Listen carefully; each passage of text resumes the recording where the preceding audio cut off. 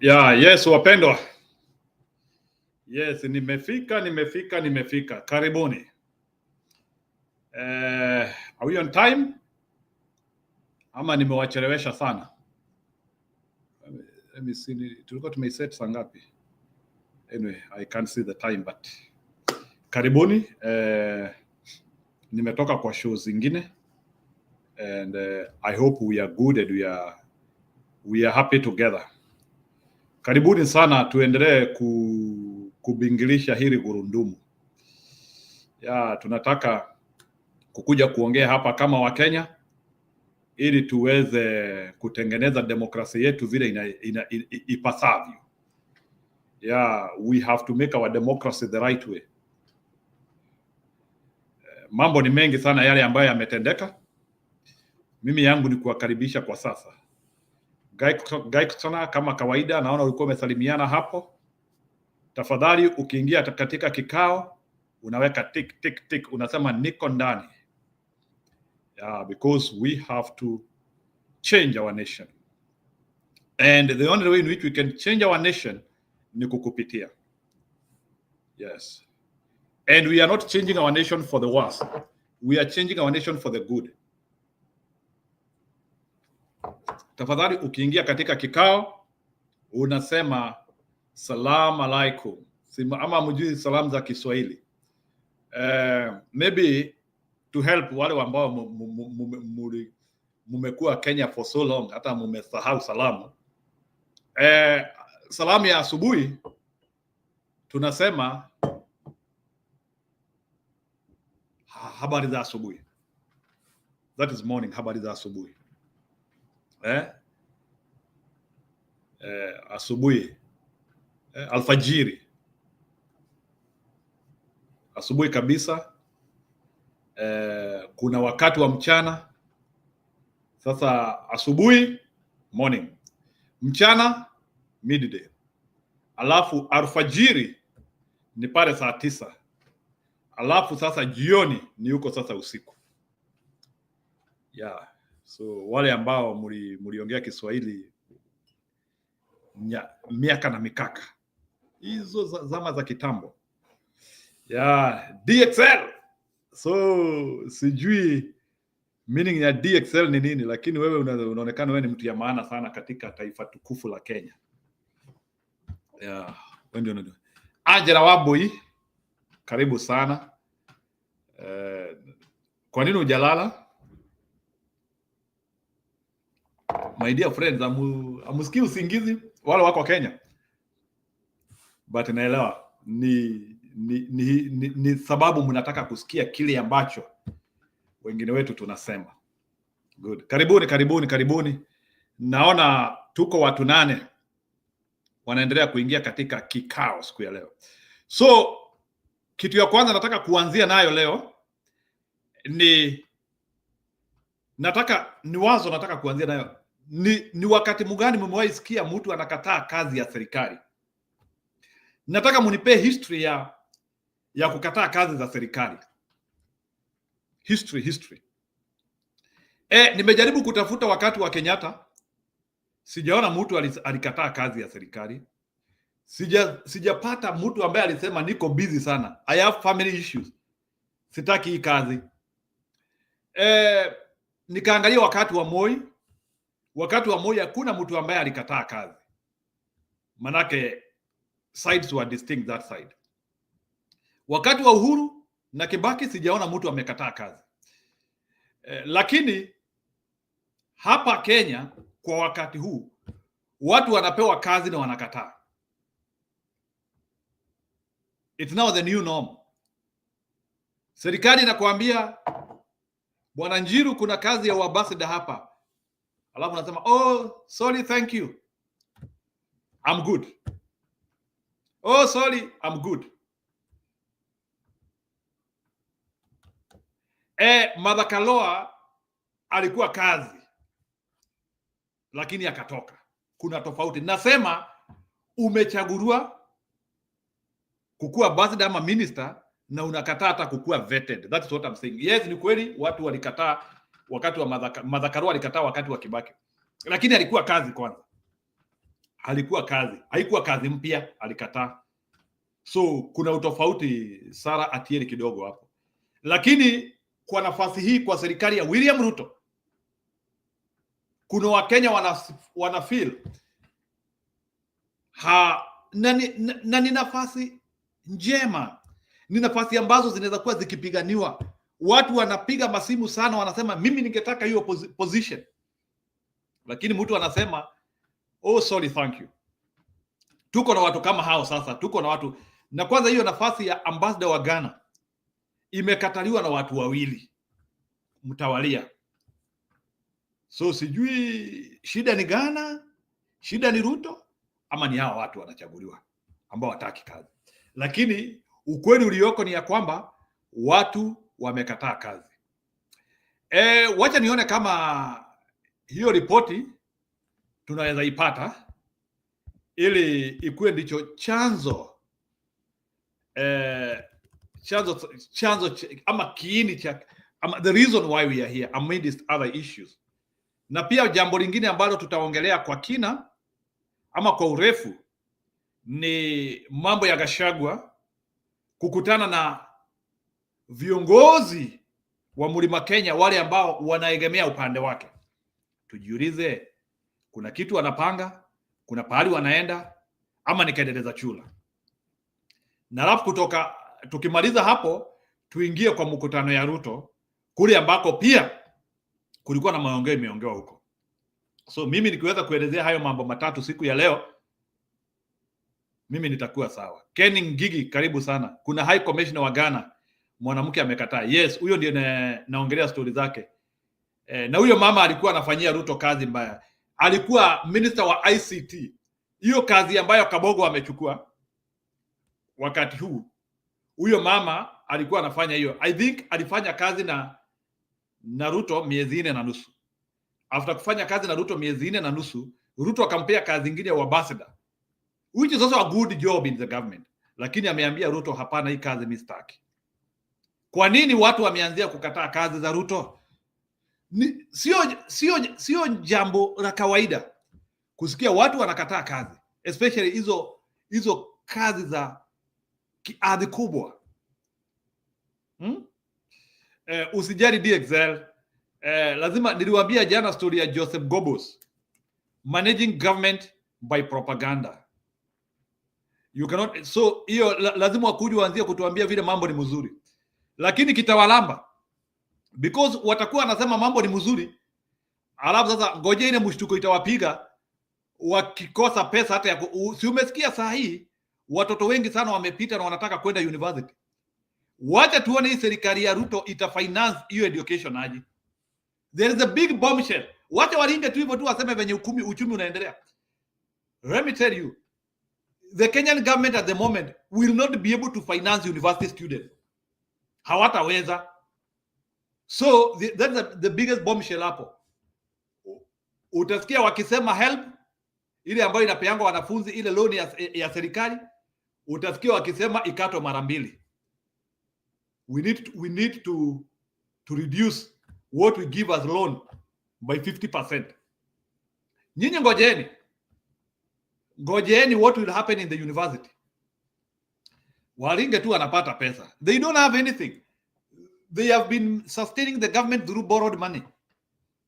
Lakini university itatuambia si ati na sitaki hali njema wale watoto wamepita mitihani, but Kenyan government has no capacity to finance. Those students are too many to be financed by a government which doesn't understand what it is doing. Wale wamepita mtihani kwa na ujue una finance hawa, na ujue already kuna wengine tunaitanga continuing student, wale ambao lazima uendelee kuwa finance bado. Kuna wengine wanasoma, kuna wengine hata wanafanya masters na maybe pengine wameendea mikopo tena. I want to see how Kenyan government will effectively finance hawa watoto wamepita ma university. Na sasa hiyo ujue pia kuna wengine wanataka kwenda technical, na ni kama kulikuwa kumesemekana pia watoto wa technical wanaweza pewa mtaji. Those are the issues we have to evaluate. Anyway, lakini kwa sasa wacha nijaribu kutafuta huyo mama amekataa hiyo job ya ambassador. Huyo mama amekataa job ya uambassador. Anaitwa Ng'ang'a. Anaitwa somebody Ng'ang'a. Saa zingine tuna confuse Ng'ang'a na Nganga. Anaitwa Ng'ang'a. So Ng'ang'a refuses a job. Wacha nimtafute kidogo. Tamtafuta tu a woman. Kidogo tu.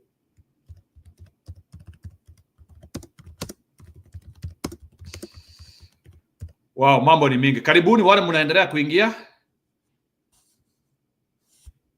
Wale mnaendelea kuingia, karibuni sana.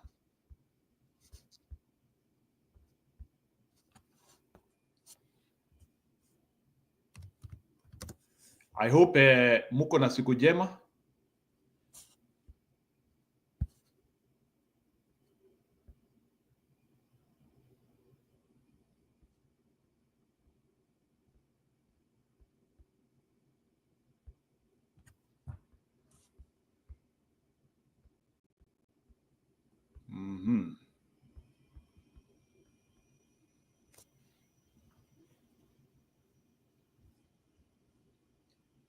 Tuko wangapi sasa hivi? Okay, tunaendelea. Okay, Darren umeingia. Yeah, anaitwa Margaret Ng'ang'a.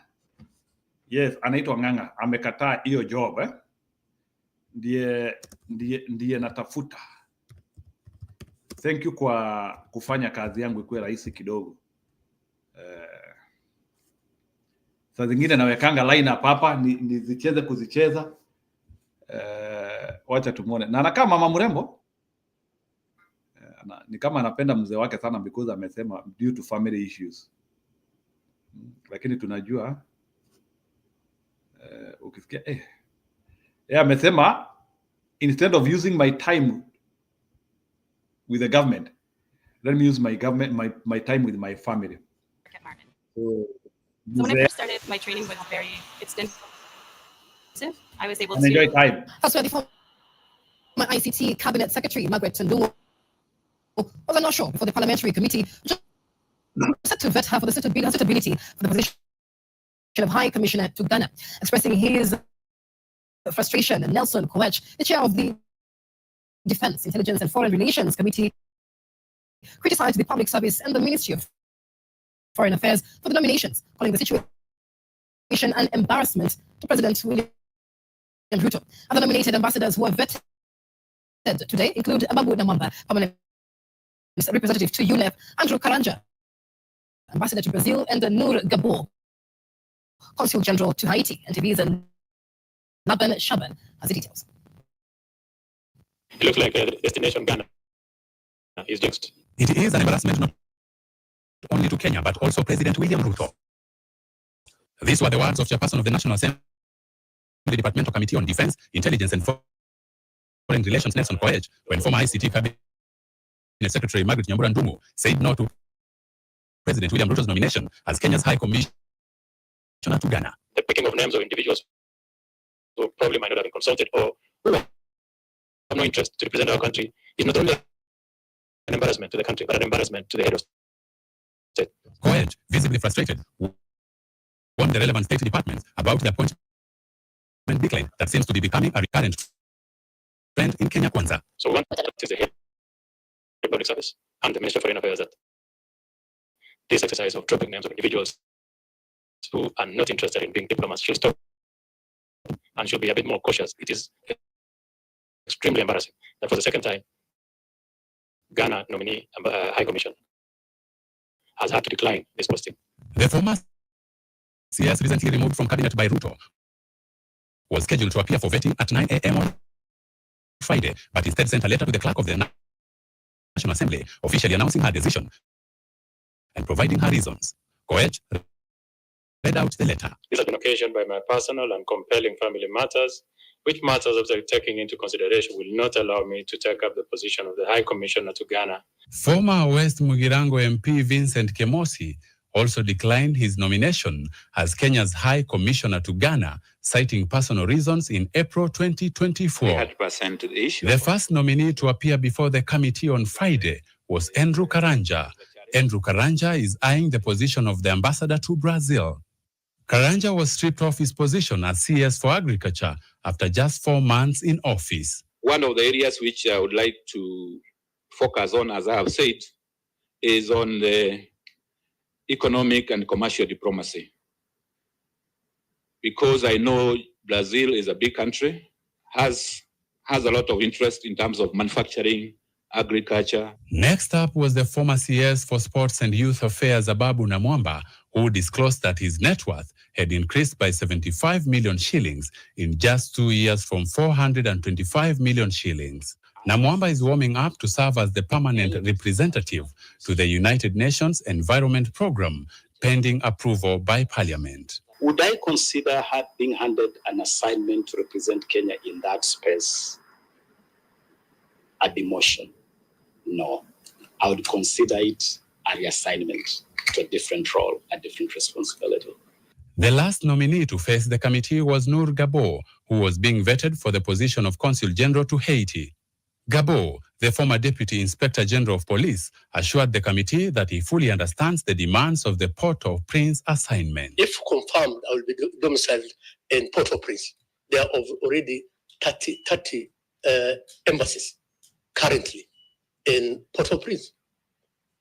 Generally, I think so.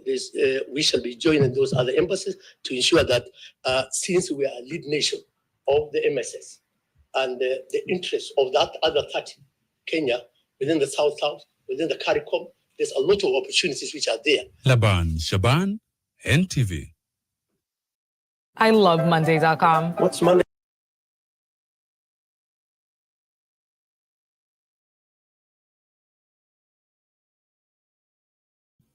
Yeah, sawa. Story ndio hiyo. It's not lack of consulting. I don't think Mr. William Ruto just dishes jobs. There is a possibility that this woman, in her quiet time, initially, there could have been a possibility that she was approached and she agreed. But as she was away, between the time of being given the job and now, in her time of joblessness, although I have heard that she has been consulted in a time of not doing the government of the job of the government, she has looked through what is happening within the government, and she has come to a conclusion that this is a collapsing Tower of Babel, or this regime is not the best. This regime has so many foes. I do not want my name to be embossed as one of the people who supervised a collapsing government. Remember, some people are they don't want to harm their reputation beyond what they are doing now. Kuna mtu anaweza kataa kufanya kazi because they know saa zingine hii kazi it could also even injure the people who will come after me. Yeah. So saa zingine watu wanaangalianga, is this a risk I deserve to take? Karibu sana Julia. Is this a risk? Hii ni kazi ambayo naweza chukua saa hii. It's a risk. Sasa kama sasa unaanzia kujiuliza sasa ni sawa naweza kuwa minister wa Ruto. But Ruto is not assured of a future. Ruto serikali yake inaweza anguka anytime. Do I want to be associated with that failure? How will my children be judged by future? So unaweka hiyo matrix yote kwa kikapu, unaanzia kuona I better do some small jobs which could not even pay as much as what Ruto job could pay, just because I want to lead a dignified life. So those are some of the things. But careless people like Kabogo, they will say it doesn't matter. Mtoto yangu ni mtoto yangu, yeye atakuja kutafuta maisha yake. Or my relatives are my relatives, I don't care, I don't live for anyone. If you are narrow-minded, you could think that way. But yule mtu ambaye hako na macho na giraffe eyes, they will always analyze the risk versus what belongs to them. Julia, unaweza ingia na hiyo step. Hi Njiru, hata mimi nimeshangaa huyu mama amekataa job. And when I was watching the news, she's not the first one to refuse that ambassadorial post. Ni shida ya ambassador wa Ghana ama ni watu wataki kufanya kazi na Njiru ama na Ruto ama unaonaje? What is happening? My initial analysis is that huyu mama alipewa kazi na Ruto for only 4 months. Yeah. So yes. Alafu sasa Ruto akuje apate shida tena. Because you don't know what could happen to Ruto. Anything can happen. Alafu sasa she only worked as an ICT na akatolewa. Remember that one is also as a consultant vile nimesikia, it's also injuring her reputation. Umepewa kazi before even hata ukalie kiti vizuri ushatolewa. Then niende nichukue kazi ya ambassador. Then within no time after serikali ya Ruto inaenda kucrash utolewe tena. So Julia, are you not going to be worried to work for such a government which is not stable? Ama ni amejumped. Unaona hiyo nini? Hiyo ni madharau tu, mtu kupatia kazi anakutoa alafu anakutafutia kingine kama consolation. Unaona, I think she decided not to forgive Ruto. Unlike nimeona huyu jamaa mwingine amepewa, sijui amepewa South Africa ama amepewa wapi. Some Kikuyu there, he was also a cabinet secretary akatolewa. Sijui for agriculture akatolewa. Umeona huyu jamaa mwingine? And he was thanking Ruto. He was saying he respects authority. Unajua saa zingine Njiru tu acha nitumie jina wa Kikuyu. Unajua Kikuyu wengine tu wanaoneshana they just show their greed and all that. Did you see how that man reacted? That man who was saying that I thank the president, me I will serve him, I respect authority. Alikuwa ameulizwa maswali ya kurespect authority, alikuwa ameulizwa maswali gani for him to talk like that? So I compared that man and that lady. And I just thought like how much, yani mtu anaweza kujikosea heshima na how much juu ya pesa ama desperation. That guy showed desperation. How can you disrespect yourself so much, you know? I mean, unajua kuna kwa Kikuyu tunakana msemo inasemanga mutheni mwetei. Unajua kafama mutheni mwetei Njiru. Unajua Njiru acha nikwambie ukweli. Hata kama kwenye mnakulanga githeri breakfast, lunch na dinner. Huwezi kuja kwangu na kupatia chakula na matusi, usherekee. Utasema wacha ukae na githeri yako, si ndio? Kama wewe unajiheshimu. If you respect yourself, you say, wacha nikae na githeri yangu breakfast, lunch na dinner. Rather than kula chakula ya matusi. So that other guy mwenye alikuwa cabinet CS wa agriculture, I mean, those are the kind of characters we don't need in Kenya. Those hao ndio wameuza nchi. They're the ones who have sold Kenya to the devil because they would rather lick somebody's ASS. Hao ndio wamekuwa wakiliki wakilambaramba makalio ya Kasongo. Wacha tamini nioge matope leo kama Farah Mari. Hao ndio wamekuwa wakilambaramba makalio ya Kasongo. Na wanatuskanwa, wanatapikiwa na kina Sudi left and right and they still go back. And that is why hao watu ndio wamekasirisha akina Sudi kwa sababu Sudi sasa, unajua kuna watu hawaamini Kenya imebadilika. Umeona Sudi ameongea mara 2-3 about Gen Z, writing Gen Z using the social media and all that to attack Ruto. Na Sudi amekasirika sana, anasema wale vijana wako Nairobi wanaongea matusi.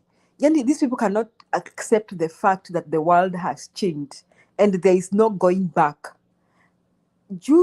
Njiru niliwaambia juzi nilipita in some airport. I'm telling you, I was surprised. I met some immigration officer from the US. Jamaa mwenye alikuwa so excited with our Kenyan Gen Z. Yani alikuwa as soon as aligundua nimetoka my roots. Nakwambia jamaa alishangilia kuniambia maneno ya Gen Z. Nikamuuliza, kwani you are following that? Kaniambia, yeah, we following you. We following those youngsters. We love them. We love them so much. Yani akina Sudi have not come to the senses that the world has changed and there is no going back. Now, Njiru, let me also say that New Year I was in Nairobi. New Year, some found me at the city center. Now, it found me because nilikuwa nimesafiri mahali na nikajipata mwaka unarukwa na sijatoka city center. Njiru, I was the only one of my age. In fact, niliangalia Njiru hata before nitafute Uber juu I wanted to buy some. Nikaangalia, nikaona hakuna mtu niliona Nairobi amepitisha 35 years. Njiru, Nairobi ilikuwa imejaa. Au watoto ni wengi Njiru. There are an army. Kama hao ndio walikuwa wameanguka parliament June, hey, hao ndio wamepatia Zakayo baridi. Njiru, I was feeling harassed myself in the midst of those youngsters. And those youngsters are on another level. Mbona Julia unataka ni film mzee? Wewe ni mzee. Alafu wacha nikwambie kitu, hao youngsters si wa kuibiana simu.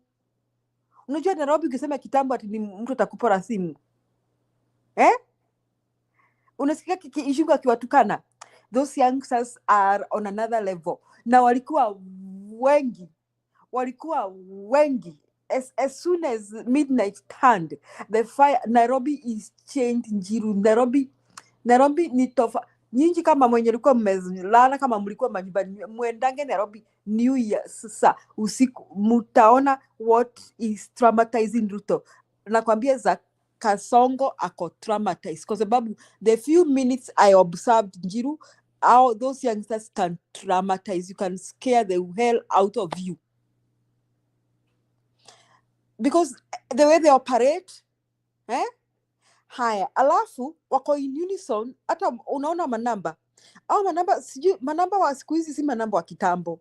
Ni manamba wako informed. Manamba wamesoma. See too, people who don't know what they are doing. So me, I observed Nairobi and I came to a conclusion that akina Sudi na akina wengine, they are wako yesterday tu sana. Afadhali tu wa retired, they waende wakakamue ng'ombe. They can't cope. They won't cope. There's no turning back. Kenya iko kwa mteremko. There's no turning back. So when this guy mwenye amekuwa amepewa ambassador anasema ati mimi naheshimu mamlaka. Those guys, they are in the wanaishi wapi hao watu? Kwani wanaishi kwa shimo? Because huyo mama, that woman is, I think she's having my reasoning.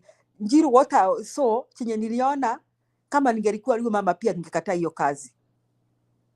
Chenye nilijionea na macho yangu. Nikaona ile reasoning ya hao watu wako mbali sana, hawataki ujinga. So huyo mama namuinulia, namtolea kofia. Huyo mama, she has the right reason. Huyo jamaa mwingine, he just made me think like those stupid Kikuyu elite who think, who are so greedy. Afadhali wakufe, afadhali hata warogwe na Ruto mawalishwe matapiko na waendelee kusema ati tunamheshimu. Hiyo kitu ni bon. So imanene kukataa kazi watu na then the person who was interviewing them alisema ati this is the second time watu wamekataa kazi. It's an embarrassment to the government. Uliona hiyo analysis? It's an embarrassment to the president. It's an embarrassment na Njiru, unasikia story ati nani Kindiki alitaka kuresign siku ile alipewa coffee. Na sijui kama leo umeona, unajua hiyo ya coffee ilikuwa rumors. Lakini sasa leo Ruto akiwa North Rift, na nitaonyesha hiyo video, we do them in series.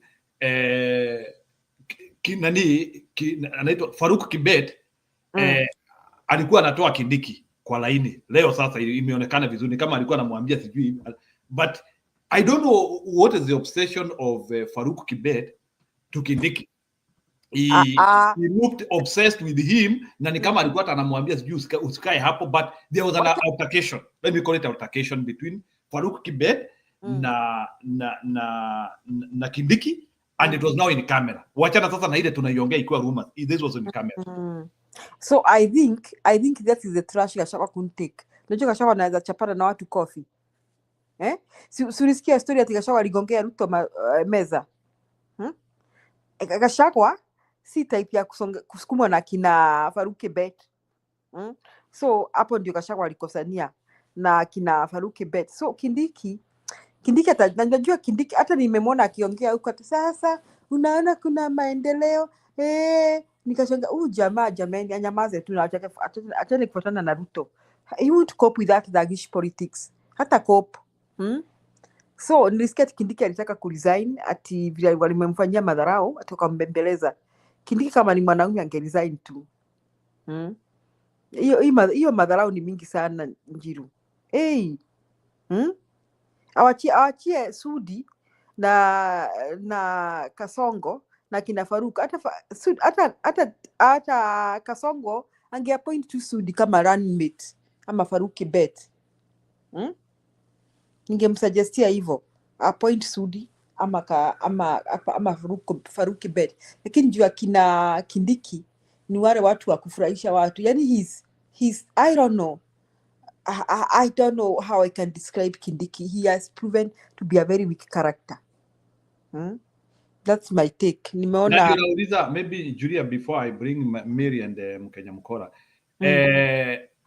Why would let me call it the government, why would the government allow a deputy president to be humiliated in public spaces? Like, what is their intention? Is it to demean him? Kuwaonesha au Ameru hakuna kitu? People treat you the way you carry yourself. Mimi siniliambianga ile story Ruto anasemanga gichapa Uhuru coffee. Mimi ningemuitanga kwangu kama ningekuwa tupigane makofi kimwanaume man. Hata saa hii Njiru, hata hapa Amerika. Wewe jiweke tu fua. Hata hapa tu Amerika. Watu watakudharau. I'm sorry, me I belong to the school of thought. Mama yangu kitambo aliniambianga kwamba President Roosevelt, you know, the former president of the United States used to say something that speak softly to people, but carry a big stick. Don't be nice to people, okay? Be kind, respect them, but do not allow them to step on your toes. Carry a big stick. When they step on your toes, step on their necks. So hiyo msemo mama yangu aliniambia, nilishikilia sana kwamba niwe tu mzuri, niwe na heshima, lakini ukinikanyanga nitakukanyanga nitakonyanga shingo. I just stop you there. I belong to that school of thought. So that is Kindiki hajuyangi hivyo. Hao watu kina Faruki bado nataka watandikwe makofi hadharani. Yani a good slap in public. Before security waingilie, kamera itakuwa imechukua hiyo slap. A very nice one. Ama coffee ama teke. Why people don't do, I'm sorry, Kenyans, siwafundishi kupigana. Lakini saa zingine inabidi ufanye watu wa kuheshimu. Kindiki amejiletea hiyo madharau ndogo akina Sudi watamtapikia, watamtusi. Hata Kimani Ichung'wah hivi karibuni atamtukana. Wacha kupigwa kofi na Faruki Bet, atatukanwa. Akifikiria ati anavumilia. Unajua Kindiki anafikiria anavumilia Moi style. Akifikiria ata take over kama Moi.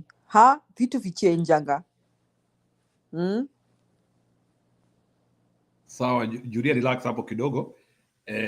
Wacha tupate Mary Wainaina na Mkenya Mkora waseme kakitu within the next 10 minutes, alafu niwachezee video ya Gachagua akiwa anagawa viti Mlima Kenya.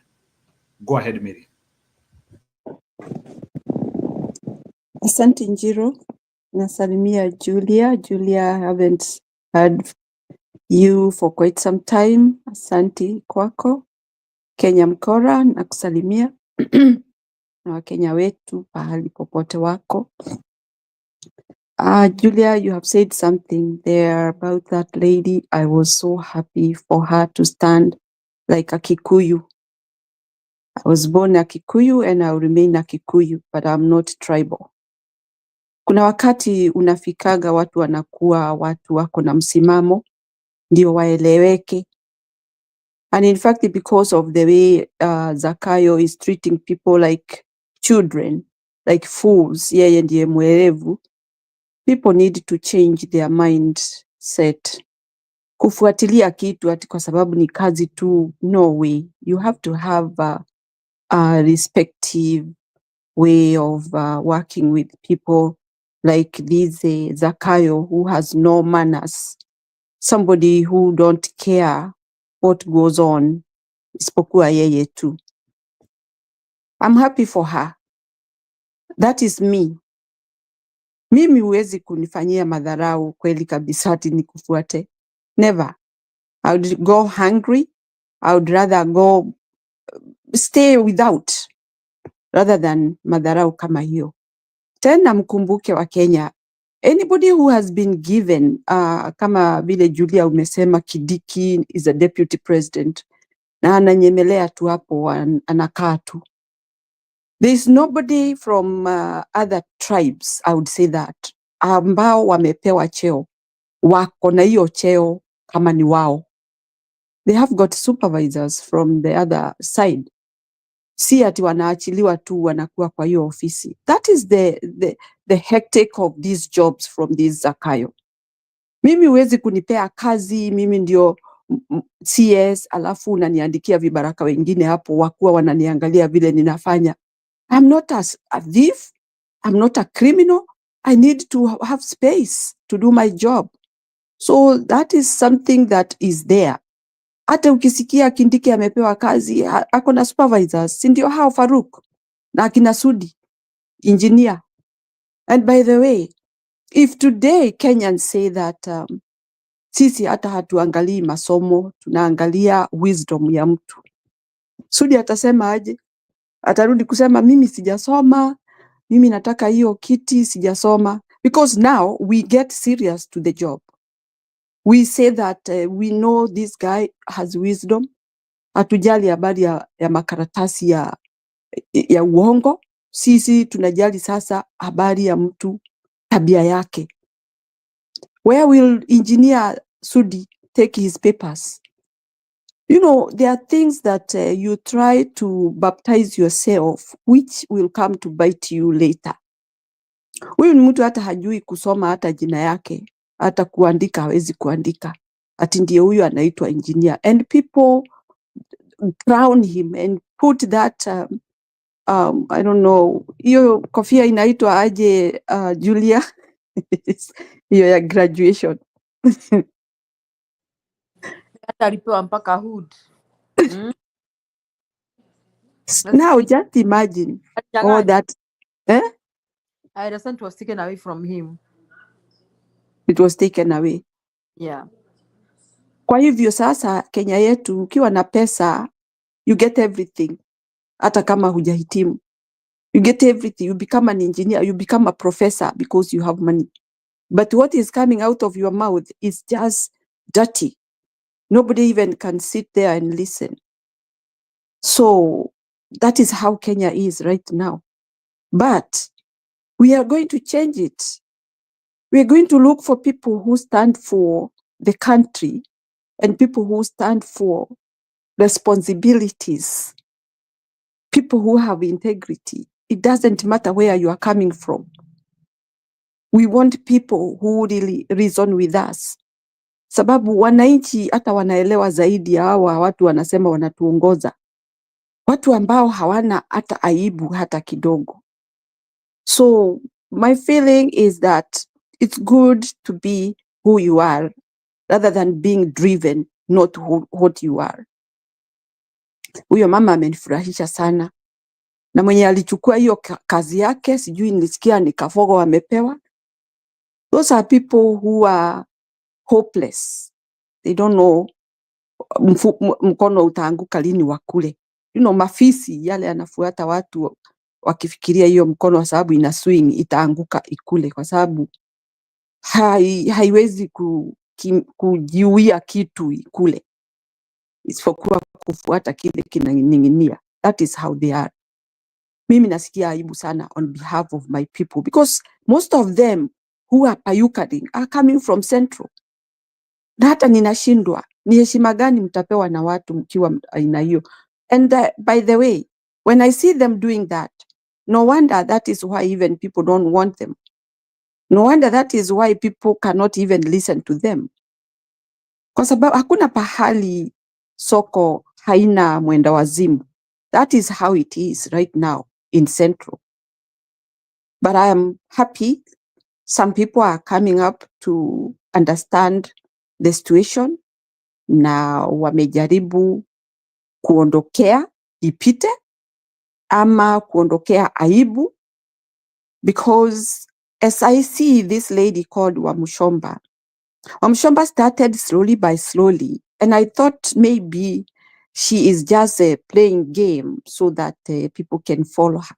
But to this extent, I later on apologized because I took her wrong. But I apologized simply because that is the time when people are really feeling so much hurt. So nobody was talking sense. We wouldn't believe them. But now I see the picture and I see where she's focusing. And I love the way she does without looking back. So we want those people who are going to stand with their people, who listen to people, seriously listening to people. Wacha hiyo mambo ya Zakayo ati anasikiza watu sijui nini. And all these things that they are doing, it's not for wananchi, it's for them.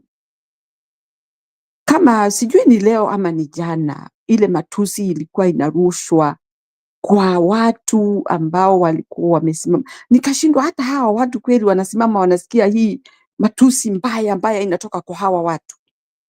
You know, we used to have those insults coming from Mzee Jomo Kenyatta. But in fact, when Jomo Kenyatta would say that, would insult that, he is very serious. And I would say that time it was okay. Kwa sababu watu ni kama walikuwa wamemdharau sana, wanafanya mambo ingine ambayo haiko mzuri. Lakini yeye alikuwa mzee ambaye anaangalia watu wake na anawatusi kwa sababu tabia imebadilika. But these guys, at this juncture, we have moved on to a kind of moderation. People talking with respect, at least. Hata kama ni kampeni unafanya, huwezi kutusi watu matusi ingine ambayo watu wanaweza inama hata ama waangalie kando. Ama ni matusi ambayo unachanganya wazee na watoto. It is very bad, very shameful. Mambo ingine huwa tunatakiwa kupima mdomo wako vile unasema.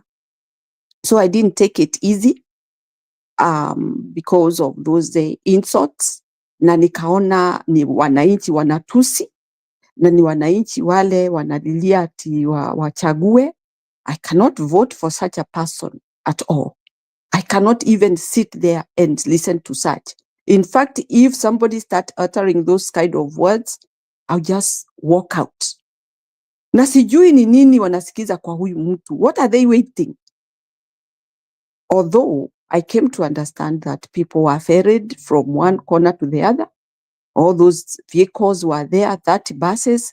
That's a lot of people ferried to go to stand not in their grounds, but other people's grounds. Ati wawe ndio wanashangilia huyo Zakayo. Kweli amekosa kazi ya kufanya. No wonder that is why Traoli told him, don't come near me. Stop being a puppet, which is very good. Everybody is coming to run away from this Zakayo Kasongo because behavior zake zimekuwa notorious. Si mtu ambaye anaweza heshimika na viongozi wale wengine. Hata viongozi wengine hawataki kuhusiana na yeye ama kukaa karibu na yeye.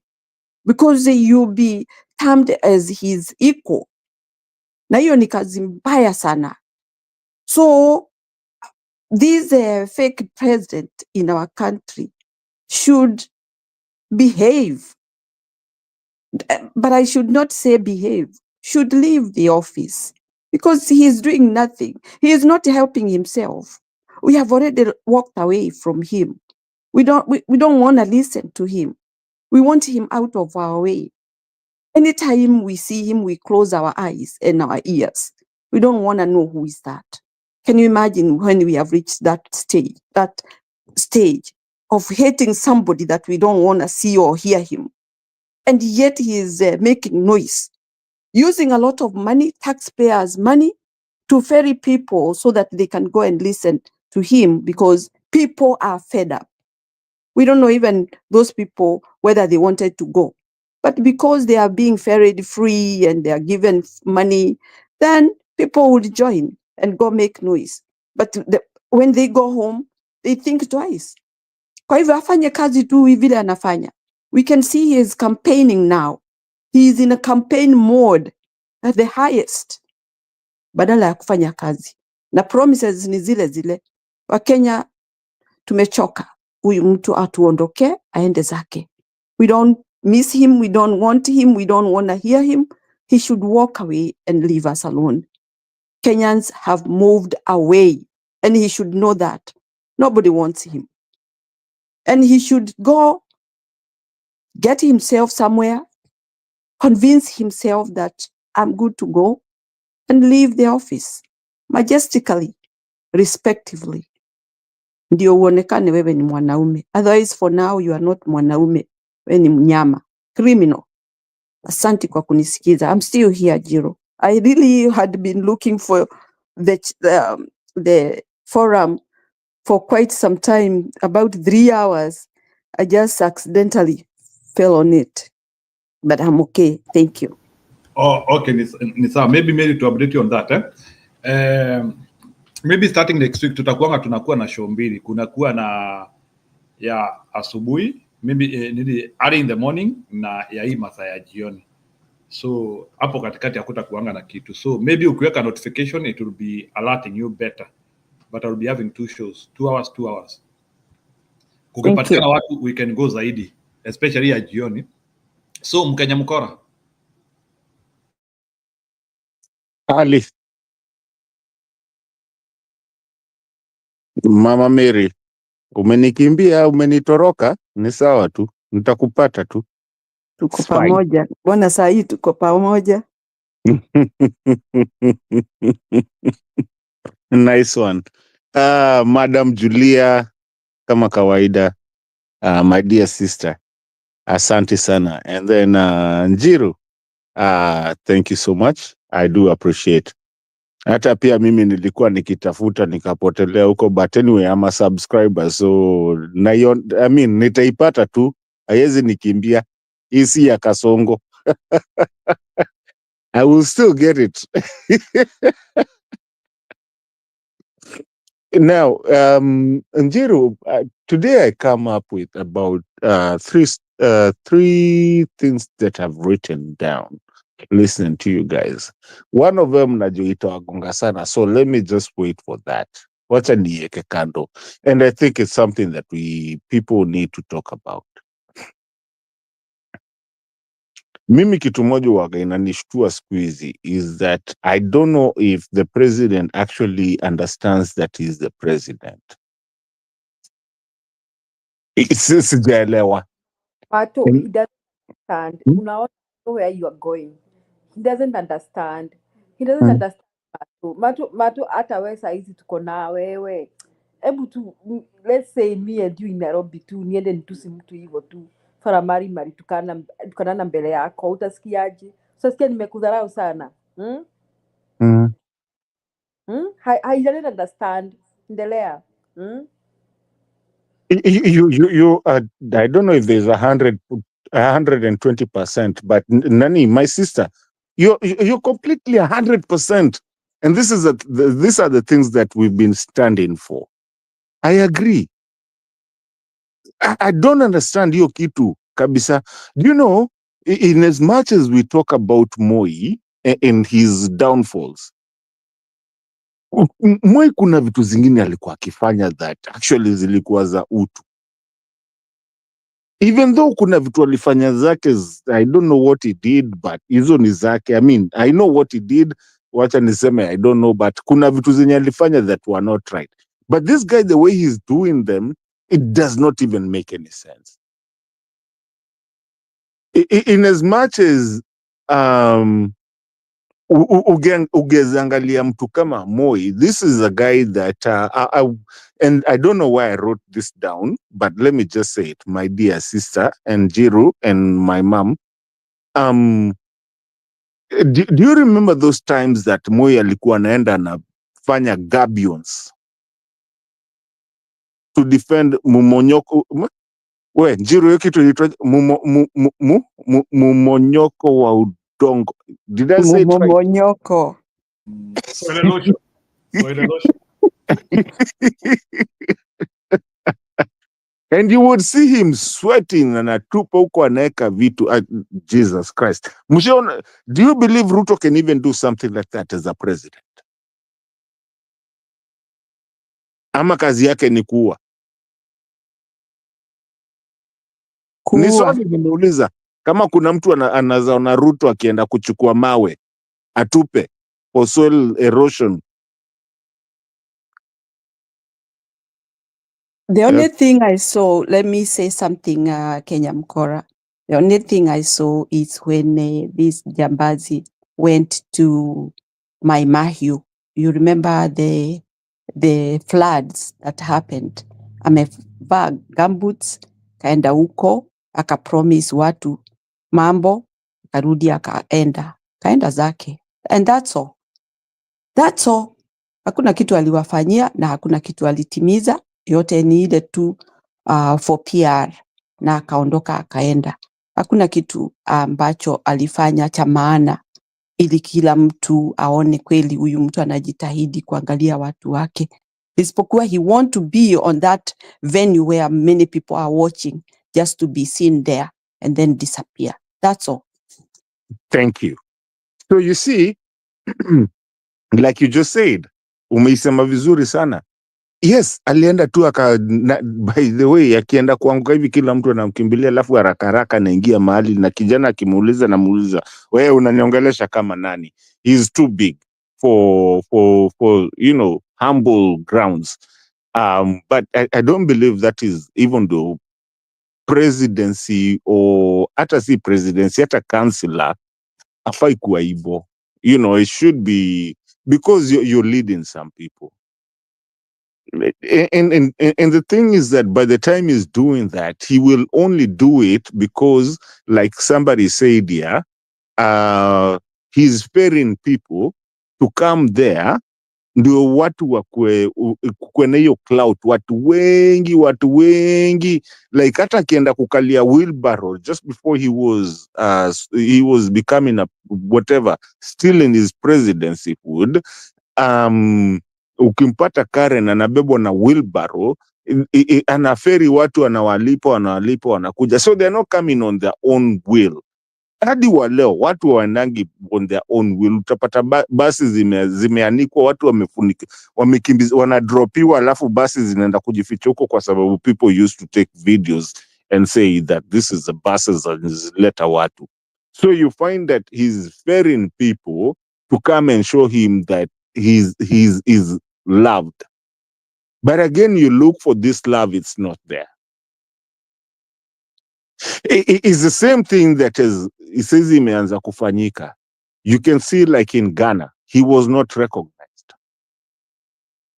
And now it's become a big deal. In Itumbi, they are working on that. Now they are getting on Ghanaians. Sijui nini, they never recognized him. Sijui nini, but the guy cannot go anywhere the way he used to move around. Anaenda sijui kwa kina Biden, sijui anakimbia wapi, analeta Benin, anasema nimeenda wapi, now go get a QR code on sijui what occasions, sijui do whatever. Nothing has ever happened. Kelele mingi, story mingi. That is just nonsensical. And now I come to where nilikuwa nataka kuwagonga nyinyi wote, sijui kwa nini Njiru ameenda.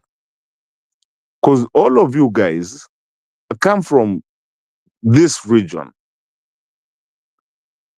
And I know saizi kamenuka na mumeamka the things that we have to say. Kenya has 59 tribes.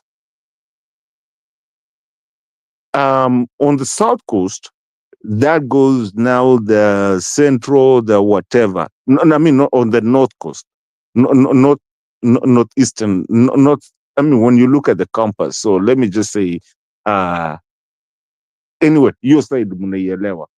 There's now the Kikuyus, the Kalenjins, the Luyas, the Luos, hiyo side inaenda hivi, lakini kuna side moja imekuwa imeachagwa. I'm not trying to be tribal here, I'm just saying we be together. Now my question, na yenye nilikuwa najua itawauma nyinyi wote, hata Julia, but I think it's something that we actually honestly have to talk about. Yet we don't need this nonsense of tribes na nini and geographical politics. But I'm asking, and I wanted to ask this question, hiyo ndo kitu hata kubwa imenileta hapa. Do you guys think that there can come a time that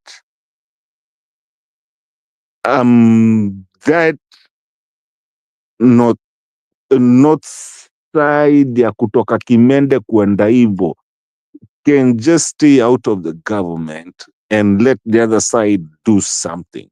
Or do we always have to be in the government? And when I say this, I'm asking, and I'm asking out of genuinity, being genuine. Wakikuyu, of course you will have your representatives. Waluo, Wakale, watu wa nini, Waluya, hiyo area yenye imepanda hiyo side ingine kuna venye inaweza wachia maybe watu wa Dingo, Kamba, which I don't think that being a tribe but umetoka place fulani, that's the best thing. No, Uhuru did the best thing in our country akiwa bado ni Mkikuyu. But I'm just saying, like, is it the politicians have made us to know that as long as one of our side, our tribe, lazima Mkamba akuwe pale, hivyo ndo mi kama Mkamba nijisikie Mkenya. Yet uko na Mdigo pale mwenye ajai kuwa na mtu, na hata mtu atakusaidia na nini? So is it possible, especially niko na watatu hapa, that mnaweza kaa bila Gashagwa, bila Ichungwa, bila kitu yote inajiita Mkikuyu o Mmeru o Mbeere in the government? Of course hawasaidii kila mtu yoyote, na pia sisi Wakamba tunaweza kaa bila kuwa na mtu yoyote anajiita Mkamba. Is there a way that we can just forget about this thing? Ni swali nimeuliza, na nisigongwe Julia, na usinigonge, na mama usinigonge, but I'm just saying that, is it even possible? Because like you're looking at, yes, Ruto is doing nonsense. So is it possible that we can actually just survive with the governors and nothing in the national seat of any Kikuyu being there, or any Kamba being there, or whatever? Hata tutupie hata Muislam na huko tu akaena huko. I mean, the presidency will think about that.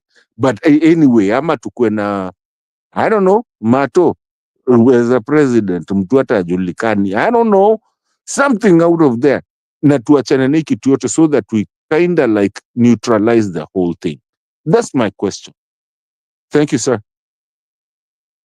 Okay, kabla nipe Penny Nyaraka, na karibu sana. Maybe Penny Nyaraka, najua uongeange mambo mingi, ongea ili sasa nicheze video. Just say something, nisikufungilie. I have something. Njiru, wacha nijibu Mato. Okay. Ameuliza swali, is it possible to do without a Kikuyu being a president? Yes, because right now the Kikuyus are not in the presidency. I think Mato nimekujibu. Saizi Wakale ndio wako juu na Kenya inaumia. Kikuyus are not in the presidency and Kenya is still suffering. So it is possible.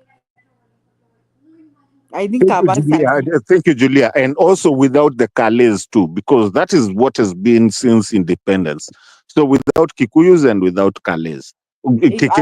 I only wanted to prove to you that it is not the tribe that makes Kenya better. It is the person.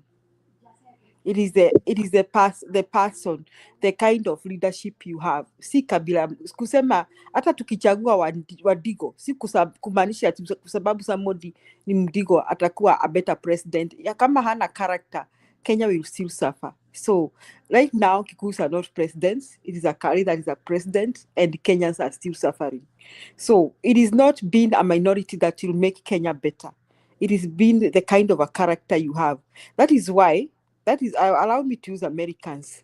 That is why Americans are, no matter how many problems they have, they are able to go above board and elect somebody, or even they were able to, they decided to vote for Obama, yet he was a minority. It is not being a black that was making Obama a better president. It was his character. So the whites that supported Obama, it is not because they thought now because he was a black, he was going to be a better president for the United States. It's because they were sure of his character. I'm not saying Obama had the best character. I can't even characterize him because I'm not keen on American politics. But I believe that when Americans got to vote, even now, let me say this, while these people were vying, walikuwa wanapigia Kamala Harris and Trump. Personally, I was for Kamala Harris. But later on, I talked with a lot of people, even African Americans, and they gave me good, reasonable reasons why they voted for Trump. So it is not being white that made Trump a better president. It is because a lot of people thought and believed that he was going to change their country for the better. So even Kenya, I refuse to buy that matu. Hakuna vile kabila lako litakusaidia. Kabila mtu hakuna vile iko na character. Hakuna character ya kabila ya Mkari, hakuna character ya Mkamba. It is people, personalities, the people themselves. Who is that in leadership? Like now, even now, we are so fed up with challenges. The other time, Murkomen was claiming that wakiwa president wanaingiliwa na kabila ingine, and of course the other kabila ingine was Wakikuyu. Wakiwa president hakuna watu wanawaingilia. It is not Wakari wakiwa president. It is not all Kalenjins behave like Ruto. We have there's somebody that I like called Kipruto Arap Kirwa. Kuna Wakale pia wako na character. So we cannot come here and say that being a Kalenjin makes you a bad president, or being a Rendile makes you a good president. You can have a Rendile attack, and then you say that tulichagua a minority, and now you have a thug for a president. No, I disagree with that. So the evidence that Kikuus can do without being president is there already. Now we have a Kalenjin as a president, and Kenyans are still suffering. Kenyans are more miserable than they were when they had a Kikuyu for president. So it is neither Kikuyu nor Kalenjins make you better. And even being a Kikuyu doesn't make you a better president. Because hata saizi I was just complaining that kulikuwa na Wakikuyu wawili wakapewa job na Ruto. Mmoja amekataa, mwingine amekubali. Both of them are Kikuyu. What does that tell you? It is not a Kikuyu that makes you a better leader. It is that character of that person. The character of that lady, by her virtue of her principle, she decided amechoka na hizo tabia za Ruto kutumiwa, and she stood her ground. Na yule mwingine, another Kikuyu too, alikuwa anashangilia akisema ati I thank the president, I will respect him. Look at the difference between the two people. Unaona? So I disagree with that notion. Wacha nifikishe hapo. Sawa, Penny kidogo. Asante sana, asante sana. Penny goja kidogo, hebu Njiru patia Julia nini wine mbili of a choice on my bill. Yani ameongea amenifurahisha. Mpatie on my bill. Kwani Njiru ameweka ba? Sasa wewe Mkenya mkono umesikia sasa umeanzia kuniharibia jina sasa. I think nitafuata vile Hana anasema sasa. Anyway, Penny, go ahead. Okay, asante sana Mato, asante wote. Julie, vile umesema ni kweli kabisa. Obama alitusaidia sana na speeches yake yote nilisikia nyingi sana. Personally, I took a lot of money from the West Africans kwa sababu nilikuwa najivunia kuwa Mkenya na Mkenya ambaye iko very smart. Lakini Mato question ameuliza, the best example iko Kenya. ni ya mzee Kibaki. Mzee Kibaki when he was first elected, alienda huko kwao, kawambia kama ni kazi, mi napata kazi ya Wakenya wote. And that's the best example that we could ever have. Andika watu. Yeah, he hired people that he knew. Azao kama ule ambao bibi yake alifukuza kutoka nyumbani, because he knew them. And there's nothing wrong with that, because even if you have a job right now, Maura, then andika kwa sababu unaona huyu Beni hawaja kaya hapa karibu na mimi. So we have associations like that, but in the general ni ya kwamba kila mtu, I mean, if you have to look for a job, I mean, generally giving a job, patia Wakenya wote, sio kama hivi sasa wakale ndio everywhere. That's nonsense. Na huyu Kenyatta aliweka watu ya kwenu Maura everywhere, na hiyo haitusaidii. Lakini mzee wa kwenu huyo Kibaki alisaidia sana, aliweka watu wote, na the best example ya mzee Kibaki was not corrupt. Kenya, we are very smart, we don't need corruption. Ukitoa corruption, watu wataendelea sana. Hiyo ni kusema kwamba nowadays siasa ambao tunacheza nyumbani is primitive politics, politics ya ushamba ya ushenzi ambao itatuendesha anywhere. Vile vile wamesema hawa watoto they don't have a tribe, they don't have anything negative ambayo we grew up with. They have everything positive, na hiyo ndio tusaidia nchi yetu, na tuendelee hivyo hivyo. Na huyu nani Ruto, Kibaki na Oginga Odinga wanatuchukua nyuma. They are turning us backwards where we have passed, and we will never want to go there. And the corruption that they have perpetuated in our economy, in our society, we never want to go there. Kwa hivyo tukikuja hapa Maura, wacha tusunguse of the future. Future yetu ni nani? Yangu vile nilikuwa nawaambia kutoka China, ni kama huyu Morara. He's young, he's inexperienced. Watu ambao wako experienced ndio wako kwa serikali siku hizi. Wanafanya nini? They are destroying the economy, they are destroying the country. They are borrowing left and right for nothing. Huwezi kuwa na pesa hiyo yote wanaporo, wanaweka wapi? So let us hire these people. We hope that they become like Traore. Ama hiyo kijana ambaye anashika presidency huko Senegal, na huyu nani anasema Morara anasema mtu ya El Salvador, ambaye is a young person who has really turned the country around, where people were being killed by gangsters about 30-40 a day. Sasa, if you hear one person being killed in El Salvador, it's a miracle. So tuendelee mbele. Let us look forward. Let us, yes, look backwards as where we have come from. Accept it or regret it. Wengi wetu ni kuregret, kwa sababu kama huyu Ruto alitusumbua sana in the 90s na hatukujua. When some of us, Maura, when we were supporting him, we thought that he had changed. We thought that he had grown from that kind of nonsensical things. Yeah, Jirongo's 500, hiyo vitu kama hivyo, na walikuwa wanakuja na vijana wako na red shirts wanazungumza.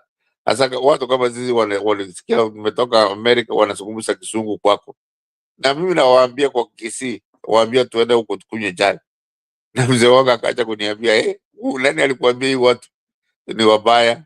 Namwambia nilijua. So let us really not look backwards. Let us look backward for reference and know that this is bad, yote. This is good what Kibaki has done. Can you imagine if we had another Kibaki to move us forward? Really, he corrected the taxes. Instead of these people going to borrow now, we are going to pay. He corrected, Kibaki corrected the taxes where we are paying our own bills. Hivyo, we don't have any, kama uko kwa nyumba yako Mwaura, if you are not borrowing from somebody and you're using your own money to survive, you will go very far. So let us look forward to that, and let us really, really look forward into supporting somebody like that. We support watu ambao that are useless are useless. Asante sana. So, thank you very much. Wacha tuone video iko hapa, alafu mcomment, alafu tuone ingine mcomment. And we continue that. Wewe Anne, wewe nimekuita chair wa V. Wacha hiyo. Bwana Mkenya mkora, Anna nakuchomea. Najua huyo nishazoea. Nilizoea kitambo. Huyo ana sijui vita yangu na yeye ilianzia wapi, lakini inakuwaga vita mzuri. Mimi akinichomea anakuwaga na ni correct. Endorsed persons to compete for various positions across the region. In President William Ruto and his former ally turned political nemesis, former Deputy President Rigathi Gachagua, continues to take shape. Gachagua turning his Wamunyoro residence in Nyeri to be a political battleground where he has been conducting a series of meetings, lining up opponents to oust the current leaders in the region holding office, who are aligned to the president. Moige William reports that Gachagua has a list of endorsed persons to compete for various positions across the region. Daggers have been drawn between President William Ruto and former Deputy President Rigathi Gachagua. The self-proclaimed son of Mau Mau is leaving nothing to chance in rallying the vote-rich Mount Kenya region against Ruto. Huko na marafiki wapya, kazi yako ni kupeleka hao mikutano kututukana na kusomea hii jamii. Na kusema vile sisi tuko wajinga na nini na mambo kama hayo. Ni sawa tu. Gashagua's palatial residence, nestled in the now famous Wamunyoro village in Nyeri County, has been turned into a political strategy hub, with meetups being held regularly. As recent as Thursday, Gachagua held discussions with delegations from Kiambu and Kajiado County. TV47 has established the meetings chaired by Gachagua are also focused on dealing with leaders within the Mount Kenya region allied to President William Ruto, with an aim to field fierce competitors against them in the 2027 elections. Looking at our people, they can even sell their mother if the price is right. Reportedly, close allies to Gachagua are being propped to compete for influential positions. They are James Mwangi Gakuya, who is being propped for the Nairobi gubernatorial position, Gathoni Mushomba, a Githunguri member of parliament, and a fierce defender of Gachagua for the Kiambu County chief position. Joe Nyoto, the current senator for Murang'a, for the governor's seat. Kamau Morango to try Kirinyaga governor's seat. John Medho for Nyandarua governor's seat. Former Bahati member of parliament Onesmus Ngunjiri for Governor Nakuru. Former nominated member of parliament Kate Waruguru for Laikipia governor's seat. And current Kajiado Senator Sekilenku for Kajiado's gubernatorial position. The political purge planned by Gachagua also targets other elective positions, such as the senatorial position where John Kenywa is being fronted to go for the Laikipia seat, lawyer Ndegwa Njiru to battle for the Kirinyaga seat, and current Governor Nyeri to take up the Nyeri one. For the county member of parliament position, also known as the woman representative, those fronted include Wambui Nyoto to represent Murang'a, Mercy Nongari for Kiambu, and in Nyandarua, Njeri Kahiga is expected to face off with one of President Ruto's defenders, Faith Getau.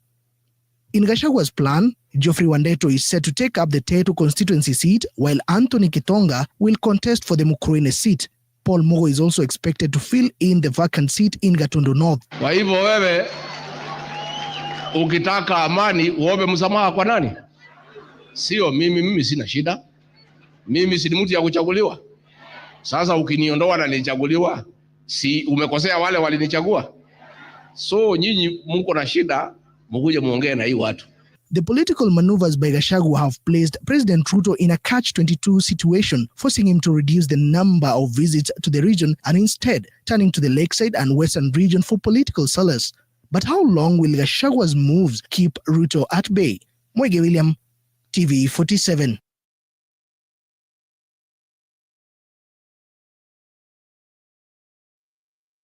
Njiru, can I go on that? Kidogo, nataka sasa kila mtu dakika 5 mchangie about hiyo. So Mkenya mkora unaweza anza, tuende Juria, kutoka Juria Meriwanaina, alafu na Penny. Kila mtu dakika 5. Comment about that. Alafu niwaletee sasa ya Ruto mcomment pia. Thank you. And the reason nimeuliza hivyo is not that I'm pole panelists and sisi ati nilikuwa nataka kuingilia nini to keep you guys away. Ni venye sikuwa nataka nipoteze because I don't have my pen here. Normally I write down.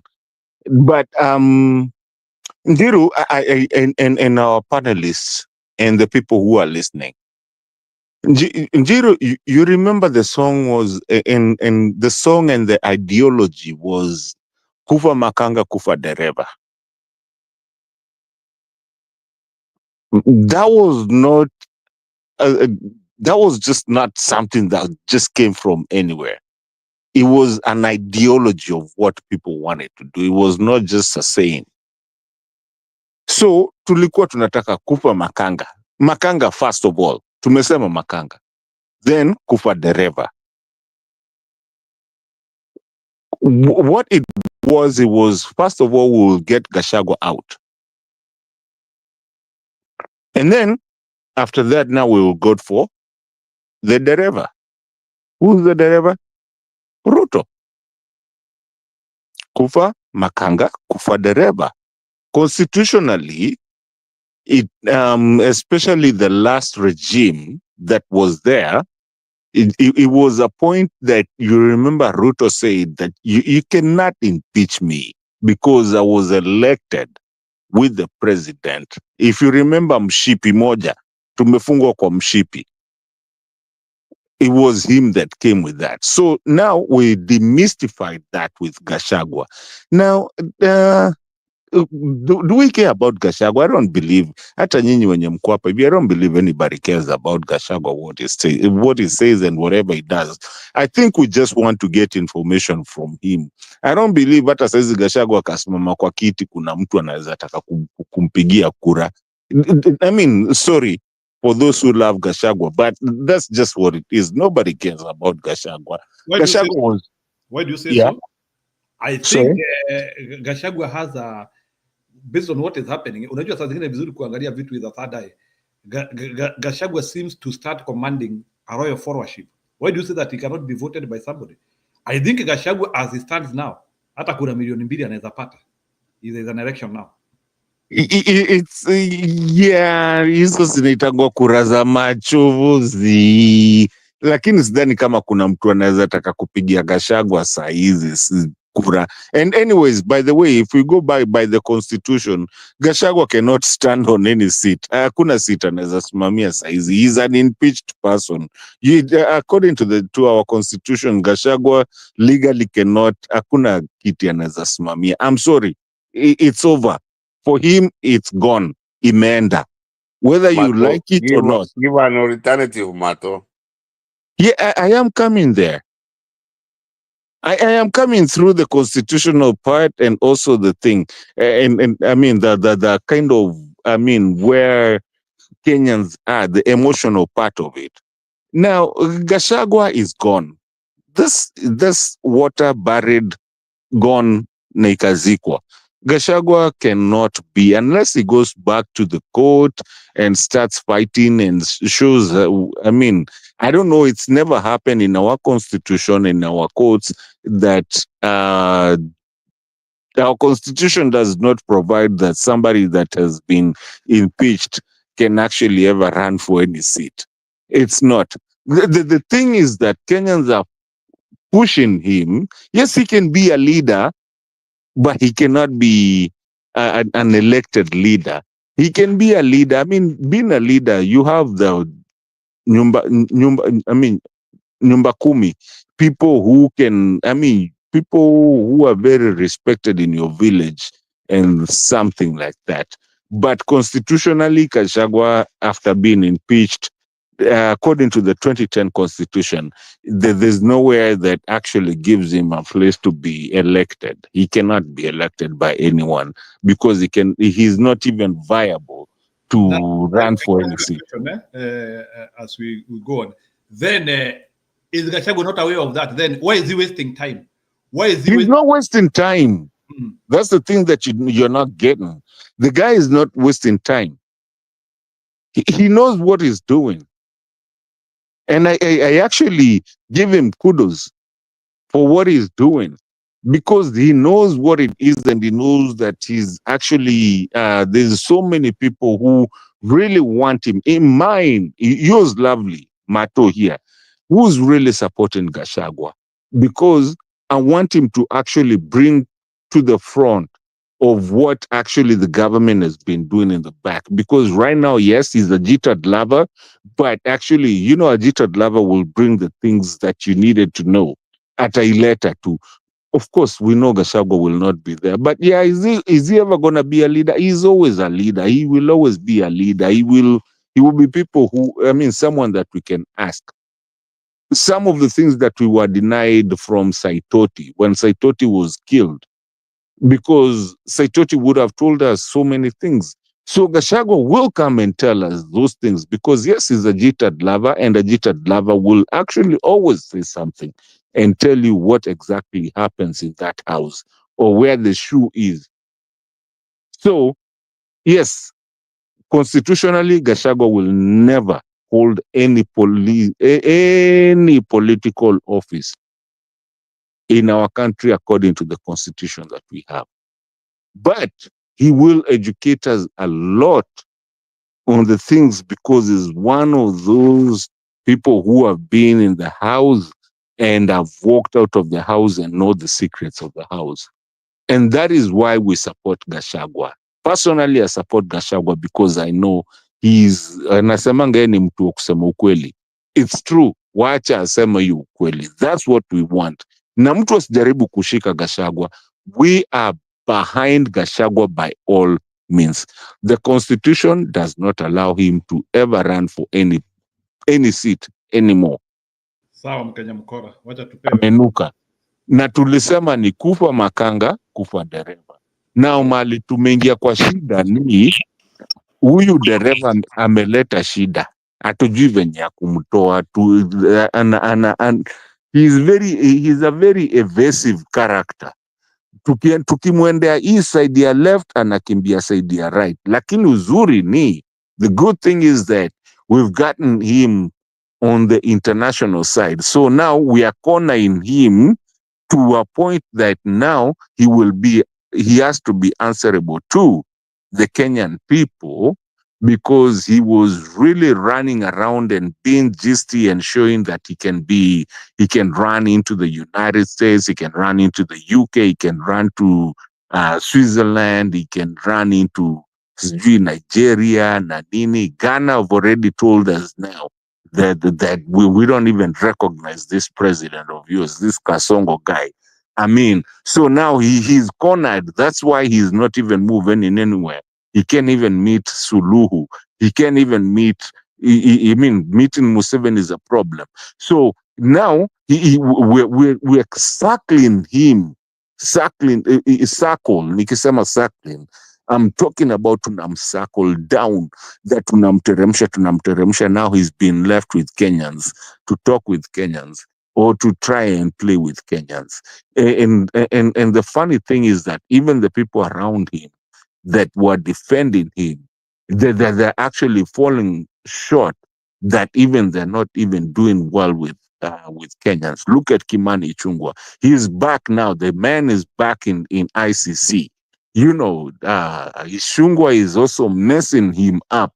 There's Oscar Sudis are also messing him up.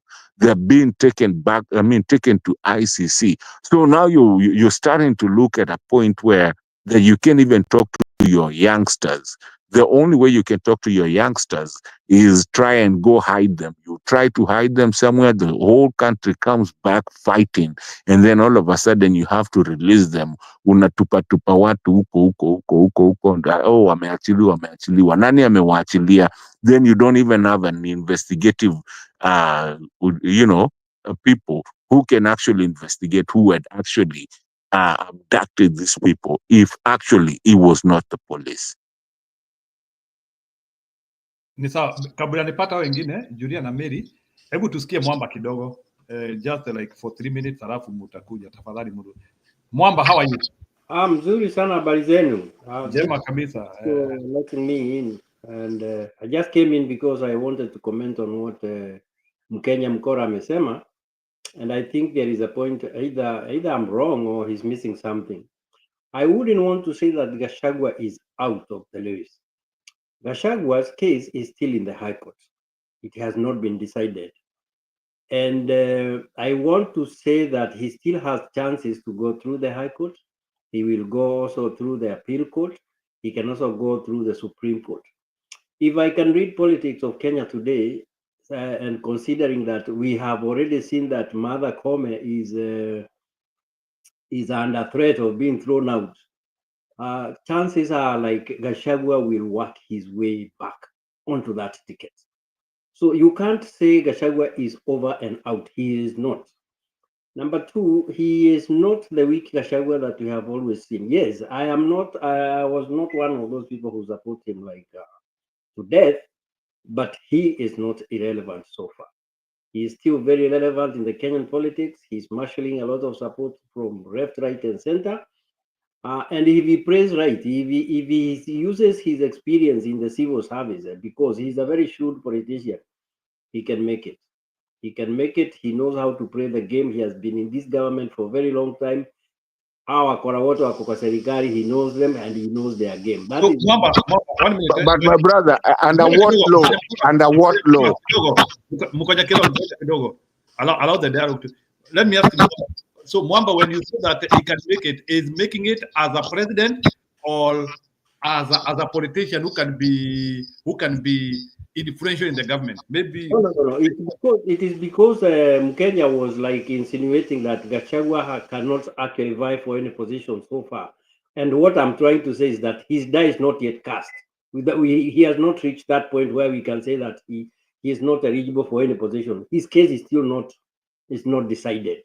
It is not decided that he was properly impeached because he still have a case in the High Court. And I'm sure he will appeal in the. If he doesn't go his way, he's going to appeal in the whatever in the appealing court. And if that one doesn't go through, I don't think he'll stop there. He'll still go to the Supreme Court.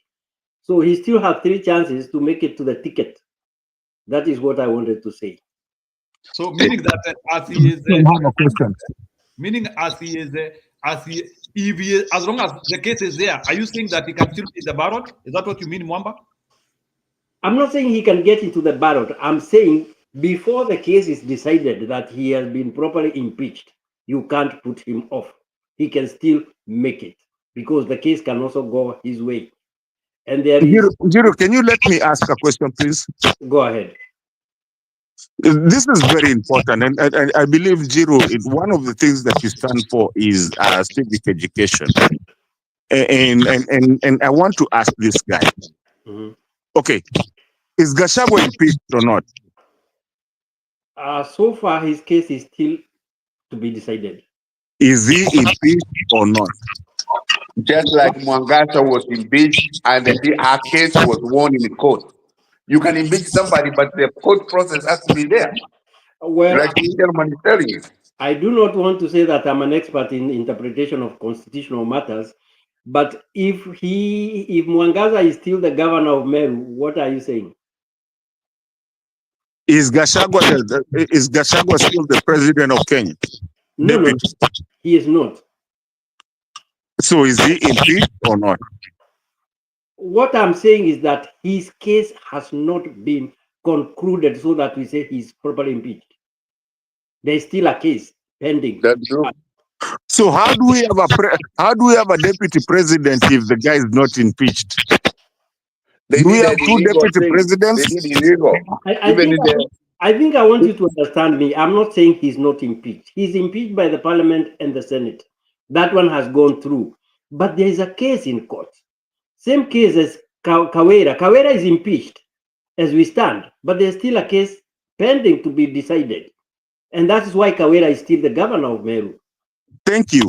Thank you. Let me ask you a question. Do you remember by the time the swearing in of Kithure Kindiki was happening, the previous weeks it had been very impossible to actually swear in Kithure Kindiki. Why? Because there was a case in court. Until the court actually vacated that, then there was no court because you cannot swear someone in while there's a case going on. So by the time that Kithure Kindiki was sworn in, it means that at that point, ilikuwa imeisha, it's a gone and done, dusted case. Imeisha. my friend, there's still a case in court. What was vacated by the court was the injunction to prevent a new deputy president to be signed. And that is what the court threw out. And that's why Kindiki was signed. That did not mean that Kashagua's case is over. The case is still in the High Court. And I think our hearing starts on 8th of February. So are you telling me now that Kindiki is just an interim deputy president? Jiru, may I say something? I'm not doing that. Jiru, vice president. What I'm saying is that there's still a case pending for Gachagua to be determined that whether he was properly impeached. And that is what the High Court is going to decide. Tulieni kidogo, Mwamba na Mkenya Mkora, tulieni kidogo. Let me bring other people. Okay, Julia, sema. Wacha ningirie ndio ni watatue. But please fanya hivi as we discuss, start looking up the news ya Kenya. I think you have not been following news. Okay, if you look up right now, you'll see what Mwamba is saying. There was an injunction to prevent the swearing in of a new deputy president. The court lifted that injunction. Correct. So Kindiki was sworn in. However, there's another case that is going on right now. I think Mwamba is saying it's going to be there on 10th to decide whether Gachagua can vie for a political seat. So, or was legally impeached to decide if that case goes ahead and decides, and it is decided that Gachagua was illegally impeached, then Gachagua will be free to vie for a political seat. That is the case that is going on right now. So just look up, Mato, before you argue with Mwamba, go ahead and look up right now. There's a case going on right now. There's a case about Gachagua. And it was analyzed very well by Citizen TV and even 9TV. And they went ahead and said that if by any case the court decides that Gachagua was illegally impeached, then Gachagua will be free to vie for a political seat. And then they went ahead and analyzed that if the High Court decides that Gachagua was illegally impeached, Gachagua still has room to go to the Supreme Court. So before you argue with Mwamba, just go look it up. When you people were discussing, I went ahead and looked it up because I wanted to be sure what people were saying. And I found that what he's saying is correct. So if the High Court decides that Gachagua was illegally impeached, it does not mean that he'll become deputy president, because a new deputy president has already been sworn in. It means that he can still vie for that is what Mwamba is trying to say, that Gachagua can vie for a political seat. He's not saying that Gachagua will go. These are two different things. There were two court cases. One was an injunction to stop a new deputy president from being sworn in. The other one was to decide whether Gachagua was legally impeached. So there were two. So we should not mix the two cases. So one... Actually, there were three cases. There were three cases. Yeah. There was the case of Gachagua, whether he was legally impeached. Yeah. The injunction of swearing in a new whatever. Yeah. And there was also a case of whether the judges were right to hear the cases. Now, those two were decided. The Gachagua case has not even been heard. The issue of whether he was whatever impeached has not even been heard, leave alone to be decided. So that has not been heard next month, and that's what I'm saying. If in any case he will be declared that he was illegally impeached, then he has not lost his right to actually vie for the presidency or for any other seat in the government. And that one is different from the governor's case, because the governor's case, there was not an issue of swearing in a new governor. Just is the same with Mwambora. You remember the story of the Embu governor.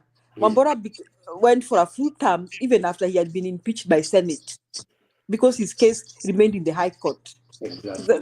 That is different from Gachagwa's case. So wanaweza endelea wakitaka ama niseme yangu Njiru kama wanataka kuendelea. No, I think that one has been settled. Wacha tupate pia hao watu wengine. Okay, let me finish on what you had played for us about Gachagua. I wanted to say something. I had two different views. I mean, I had contrasting views. I mean, I'm gonna contradict myself in one way or the other by saying this now. First and foremost, okay, if the High Court decides Gachagua was illegally impeached, it means Gachagua can vie for any political seat. Now, however, on one side, I want to say that Gachagwa's impeachment is a blessing in disguise, because now Gachagua is fighting Ruto on the other front, and he's helping Kenyans fight Ruto. He's doing a very good job, a very good job. And Gachagua is doing what no other politicians is doing. Now, even when Kalonzo's and these Jubilee people go around trying to mobilize people, they don't do it Gachagua style. They're not successful like Gachagua is. Gachagua seemingly is very successful in mobilizing Mount Kenya region. Seemingly is very successful. And Gachagua has not changed. People accused him of being a tribalist, but now I'm beginning to think that he's using the tribal card very successfully, because he's putting Mount Kenya in one basket. Even those who didn't like, personally, I never liked him. Personally, I'm never gonna like him, and I'm never gonna put my vote somewhere to vote for Gachagua. Okay? But if I compare Gachagua and Akina Kioni have failed to Kioni's and the others. Even Uhuru did not mobilize Mount Kenya in that manner. Hata kama tunasema Uhuru alikuwa kimpinga Mount Kenya, Uhuru, Gachagua beat him in mobilizing Mount Kenya. And now he has done it 2 times, Julia. He has done it 2 times. Ya Ruto na ya Sahi. Sasa unaona, when we were mad that Gachagua divided Mount Kenya region and took them to Ruto, tulikasirika sana. Lakini sasa nikiangalia hiyo siasa huyo mzee ni mbaya mbovu, ako kwa level ingine. He doesn't play gentleman politics. You know, it is you people, you played soccer, all of you. I don't know whether all of you played soccer. It is a waste of time to be a gentleman in soccer when everybody else is hitting everybody else's legs. Nyinyi ni mshacheza futa nyinyi. Penye mnakanyangana. Inaitwa game ya rough game. Sasa unaenda kwa game ya rough na wewe unajifanya gentleman, unatoka huko umekanyangwa miguu, umevunjwa miguu. People, I don't think footballers do that. I think when it comes to rough, wanaendanga wote rough. I used to see that when I was a teacher in Kenya. Now, Gachagua, Uhuru and Kionis and Kalonzos and Mother Karoas hawashikangi hii game. Gachagua know who Ruto is. So Gachagua is playing it dirty. And I said it when Gachagua was ousted. I knew Gachagua was gonna play it dirty. He's playing it dirty proper. He's saying the things that Ruto does not expect him to say. Unaona hata sasa hivi umecheza statement. Gachagua amesema nini? Ati unaita marafiki zako. Mnaenda kutuongelelea. Mnaongelelea nani? Mnatuongelelea. You know, if it is Uhuru would say, let's try and mimic Uhuru's speech against Ruto. Uhuru would have said, sisi hatuna ubaya na mtu, hatutaki siasa ya makasiriko. That is what Uhuru would have said, isn't it? What is Gachagua saying? Gachagua is hitting it on the nail. Ati mnaenda kuita wakabila. So what are the Kikuyus doing? Listen, Kikuyus now know that some people really hate them. So Kikuyu have also said to Gachagua, kama ni mbaya ni mbaya. You don't like us, period. Tutaki mtupende, tuko pamoja. Unaona? That is what Gachagua is making them feel. So Gachagua is successfully going to balkanize Mount Kenya region. And the only person who will get Mount Kenya region's vote is a person who Gachagua will support. That is my take. Now, the sad thing, Gachagua is successfully planting thugs again to vie in Mount Kenya region. One of them, nimeshanga, Ketu Arogoro for governor. Afadhali Njiru asimame governor Kirinyaga. Lakini watu kama Ketu Arogoro for governor, jameni, akina Njiru. Hey, Apple, I hope Mount Kenya will wake up. Because if that, you know, Gachagua is going an extra mile. If people bado mkikaa mkisema, Mtata, Matiang, Gachagua already has his candidates. And this guy has his candidates in Nakuru and Kajiado.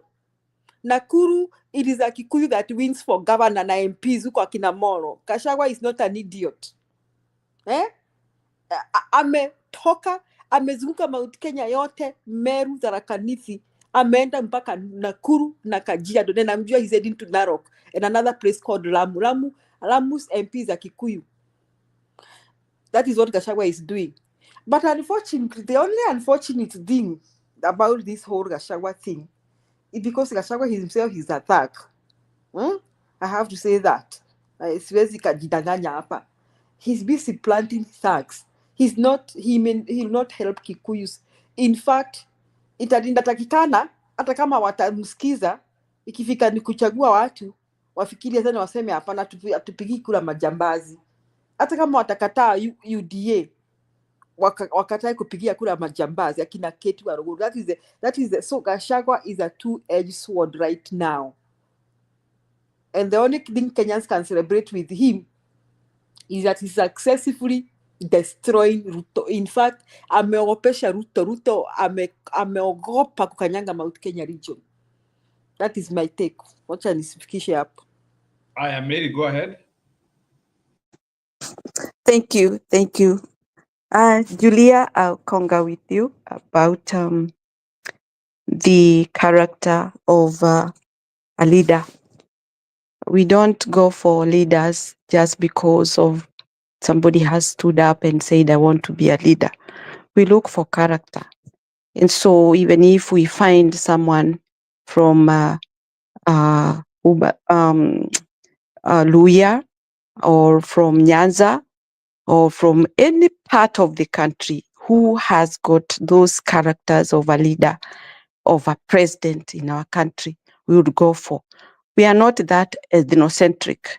Ati sisi wa Kikuyu, we just stand with a Kikuyu. No, we'll go for one who we see that really matters and who has characters. And that one I agree very much.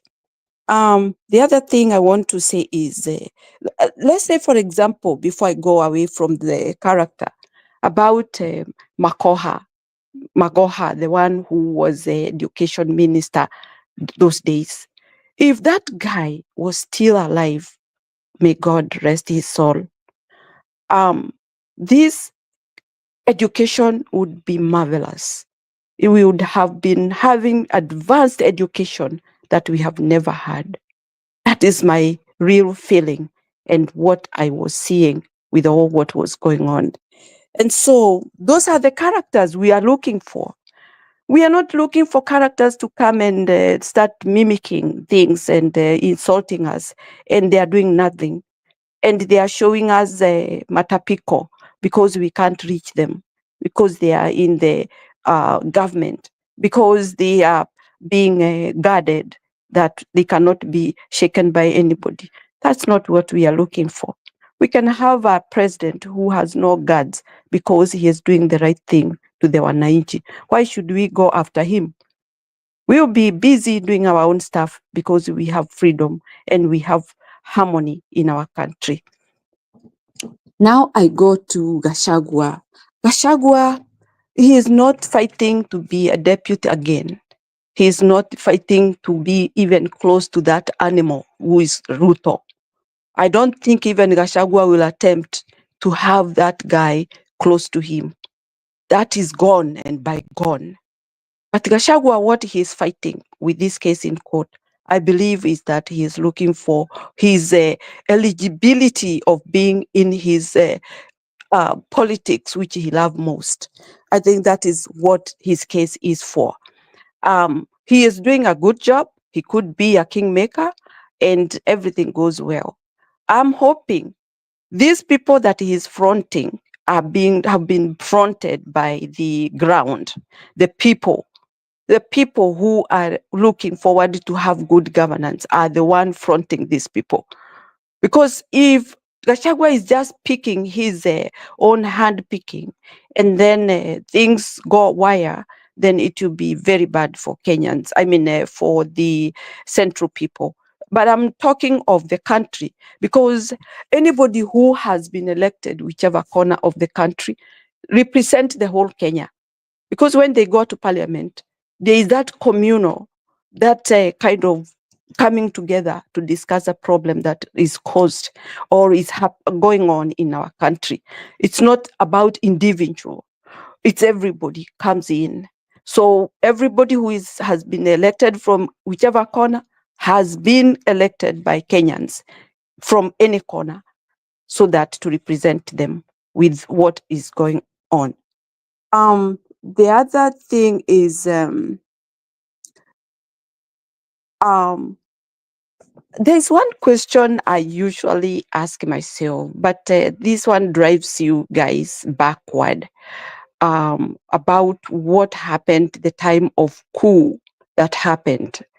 And Jiro, and I'm sorry guys, just forgive me for this question. I will ask Jiro, I don't know whether he has the answer, but if anybody has the answer, I would like to know.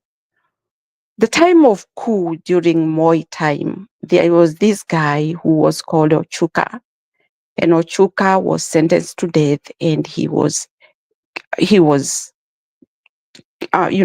killed.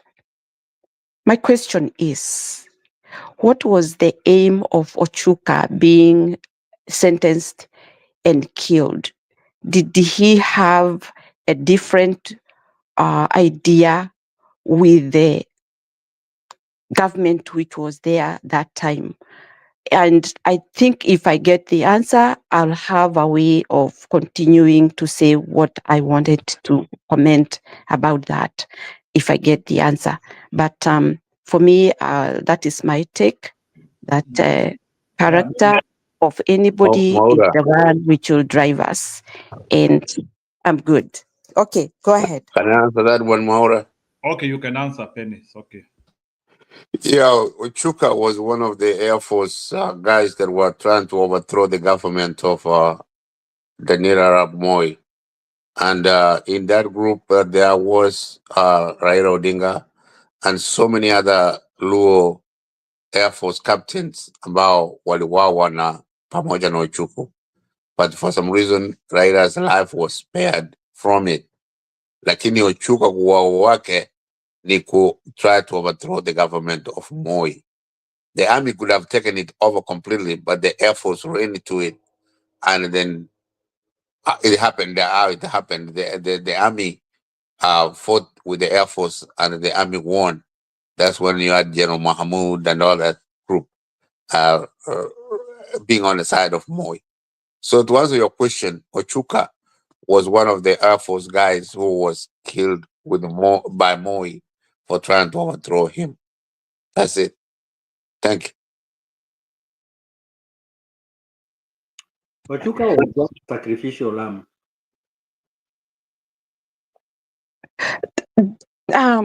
I just wanted to, I'm sorry guys, driving you back and trying to, because I'm trying to think, however he was killed and they fought with the military, who was the fighting to overthrow, the Air Force or the military? Was the military defending Moi from the Air Force, if I may understand? No. The Air Force jumped in front of the military. The military could have overthrown him, but they were going slow. They were being tactical. But the Air Force jumped ahead of it. So the military turned against the Air Force. The army, it was known very clearly that the army was going to overthrow Moi, but the Air Force jumped them because most people that are in the Air Force think that they are smarter than the army. So the army turned against them, and that's what happened. Okay. Thank you so much. Can I say something? Go ahead. There's always been a mystic about that 82 coup. And the reason I'll say that is because I'll say Moi was hidden somewhere. And that place, I know where he was hidden. I know what exactly happened. At the time, the government was overthrown. That's a fact. Whoever wants to refuse, they can refuse. They can go where they want to go. They can hide under the table and they can come and get me. It was done. The only reason is that somewhere in Kangundo, people decided that we're going to reinstate him and put him back to work because we don't know what is going to happen after this is concluded. Moi was done. So these Oyuka guys you guys are talking about, these were guys that actually, when it was decided, they went and they were throwing the guns on top of Nairobi University roofs. They were throwing the guns out there and wearing civilian clothes. But it was over. The government was overturned that day. Why did I bring that up when I'm listening to you guys? Because a lot of the people who do not know these things do not even understand exactly what happened. The government was gone. It was over. Done, dusted. But then they agreed, here's what we are going to do. Instead of leaving the government just to go like that, what we are going to do, let's pull a move to where we get a couple of people and make a story to where now we bring back the government, but now we have to do things differently because now we've understood what you guys are talking about. Which is the same thing that is happening right now as we in this. I mean, it's happening under our eyes right now. They kind of agreed. Okay, for us to sustain ourselves, let's just keep it this way. And that time, Moi was taken from Kangundo all the way to Kabarnet, and all of a sudden now they said, let's continue with the government for now.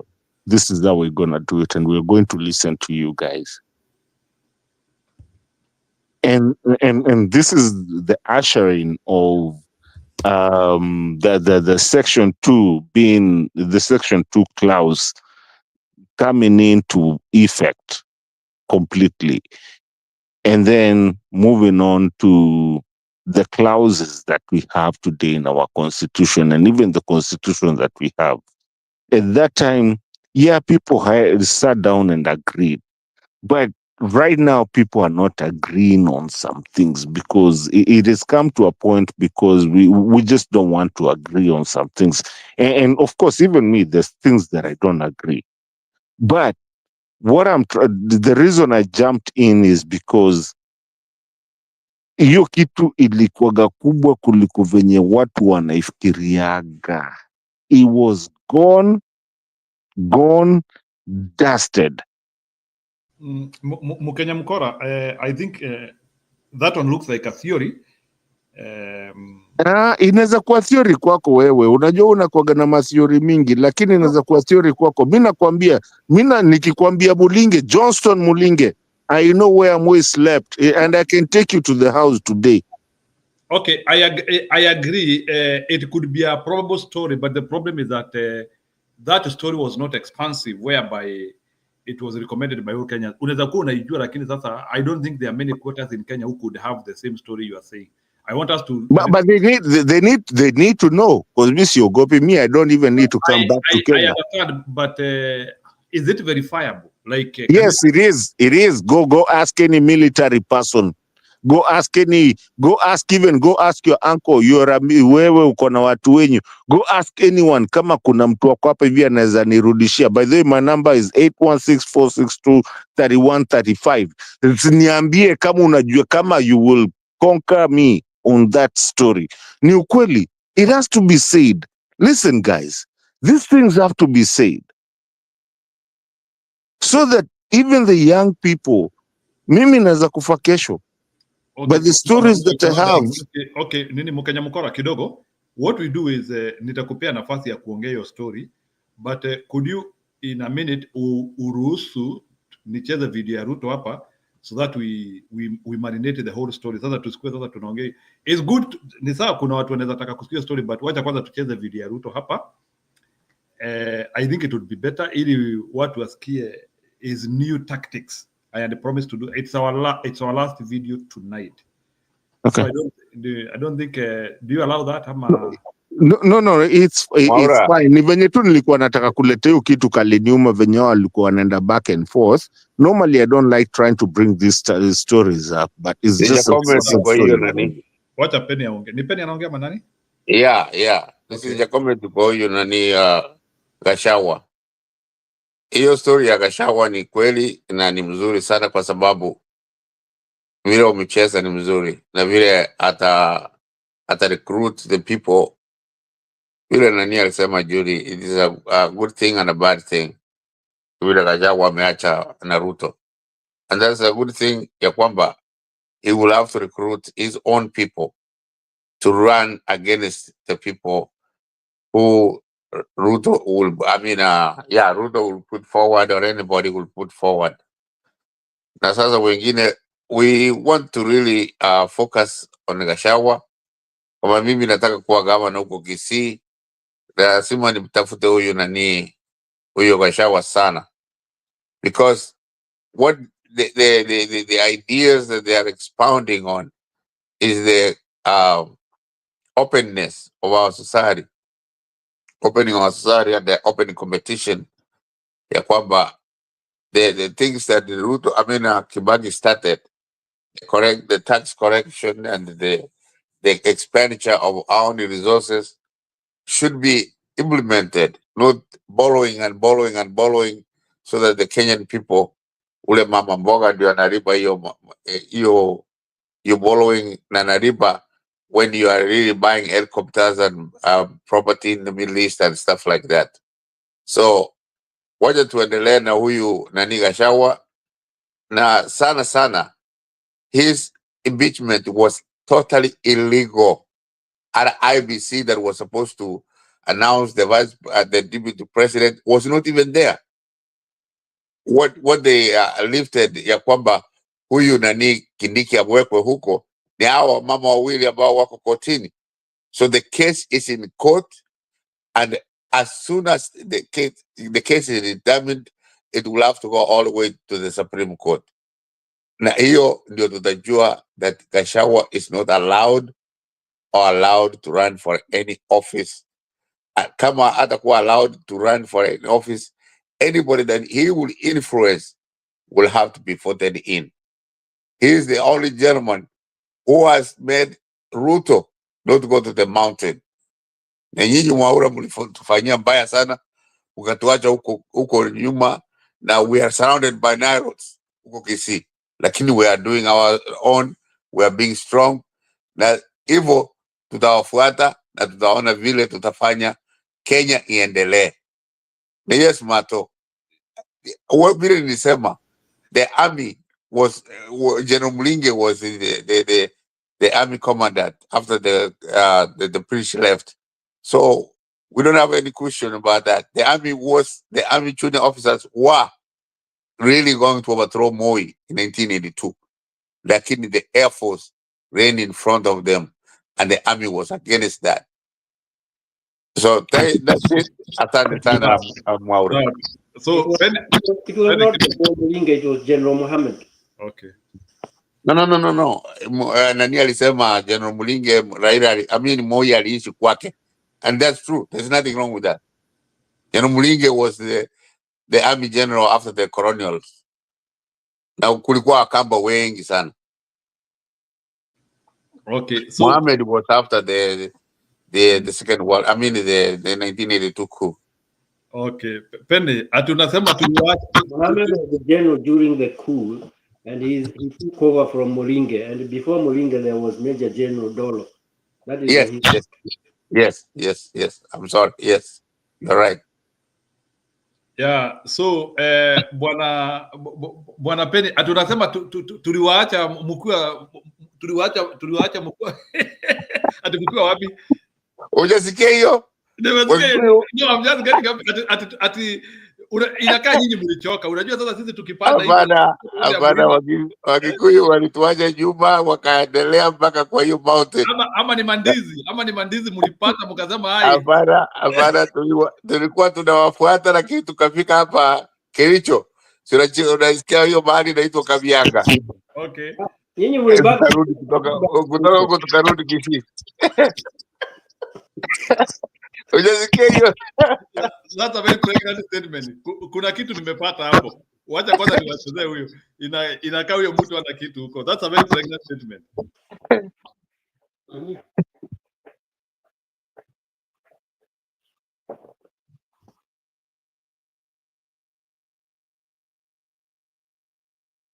Nimemaliza Bwaura, basi nyinyi mlituacha nyuma, sasa tuko surrounded by Nairots, but we have stood our ground.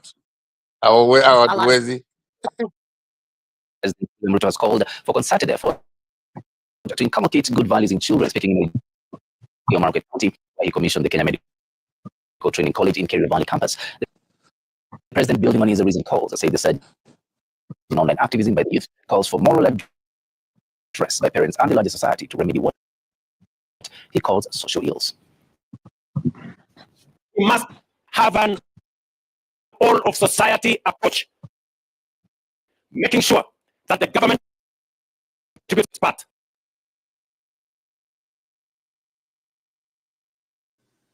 Penny, am I audible? Mnanisikia? Yes. Inaongea vibaya sana. mbaya sana. There's a lot of static. Oh, the video, eh? Yeah. Yes. Okay, let me. Ni sawa ni. I think nitaifanya na simu. But anyway, what I wanted wacha niingiza it is good. Ile kitu nilikuwa nikitaka muone ni nataka muone ile timu iko na Ruto hapa. Kuna Farah Mohamed. I think Farah Mohamed ni wa Wiper. I don't know what he's doing with Ruto there, na nimesikia leo ameongea sana. So let me just look for the same video. I think Julia amerudi sana. My settings are not good. I know maybe as I look for it naona it's good ameingia. So bwana, it's good. Can you try to comment about this? Anyway, let me not guide you. Ingia kwanza. Nani? Oh, unataka nitoke? No, sijasema utoke, nimesema you can comment and then nicheze video as I try to look. Oh, I think maybe niko na network mbaya. I think I'm a little bit behind. You were trying to play something ikata.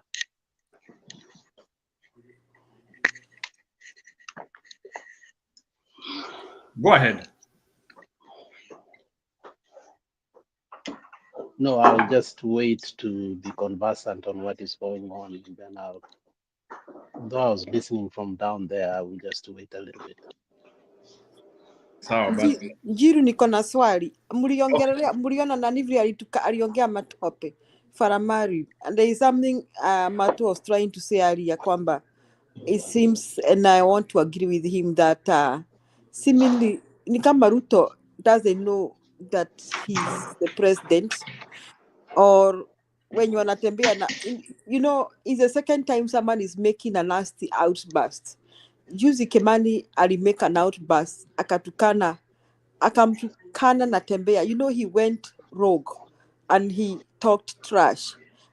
Na in the camera, in the view of the cameras and all that, Kenyans watching. Okay, Julia niko nayo. Mtaniruhusu na Faramari leo ameenda ameongea uchafu as the whole nation was listening and the president was there. So yeah, we know he is, I think he is trying to show now his community is now part of the government. It was a signal. No. If I'm just trying to think about Ruto and those people talking trash. You know, let's think about it. When the president and your own men have the audacity to talk trash in your presence, ama what is it? You people, how do you see that? Because I think that is very embarrassing, even for the nation. That's what I would like maybe members to interrogate that too. Okay, ni sawa. Before the interrogate, wacha nicheze video yake sababu nimeipata.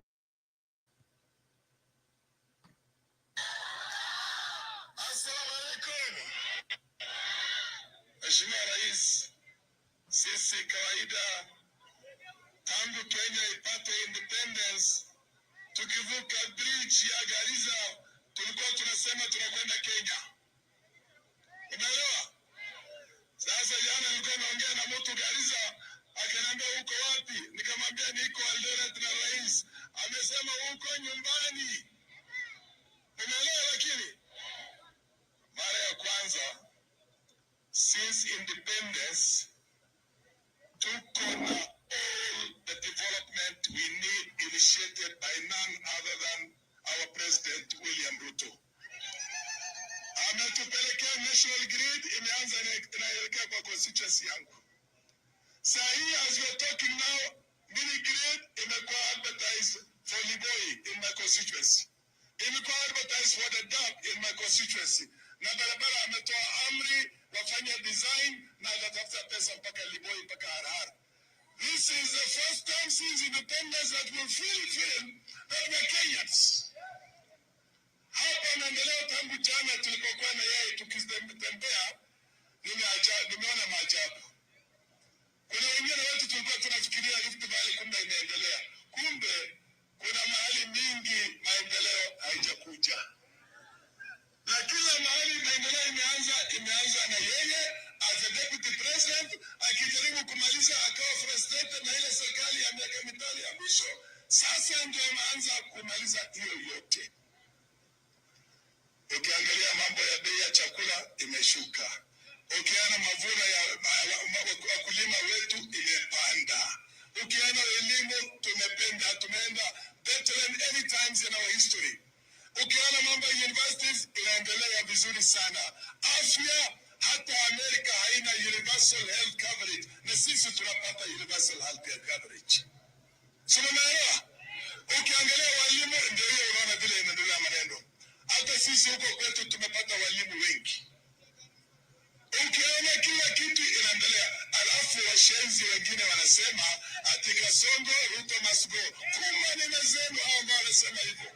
Bwana amekaa kwa kiti ya mama yako ama baba yako, amekaa kwa kiti yetu sisi, na tutamchagua, tutamrudisha with 99% from the Eastern Province, hapa Eastern wakuwafugaji wote, na nyinyi mtaniahidi mtanipa mimi 99% ama 100%. Mtanipa ngapi? Mtanipa ngapi? Mheshimiwa Rais, nataka usikie hii. Initiate programs katika constituency yangu ya kuhusiana na refugees. Tunapata maendeleo mingi, tunapata kitu inaitwa Dr. Deep, na huyu PS wako Bitok ni mtu ya maana sana, anatusaidia kwa hayo maneno. Sana. Zamani sisi tukitafuta ID card tulikuwa kama foreigners. Umeelewa? Lakini ile sheria iko mahali ingine na tofauti kwetu. Saa hii umeondoa hiyo, tunakushukuru. Tunasema Ruto atakaa mpaka 2032, na ikimalizika mimi nitafanya constitutional amendment, tufanye parliamentary system, turudishe yeye as our prime minister again. Umeelewa? Lakini lazima. I think that one is enough. Julia, any comments na wengine wetu?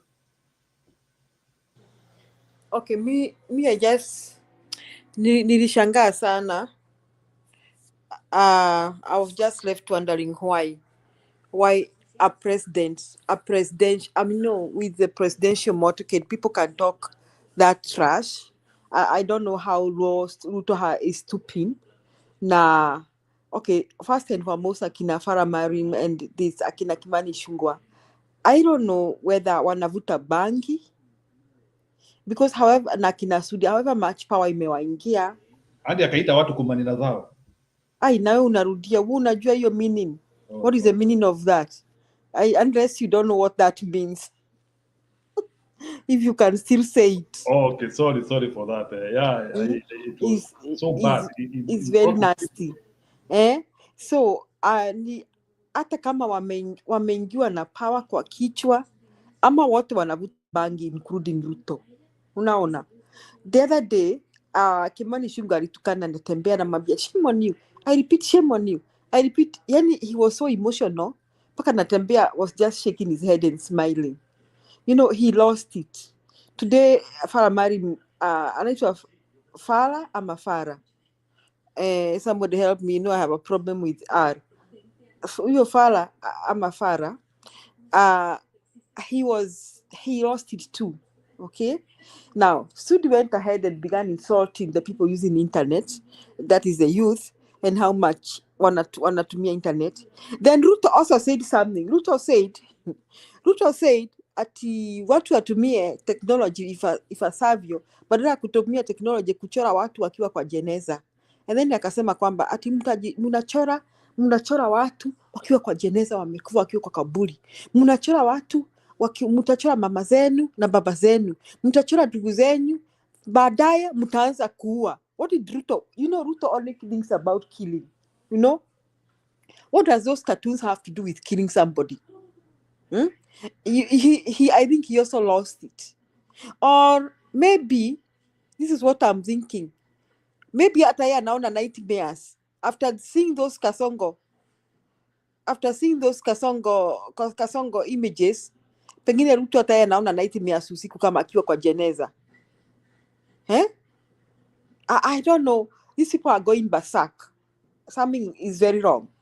And sijui ni explain hiyo kitu aje. Njiru.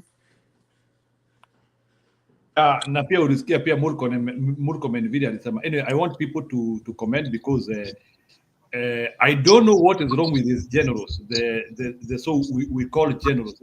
Because yeah. I think okay, sorry. Yeah, thank you.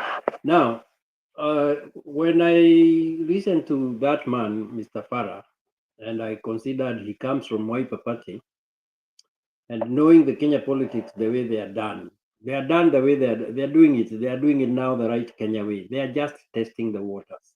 This tells me that they are trying to introduce Kalonzo into the broad-based government. So he had to bring in Farah to talk like that, just to see. This is what is called testing waters. They're just looking what the reaction of Kenyans will be when they do that. And I think that now must be an idea from Kalonzo. Of course, Kalonzo is being very shy to join this government because he knows we have called him watermelon and everything. So he wants to be very careful before he changes his mind and joins the government only to get another position. Now, this man going around and insulting a whole community wholesale like that, this is something that is very shameful in front of the president. I mean, there is no explanation why you would expect somebody to come and insult a whole community the way he was doing just in front of the president. And I always say one thing: if I became the president of Kenya, the first thing I would want to ban from Kenya is number one, this street politics. This business of campaigning on the streets, that should go. In fact, that is something we should think about even putting in the constitution. Remove this politicking on the streets. And I think campaigns should now be done either on radio or on TVs, but this business of kwenda kwa kiwanja to cheat people and to make them fight and actually have that whatever is very injurious and very misleading. And that's why we have ended up a country of politics of unga peke yake. Because politics of Kenya is just based on bei ya unga. Now that somebody can come and say, oh, when I came in, the unga was 240, now it's costing 85 shillings. That is a reason for you to actually tell us that you have been successful as a president. That's a lot of nonsense. That's a lot of nonsense. Some of these things we need to just say we don't want them anymore. Yeah, they are testing the waters to bring in Kalonzo. Mwamba, 1 minute. Can you tell me, sababu huyu jamaa ameongea story ya so many achievements. Was it hallucination or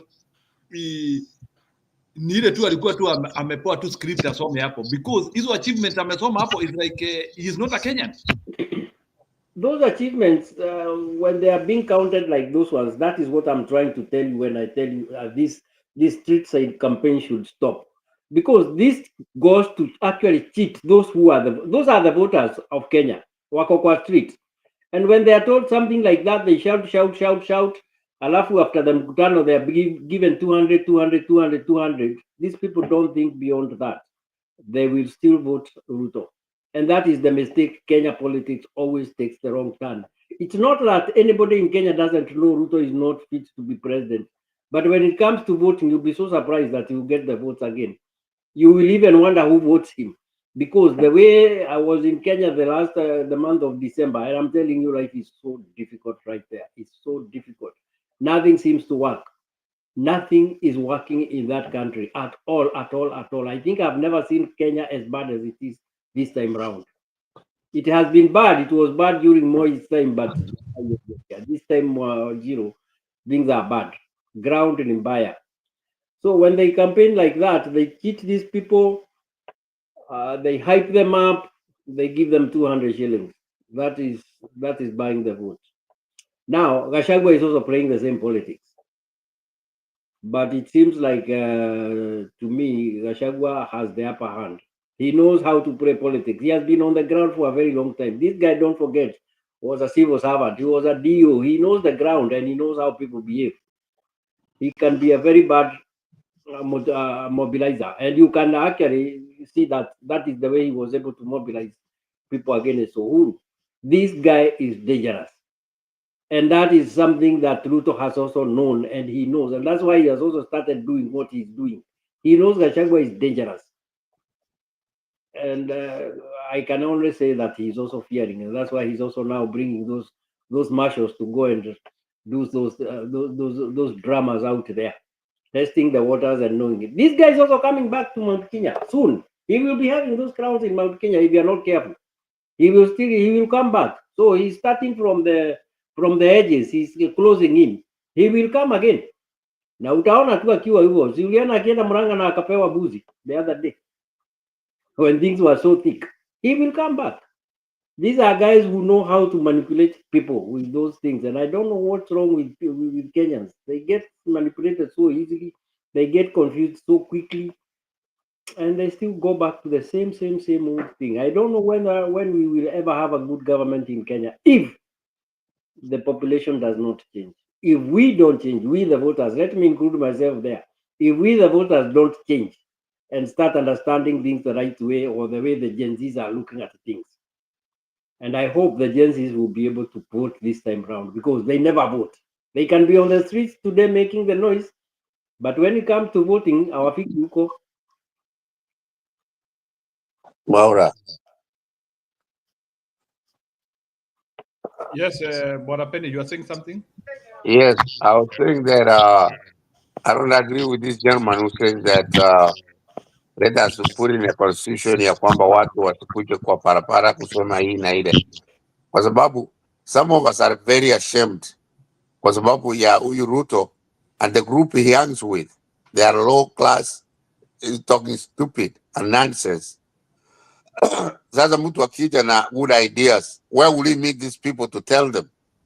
Ni kwa street kama hiyo, na hatuwezi kujificha kutoka ushenzi hii. Nani Ruto anazungumza na wale watu ambao wako around him. Uliona huyu Sudi vile walisema, uliona ile Kamketi vile wanasema. It is just so nonsensical. 2022 hatukujua tulikuwa na mtu kama huyu. So let us really argue or talk to the people of Kenya anywhere we meet them and tell them a lot of sense, you know, because ukiona huyu hilo yangu huyu Kibaki alikuwa anaita hii watu wanazungumza mbaya, washenzi sana. Hiyo ni washenzi, you know, ile accent yake alikuwa anazungumza, and that was it, because you will never get people that were around Kibaki wakizungumza vitu ambao ni ushenzi kama huu. Now we cannot, my friend, we cannot hide from stupid people. If we hide from stupid people, then we will be more stupid. Hiyo wacha waende huko kwao na hiyo ushenzi wao, na vile you have realized them, that's true. Na kila mtu ameona, kila Mkenya ameona hiyo. Lakini to meet the people in the street na kuambia kile unataka ni mzuri, there is nothing wrong with that. Lakini ushenzi ni ushenzi. Yangu ni kusema kwamba we cannot run away from stupidity, because stupid is stupid. Na vile watu wanazungumza ni ushenzi peke yake, na tuwezi kukimbia kutoka huko. So Yangu ni kusema kwamba we have to meet the Kenyan people wherever they are, kama ni street, kama ni market, kama ni bahali popote wako, tuambie yale ambayo tunataka kusema. Na tunasema vile nilisema earlier is that you see people that were surrounded Kibaki, they talked a lot of sense. They talked what they wanted to say, and that was true. And the economy, you saw how it prevailed. Now, from then to today, it has deteriorated. It has gone bad. Hata huyu Kenyatta alisema huyu mtu anatangatanga, ni kweli, na alikuwa anajua, na sisi hatukujua. When Kenyatta said that this guy was kutangatanga, we thought he was just abusing him, lakini alikuwa anajua. Kenyatta alikuwa anajua ukweli, na sisi hatukuona. We followed him blindly. Na sasa this is the level of understanding this guy has. Ruto has the level of understanding ya hiyo fara maalum. Hawa watu wote ambao wanazungumza ushenzi ni wake. Let us just call it like it is. Stupidity breeds stupidity. Now, smartness breeds smartness. Let us focus on being smart, and let us focus on dealing our country or our nation to smart people, not to stupid people. Thank you, ndugu yangu Maura. Okay, ni sawa. So I think we have two people who have not contributed. So it's good in Jerome Maura. So I think it's good you will deliver and Jerome Maura, then we circle back again. I think we still have like an hour to do the show. Go ahead, Bwana. It's good. So first of all, Chen Salimu, my veterans, my uncle Penny, long time, Happy New Year. Or Julia, Happy New Year, Mwewa. Happy New Year kabisa. Happy New Year, Happy New Year. Happy New Year wote. Na salimu, nashukuru Mungu. Again, we are meeting this way. A good friend of mine gave a submission before my uncle. I wanted to remind him one thing. Kalonzo sio sahi analetwa government. Kalonzo aliingia government before Raila ingia government. If you remember very well, there is no governor wa Kalonzo ambaye ever attended the Azimio meetings. And one of the harshest critics of Raila, before Raila finally went to the government, was Mutula Kilonzo. Mutula Kilonzo was the first one to say, we Wiper acknowledge that Raila did not win the election. Secondly, we acknowledge Ruto as the President of the Republic of Kenya. And when the guinea pigs of the Western powers came to Kenya to do experimentation with our lives, it is Mutula Kilonzo who gave Bill Gates the theater and the laboratory to do that. And Kalonzo was so mum. So the people who have been financing Kalonzo, bankrolling Kalonzo, and making him relevant have been the Bill Gates who actually wanted our people to die from the GMO and the experimentation. That is why they were given immunity, that whatever they do, diplomatic immunity. You saw it the other day when the High Court, the Supreme Court took it away, that they wanted immunity, that whatever they do in Kenya cannot be prosecuted. And it was done in Ukambani. So Kalonzo has been in the government from day one. From Nyivamen, as what's her name? This governor from Machakos. All the governors, if you look at the activities of Ruto from the day he was inaugurated, have been, their proximity to the government has been more closer than you may think. That is when you know somebody's in the government. His feet has been in two places, and that is why I do not trust Kalonzo in many ways. That does not mean that we cannot give him a chance. It depends who wants to give him a chance. As for me, I don't think that I can give Kalonzo a chance. The other thing I wanted to say is this. Farah Maalim, if you remember very well, is the one who said openly that if he were the president, but he is not, he would have slaughtered 5,000 GNCs in a day. He said it openly. And that can tell you what kind of person he is. So, and what he said today, Julia, is not surprising. So if you say that is surprising, after a person says that they can kill 5,000 youths in a day, then I think you did not take seriously what he said. Now, put it into context. When he said that, why did he say? Who was he saying it to? And what was it supposed to achieve? Remember today, and let's not lie out to ourselves, the security and intelligence systems in Kenya have been Somalianized. Call me a tribalist, I don't care. But that is the truth. They've gone further to tell us openly, from even the Grand Mullah himself has said it over and over again, that he is the one and this community who have saved the Ruto several times.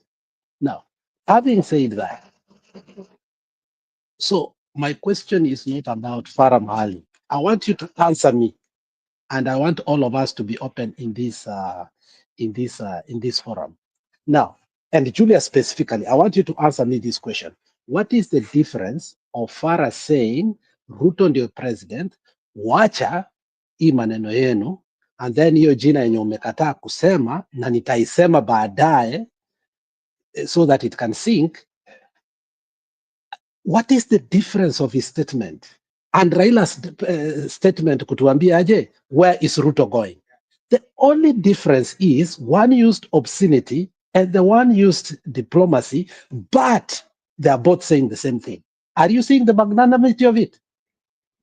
Are you agreeing with me that even Raila said that in our face? Or we want to belittle what Raila told us and project what Farah Maalim has told us, but all of them are the same. One is using profanity, one is using diplomacy, but they are telling us the same thing. They are showing us the middle finger. What do you think, Julia? Yeah, I was going to say that what you said, that both of them were showing us the middle finger, mutadu. So let us not be selective by being blinded because somebody has said something in profanity. Let us generically access all this information and know who is against us. So Raila and Farah Maalim are in the same WhatsApp group. Kweli ama uongo? So after we agree on that, then we ask ourselves, who is on our side? So we can't say, oh, Farah Maalim amesema hivi.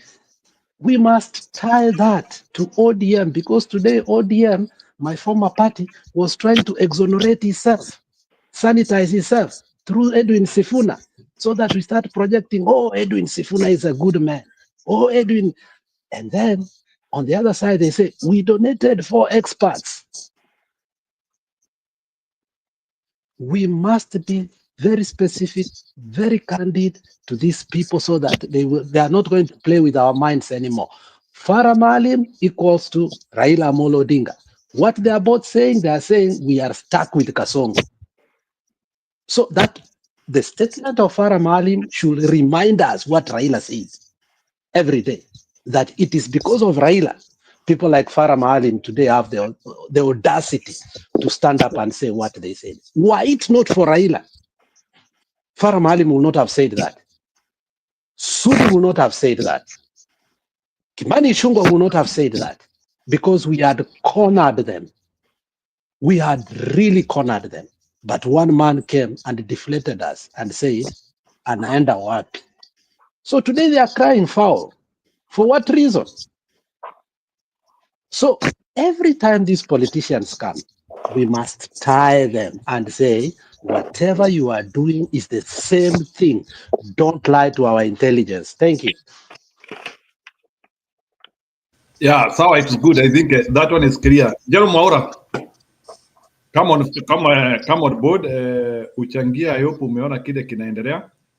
then we have another round of discussion. Leo ni weekend, people can talk as much as they want. Na wale wanataka kukuja studio, mnaweza ingia. So today is in a weekend, so you don't need to worry about time. Unless kama unataka kwenda pahali. So good. Jerome Mwaura, uko karibu? Maybe as I wait for Jerome Mwaura, let me ask It's Good a question.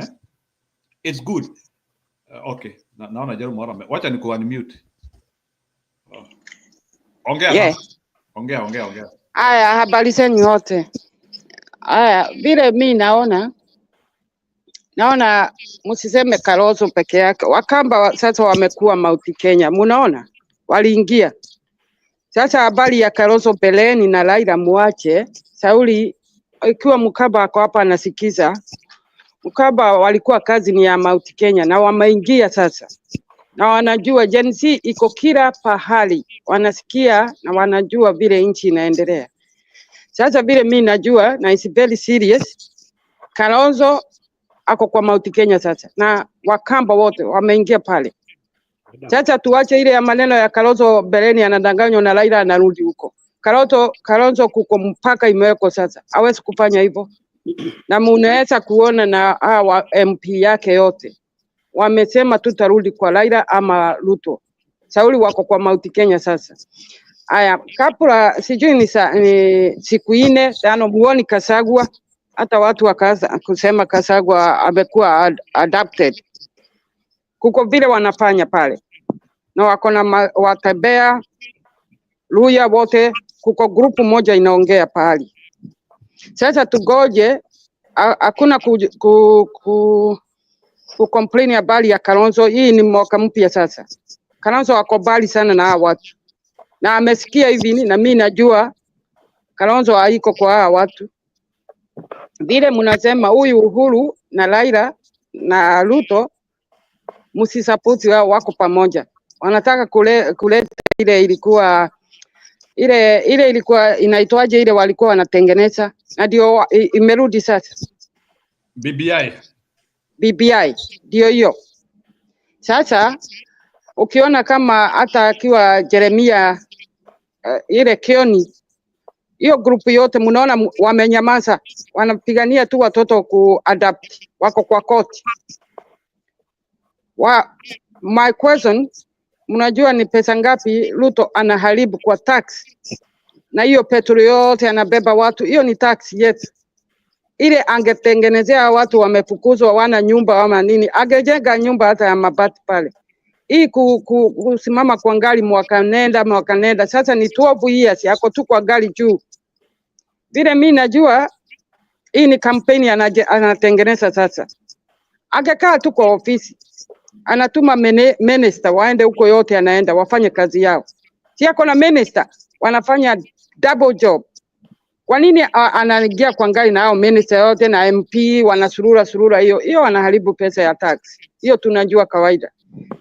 Na vile anafanya sasa ni ile uchafu yao wanaenda kupeleka kwa jiji. Hii ni ukabila nini? Wanafanya kazi gani?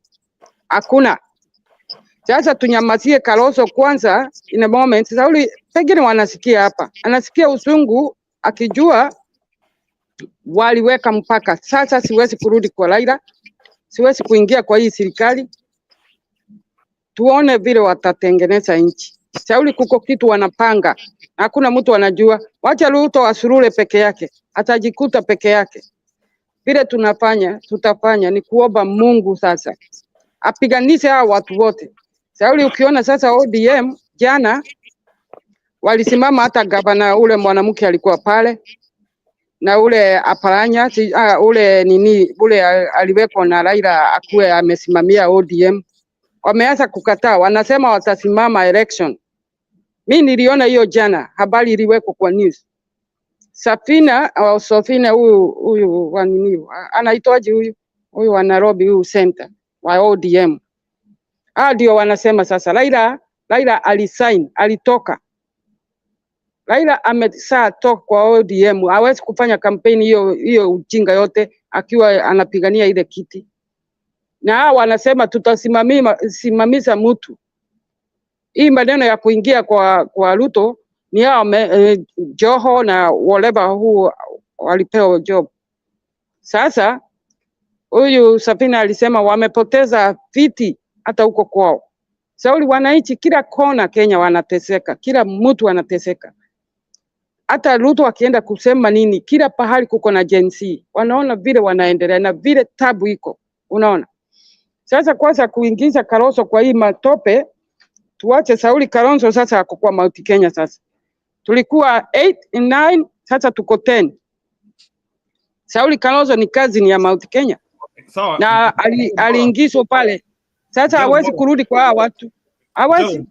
Jao kidogo wacha wengine wa react kidogo. I think ushaweka point, umesema Kalonzo ako pande ya Mlima Kenya. But nataka watu wa react hiyo point because nataka watu waelewe. It's good, can you react? Yeah. Wow.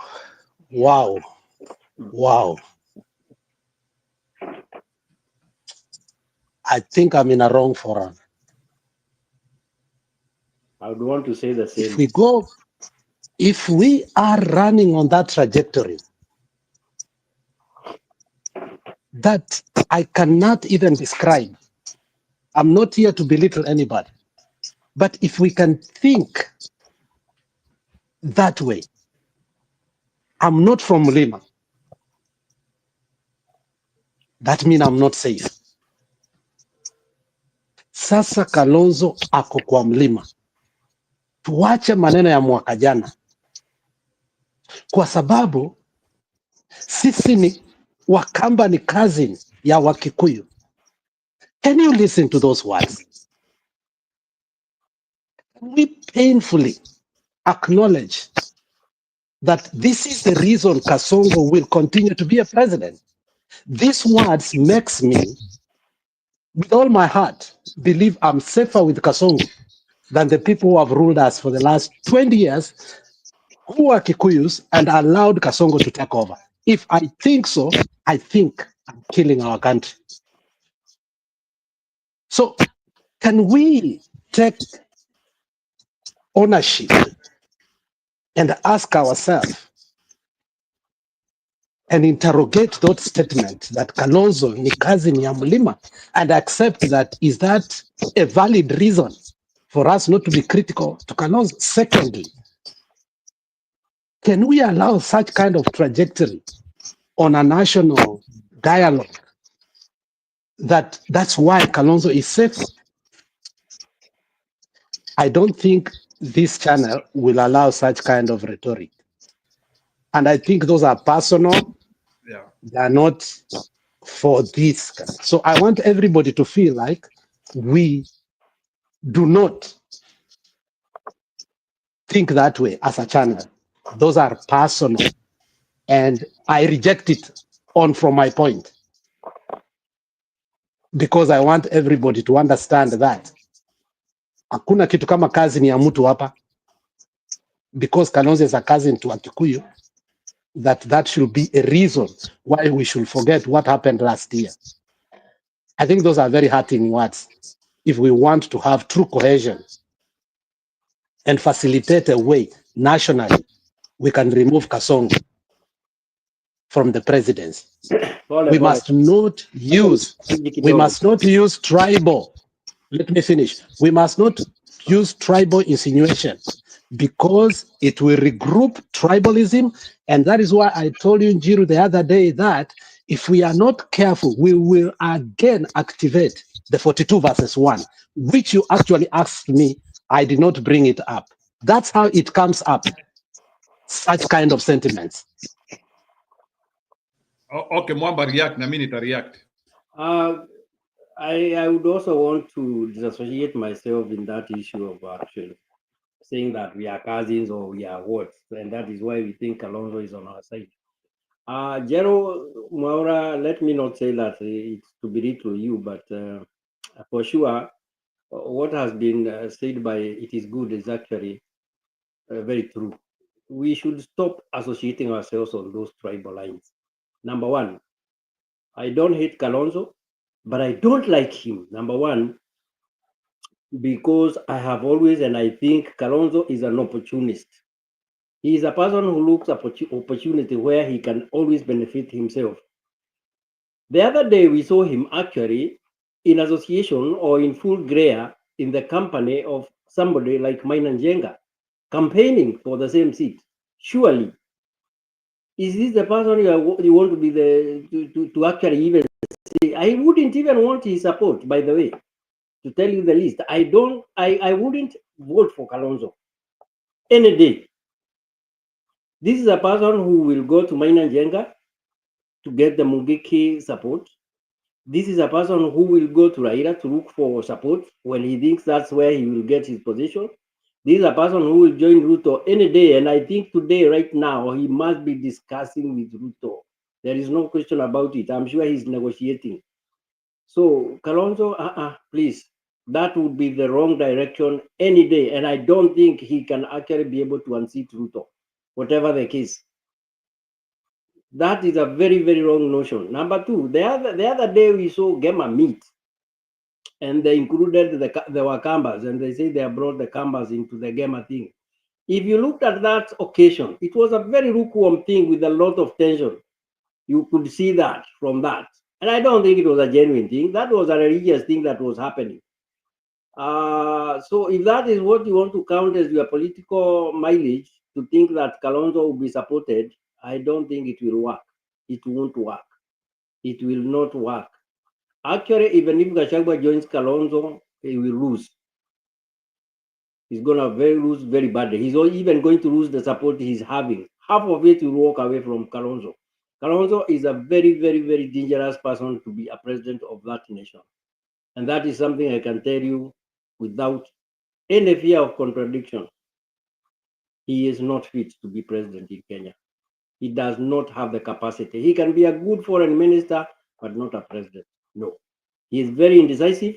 He is a person who is influenced very easily. He changes his minds at no notice for no good reason at all. And that is why he has never succeeded in his political career, because he is not decisive. He is not a leader. I don't know why he did not go to practice law. My take for now. Okay, wacha niingize kitu kidogo hapo. Sometimes when you see me allowing some positions to be said here, it's not that because I support them, but I agree. Even like that statement which Jerome said here, we are here also to help each other.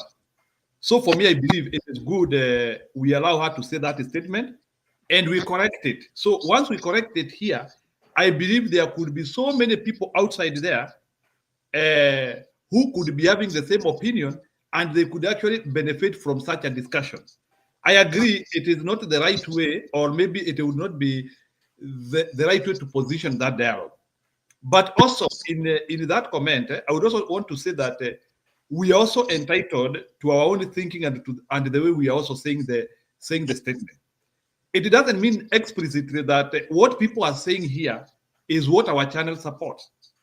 But I will not just tell somebody not to say the point which they want to say, simply because I'm not in the orientation of thinking. So she is entitled to her opinion, but as talk room, we don't support it. Neither would we want to channel anything which is channeling tribal alignment. For us, it's purely civic education, trying to tell Kenyans the right way to think. So, and also try to help us here. I believe even as Jerome Maura is saying such a comment here, she's also benefiting from the wisdom of each one of us here. So that's how I take this channel. So I know even in the future, she will now be more informed, but it is her opinion and we don't support it. So you have said it well, Jiru. You have said it very well. Everybody is entitled to their own opinion. But of course, we have to refute those that we don't think that are right even to be said here, and also the issue of bringing the tribal card, which we are trying to walk away from. That is something we can also continue to discourage. Praying tribal is one of those things that has actually held us back all this time in our country, and we should not be the people to be seen to propagate it. So yes, there was something else, but it has. Okay, I agree. So let's have Mary and then let's have Mary. Mary amenyamaza sana, alafu Penny najuanga ni mtu wa Yeah, but Jiro, by saying they are entitled, then it beats logic why I should criticize Farah Maalim then. Because on a tribal level, I think I can understand too why they are saying so, because being a minority and they are fighting for positions and also they are fighting for resources, and actually they are fighting for the mountain because of the 1 man, 1 shilling. And that's what, if you saw what Maalim was saying, he's fighting 1 man, 1 shilling, because if we go by that, then the resources will not come. That's why he's even praising Ruto and lying that we have universal healthcare that as America does not have. So I think entitlement should not come out of lies. Entitlement or to be entitled to say your voice. I don't know how to say it.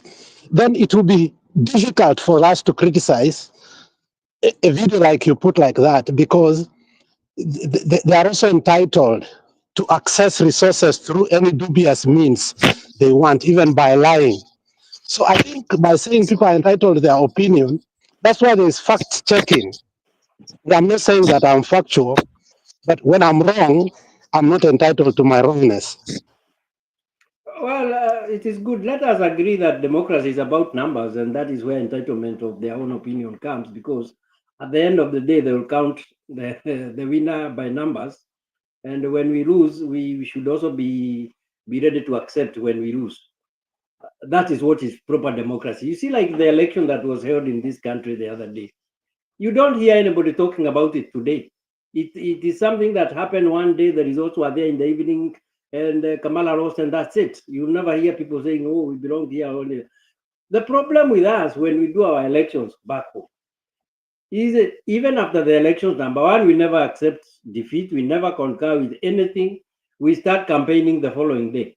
So that is where we have gone wrong, and that's why our country has actually lagged behind. Otherwise, Kenya today should be very, very, very far, because I believe my country is a very rich country, because with the current state of actually siphoning resources from the coffers, and the country is still standing on its feet, surely Kenya is a very rich country. And if the powers be can come out and tell us that we lose 2 billion every day, and they say it like as if it's something that is documented, and we are still there, we have a very strong country. We have a very strong country, and we only need to actually shape ourselves. We need to be able to accommodate one another, even when we lose and when we do. The problem is, now somebody like Kasongo is there, stealing right, left, and center every day, and dishing out that money on his campaign trails on the roadside, without having to do anything with budgets and anything. It's crazy. It's crazy. I wish we had a good leader in Kenya. I wish we get somebody else like Kibaki for at least a season. Kenya would make another stride. Good. It's good. Let me say something. You see, I know it is very painful to listen such of it. It is very painful, I understand. But as a person who believes in freedom of speech, we cannot curtail anyone, even if they are saying things which are irritant. What we can do is we shape them towards the right thinking, because I believe that is how we can grow. I know it is painful, but the only thing we can do is we cannot curtail anyone, regardless of their way of thinking. What we can do is we try to shape them, and I believe we can shape each other in the nearest of the time. They can other people can start thinking like us, or maybe they can also start supporting what we support. But it's good. I don't think it would also be fair, even from my side, not to allow that voice to be given here with an intention of also helping that person. That is what I think. What we are doing here is exactly well guided, and Jiro, well guided in Jiro, and I totally agree. And I think if I think I was of a divergent opinion, but I think I totally agree with you. And I agree that Sudi has a right to say what he said, and he must be heard. And if the majority of the people concur with him, we have a right to accept and resign and say, you know what, Sudi is right. Our friend, Mr. Ichumgani Shungwa, he may not be popular or he may not say what the mountain wants, but if the rest of the country is right and accept that democracy is what we go with, if the rest of the country supports him on what he says during the funeral, I think then we must resign or we accept his words as is it, because I think democracy, that is what we agree. And on a popular opinion, we must also give him the right to say what he says. And I believe, again, on the other opinion, Farah Maalim is very correct, because on the contrary, he has said what he believes is right to his people. And he believes that Kenya has gotten SHA, which is the universal care, whether we think it's right or not, on a popular opinion, whether it's correct or not. That is what the popular opinion is. He has a right to say what he says. And because of democracy, let him get away with it. I agree with that. So thank you. Okay, fine. Mary, can you contribute? And so that's what there is. At the end of the day, in this channel, we purely say that everybody is responsible of his own opinion. But the comment section and whoever will come and watch this show, or any Kenyan who will be able to interact with our talk, they will be able to deduce the right information from what we say. But we don't want to explicitly guide people on what to think. We want at least people to pick for themselves, and we believe that Kenyans are mature enough, they can pick the right information from us. Mary, go ahead. Thank you, Njiro. Thank you. I say hi to those who have come after me. And that is Cowboy number 1. There is Mwamba, there is Njero Mwaura, and Njero Mwaura and Penyagaka. I say hi to you all. Yes. I'll first go to Maalim. Maalim made some comment that his people there before, they were saying that they are going to Kenya when they are leaving their mashinani, going either to Nairobi or wherever. They were going to Kenya. But this is how I'm going to put it. These people, they get elected. Wananchi, they vote for them. But the moment they get to win, they vacate vijijini zao and they go and live in Nairobi. Most of them. And when they go to Nairobi, that's the end of them wananchi who voted for them. Maendeleo imeenda. Yeye ndiyo maendeleo. Ameenda Nairobi. There's nobody will ever see him around to tell him what is going on or their needs. He will not meet these needs while he is in Nairobi. So people are left to fight their own poverty by themselves, to do things by themselves, while they have a leader who could be fighting for them so that maybe they can get a little bit of their services done, but nothing. So who do they blame? So now Maalim is talking, surely putting himself on that table, saying that I've done nothing for my people. Because people cannot be from his area while he look the way he look like, saying that they are going to Kenya while he has got somebody who is all prominent like him.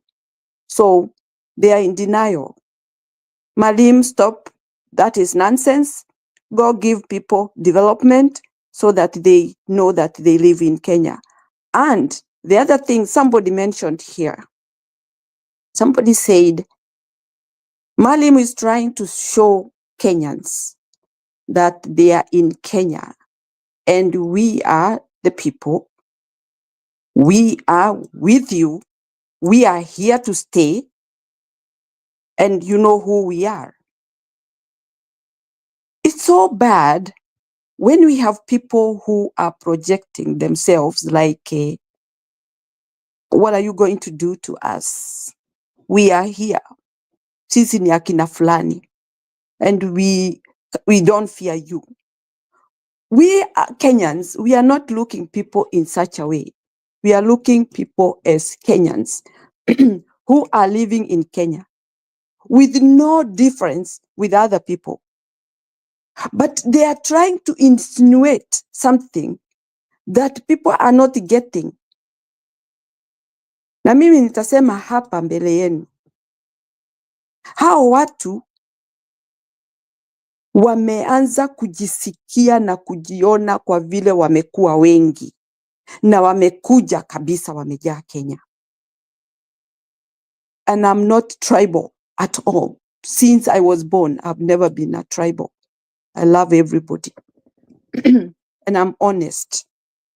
Lakini ni vibaya sana watu kujiona na kiburi ama kuona ati tulikuwa wachache sasa tuko wengi na bado wanakuja. And remember, there is something that was said that these people are getting, that is the Somalis. I'm not going to hide it. That's the Somalis. They are getting IDs, very many of them, and they are getting passport through our own government. And those people, I was asking myself, how can it be that there are Kenyans who don't have IDs, who are born in Kenya? They don't have passport and they cannot get it easily. But because people are coming with money, which has become, our country has become the center of corruption from all over the world. That is the point where people do corruption in a great deal. And that is why we are having this problem. Wamejaa, wamepata passport, vitambulisho wako nazo, lakini Mkenya yule halisi, I will say that, halisi, hana ID. Na kupata ID ni shida. And that is where we stand. So that is point number one. Maalim is just being strong because they have open way of them, all of them coming in and doing whatever they want in our country. Me, I'm not saying they go back. I'm not saying they are bad, but they should respect other people. And we live harmoniously in Kenya if they want to. But if they don't, we cannot tolerate. I want to answer Njero Mwaura. Ruto is going around the country, those part of the country, not everywhere. Those part of the country. Hawezi kukaa kwa ofisi ati atume watu wake waende wakaongee. Because they are not qualified. They are not very much qualified of lying. Huenda wakaanguka mtihani wakiwa huko nje na yeye hayuko karibu. So lazima awe karibu ndio atengeneze ile maongo yake yote amwagie watu. That is my take and that is my opinion. Hawezi kubali sherehe kubwa kama hiyo atume watu ambao hawaamini, wanajua uongo. Though they are getting it. Wanafunzwa polepole na wameipata. The other thing I want to say is about Kalonzo. Imagine Kalonzo, even when he stands in front of the press, hata nikimwangalia roho yangu haisikii hamu, haisikii nguvu ati huyo mtu ako kitu anasema, inakuwa flat. And my feeling, if many people feel like that, really, he should think something else. Mimi simuamini, honestly, I don't. And one thing I noted is that Maalim come from his party. Having said all these awful things and bad things towards Kenyans, insulting Kenyans, saying anything he wish, the party belonged to Kalonzo and his people. But Maalim belonged to that party. Don't they have a right of stopping this guy and telling him you are no longer with us. Kile kitu anaongeaga ni very polite talk, ati yeye ajue hatuko pamoja, yeye ajue hatuko pamoja. What is that? This is a serious issue. You cannot have somebody in your party who goes around insulting Kenyans, whom you need to be behind you to make you what you want. So for me, when I look at him, I look him being a soft man who cannot deal with the Kenyans. Right now, we need somebody who is strong, with integrity, responsible, accountable. That is what we, and somebody who is honest. When I look at Kalonzo, there's so many gray areas that I cannot work with. That's my feeling. Jeru Mwaura, you said about Kamba being our cousins. They are our cousins, yeah, but they are not. Kenyans are not going to be restrained that you cannot vote for this because I'm not there. We live in our own homes, so they can be cousins even without Kalonzo. We can come together as Kenyans, and that is what we want, and that is what people are fighting right now in Kenya. That we are coming together without anybody. Tumeachwa peke yetu, kwani tutakuwa tunaachwa peke yetu tunaenda kujizingizia kwa mtu? Tuko na boma zetu na watoto wetu na familia zetu, na sisi ndio tunajua vile maumivu inatuzidi na vile tunaumia. So we cannot allow people to restrain others. Hakuna ua fence ambayo itajengwa na mawe ati Wakamba na Wakikuyu hawataongeleshana mpaka saa ile mtakubali ati Kalonzo. Hakuna. We are mixed up. We are all over. Kambas are all over.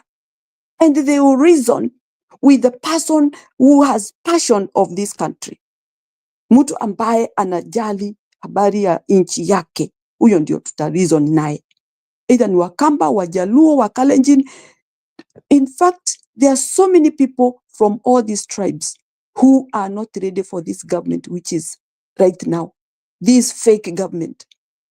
Ni vile tu wanajipamba na hizo pesa. And by the way, I have a question, I don't know who will answer me. Is the president entitled to use the government money to do campaign at this juncture anyway? Is he entitled to use the taxpayers for his own campaigns? Because that is where Kenya is failing if it's not allowed. These other countries, nobody touches anybody's money. They use their own money.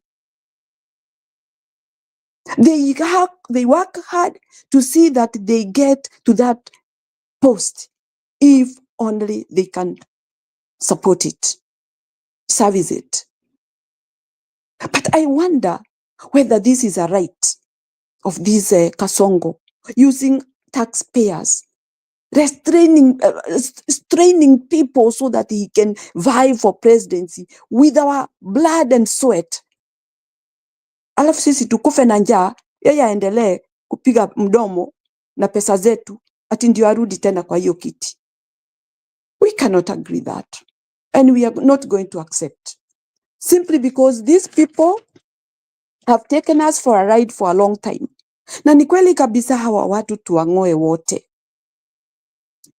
Whoever has been there testing all this, doing all these bad things to us. Because why is it that huyu president hakuna mtu anaweza kumchongoa? Bado wanarundika pamoja, wakiona vile Wakenya wanalia. And I wonder, Raila and Uhuru, they are going there. Do they know how many people have been killed by this government and abducted and vanishes? And yet they put their feet in there as if they are congratulating the guy having done a good job, killing and abducting our children. So for me, I'm saying Kenyans, wherever they are, upande wowote muko, chaguo ni lenu. Either you accept him to come back, or you sit down and think of somebody who has integrity, somebody who can be accountable, somebody who is honest, and we can know. Because we have people in our mashinani that we can give report. Let's have referral. watu wanarifaa mtu ambaye ako na kiwango cha kuwa kiongozi. That is what we are looking for. Waiting to see things happen, the more we are getting into the ditch. So wake up, Kenyans. Let's not be taken for a ride for too long. Mambo ni mengi, uchungu ni mwingi, and the more we continuing, the more we are getting these brutal talks that they are calling us, insulting us in front of us, in front of many people. We see these guys, they don't have respect of those people they are looking to vote for them. So what does that mean? They are so proud of themselves. They feel like they will never go out of that government. They feel like they own Kenya. But me, as a Kenyan, I'm owned by nobody. And you, Kenyan, you are owned by nobody. We are all Kenyans belonging to our country, Kenya. That is my take.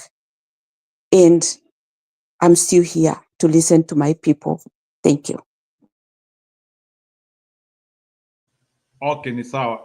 John alikuwa ameingia lakini nimeona tu ametoroka, amekuwa a bit impatient.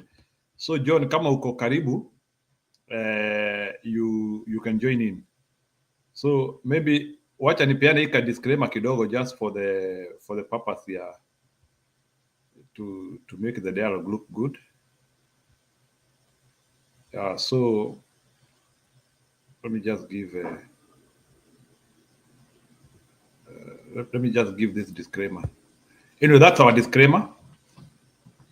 Every panelist stands and owns their opinion, but another panelist can differ or agree.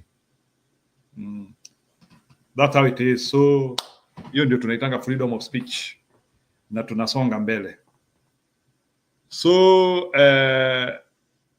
let's now cycle back. So wacha tuanzie na Mwamba. Mwamba ninaona akiwa juu. Mwamba, it's good. Then Jero Mwaura, Penny na Mary Wanaina, tufuate tu hiyo map. Thank you again for giving me this chance to say something. Now, I would want to concur with the previous speaker about the money that is being used on the streets. That's our hard-earned taxes that we pay to the government. And I don't understand under what line of the budget it falls where the president goes around saying, or he's being asked, hii barabara kutoka hapa mpaka hapa kuweka mkono yako tutasikia vizuri. I don't know whether that is money that is in the budget that he says, tumetenga ama tumetoa, or we allocate 50 million, and he talks about figures that I don't know whether happens. He talks about electrification at the fingertips. You understand? You fail to understand. Is this man a computer that he can be able to have all the development projects in his head so that every time somebody says this, he is able to give a very straight answer, we are going to do that, or what? That nonsense should stop, because it can never be a planned decision.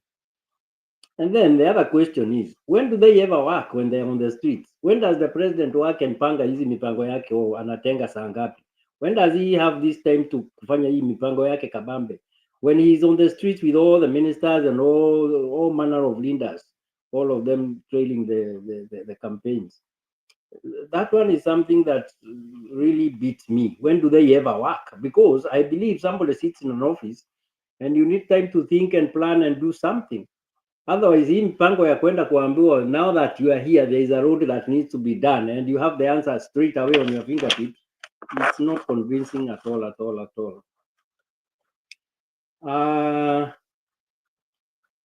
The other thing is, these ministers that we have, do they have any power? Do they have anything to do with what they are appointed to do? Because it looks like they have to go and make those requests on the roads themselves. You see no honesty in anything they do.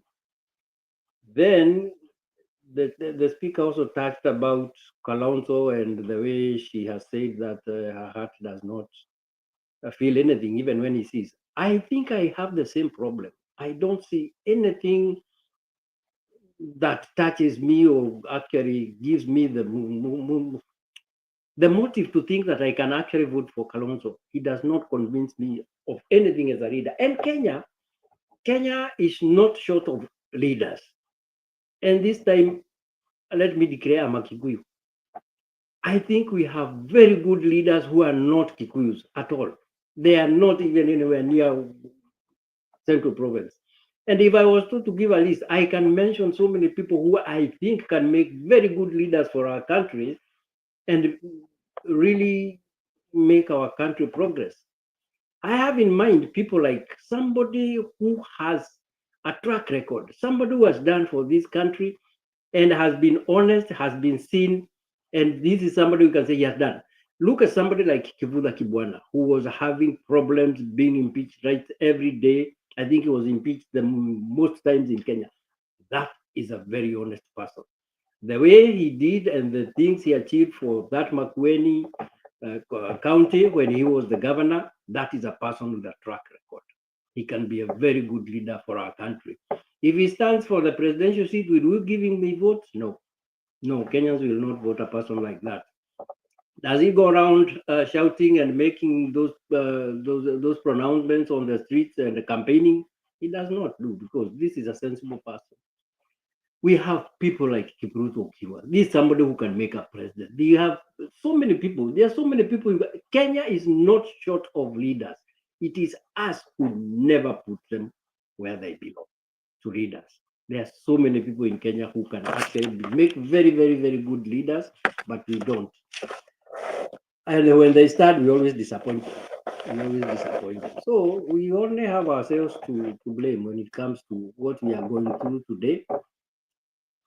If we elect Kasongo, the likes of Gachagua, the likes of Kalonzo, all those people are just as useless as the ones they say on the streets. For now, thank you. Okay, thank you very much. Now we have a new entrant in the town, Maunga, karibu sana. It's good. Are you going to allow Maunga aseme ama kwanza unataka useme? Because I can see Maunga is a new entrant. Nilikuwa nishakutaja. Guide me. It's good?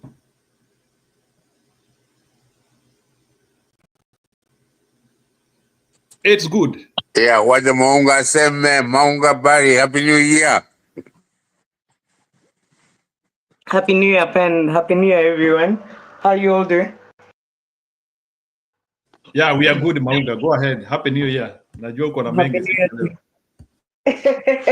Leo nimesikia vitu nyingi zenye nataka kureact to, lakini kwanza acha nichukue the last speaker's reaction. Why does anyone ever mention Kivutha, Jameni? You guys, you didn't see Kivutha alikuwa the first one Karen ile siku Ruto was announced as president. Kivutha is not a reformist anywhere. Kwani there's been people who've been plagued with impeachment, including akina Anne Waiguru, who've been thieves who we know about, who told us that wameambiwa tukutane nao kwa debe, and now they're now stealing from the counties even more. Just because someone was a prior activist, your time has confirmed. You only know the authenticity of gold when you put it through fire. Sasa kama ni mawe zina crack, so the likes of akina Kivutha, obviously they'll put through fire and they cracked. Now, I have heard talks about Kalonzo over here. Guys, is it about time we decided that we're not going to talk about any old geezers? I'm not saying that you will never get old. I'm not saying we're very young. All I'm simply saying is Kenya is on another level right now. We are looking at a generation that has come out and proven to us that they're capable and they're able and they're willing and they have the knowledge, and all they need is very little guidance. In fact, sometimes they may not need it, because sometimes you need to just mess up the water enough, let the dirty water get so dirty it comes down, then finally the clean water comes up. Because you see, the other thing is we're not immortals. So with life having no guarantees, we might not even have to be here to guide them, but somehow life abhors vacuums. So naturally, they'll be able to forge the kind of leadership they need. And based on what we've heard about them and so far what we've experienced, and anyone who lives with those children, with those kids in the house, anyone who's raised a proper young person, you know for a fact that they're qualified to take over this nation where they've arrived at. So I'm thinking it's talking points that were being given. I have a very strong feeling. The other day, it was my Najenga we were being brought for. The other day it's everything really. It was the Chungwa coming blazing on Natembea, who's been part of them for a really long time, who was trying to rally lawyers behind him so that he can go and get a better bargaining power with Ruto. I mean, all these are a bunch of opportunists whom, if we look at, and I had someone speak of Sifuna. Trust me, you guys, Sifuna is the one person who's been a constant. Let's face it. Let's get to a point where now we're being honest and simply saying we have nothing to lose out of just doing the right thing for a change. And doing the right thing right now would just be standing by what is right about Kenya. I've had the tribal conversations. Of course, I'm not sure I'm an authority in this matter, because the truth is, Kikuyus now are being targeted. Young Kikuyus are being targeted, and very seriously so. Not just the abductions, but even the killings. The young Kikuyus that are being killed is quite alarming. I happen to be a mother of a boy who will be called Kiringo. You know, the father did not want him to have any of the Luo or Kikuyu names outright, but then so he's called Kiringo, Aimba Kiringo. Okay, so on a good day, when the Luos were being killed in Kondele, if someone met him, they would have probably taken him out on the account that he's got Luo heritage in a way. You know, right now, should he go to an environment where Kikuyus are being taken out, he will be taken out because he's Kikuyu and he's normally a very proud one at that. So, guys, the truth is, we do injustice to this country when we do not do right by the country. When we throw things as cheap as tribal cards, we do ourselves a lot of injustice. It was only recently I got to discover there's a neighbor we've had for eons. We've had this neighbor for I think nearly over 26 years, since 1998.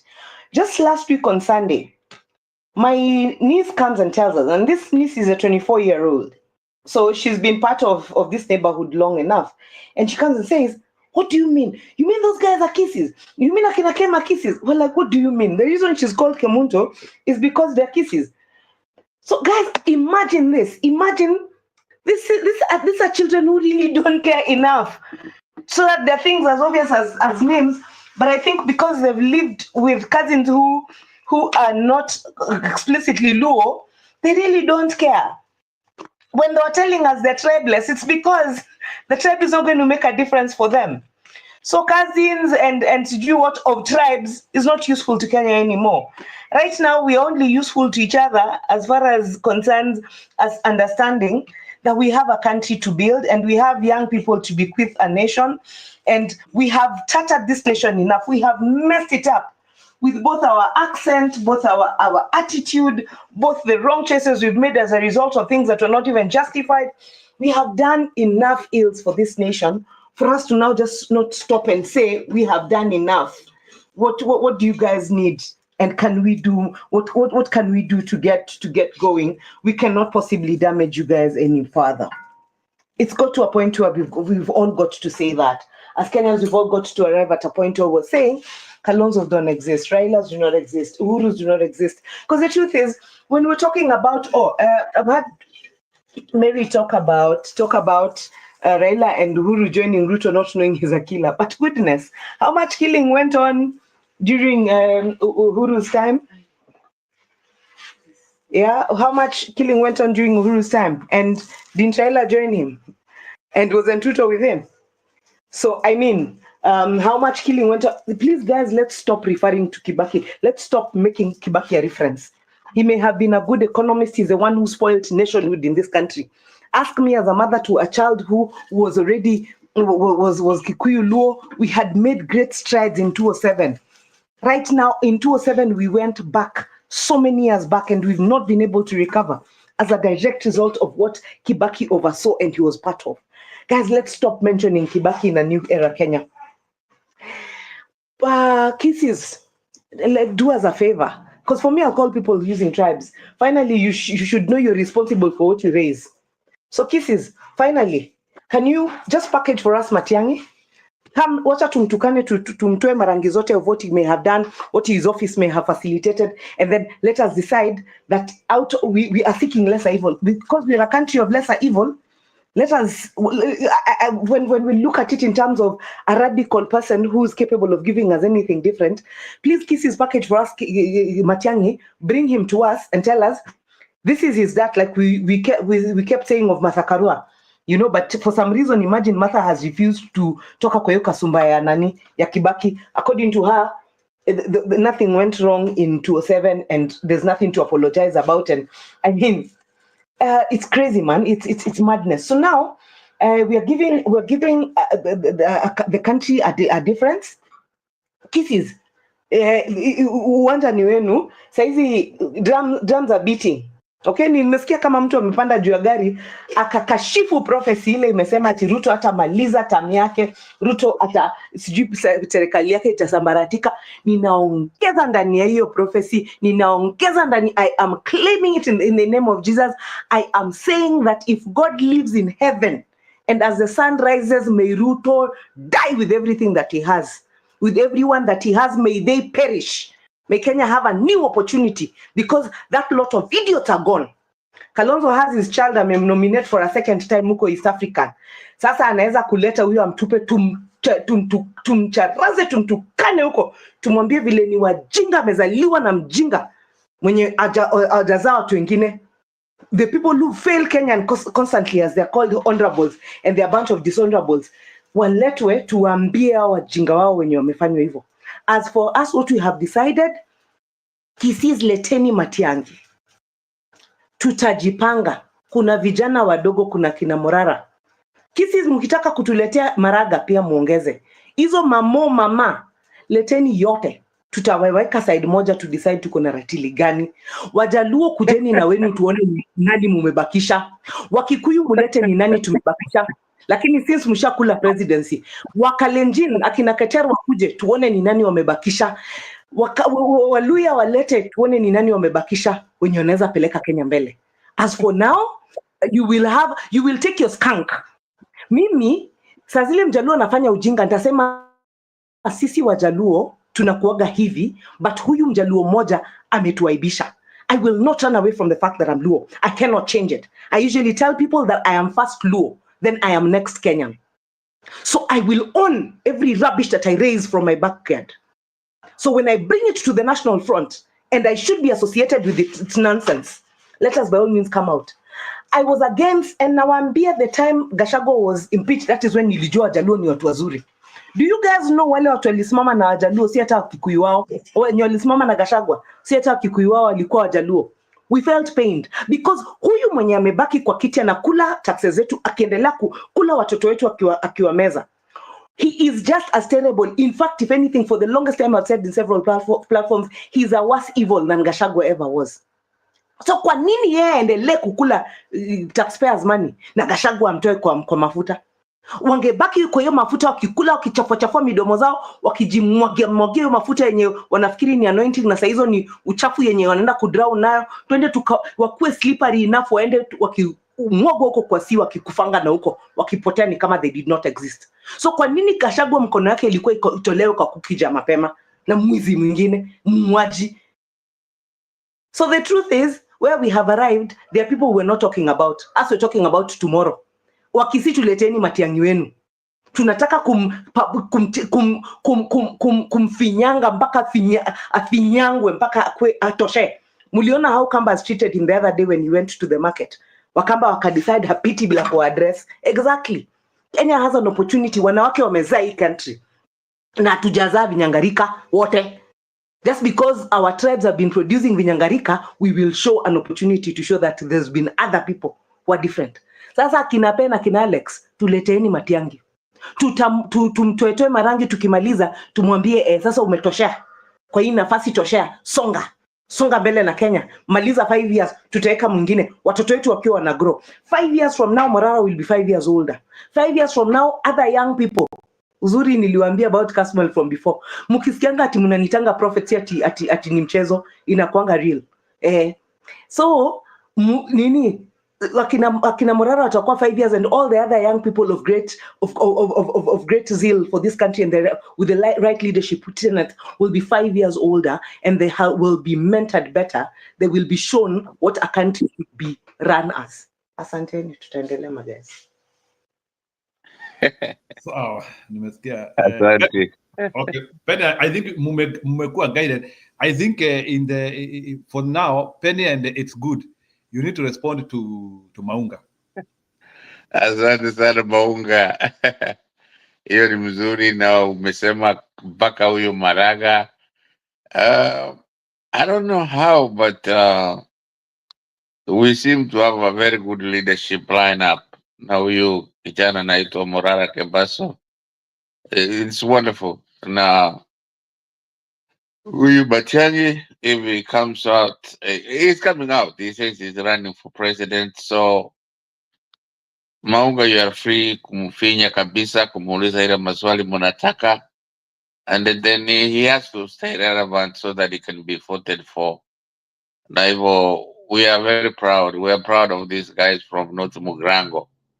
Kitambo tulikuwa tunatoka, mimi natoka Nyaribari.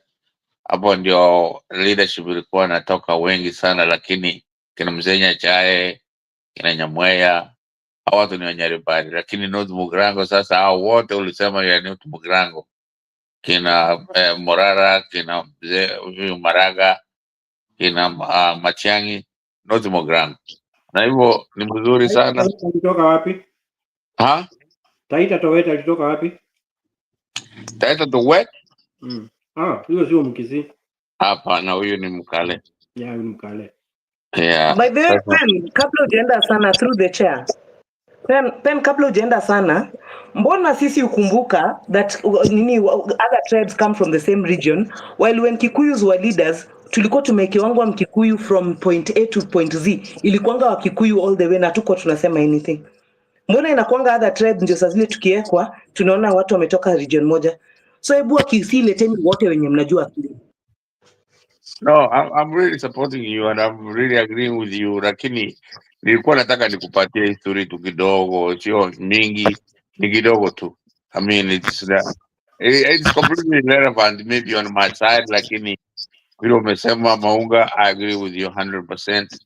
Na tutaona vile I mean, we have already given up. I mean, nani ameform organization ya kuona ya kwamba atakuwa president ya Kenya. Amehire an organization from Canada. So you are free to ask him any question, and all the questions that any Kenyan has to ask him, we are free and we accept that, because that way you can get a good leadership. Sio ku cover him ya kwamba usimuulize hii usifanye hii.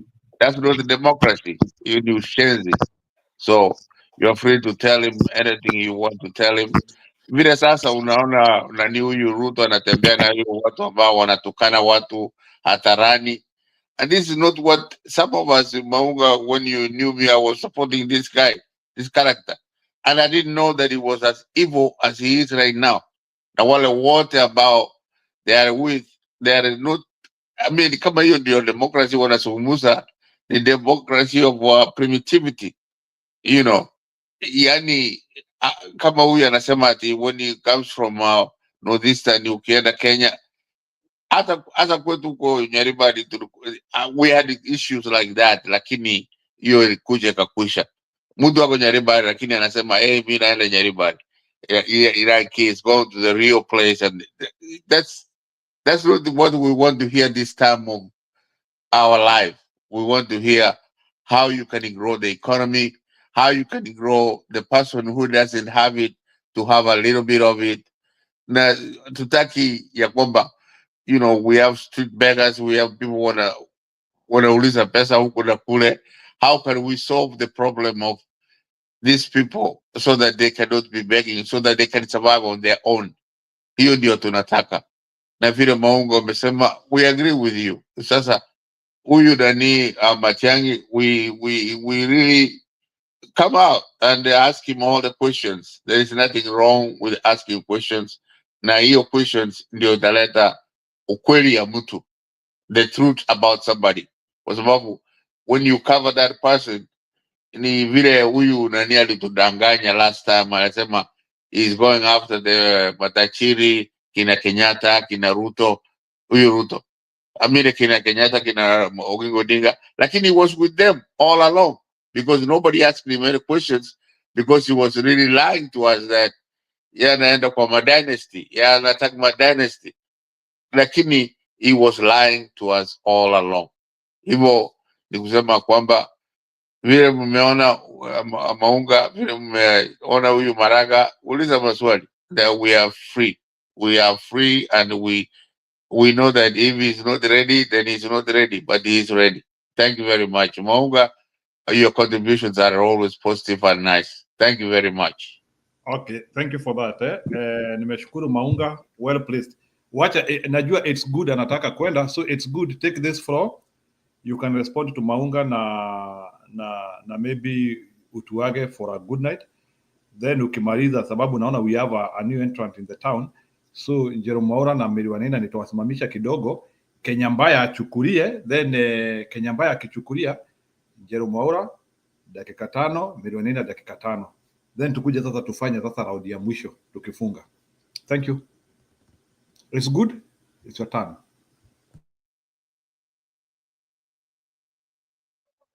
Yeah, Njiru, I think you have blocked me in the comment section. I don't know why.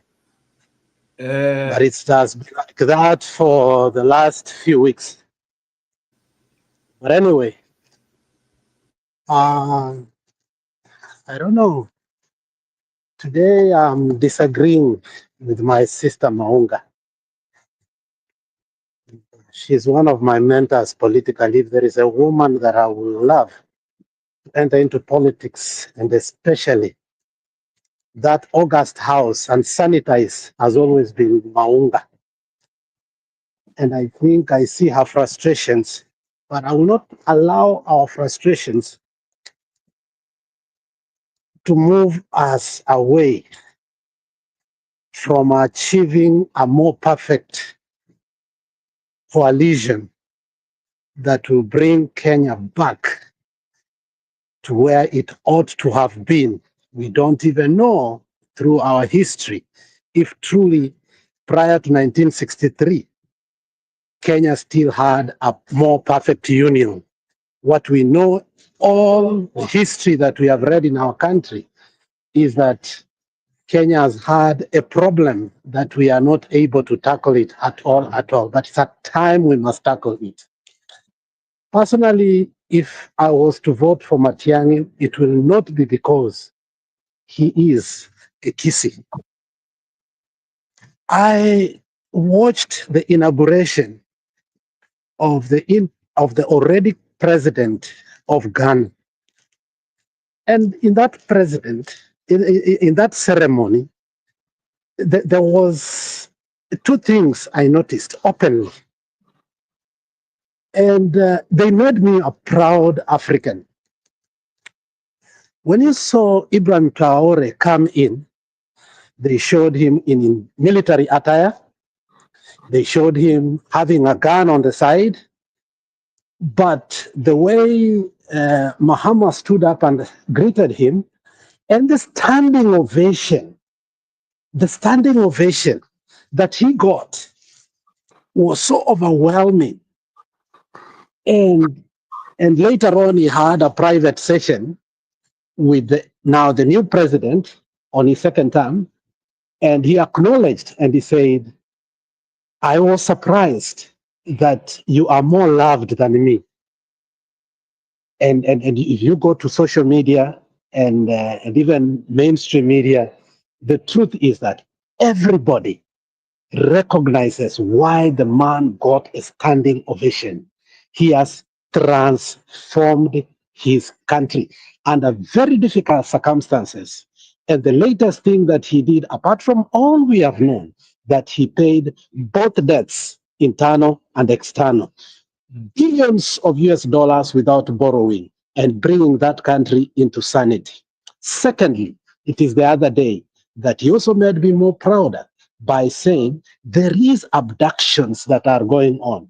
Why will somebody, and you know the thin-veiled attack that he gave to Ruto and the people who are surrounding Ruto, in fact talking about the same issue of abduction in a more better way. Now, the other person that was given precedence in that was the president of Botswana, a very young man, very young man. Boko Duma, very young man. Prior to his going there, he had talked about what we call human rights. And if you go and look at the speech of Doko Buma, in talking about human rights and talking about the righteous indignation, where were they when this man could not be buried for 3 years? And he was castigating and telling us that we become hypocrites of the reality. And even he was using a law language because he's a lawyer and he graduated from one of the best universities in the world, which is the Harvard University, and he was talking about the parchments of the law and how we have been glued to the law, but our civil rights, our human rights have been neglected because. So if Matiang will be voted, it wouldn't because of the MA or the MO or because he comes from my society. I want a president who will stand up outside my country and people will look and truly say, this man got this country this way. He transformed it and he made it better for his people. That is the kind of leadership I'm looking right now. And that kind of leadership is in Kenya and has always been with us. But we have been glued to the narrative of tribal thinking that we can bring leadership through the narrative of tribalism. Let me be very clear here. Even when Morara at his peak, he was very, very popular with his Inject party. He could not come and say this is a Kisi party. Even Matiang'i, as popular as he was last time, bringing the civil servants together, all the MPs to work for the people, and he did a lot of work. Trust me, even if people want to disagree this, having a seat that is closer to the president can bring goodies to your people if you use it rightly. Matiang'i did a lot, but still his party, which was very secretive, did not win a lot of seats in Kisii. And you will look so on and so forth, people like the other day, Onyonka, who actually refused to go to the event of the president of the new year and said one of the most important things that I cannot go to dance with the president, and abductions are going on, and there are children who are missing here, and their mothers and fathers are celebrating the new year. That one cannot be. And I think he stands tall. And some of his clips have gone viral in these West African countries, not even in our own country, in Nigeria and other places, because he questions the president. And the people who ought to question the president do not question the president. We have an opportunity, all of us, to transform our minds and look somebody who, when you will look at your child and say, if I educate my child, and he goes to school, I take him to the best school. Can he have the same opportunities like everybody without hiding his name? Because it has reached a point now we must hide our names to get some certain jobs in our country. Fact. So my take on this is this. Yes, Matiang'i has been looked as one of the people that can transform this country.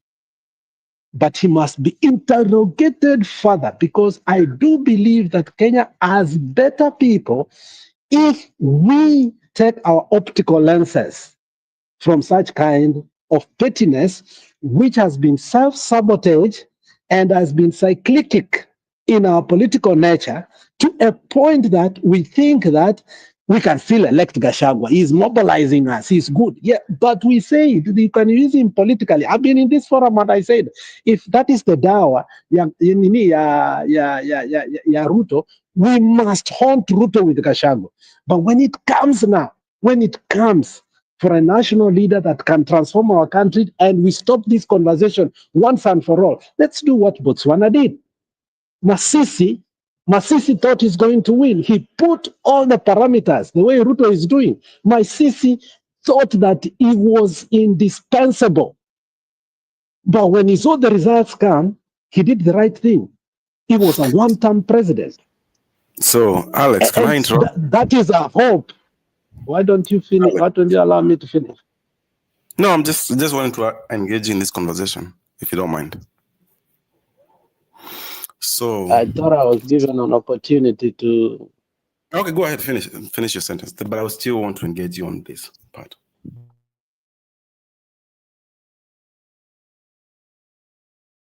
Finish. Paula, finish.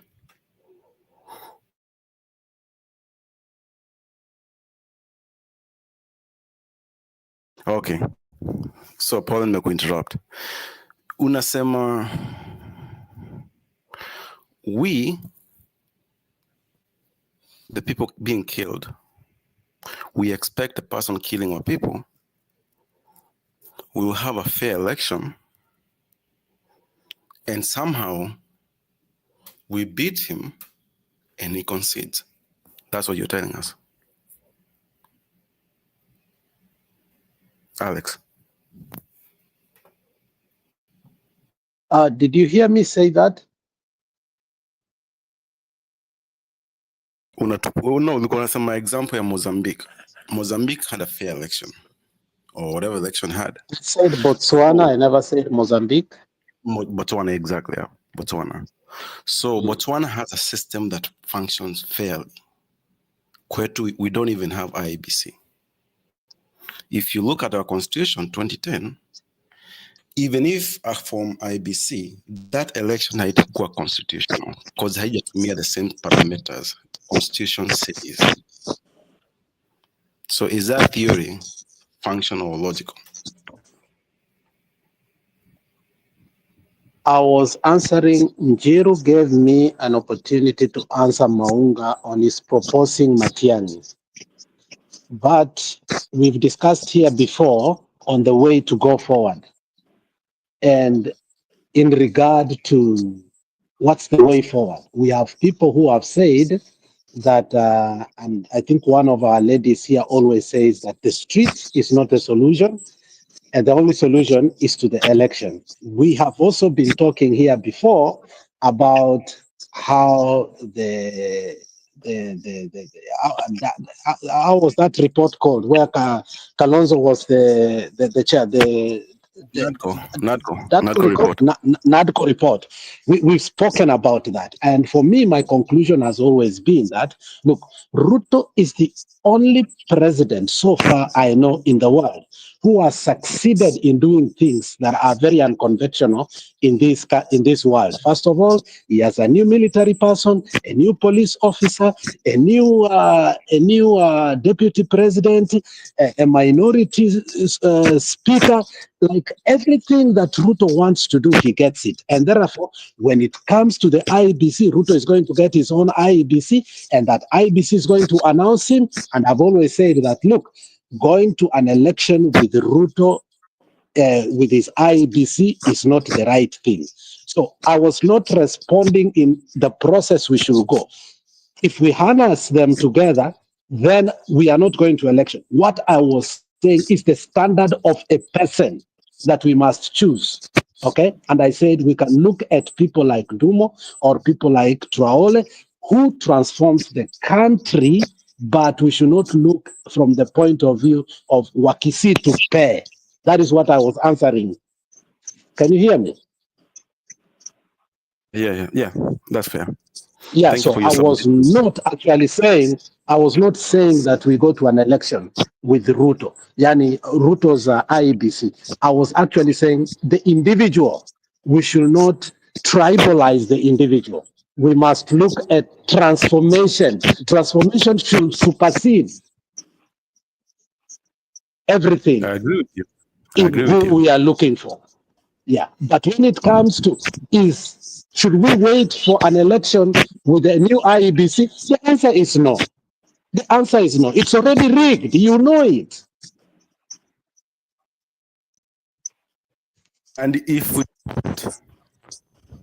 you said it right here, and if we know it, what's the point of engaging of a potential, a theoretical election? Anyway, Mwamba, you're next, I think. Mwamba, Kenyambaya, ndio umekuja next. Kenyambaya, contribute, please. Karibu. All right, thank you. I don't have anything to contribute now, but let me give you some hope with some statistics of the country that has been mentioned here, Botswana. Botswana they are having their 6th president today, who is Duma Boko. Let me give you the chronology of the presidents of Botswana. The founding father of Botswana died in office. And when he died in office, his vice president took over and he overstayed. That is Kenyatta and Moi. After the overstayed vice president, who became the president, a former minister became the president, number 3. After number 3 left, number 4 was the son of the first president, that is Uhuru Kenyatta. After their Uhuru Kenyatta, there came the vice president, who was a tyrant and who just left office in the name of Masisi. And today they have one of the most popular presidents, Duma Boko. And I hope Kenya takes that trajectory exactly because it has just followed that. So I hope we shall be able to get our Duma Boko after Ruto or Traore. That is the only hope I have. Being superstitious as I am, that is my hope for today. Good night. Thank you, Mwamba. Kenyambaya, Kenyambaya, please contribute, please. Kenyambaya, come on, please. Karibu. Wow, that is the most prophetic. That is the most prophetic desire that you have given me today. I never looked it from that point of view, but I think you have opened my eyes. I think I'm more hopeful today than ever. Thank you for that short but clear submission. Oh God, just make this one come real because it follows exactly the lineage of our president, the same chronology. So I think Maunga's prayers are on the pipeline. She said she's a prophet. Hopefully, Prophet Maunga, God will bless us. Thank you. Hallelujah. Alex, allow me to just quickly ride on what you had said, and just because Kay came in. Alex, I can't believe you missed my sarcasm. Ama hii mwaka mpya you have decided that you're not going to engage in any literature and that anything that is said you will lay it ban. Did you miss my sarcasm? Really, seriously? It is unfortunate. What I meant to say was I seriously missed it. Maybe I'm sorry. Make it clear to me. But if you know my wavelength, you know exactly what I was saying. But the truth is, the same prophetic. Unasikia shemeji yangu pia amekuja akasema the same thing. So that we are speaking in the spirit. When we are speaking in the spirit, Mungu atakuja kututendea mema kwa hii country. Mimi ni mama ya Mkikuyu Mjaluo. So there is no way God is going to let some of our prayers, some of us go on our knees enough. And we have cried for this country with blood and sweat. We have sacrificed for this nation. God is not going to let us in vain. Na atakuja kuembarrass. He's setting a table in front of our enemies. And that is why mumeona mpaka enemies wetu wanajichanganya hivyo. Si ati natetea Gachagua or anything. Gachagua is going nowhere with the next Kenya. There's no way Gachagua is going. But I like how he's marking the waters in Central. Aende akashike mashemeji kabisa, waambie tuvuruge huu jamaa, tumfanye, kwa sababu nimeona tena ameanza kukonda shingo vile napenda. Kichwa yake imeanza kufanana njugu vile napendanga ikikaa. Kwanza when the year is beginning like this, inakuanga evidence of things to come. Whenever I see that, his head is now similarly looking like the real groundnut that it's supposed to look like. So wacheni atembee. Sasa mumeona ameanza kwenda Rift Valley. Sasa unajua watu sisi kawaida westerners tunapenda kuzikwa nyumbani. Ameanza kutembea hizo masehemu ajifamiliarize na ile ground yenye itamchukua. Thanks. So, asante, thank you, Maunga. Miss Mary, Mary Wanena, if you have something to contribute, then Jeru next. Thank you, my people. Good things comes from good people. And when we talk, we understand each other. When we talk, we open up the air because people want to hear what you are talking about or what you know. Thanks a lot. I have learned a lot, especially, I don't know, the guy, Mwamba. about the chronology of Botswana. That's a very good telling picture. Thank you so much. Nikuulize baadaye. Yes. Can you explain it again? Because me sikupata your point. Niko na focus nini control. I didn't get that part. The chronology, the number thing, if you don't mind. Mwamba, you can tell us again. I understood it to my side. I think, Mwamba, if you are still there, can you repeat it again, please? I'll give you a chance. What I'm saying is that the founding president of Botswana died in office. When he died, his vice president took over. After the vice president, there came one person who was a minister on the previous two governments. That is Kibaki. After there Kibaki, there came the son of the first president, who is our Uhuru. After the Uhuru, his vice president, who was a tyrant in the name of Masisi, took over. Then after Masisi, and that was just last year, they got their best president, the one they are having now, Duma, who is very, very popular. That's all what I say. And I pray that ourselves, we get a Duma like that, because our history and their history of president seems to match, point to point. Thank you, sister. Thank you, Mwamba, for repeating it for me. I got it, but I could not. I wanted you to hear from the horse's mouth. Now, when we have people who are popular and people who are ready to work for the country, it means that everybody will have freedom. Everybody will be happy. When we have Traore in Burkina Faso, the land of the there are some words that were used for the land of women and men who are patriotic of the country, something like that. That is what Burkina Faso means. There are some other words I cannot remember what I read, but it means that it's a land, Burkina Faso means a land of women and men who are patriotic, who love their land. That is how I can put it, because I can't remember exactly the words used, but that is what it means. Now, in our country, if we get a Traore, doesn't mean that Kenyans, you sit back because food will be coming to the door, you'll be getting rides to where you want to go. But what it means that it's that people will have atmosphere that favors them, atmosphere that makes them feel free to do their stuff, doing business, running from one corner of the country to the other, interacting with everybody. Nobody has chuki na yule mwingine. Those are the things we are missing in our country. Because right now it's like we are being harassed and, rushed to do things which are not good. Traore, when he got there, he sat down with his people and he had the good plan of where to start and where to focus. And that is all what matters. Wananchi wawe na furaha kwa nchi yao na wawe na uhuru kufanya mambo yao. Si mambo ya wizi ama kuuana, because right now in Kenya, si wananchi wanauawa na serikali ile ambayo imesema itawalinda. That is what is going on. Traore went there with one aim. I'm gonna transform this country. Remember, Ruto said that he is going to make our country as Singapore.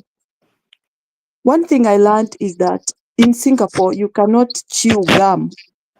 Hakuna ile tafuna ile gum, sijui orbit, whatever. Lakini Kenya, they are still chewing. Why? Because we don't have a leader who stood with his words. And I'm using this as a parable. Hakuna leader ambaye amesimama na nchi hiyo ya Kenya aitengeneze vile alikuwa anasema anataka kutengeneza. So we cannot even sit back and say that we have a country with this guy. Kwa hivyo hata saa ile alikuwa ameenda huko Ghana, I know he felt ashamed because he didn't belong to that group which was in Ghana. He belonged to somewhere else. He is nobody in front of people who are looking forward to develop and transform their country. Lakini huyu ni mtu ambaye anafikiria tu habari yake. Even when he goes to such kind of a big celebration in another country, he want to be seen. He is there for PR. Nothing. He don't even sit down and listen to those leaders, what they are saying, what they have done to their country, so that he can come back and use those ideas if we don't have. But the only thing he has to do is to run his mouth and start telling people things that are unbelievable and will not happen. So for me, Kenyans, what we have to do is we tuchukue hizi ID, tuwe tayari kama ni kesho twende tutoe huyu mtu, because we are not expecting any sunshine in our country. There is nothing. We are not expecting any development or any progress. Musidanganywe. Na sasa hivi anajaribu kujivuruta, hataki kutengeneza hii IEBC. You know what he is planning to do. Are we going to allow him? Are we really going to sit back and let these guys still deteriorate our country where we belong? Sisi hatuna haja na maneno mingi. Promises zake zimekwisha. Anarudia zile tu. Kwa sababu hajazifanya ndizo atarudia. We cannot be recycled. We are people with guts. We are people with focus. People with integrity. People who want to perform their own duties. But we are being curtailed by this guy. So for me, I just feel Kenyans should stand up and refuse this. What we do, if that is the case, watu wachukue ID. Gen Z, jihimizeni mwende mchukue ID. Just in case it is said is tomorrow, you are on the line and you are able to do something for your own good. Mimi hiyo ndio nitasema, kwa sababu Kasongo hakuna pahali anatupeleka na hakuna mtu ambaye ataelewa huyu mtu ni wapi anatupeleka, isipokuwa kutupanisha, kutuharibu akili na kutuonyesha yeye ni kama mjuaji na ni mjinga wa mwisho. In fact, he calls Kenyans, anatufanya wajinga na yeye ndio mjinga, because what has he done for Kenya? What has he done? What plans does he have for Kenya?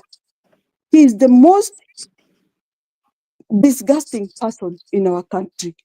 Mimi naomba Wakenya tafadhali, tukiambiwa ni kesho, tusimame kwa laini. Chukueni vitambulisho, tuwe tayari. That is the weapon for us. Hatuwezi kubali kuendeshwa na njia hii. I'm always bitter about this. And it gets to my mind that this will one day happen, really. I ask myself that question. Will it happen really? That I see our country in good hands, that I can be able to go in and out without worry, without feeling that my people, where are you? But feeling that that is where I belong and that is where I can lay down and enjoy, because foreign countries are never truthful for us. Thank you very much for listening to me. Asanteni. Thanks, Mama Mary. Can I Yes, interject. that the name Burkina Faso stands for the land of the upright men. That's what it means. Thank you so much. Yeah, those are the words. Also it says, yeah, the word also upright and honest men. The land of honest and upright men. Thank you. Wow, that's beautiful. Burkini. Great. Yeah. That's beautiful. And it's pronounced the Burkini. Burkina Faso. They call themselves the Burkinabes. Mwaba, you have some more details to add? Because I think this conversation is good. Maybe I tell you what Kenya means. So, Mwamba, Yes, before you say us. something, I'll tell you. Mwamba, before you say something, it's so profound that 3 countries in Africa this year alone, they have cleared both their internal and external debt without borrowing even a cent from outside. And that goes to That goes also to what Jimmy Wanjigi has always been telling us, okay? That we have odious debt, we don't owe anybody nothing, and yet now we have people there being called experts, like Mbadi, trying to convince us that we owe a lot, and a lot of the money we collect in taxes end up going to those debts, only to be pocketed by Ruto and its groups. And that is the money we keep on asking. It's not budgeted. Where are they getting the money from? And you know, this is what has been going traditionally, even with other presidencies. The issue of odious, you know, the Eurobond, so on and so forth, up to date, Ruto has borrowed a record high. But while other countries are paying off their debts, we are borrowing more, and actually we are killing our agriculture sector, and we are becoming even more dependent on the Western nations. So, I mean, that's something we really need to think about the posterity and the future of our country. Why and how can the Burkina, how the Niger, how these all other countries, the three countries, were able to pay without borrowing? Where did they go right? Where did we go wrong? Thank you. Thank you. Miss Njeru, are you there? If you're there, let's 2 minutes to make a submission. Moba, please mute yourself, please. Moba, please mute yourself. Kuna out of Njeru, Miss Njeru, come and make your contribution, please. 2 or 3 minutes. Njeru, ama umelala? Pen, you have. Oh, Kenya Mbaya. Did you make a submission? Niko. Okay, Mtu aliniweka tu. Make submission, please. Nilikuwa nasema watu wakachukua baya. Unaona? Tuseme saa hii kama huyo Kasagwa hata ana na haja ya kuenda ati ya kuwe nani. Anajaribu kuorganiza Mount Kenya kwanza ijue wanatumiwa. Wako na ile voti kubwa sana lakini wanatumiwa na watu. Ona coffee, ona tea, hata hakuna faida wanapata. Ni slave ya Ruto. Sasa mimi ningeulizwa saa hii. Sasa unajua Malala anafanya kitu huko Nyanza. Unaona huyu alikuwa nini jaji huyu? Anaitwaje huyu? Mtu alikuwa jaji huyu amelitaya. Malala. Maraga. Huyo mtu Malaga mimi ni central lakini huyo mtu angepewa na chance ako na sheria zote. Ni judge. Huyo mtu agenyoroza Kenya na hiyo nini corruption na kila kitu. Agenyoroza kabisa. Na mnajua hii Kasagwa anafanya kuunganisha kila grupu sasa toward Ruto. Ruto anafikiria atawin na hata win. Sasa alafu wakae kwa meza wasague mtu wa kila pahali wa huko. Huyu Malaga huyu Malaga anaweza kunyorosa Kenya vile mnasema kama ikue nchi nyingine. Mimi namuona tu. Huyu achezi hata mnaona wakati alikuwa kwa jaji achezi na mtu. Na huyu anaweza kuwa president mzuri sana Kenya mzima. Huyu Njeru, nikuulize. Sasa tumeamua Malaga ni poa. Atakuwa aje president na Ruto wako in power? Sisemi sasa, unaona vile mnasukua nyinyi. Nasema hii group wanatengeneza, wanakaa chini alafu waseme huyu mtu wa kwenyu huyu tunaweza kumweka adili na Ruto. Unaona? Sasa watu wote wamwekee vote. Na hiyo ndio tunataka kusikizana. Hakuna mtu wa Mount Kenya anataka president tena. Hata wanasema tutaki. Wanataka kuorganize watu wajue kama vile ODM. Ati Raila akisema kitu wanasema wanafuata hiyo. Kalonzo akisema kitu wanasema hivyo. Sasa ndio sasa watu wameamuka sasa. Tukae chini alafu tuweke kwa mesa. Mimi ningeulizwa wakati wametengeneza hii group Sauli wanaongea tu, si unaona Kasagwa despair. Wanaongea tu. Watu wanaenda kwake wanaongea wote wakae chini. Huyu Malaga huyo mimi naweza kumchagua huyo. Akue adirane na Ruto sasa. wakati ya 40 ikija, Sauli tuasi kutoa Ruto pale, pengine Mungu amgonge, tuende election. Huyu mara atamweka chini. Huyo mtu ako na adabu, ako na akili na ni mtu anasimamia sheria. Sijui mnasikiaji? Njeru, nasema hatuwezi tukatoa Ruto. Mimi sisemi tunatoa Ruto, nasema tukienda election. Hii grupu na hakuna IBC, tufanye election aje? So how is this usijali, election sio kesho ama mwaka kesho, itakuja mwaka hii. Hii inakuja. Hiyo inakuja, IBC inakuja. Hiyo ni katiba inasema sio Ruto anatawala Kenya mzima, huko na sheria na ataangaliwa na kila mtu. Ni lazima alete IBC, watu waanze kujiandikisha. Hiyo anachezea hapo, hiyo koti majaji wameanza kumpoint, chachi watampoint. Ni lazima IBC ikuwe pale. Sasa ndio tupange ule mtu atadirana na Ruto 2027. Unaona? Na mimi nimechagua huo mtu, huo Malaga. Wakikaa chini hii group, ule mtu ako na adabu na anaheshimu watu. Sijui nyinyi mnasemaje. Nimemwangalia koti zake zote, hakuwa anaambiwa na mtu. Kama vile Kome amekaa pale anacheka cheka. Huyu mtu ako na haki. Uliona alisimamisha uchaguzi mzima ya Uhuru. Akasimamisha warudie. Na kitu kidogo tu ilikuwa imefanywa na huo mchichana alitoroka huko Amerika. Aliweka tu karatasi baya pale. Na wanajua tu ODM, Raila anajua tu. Ile makaratasi ijaweko signature ilikuwa pale ndani. Lakini Malagi hataki ujinga, akasema hiyo makaratasi ilikuwa pale ndani, ikahesabiwa. Okay, mrudie. Na ule mchichana akatoroka, akaenda. Sasa vile aliamua hiyo, huyu mtu nikamfuatilia. Saa hizi ananyamaza tu. Muachane na huyu Matiang'i. Matiang'i hata hakuji. Wachane naye. Ni grupu ya Uhuru. Huyu Matiang'i huyu. Huyu Malaga, huyu alikuwa huyo mtu akona, huyo mtu namheshimu sana.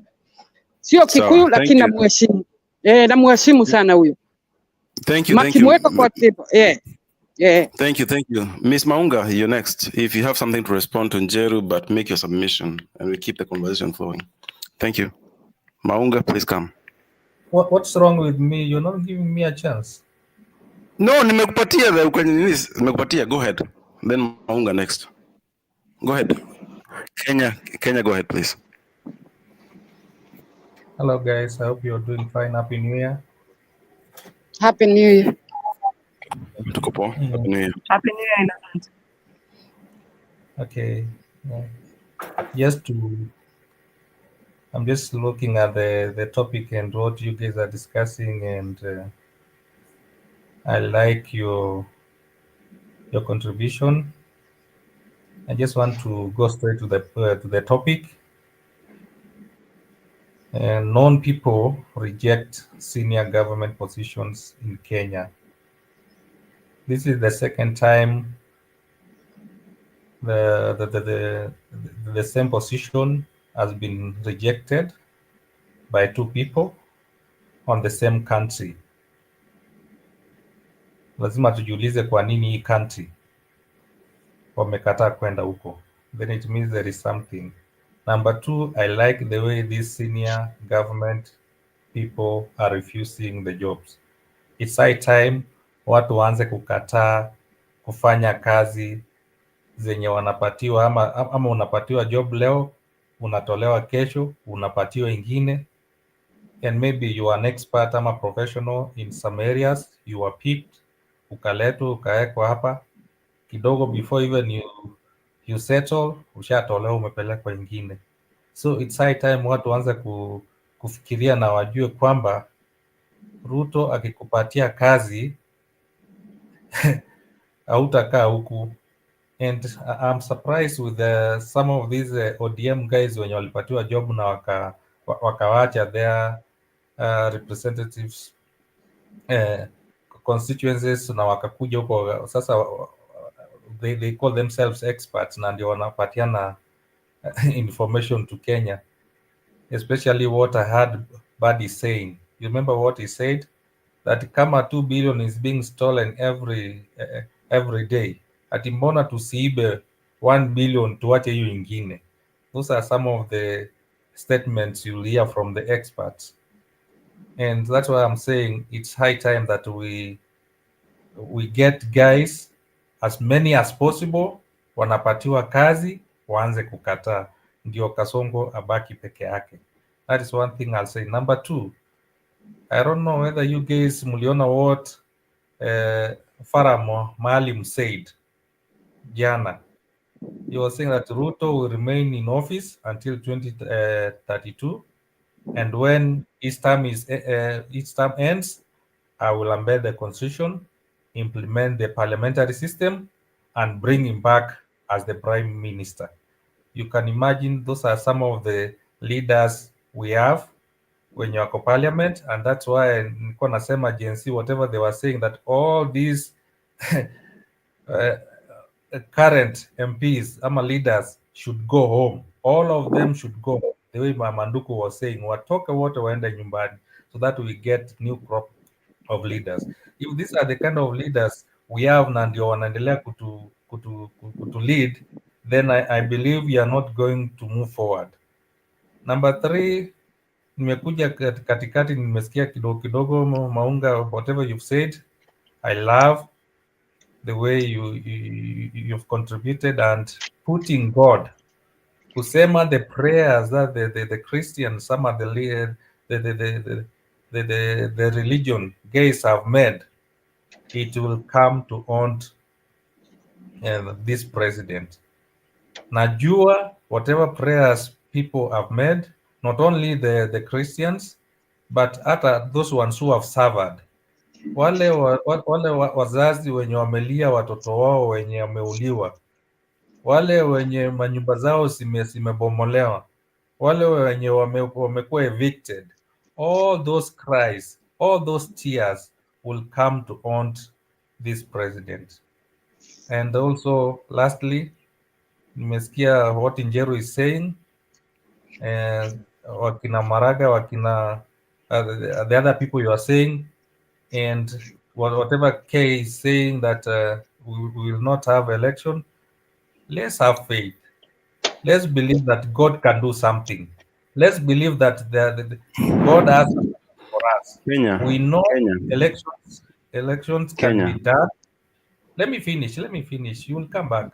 Just hold on. In the hold that nikisikiza your point. But validate the faith. You have to validate the faith. You have to validate it. Okay. I'm saying faith can never be validated. It's evidence of things not seen. Thank you, Mama Unga. When we are optimistic, I know things will happen. Let me give an example of what faith we can do. Imagine if all of us say that we are not going to vote these current MPs in our constituency, ama MCS from our constituencies, tuseme the way tumekasirika hivi, tuseme hatutaki kurudisha our MCA, our MP, our senator, our women rep, our governor, our president, na tuende tupige kura, hata kama IBC itakuwa imechaguliwa na Ruto, na upate kama let me just give an example of 20 million people are going to vote, na upate 15 million wamepiga kura na wamepitisha, yani wamepigia different person, and then Ruto gets 5 million. Ataiba aje hii kura ipite 15 million? There is no way it can. Who runs the elections? Who runs the IBC? If Ruto is the one running IBC, that would never happen. Right? There is no way. At this point, at this point, Kay can tell us what his option is, because we are giving them no option. No, it's not option. But history ya kusema story ya elections, hakuna IBC. Tuambie alternative. No, nataka tukue objective. Let me finish. Not circle around. Can I finish? Finish. I'm saying this. If tumesema 15 million have voted a new president, na Ruto ampigiwa na unasema yeye ndiye anarani IBC, where is he going to get these new votes zenye hadi sifike 15 million? That is what I'm saying exactly. I'm giving facts, and I'm saying to start from our wards, na tunasema we don't want these leaders, tunataka kumtona, tuweke mtu wetu mwenye tunajua ni huyu, and then unachunga kura yako. Unaweza piga kura na unasema ni by the way there are gadgets which the Gen Zs are bringing up. Ni ile maybe you're not keen. There are some gadgets, there are some apps zenye zinakuja. Once you vote, ukienda kupiga kura na unajua umepiga, and you enter to that app, then you are able to, ni kama umeanza count. You can count your votes zenye mmepiga at the constituency ama ward level, na it's able to count. And once you do that, you count, unaziweka pamoja, you will know how much you've garnered. And in case somebody brings a different figure, mnaweza sema fungua sanduku, na hiyo sanduku ikifunguliwa, you will get that the figures which this app yenye mmetoa yenye itakuja yenye watakuwa wanatumia ku count their votes, if it's not tallying, kama haifanani na ile iko kwa ndani ya box, then mnasema we are not going to hatuta accept this result. So there's no way unasema ati IBC add aje new votes on that. So there are things which are coming, ni ile tu maybe amjajua, there are things which are being implemented. Gen Zs are coming up with some gadgets, ndio nasema nyinyi ngojeni tu mtaona. So me I believe Ruto can be a one-term president. Thank you. 100% na support hiyo. So Nyagaka, Maunga, please come up. You wanted to add something to what Innocence add? No, all I'm saying is that Biwott was a total man, because I think it's in closing. I don't know if you guys are still here, but I'll close myself and say Biwott was a total man. He died a very miserable man. There was nothing total about him. He was actually able to be toppled, and all the other names that you can mention. As for where we're headed as a country, we are heading towards a place where we've got to be comfortable. Anytime I address my young people, I tell them this: the only thing I want out of the country that I have that is Kenya right now is a country where I am comfortable growing old in. If at all they maintain the momentum, because at least, thank God, we were shown evidence of the fact that our tomorrow is safe. So that's then to mean that I'll feel comfortable getting old in Kenya. That's all some of us are looking to do. This thing about, and severally I have said, this thing about us celebrating people with money that we cannot even account where they've gotten it from, even if we knew where they had gotten it from. The truth is, it doesn't really matter. Hiyo ni pesa yako na watu wako na watu wenu. Let us stop celebrating people because of how much they have. Let us start celebrating people for the kind of humanity they have within themselves. The moment we now cultivate kindness as a prerequisite of being a human being that you can pay attention to, then we will completely change the paradigm, and we will ensure that Kenya has different leadership. That's all some of us are praying for. So moving forward, because the truth is, when you see the numbers gathered at any of those fora, those are Kenyans. Are we trying to say that we're the only ones who are experiencing? Yes, we might claim it's poverty that has taken them there, and as such, they're going to be given 200 shillings, 500 shillings, even 1,000 more to be part of those crowds. But what does that say about us? Those people, some of us who have just a little extra that we can spare with our neighbors. What does that say about us? Does it say that we are so poor to the extent that we can let another Kenyan die of hunger, to the extent that they go and sell their hearts to the devil and lose the dignity completely just because they're looking to feed their children and probably just have food for the day? Yet lose the dignity, lose an opportunity for Kenya to be better for many other years to come. So the truth is, we've got a role, all of us. Let's play our roles and ensure that we do not give these human beings, these mortals, we do not give them such glory and credit to the extent of thinking that there exists no God and there's nothing he can powerfully do. It is said that there's a Proverbs verse in the Bible that says that we should not depend on our own understanding. It is said that there's another verse, I think, in Romans, it says that we should be anxious for nothing, but in prayer and supplication and thanksgiving, let us make our petition known to God. The moment God knows our petition, for as long as we are not anxious, for as long as we're giving him thanks because we know his power, God is going to deliver this nation. Everything that has happened to Ruto, we knew that Ruto is the most ruthless human being, the most powerful human being. Nani alijua kichwa Ruto itakaa hivyo vile imekaa within 2 years of being in leadership? Yet we were thinking he is all powerful, all knowing, all what. Look at what God has done to humble him. So let us not sell ourselves short by not giving that God that glory. And the good work that he has started in this country, he will sure bring it to completion. Let us claim that, and every day we should not be anxious. So when we sit here and claim, oh, there can be no IBC, what, it's almost like we're telling God, we are limiting you to what you're capable of doing. So for me, the truth is, the same God who has started a good job in us is going to bring it to completion. He's going to perfect it. Ataifinyanga vizuri. Like tutatoshea, tutachomwa, he will melt us, and then he will mold us into the beauty of what he wants to present Kenya as a springboard of revival, and we will see it in the land of the living. Asante.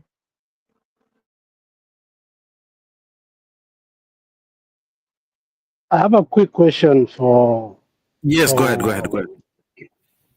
ahead. Yeah. So, Innocent, Happy New Year. What Farah Maalim said, and I want to use the name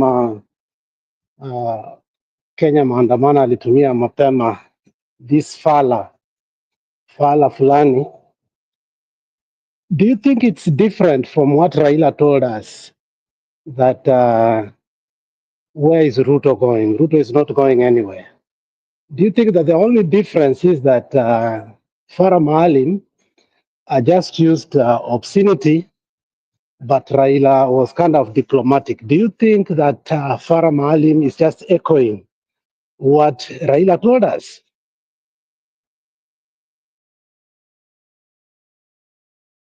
That's for Innocent?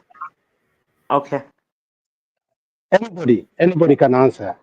But it's because you said, like, did you? Okay, allow me to quickly just take it and then I'll let Innocent. The truth is, those guys are vomiting on our shoes. Alex, there's a reason why we are here on this platform and not any other. There's a reason why we can freely speak here. It's because we felt betrayed to a level we cannot believe. But a human being will betray us, by the way. There's no day that you can trust that my loyalty for you will not shift based on a few factors. So the truth is, the political class has come and demonstrated to us that it is about their interests and not us. So some of us who believe, who know the fact that we will be dead longer than we are alive, some of us will do right by Kenya. As for the people who are enjoying minofu huko, pesa za bure za Kenya imepakwa damu, they will not. They have proven to us. They're vomiting on our shoes and they're looking at us ones of mtadu. There's absolutely nothing they believe we can do to them. But watch this space. Thanks. Yeah, Alex, what I'll say, I'll just give you a simple slogan I keep on using. You can choose to be a fool for 5 minutes and then become wise the rest of your life. Or you become wise for 5 minutes and you become a fool for the rest of your life. These leaders have chosen to be wise for 5 minutes by saying, I'm supporting what they are saying, and they'll become fools forever. What do I mean by that? When you become a fool for 5 minutes means unajifanya mjinga usikize what people are saying and understand exactly what they are trying to say. And once you know the truth, ama ukishajua ukweli, then you take hiyo ukweli na uende nayo. But if you become wise, useme ati like what they are saying, that Ruto will become the president for all, they are becoming wise for 5 minutes, but the rest of the time watakuwa means watakuja baadaye, watakuja kujua what they were doing, ama psychophancy which they were having ilikuwa ina last for a few minutes. So we can still change this Kenya. Maunga, I believe what you're saying.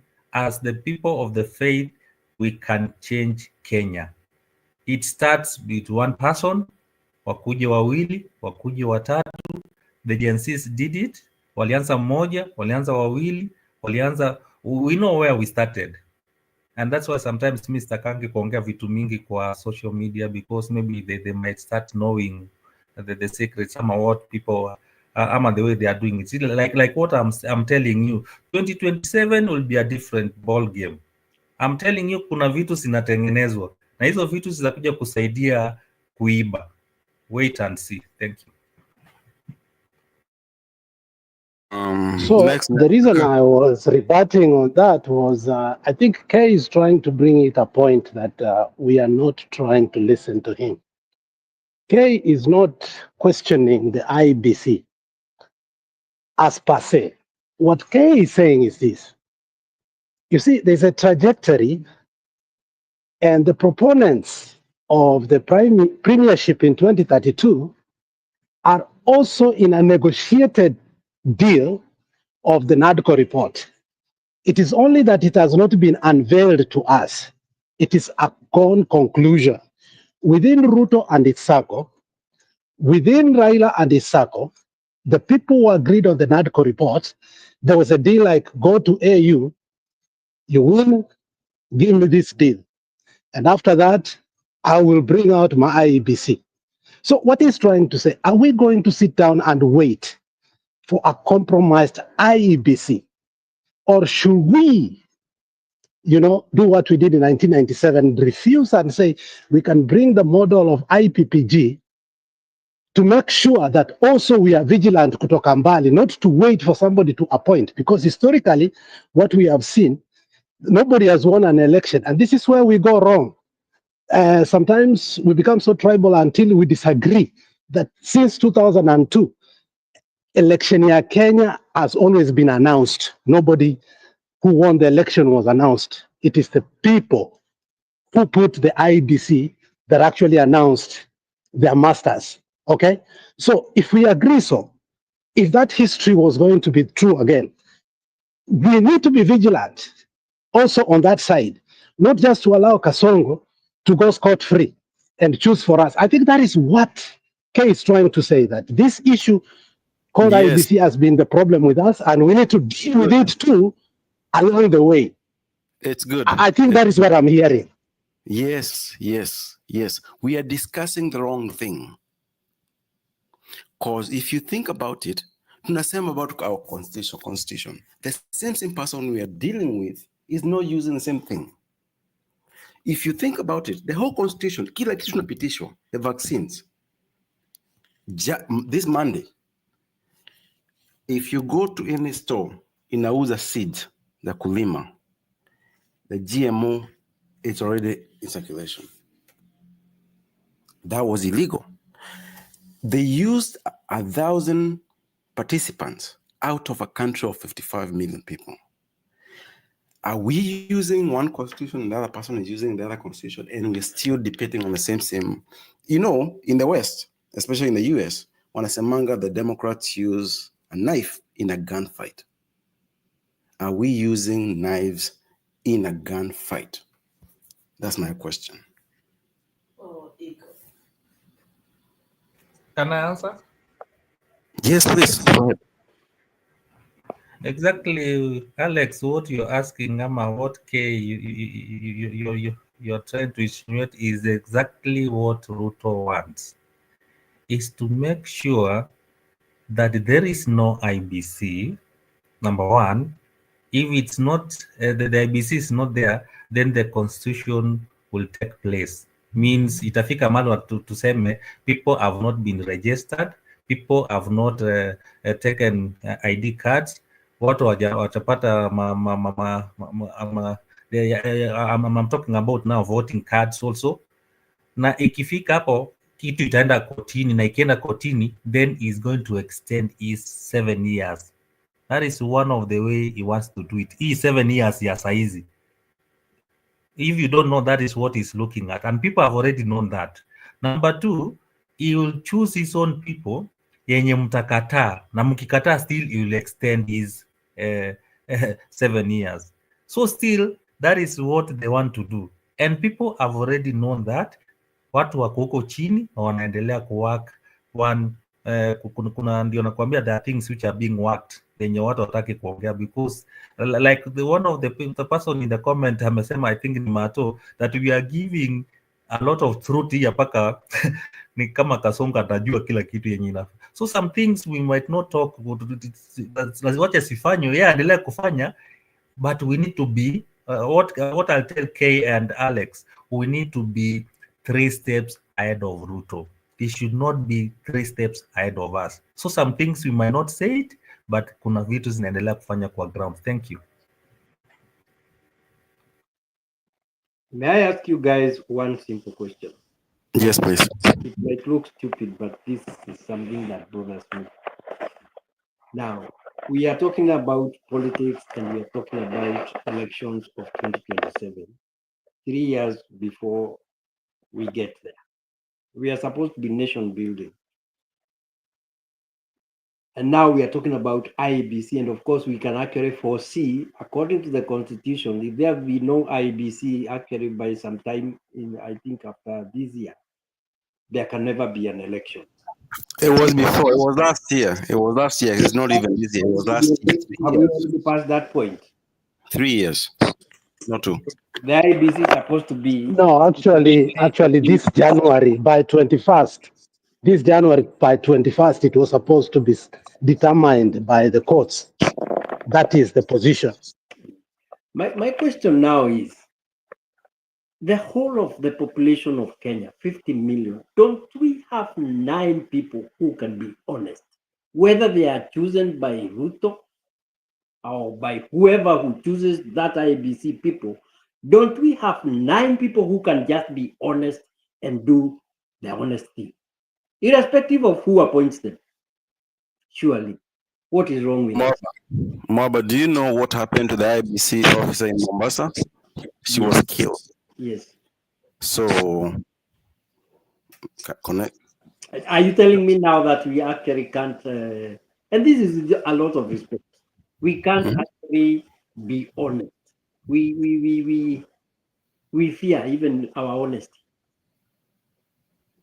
Okay, go ahead. Really, this issue of just 9 people out of a population of 50 million, they can't be found 9 people who can actually carry an election and give the credible right election.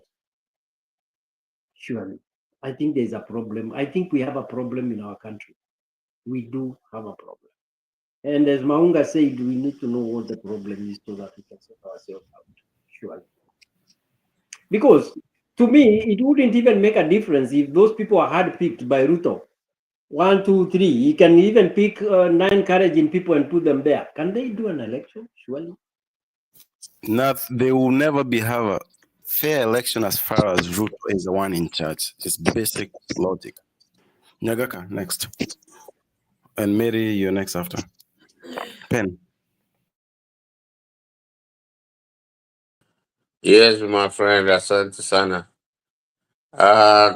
Yangu ni kusema kwamba there's a gentleman who asked there whether we have at least 9 people that can be trusted to carry out the elections. Na kama umeona huyu amecorrupt the whole parliament, the whole senate, na kufote out Gachagua, the 9 people would not be a very hard job. Lakini tukipata watu ya kariba ya Maraga wengine, then we have a chance to hold a very good elections. Na hiyo, it is like the people should have been elected like yesterday. Na hiyo ingine munasema ya kureorganize the government ya nani huyu Kalonzo, it was overturned by the court in 2021. So we cannot be in a position of changing the constitution of the Kenya today because the court said no to it, and we hope that it will continue to do that. So we have a better chance if we can have people like the Maraga style, lakini kumaliza kwamba if it is corrupting the people that it changes the IBC, it will be very easy for him. He has enough money to corrupt the whole parliament, he will have the whole, he has a lot of money to corrupt the whole IBC. Lakini ukipata watu wa kariba ya Maraga and above, then we have a chance. Na ule alisema story ya Botswana, I think it was a very good example, and we hope we got that direction, because the Botswana GDP is growing at a very high rate. Now they went, hata wengine tulijua hiyo story leo, lakini that's a very good example. Thank you. Asante sana kijana. Mama Mary, you're next. Mwamba, please mute your mic, please. Thank you. Mama Mary, go ahead, please.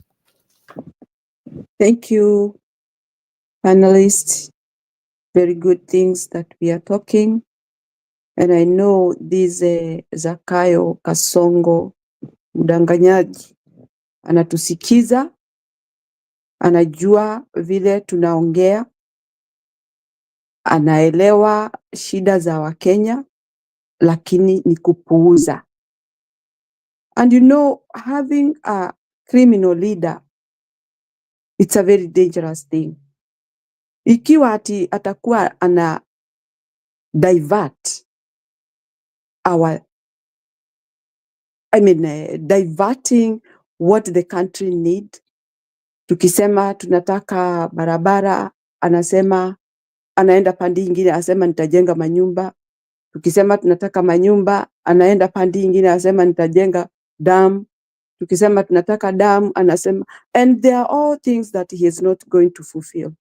That's huo ndio ule mchezo criminal anacheza, ya kumaanisha yeye hajali maslahi yenu hata kidogo. Na mimi shida yangu ni hii.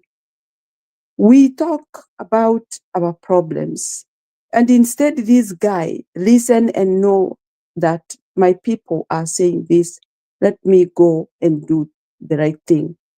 He doesn't care about that. Kila kitu ambacho tunasema si ati ni uongo, tunaongea mambo ya ukweli, vile nchi yetu inakaa, ama vile ametufanyia mambo mabaya. He cannot change. He is not even ready to listen to us what we are crying for.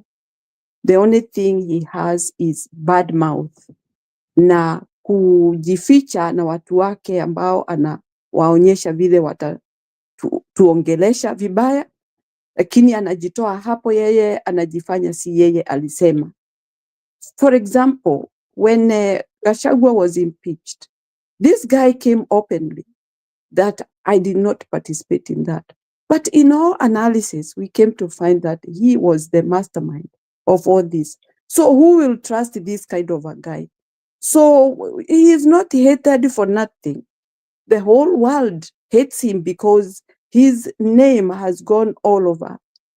Amejulikana kila mahali, na si kujulikana kwa utendaji mzuri wa kazi. Ni uragai, maovu, kuua, to abduct, all these bad things that he has done to our country. Nchi yetu ni ya maana sana, kwa sababu sisi ndio tunajua maana yake. Yeye hajui maana ya Kenya.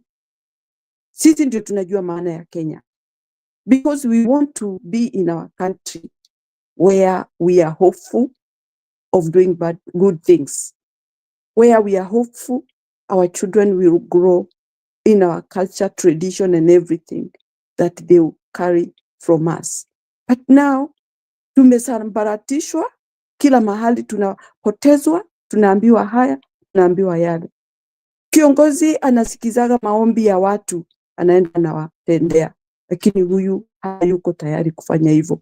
Imagine now, you guys, you are saying that hakuna IEBC ambayo ndio inatakiwa iwe mbele kabla campaigns zianze, ndio nao wajipange. Hakuna. Mpango yake ni nini? Haya, mmesema habari ya huyu mtu ati hata kubali kuondoka kwa sababu tukileta nyokonyoko atapeleka kesi kule kotini, ndio miaka iendelee kusonga. How can somebody do that when people are crying for him to get out? I hope even this court, the judges, are reasonable enough to be on the account and say enough is enough. We are going to do our job accordingly, diligently. We are not going to let our country drain to the ditch. We are going to defend our country. And so they do the rightful thing. Wamalize hiyo kesi within 3 months. Iishe, huyo mtu aondoke. And it is doable. Our lawyers are there. They can work day and night to finish this guy. Even them, they are being pinched. They feel the pain. So why should they not work day and night to get rid of this guy? We want our country stand. And that is my motto every day. Nchi yetu isimame. Iendelee kama zile nchi zingine. Tuweze kujijenga. Right now there is no Kenyan who is proud of the country. Hakuna mtu anajijenga. Yote ni kuisha inaisha. Watu wengi wamepatwa na mambo mingi sana. Shida. Na sio shida walio tarajia imewakuta tu kwa sababu ya mtu. Just one person. Guys, remember ati huyu mtu amejenga nyumba bigger than the State House. Where did he get this money? How rich did he get so fast? Ni kuuza mayai ya kuku. I believe our Kenya is so rich, very rich, to stand and even support the lives of the inhabitants. So I pray and believe that Kenya one day will stand. Na huyu Kasongo nitamuona amewekwa mapingu. That is my prayer. Awekwe mapingu, tumuone akiwalk kotini, alipe hizo pesa zote amechukua kwa sababu amezichukua kwa hiari yake. Kuiba, afanye mambo vituko zile zote amefanya. You can imagine this guy. I feel so bad. Asanteni kwa kunisikiza. I don't like talking about this. I get so emotional. Asanteni. Thanks, Mom. Thanks, Mom. I like to. I think Kenya, Jiro, whoever wanted to come up next. But I like to add this. You know, it's very painful for all of us when you hear people in pain. Na mtu haulizi, I want government to give me money. I want to stay at home. People want things to work. Healthcare to work. Education to work. Infrastructure to work. And we go work on our own.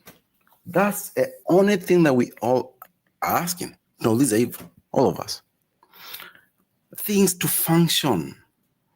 Wakati shule ikimaliza watu wakienda next project, shule ziko.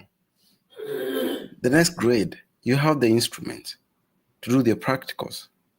Hatuna. Tuko na new system. Hakuna buildings for the schools. There's a generation getting lost. And we are here fighting about stupid tribes. Hakuna Mkikuyu, hakuna Masai, hakuna Mluo, hakuna Mkisia, hakuna Mluya, hakuna mtu kutoka Lodwa, Masabit, in this country at this time, who is happy with Ruto government. So some of you who come here to engage in this tribal nonsense, shame on you. Shame on you. All of us are fighting for a better country. I want the person who lives in Marsabit to have everything that's in Nairobi. The same education, the same water. Kenya has enough water. Steamer. All of us who have the same systems. If you're rich, then live a better rich place. But kila mtu akuna same basic needs, they be met. Hakuna mtu anaweza sema that applies to Luo peke. That applies to Kisii peke. That applies to Kikuyu peke. That applies to the people of Coast. And those people come and engage into the tribes. At chama hii chama, ODM, every time is ODM. If you do not understand what you're doing,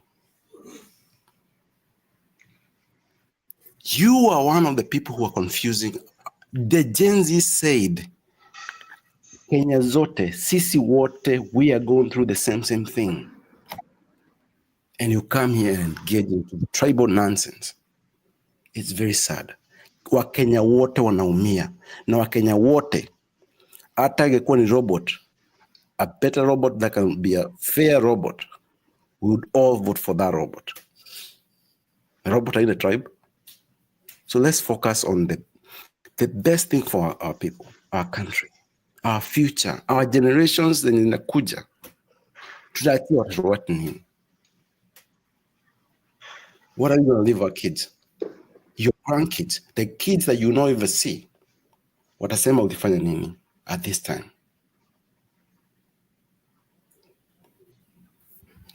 Next. Go ahead. Mi nataka kutoka. Thanks for being here, and I didn't plan to be in the panel for so long, but I think I've learned a lot today, and I want to thank everybody. Tuendelee tu hivyo hivyo na tumshukuru Mungu so that he can help us to see vile mama amesema Ruto kwa pingo in our lifetime. Isifanyike kama nimeshakufa. I want to see that in my lifetime. I think it will be one of the good things Kenyans should do. Keep on praying, even if we cannot politicize our faith. But faith is something that is very powerful. Within ourselves, we have faith that we will get out of these shackles of doom. Lastly, I still insist, Bwana Penny, there are people, like my brother asked, we don't have 9 people. Such a good question. We don't have 9 people who can agree that, look, we are the people who are saving this country. We had such kind of people in the Gambia. They were sick and tired of Yaya Jammeh. And remember, Yaya Jammeh was the one who was boasting that we have the best and the best of electoral commission in the whole world, knowing that they were going to rig him. But actually, they announced the right election. And what happened? I think history judged those people rightly. The strong man of the Gambia went because of men who stood by the ground and did what? Did what they could do, even if they were facing death. Remember when Yaya Jammeh refused, he's not getting out of that country. When ECOWAS said they were going in, there were a lot of threats. But these men could not reverse their decision. They stuck their feet into the cement. So that question is very valid. Do you mean that in a nation of over 50 million people, we don't have 9 men, probably 7, who can stand up for this country? The answer is we don't have. Hey, you're We've tried it cooking. several times. Somebody mute him. Wow. So, can you mute, mommy? So the truth is, and truth will remain, we don't have. That is the bitter truth, because it cannot be in 2007, 2013, 2017, 2022, that we repeated several times those mistakes, and yet we can say, yes, we do. So it looks like the truth is that we still haven't had. So the question is, can we now have them? Are we willing to have those people? I guess I'm optimistic, yes, we can. And just because today, again, we were given that political prophecy of the similarities between Botswana and our Botswana, that the 6th president of Botswana will be the same like the 6th president of the Republic of Kenya. Hopefully that ignites my passion for political participation, that it will not be in vain. You know, that thing has really excited me, of the similarities. And I think I took something good today, that there is hope even in the darkest moment. The truth is, Masisi was like Ruto, totally. And if you want to know the truth, is that's why Ruto was so ashamed. You know, Ruto likes going everywhere, especially where presidents are being inaugurated. He could not go to the Masisi one because he was a one-term president. He sent Kindiki. And you remember the protocol of Kindiki, how it was ashamed in Botswana. If you remember, the people who read the Sadak news, he was so much ashamed. There was a protocol breakdown, and he was very humiliated, Kindiki. But later on, he met the president. But you know what? The truth was during the inauguration, very, very humiliated. And that is why he himself could not go, because he understood that, okay, am I going to an inauguration of a person who was a just one-term president? No, he said he will not go. So hopefully that will happen to Kenya. And let's go to sleep or wake up knowing that there is hope in Kenya. And that hope is based on what? On what we will do. We will not tire like Botswanas, and we will do the necessary. Thank you. Thank you, Alex. Thanks. It's good. Thank you. It's good. Kenya Mbaya, then Njeru come after. Njeru, mute your mic, please. But Kenya Mbaya first. Go ahead. Oh, and James. Pole. By the way, Njeru, mute the thing. Kuna new James. Make a submission, then Njeru nakuja next, so Kenya Mbaya after. James, you have the mic. Hi, habari zenu, happy New Year's to everybody. Happy New Year. Just Happy New Year, wanted bro. to, thank you. I was listening in the audience for a while. Now I've had almost everybody who has made their submission, and I think we all have the right intentions about Kenya. I think we are headed towards the right direction in terms of putting our minds together and guiding our listeners, especially because I think the political atmosphere is very confused back at home. The one thing that I've taken, and it keeps coming back every time I hear or I watch the news back in Kenya. We have been, as a people, unajua ninakumbuka ile siku Kasongo alisimamishwa on his toes. That's the one day that he came to a standstill was the day that he pulled the military to the streets. And there's two things he did. He pulled the military, and then he pulled Raila. And since then,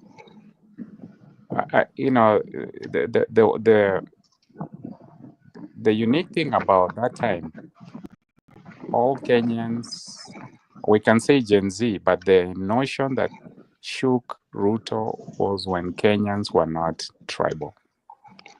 When they came to him in unity, that's the one day he pulled military and he pulled Raila. If you think about it, since that day, he sent the military back. But what happened? He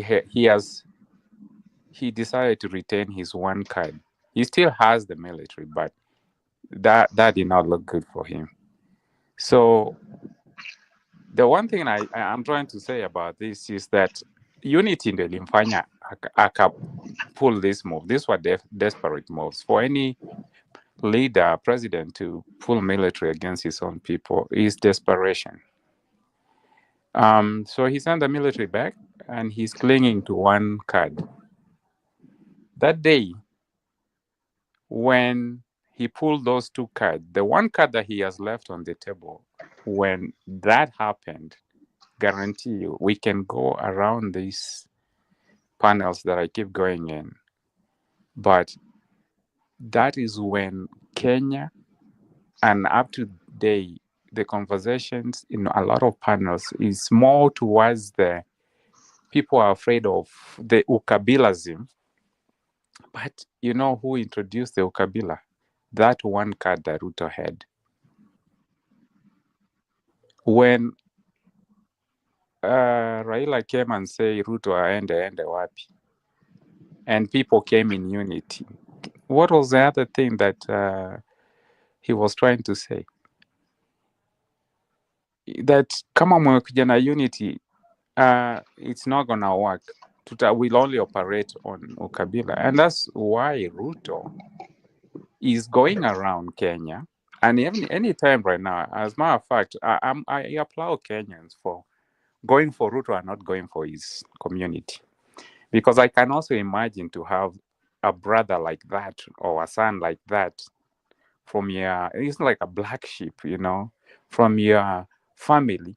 And every time you have to put off his fires, and every time you have to defend him, and I applaud Kenyans for not going for the community that Kasongo comes from. They always go for Sudi as an individual. They go for Kasongo as an individual. But the thing is, the narrative out there is that when Mount Kenya people speak, they are called those people. You know, ni watu wa mulima. That is the introduction of ukabila. That is the one thing I was actually so disappointed when Raila got into that mix and said, Ruto aende wapi. Then Ruto immediately embarked on journey of dividing Kenyans based on ukabila, because what really worked for him was the unity. That's the only time since 1982 that military were pulled against on the citizens in history of Kenya. So unity ya Kenya is very important. Saa hii tutaenda tukiambiwa that if Mount Kenya speaks ni ukabila, sawa, let's say ni ukabila, but it sounds like Mount Kenya is speaking as a very strong opposition to the government, but Ruto wants to diverge the narrative into they're speaking because they are Mount Kenya, watu wa mlima. What Kenyans and Kenya should not accept is that we have already lost a strong opposition in Kenya when we used to have democracy that works. And we are seeing what happens when that happens. What we should not allow, if we are putting a strong opposition towards government, Kenyans should get together, align towards what is really working, and avoid the narrative that Ruto is trying to do. You know, kusema ni wale watu wanaongea kwa sababu wale watu. If this government is working for you as a Kenyan, good.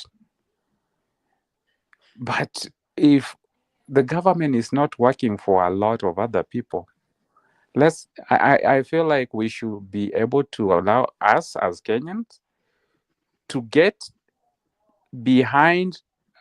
Nilikuwa nasikia kuna mwenye alikuwa anasema we come up with kujipanga.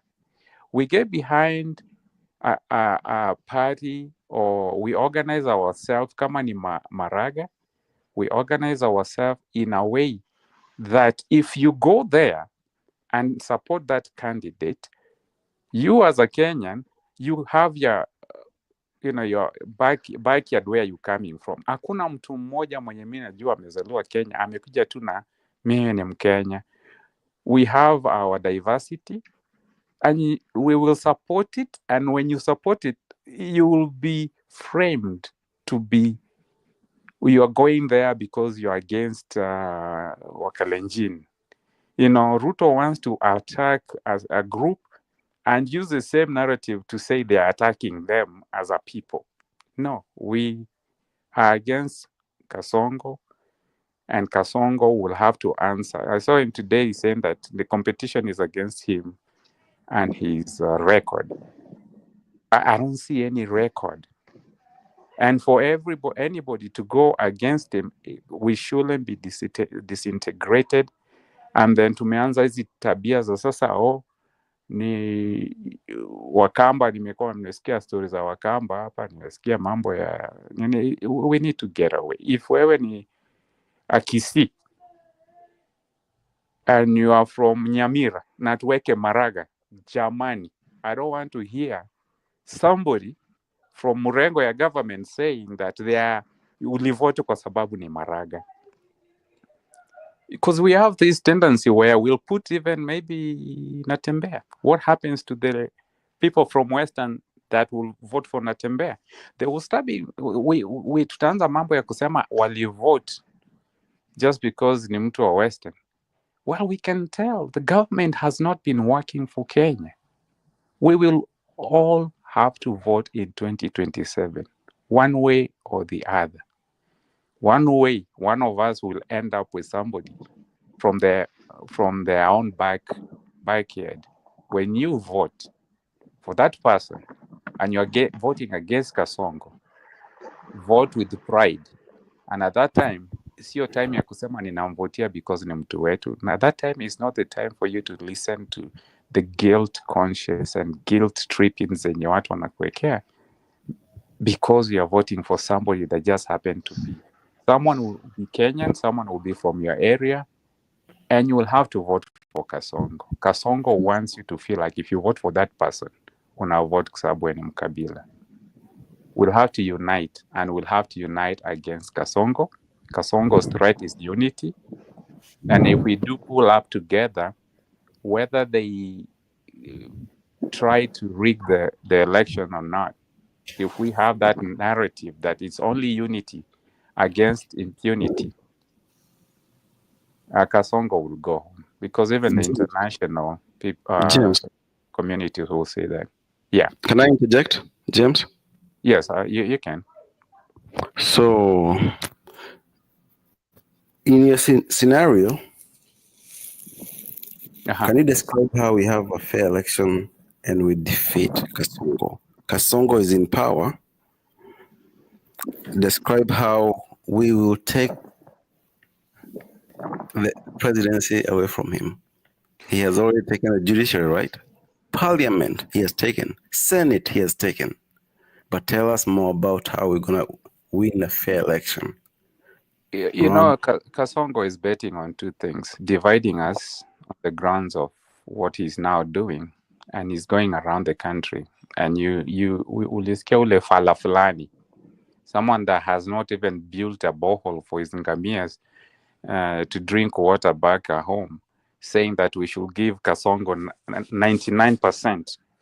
So he's recruiting people of the same mentality that they can preach his gospel of disunity, the gospel of saying he's been attacked because wale watu ni wakabila. So as long as we're gonna fall in that formula that Kasongo wants us to go, Kasongo will win, especially with that IEBC. But as long as we defeat one of his formulas, you know, he has the IEBC. That one he has. He will form an IEBC. Kenyans just have to unite on a platform. And that's why I keep saying that if it's UK and you are from a certain diverse group of people, Kenyans, if it's somebody if it's your brother or your sister that's running, you will have to go there and vote without thinking what Kasongo has planted and is planting in people's minds. And all those other Kenyans should have to go and vote against Kasongo. Because if we go by the disintegration that Kasongo wants, Kasongo will win. So the only way is to show a clear defeat for Kasongo. Kasongo has his sympathizers, and everybody does. But we really need to have a clear defeat of Kasongo, even if that 99% of even if a certain group votes 99%, the sympathizers, the majority should be able to distinguish the win, who lost and who won. Okay. We can James, bet on the international community on that.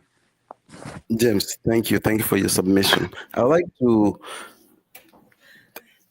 Ni okay? be a little bit more direct. Njeru utakuja next. Give me 1 second, please. I will tell you this. Anyone who tells me about an election versus Kasongo in power, and everyone should think Kasongo has controlled courts, parliament, senate. So anyone who says about let's wait for an election, I honestly do not trust you. Because we can see it. A man who can kill kids, mess up a whole healthcare system, education system, and you still want us to trust somehow, out of everything that has failed, somehow that system will work for fair election. I do not trust you. And I do not trust anyone who says the same thing. I mean, okay, the thing is, you have to, just 30 seconds before Njeru comes in.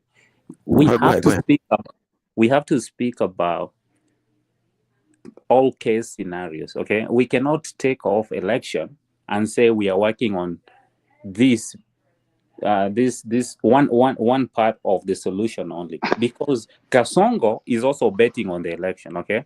So if we're gonna say, if we are to get to the election, this is how we should move.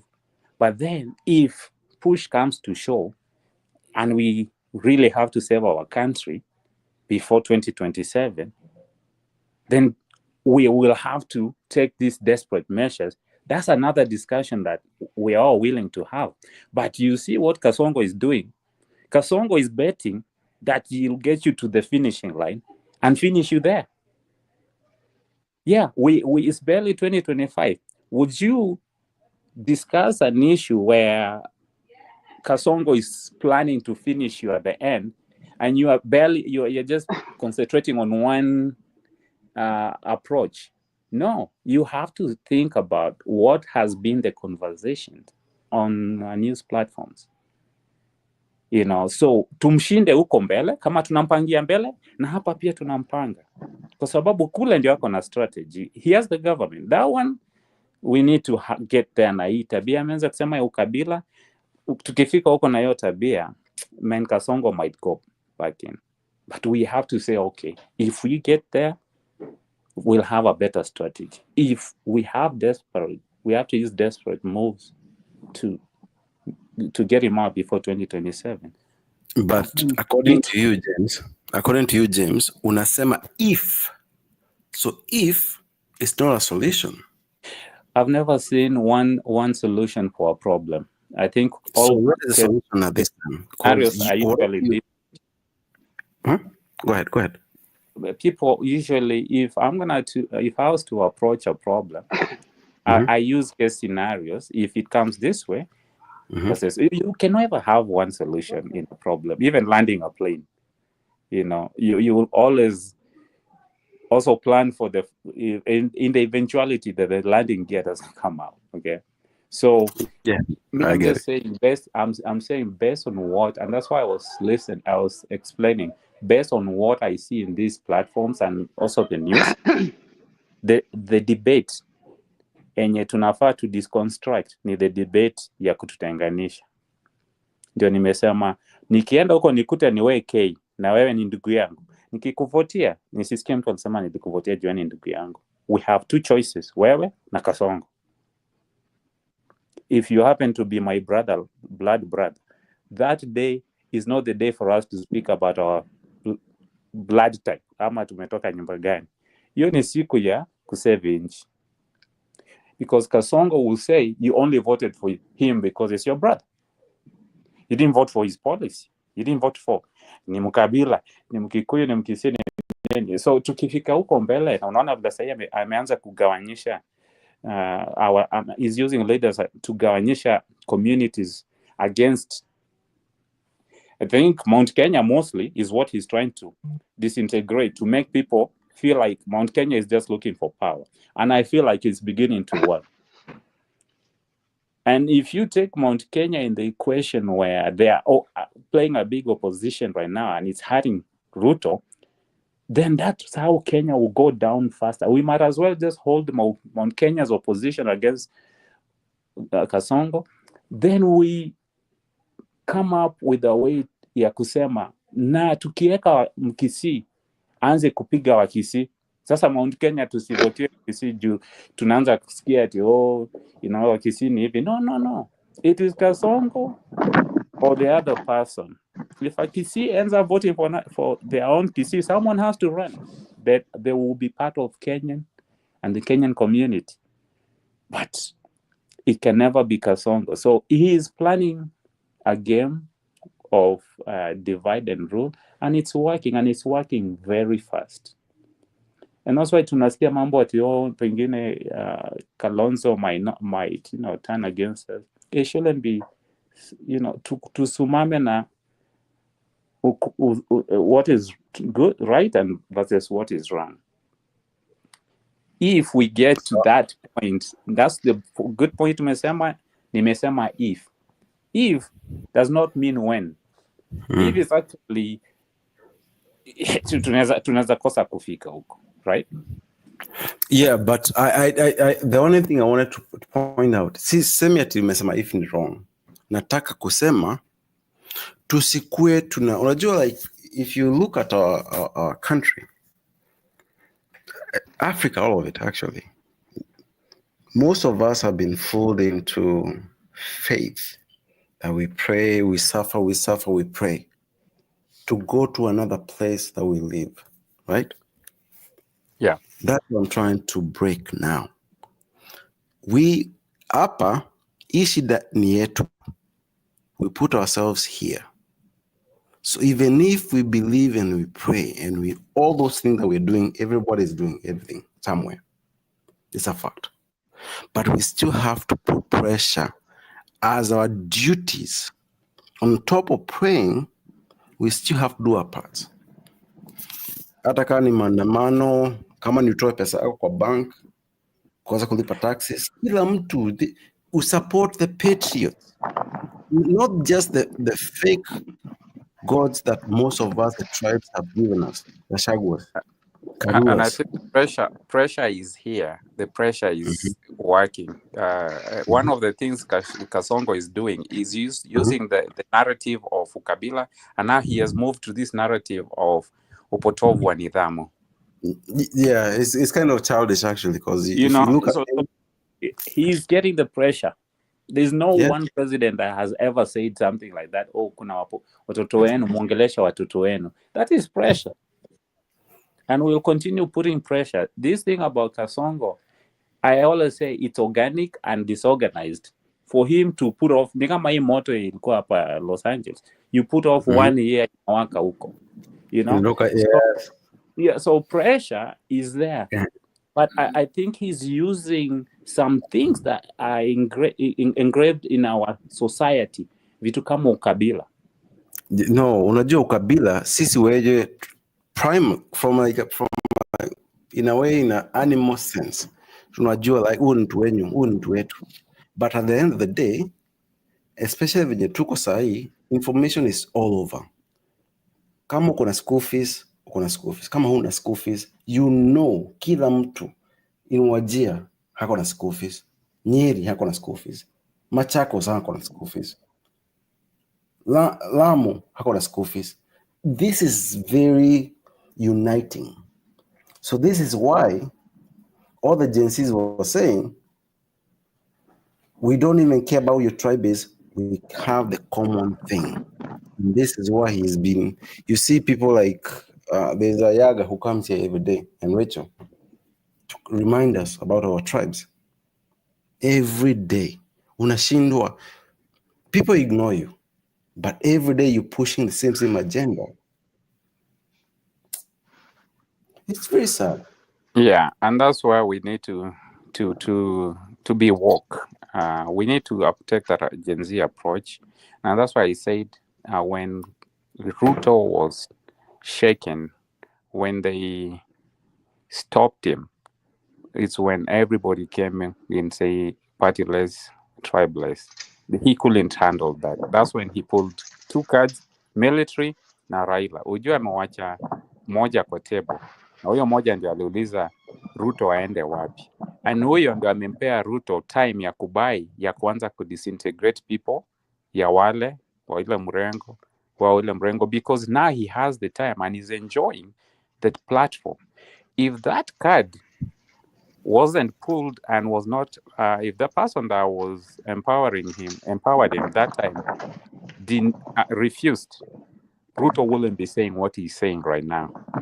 He wouldn't be pulling cards and running errands on our taxes around the country, spreading disunity. He say we want to ungane sisi wote, lakini wenye wanaungana na yeye unakuta kama ni anachukua watu wa tuseme kama ni Raila akienda in that one area. If that the narrative is true, why would you say wale watu wa ile mrengo ya huko juu ukiwa Nyanza?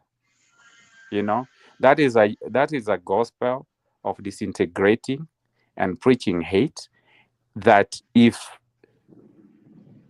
we allow those people to win, I mean, I think the narrative now they're using is that these people, they feel like they are privileged, they are better than other people. No, you are not performing. And people James, shouldn't care as long as a president is not performing, kick him out. James, nikuulize, sijui kama uko, let me give you, maybe kuna mtu, most of the people here called diaspora, I would say. You know what the Western system did? That the system told the white poor, your worries, they're caused by that black person. You are in that situation because that person, right? This is what Ruto is doing to our people. He is saying these people are the reason why everything is not working. So instead of taking responsibility, he's pushing on the Kikuyu community. Yeah, and he's also actually progressing in a way that he's saying even his incompetencies right now, because now he's in power. You know, to me, I can build roads and run errands at the same time. If I was to be Ruto and I'm in a situation like that, I can build airports and still run errands on top of matatus and his cars and rooftops. I can build a bunch of schools in Marsabit and this other and Turkana while I'm preaching that narrative. I have to do that, but he's not doing anything. Like just like you said. I think there's something bigger that we don't understand. I think we want to go ahead of him. I think there's something that I would like to share a little bit here. If somebody can notice something the same, share it, whatever you share. I think the guy knows he's done. If you focus on his finances, he's taking, and his people around, they're taking the money out of our country. They know they are going. So what they're doing now is like kuchanganya. You know, you are like, where you have a cat, unafanya hivi, but you're transferring your money. That's what they're doing. They know they will not survive. So he is a side show.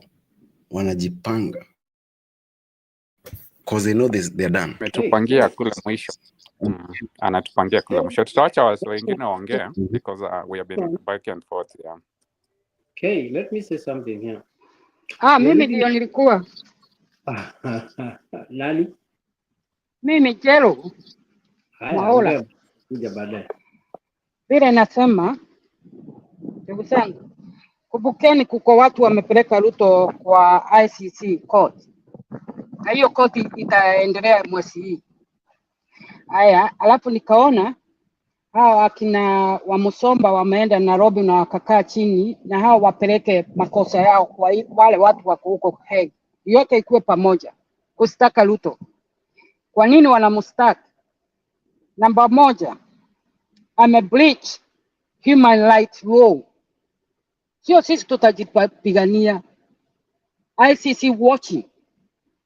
Hata CNN makosa waliona vile Ruto walifanya na Gen Z, hiyo yote picha yote wamepewa. Wanaongeleza hii court na wako na nguvu ya kusema Ruto utasimama. na kuambia hivi, na hapo tu ndio tunaomba sasa. Ruto, utasimama Kenya. Sauli unapiganisha watu. Wewe unaita Kasagwa mkabila na wewe ndio mkabila. Ona Kasagwa ameenda huko Nyanza football. Nani alimpigia tear gas? Hakuna. Na akakaribishwa kabisa na Waluya ile football. Hakuna ubaya. Vile Ruto anafanya, anataka kupiganisha Mount Kenya. Sauli anajua pale tu ndio kula pale atapata. Anatry confuse them. Lakini mumeona mara ngapi maandishi huko hata akitumana Mount Kenya inakataa. Mtu hapa akasema tungekuwa na opposition ya Mount Kenya strong na wale wengine wa join, huyu Ruto anaenda. I support that. Na I support that. Na sio Mount Kenya peke yao, wamekaa pale, wamesikia, sio Kasagwa anawaambia, ni hao walifort. Wanajua uchungu wako naye. Ile yote promise, nothing done, na wanalipa tu tax kubwa kabisa. Huyu Ruto anaharibu hii pesa tu. Sasa Ruto akajua watu watanisikia. Sasa nakwambia hivi, ile opposition inatengenezwa saa hii na Mount Kenya na wale wengine wote tu join, Ruto wataenda. Na tuko na hiyo opposition ya ICC. Wamesikia hakuna inchi. Wacha nimalize hapa. Hakuna inchi iko na allowed kudharau human rights. Nimeona human rights wanawekwa hata kwa gari na polisi, wanapigwa na tear gas. Muoni? Hiyo kwanza ndio itampeleka kabisa kupiga human rights zao akipigania wa Kenya. Hao watoto ni wengi sana wameuawa juu ya Ruto. Na atuabii ni nani anaua watu. Hao wasichana wote walipatikana kwa takataka. Wanatuchenga namna hii. Hakuna anza. Hajasema ni nani aliua wale watu. Ni ya polisi tu. Wanakatakata wanakoa hao wasichana wadogo wa university. Wanaua. Hiyo amebleach. Na hiyo inamgoja mwezi hii Ruto ataenda kotini ya ICC. Njero. Thank you for contribution. Let's give other places so we can have a conversation on the floor. Nyagaka Mwamba or Meriwanaina contribute. Whoever can. Mwamba then Meriwanaina come. Let me answer Jerry Mwaura. Hiyo story ya kesi ya ICC, we can't really count on that very much. Kwa sababu ICC is an international court which does not listen to hearsay evidence. Na Ruto has taken care of that. He has prayed that yeye hajui ni nani anaua watoto na hakuna mtu amepelekwa as evidence ameshikwa akiua watoto, hakuna mtu ameshikwa amewekwa baroni, so there is no evidence. Kesi kama hiyo haiwezi kusimama kwa ICC. Kwa hivyo hiyo anajua hakuna mahali mnaenda. And that is not to discourage you, and I'm not saying he's not killing the children. There is no evidence. Kabisa hakuna evidence ya kupeleka kotini na wekewe. It is not like the year 2007.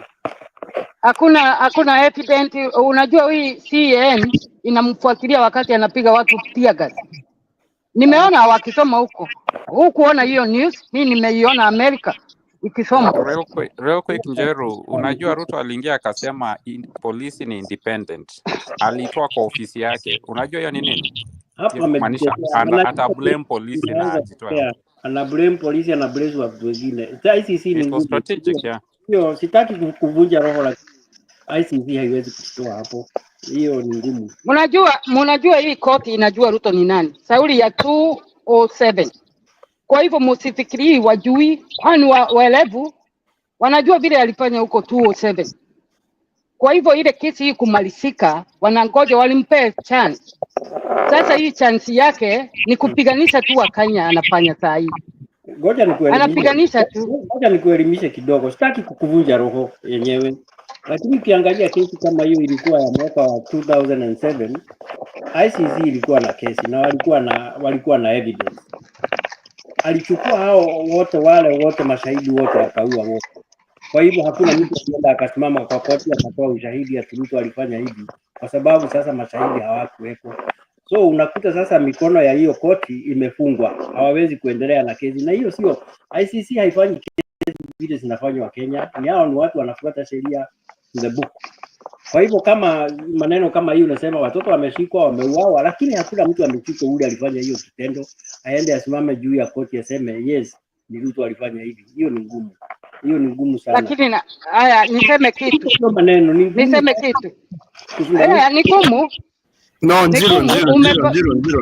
Njiro, tuko wengi, so please give everyone a chance so you can the conversation has to flow. Hiyo ilikuwa tu kurespond kwake. Ile kitu So, ilikuwa Mary then Ashley join. Mwamba, please mute yourself. Mwamba and Jero, mute yourself, please. Please. Ashley, Mary, then Ashley, the next, please. Mary, thank you. Asante sana na wasalimu tena.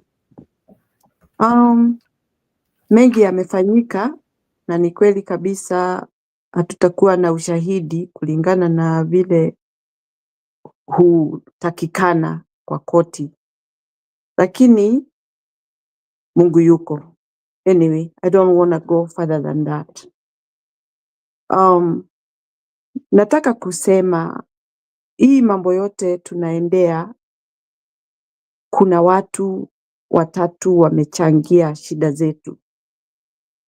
Kumbukeni wakati wa Gen Z walipovamia kufanya maandamano yao,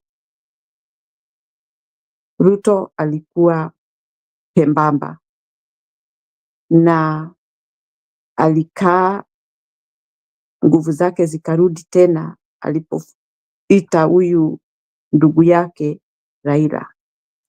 Mkumbuke vizuri sana, Raila alipoingia kwa hiyo serikali alisema ati ni Uhuru amemwambia aende kwa hiyo serikali. Mimi binafsi nilisema hiyo ni uongo, hakuna kitu Uhuru angeambia Raila afanye kitu kama hicho. Na Raila alipoingia hapo alisema ati ile agenda Gen Z walikuwa nayo hata wao ndio wako nayo. So nikajiuliza baadaye, kweli Gen Z walikuwa tayari kwenda kufanya hii kazi huyu mzee amesema anafanya? Huyu ni mtu ameenda hapo kweli kutenda mema kwa kusaidia Kenya ama kusaidia Gen Z? Ile mambo yote maovu ilifanyika baada ya yeye kuingia hapo ni mengi na hakuna kitu amesema. Isipokuwa siku ile tu walikuwa wote wawili, yeye na Ruto huko Nyanza, akasema nitaambia huyu ndugu yangu aache abduction. That's the only time I had him comment. Now, as time went, Uhuru naye ndiye huyo ameingia the same group. In a way that I had defended him that he could not tell Raila to join the broad-based government. Mimi nikashindwa, where are we heading? What is all this? Are they feeling what Kenyans are feeling? Are Kenyans faking their problems? Then all of a sudden something clicked in my mind. And I said, these guys, they must be conspiring behind our back. Which totally is the truth. Kwa sababu sioni ni haja gani hawa wote watatu ambao walitusiana tusi ambayo hatukuweza hata kujua inatoka wapi na huu uchuki imetoka wapi. But now they are together. Now Kenyans are at their self or on their own. Now I ask myself, what is all this? What are we doing? Kwa nini wanatudanganya namna hii na bado tutawaona kesho? You know, you can lie because I will not see you tomorrow. You will go another country or you will go to another city. But they are the same people who are lying to us today, and tomorrow we see them again standing somewhere giving conference, and you wonder, is it the same person who was lying yesterday? Look at this Kasongo now. He is saying that he is being attacked for his because of his he's being attacked because of his good work. Whatever he is being attacked of, let me say this. Is he being attacked because of building roads? Is he being attacked because of building hospital or children are going to school? Are those the things that we are attacking him for? Are we attacking him that he cannot be able to do the road work? Are we attacking him that he cannot be able to build a hospital? Are we attacking him because he cannot build a school? Now, when you look at these people, they are playing with us as if we are abnormal. We are not mad. We are people with the brains. And I wonder, unatudanganya leo, kwani kesho utakuwa umeenda wapi? Sisi tuko na shida. And one thing I would just urge Kenyans, huu mzingi wanatengeneza wakuwa tribal. They are the one who are tribal actually. Na wao ndio wanataka kuspread that tribal card to everybody. Tuchukiane. Tuseme ati yule ni Mkikuyu, yule ni Mkisii. But if we join together and we forget about this lamentation coming from these people who have been in the government eating and corrupting the whole country, that is when a country will stand. Yani tuone wao wote hatuwataki. That's the only way we can have this disease out of our country. Lakini tukiwa huo kama vile mtu mwingine hapo amesema, ati mtu wetu kitu gani? Hakuna siku ataenda pale akutetee wewe, hata hakujui, hata hakukumbuki, hata hajui unaishi namna gani. The only thing we are looking is the equality in our country. Na equality in the country is to have freedom, is to have a good governance. Hatutaki watufanyie chochote kwa manyumba zetu. At the service that we deserve, we should get it. That's all. Na sioni hardship yoyote. Lakini hardship imekuja kwa sababu wamechukua mali zetu, wamejifanyia mambo yao, zingine wamepeleka pahali wamepeleka. That is why nothing can be done in our country. Wamechukua loans besides our credit, ndio wao wajinufaishe, lakini si mwananchi. Can you imagine somebody using your title deed kuchukua loan alafu hiyo title deed iachwe kwa bank, yeye atoroke? You lose your land and you lose your everything. That is how they are doing with our country. Wamechukua mali, wameweka kwa mifuko zao, zingine wamepeleka popote, alafu sasa wanatuambia tuko na loan ya kulipa. Tunalipa na nini? Na kila kitu wamebeba. Hakuna kitu wamejenga, no infrastructures kama factories ambazo zinaweza tusimamia, ambazo zinaweza tupea, ambazo wanaweza kutupatia kazi, wapatie watoto wetu kazi, ndio economy irise. So that is my point. Na kwa hivyo hii government does not deserve to stand in our country. Nothing good. So for me, Kenyans, it's time to fight for our country. Kila mtu apate kitambulisho, ujitayarishe. That is the only weapon that you can use to get these people out. Na tuwaambie sisi hatutaki kusikia hiyo mambo wanatengeneza na midomo yao. If it is not in the constitution, don't bring it to us. Follow the constitution until the end. However, we know they have thrown the constitution, but we have it with us. So don't forget that the weapon is your ID, so that you can get a vote to vote these people out anytime this time round, kwa sababu najua inakuja hivi karibuni. Asanteni sana. Thank you, Mama Mary. So I would like to contradict Mama Mary as I introduce Ashley. If anyone in the chat believes the Ruto government will give us a fair IBC, which cannot even function as we speak, legally for an election for 2027. If Mary Wanena, you believe that, I disagree with you. The election has been rigged as we speak. I'll say it here. This is where me and Mary, we agree a lot. Miss Mama Mary, this is a myth. If you literally believe it, then I'm scared. Should I trust you? Because there's no way we have a fair election as we speak, as Ruto is in power. And anyone who comes here goes to CCT, especially those people who go to CCT, who want us to engage in the school thing. School things, this tribe, this. You have to understand, Gen Zs have seen this ahead of you. Not you or all of us. Please be careful. I beg all of us, please be careful.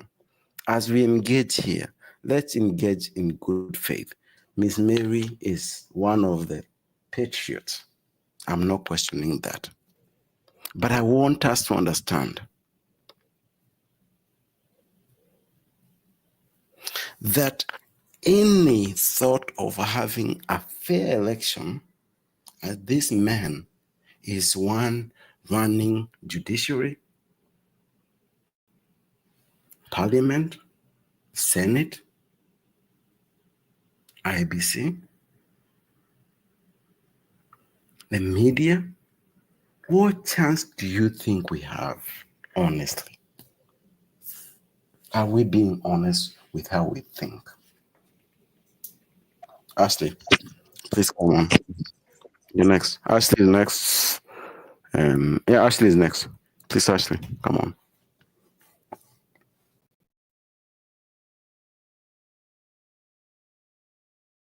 Ashley or Pen Negaka, you're next. Thank you so much, and I want to appreciate everyone who's taken time out of their day to come here and give their view. I was listening earlier, and I had a discussion where someone was saying about someone, I think Njeru Mwaora gave an opinion, and someone was thinking that was kind of not agreeing to that opinion. And then they started saying that the leaders should also be allowed to air. Now, the bar for a leader should be higher than that of a citizen. Most people who come here, we have different educational levels, we are just citizens, normal citizens. Some of us are educated, some of us are semi-illiterate, some of us are literate, elite, and some of us are illiterate. But since our country belongs to all of us, channels that like these are opened for ordinary citizens to come and share. So we need to remember that. And these are the people that are voting. So what someone is saying might represent a bigger portion of the population. So we don't want people to think like us, or rather, I personally do not want someone to think like me, but I want them to have a good reason of electing whom they choose based on what that person is doing for them. Because my need is not your need, but it should not be based on the fact that that person speaks like you. That is the most stupid reason to elect someone, or they come from your tribe, or they come from your area. That should be the least. It's like electing a woman because they are a woman, or a man because they are a man. That is what we want to educate ourselves, not to elect. My issue might be I want good education. Your issue might you want good healthcare. Let that be the reason you go to the voting and vote someone in. I pray that as many as more than 0.5% of Kenyans have a good reason for if we do go to voting, that they have a good reason of why they are voting for the person they are voting with, not because they are voting as a block. Because as we can see with the Luya, when we were told that they were supposed to bring 30%, they didn't bring exactly 30%. Maybe Chebukati was part of the person who was bringing for them, and that is why they were able to get the positions that they got, even without bringing the 30%, because maybe he brought what they lacked in numbers, he was able to finish.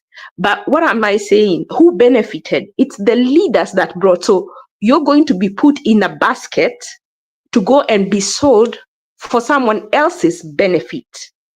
Why should someone sell you for their benefit? Why don't they take you and put you in a basket so that you can benefit? So that's what my hope is, that most of us will say, what is in it for me? Not in money, but in terms of benefits that benefits you and your community. Because the more the people that depend on you benefit, the more you're free to use your time, your energy, and your money to do your own things. Then they don't have to depend on you.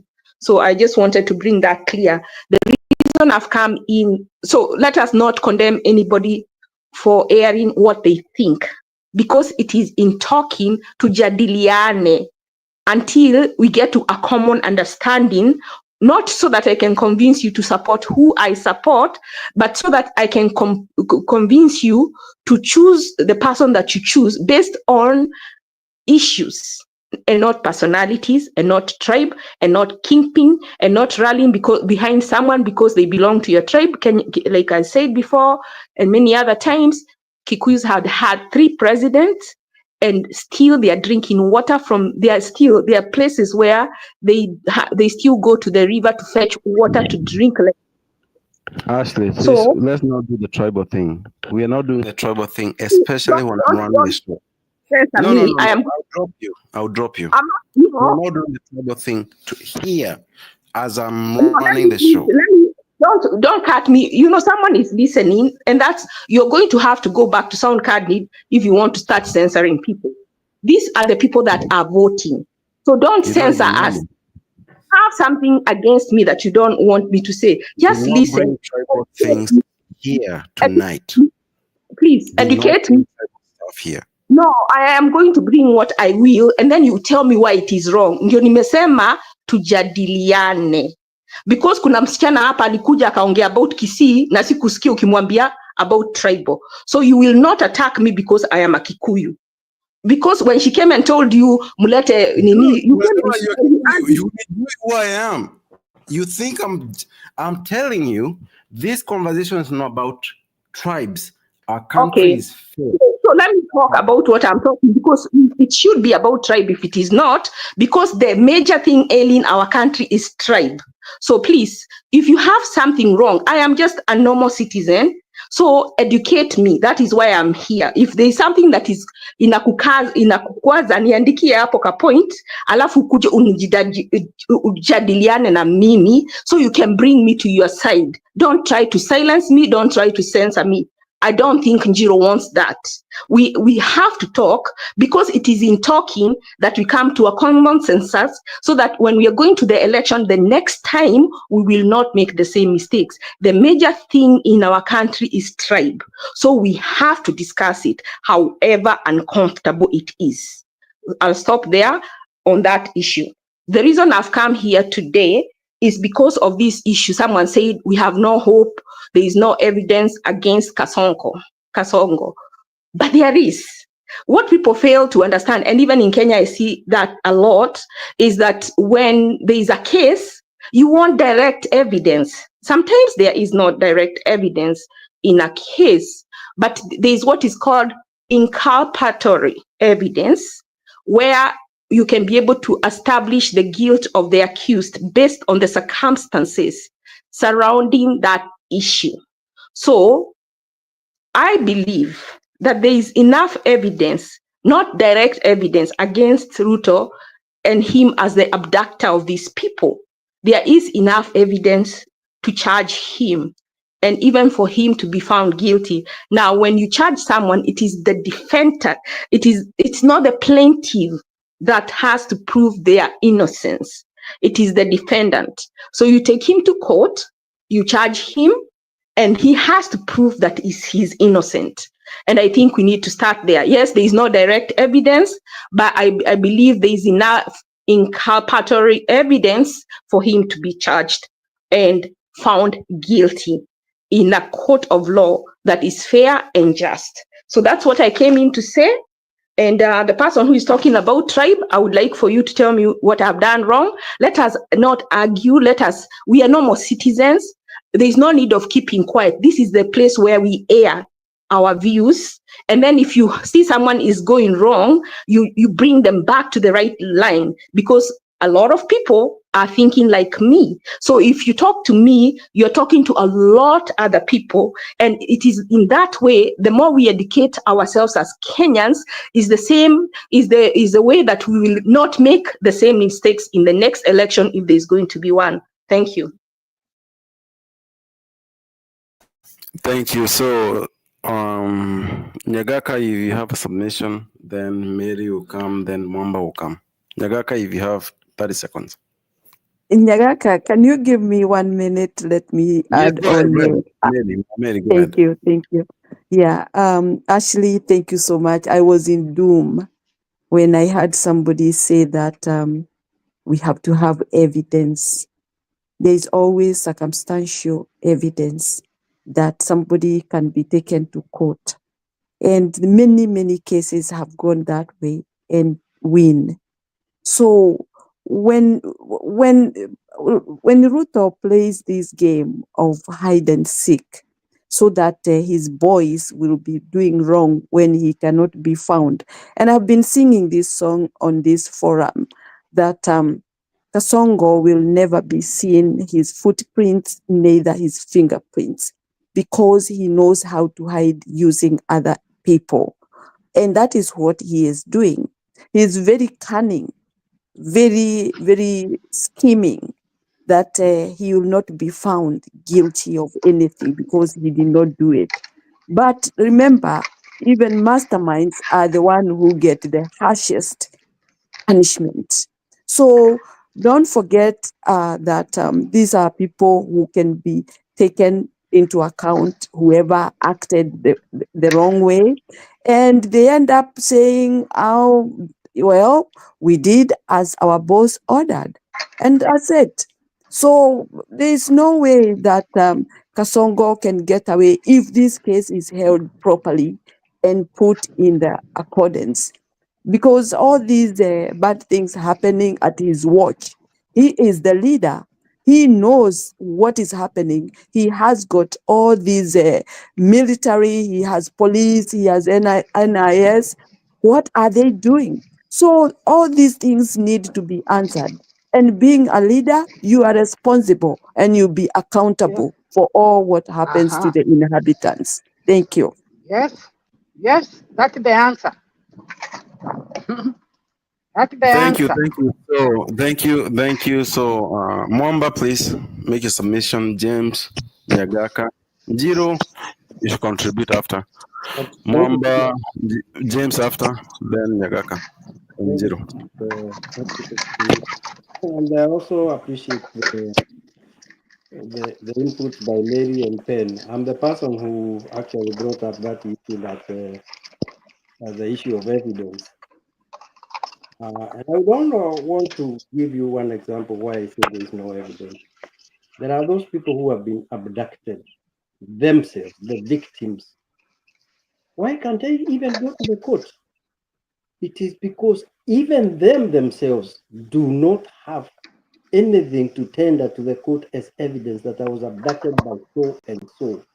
And circumstantially, courts will not convict anybody just because you said you've been abducted, but you don't have anybody to corroborate that information. They were abducted, yes.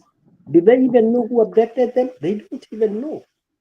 That is the predicament of this issue. Anyway, I don't know whether I should go back to the issue of the elections, because that is what I wanted to comment before now. This is the And what somebody said Yes, make about a submission. Make a submission is fine. Make a submission. about the Be brief. election and 3 said, minutes, 2 minutes.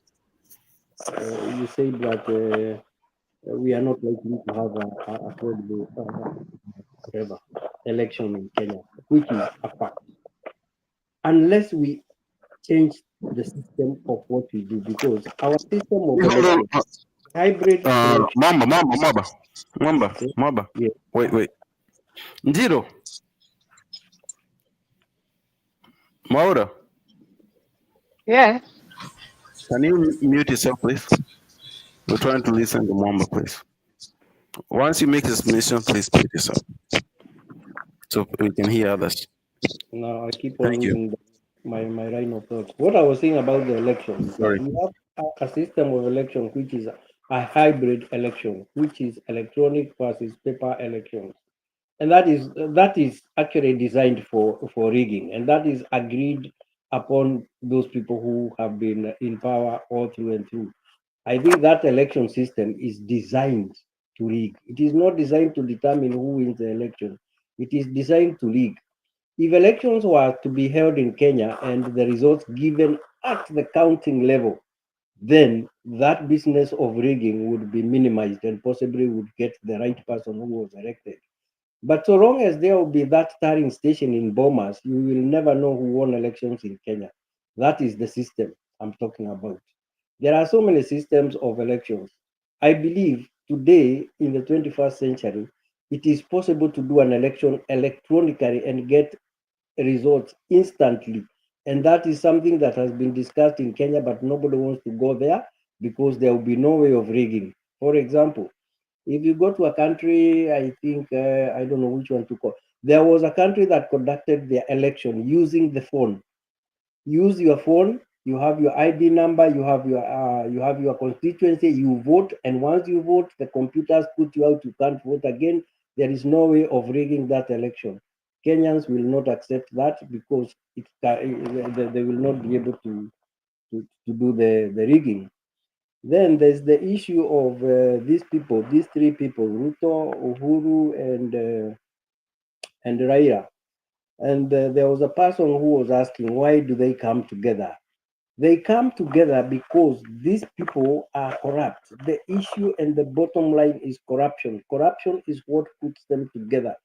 There is no way Uhuru, as much as we knew that they were not friends with Ruto, that one of them can actually get the other one out of the way because both of them will be blackmailing one another of their corruption. Ruto has evidence against Uhuru because he knows how they stole, and Uhuru has evidence against Ruto, so he can't even unseat them. Both of them. And Raila is also in the mix. He's also very corrupt.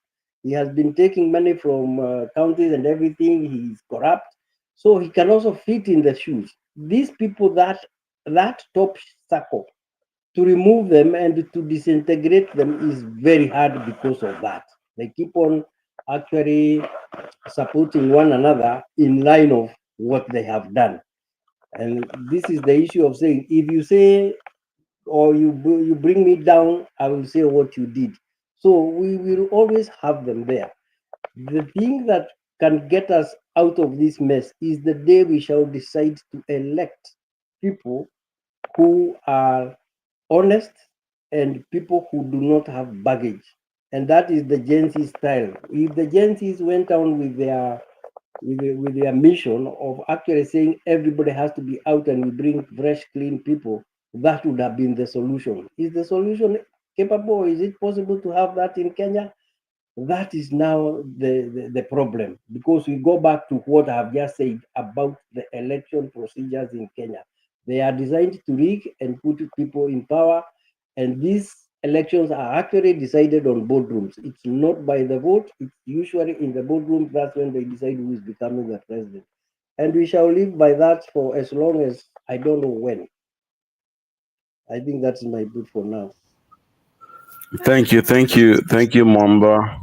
Nyagaka, make your submission. I know Takani 30 seconds. Make a submission. Because the conversation has to flow. Sio mtu mmoja. Nyagaka kama uko hapo. Submission. James, Ashley, then Mary. Nyagaka huko. Ashley, go ahead. Me Kama niko uko. Ashley Oh, aliongea James. before. James, go Yeah, ahead. Then I Ashley. know Ashley spoke. As a matter of fact, on that issue, yeah, Ashley kidogo too. I think she was landing on the fact that even these Mount Kenya people, those 3 times they've been in power, their people are still going through the same issues. Watu wanakunywa maji ya kisima too. So it's really, if there are people who can speak to power, these Mount Kenya people have a lot to say, because guarantee you, the guys, once they make it there, other than the pride community, it's nothing. The same thing was what's going on in Rift Valley. Say, people are suffering. I am one of my friend. I think alifly kwenda Kenya jana. Leo alikuwa Kenya, and he's a TikToker, so he posted a video of how much petrol cost in Kenya versus how much it costs on a Toyota Prius. Hizi gari ndogo hizi alijaza na 10k. I don't know alikuwa anaweka nini kwa hiyo gari. Na hapa US I think it's $40. 10k meaning it's $40. So it's double what America or the gas is. So hata ukisema umeshukisha unga, because there's those narrative where tunakuwa bamboozled, unaambiwa unga imeshuka, lakini utalipia vitu zingine so much. Hata wewe unasema, hata ile siku nilikuwa nanunua mafuta, nilikuwa na pesa ya inatosha kununua unga maradufu kwa ile bei expensive. Hata ili ungeniachia unga 200, sababu ukiweka na mafuta ikuwe cheaper. The economy cannot, produce in a high expensive energy like that. So in a nutshell, hata huko Rift Valley watu wanaumia. Ni vile hizi community mbili zenye zimeongoza Kenya, if we are to really go to the ground and speak to leadership, sometimes watu wanafikiria just having someone in power means it's translated to your to your community. And that's why I had this narrative ya nimeisikia ya Raila, Ruto and Uhuru. The one thing Ruto doesn't love Mount Kenya because he has pulled all the cards za Mount Kenya na bado anamkataa. Ile kidogo ya Raila ilifanya kazi. I don't have to dig into that, but you know why. The entire region backs somebody at the cost of the country. Sisi tulisema hata replace Mama Rachel na aeke mtu wa Mount Kenya, hatutaki. And that's why he's spending so much money and resources, bribing and putting CS for Mount Kenya. Mount Kenya are just saying, you can put Uhuru, you can go do that. And that's what we need to do as a people. We shouldn't be bribed based on our leaders. What I know, Ruto doesn't sleep. He's playing cards. He's shuffling his cards day and night. Aliona hii ya Mount Kenya, hawanisikii, wacha nilete Uhuru. He's just moving his cards. He's hoping that one of them will work. We need to unite. James, mm-hmm. Can I chip in a little bit? Yeah. Unajua, when you're given a toy and you're told by your masters the toy always work, right? Mm-hmm, mm-hmm. I see where you're going with that. Uh-huh. Ruto was given a toy, not realizing that some of us build that toy. We can break it from inside. Oh, yeah. So he's playing with the same toy and wondering, why is the toy not working? Why is it not working? You're right? Yeah. Hajui. Hajui. Mm-hmm. So he has a few cards that I see he's trying to pull, and that's why he sees Mount Kenya as a very formidable, strong opposition. If we can use that example nimepeana ya mafuta, unaweka mafuta yako 10k mafuta huku nje, gari inawekwa na at least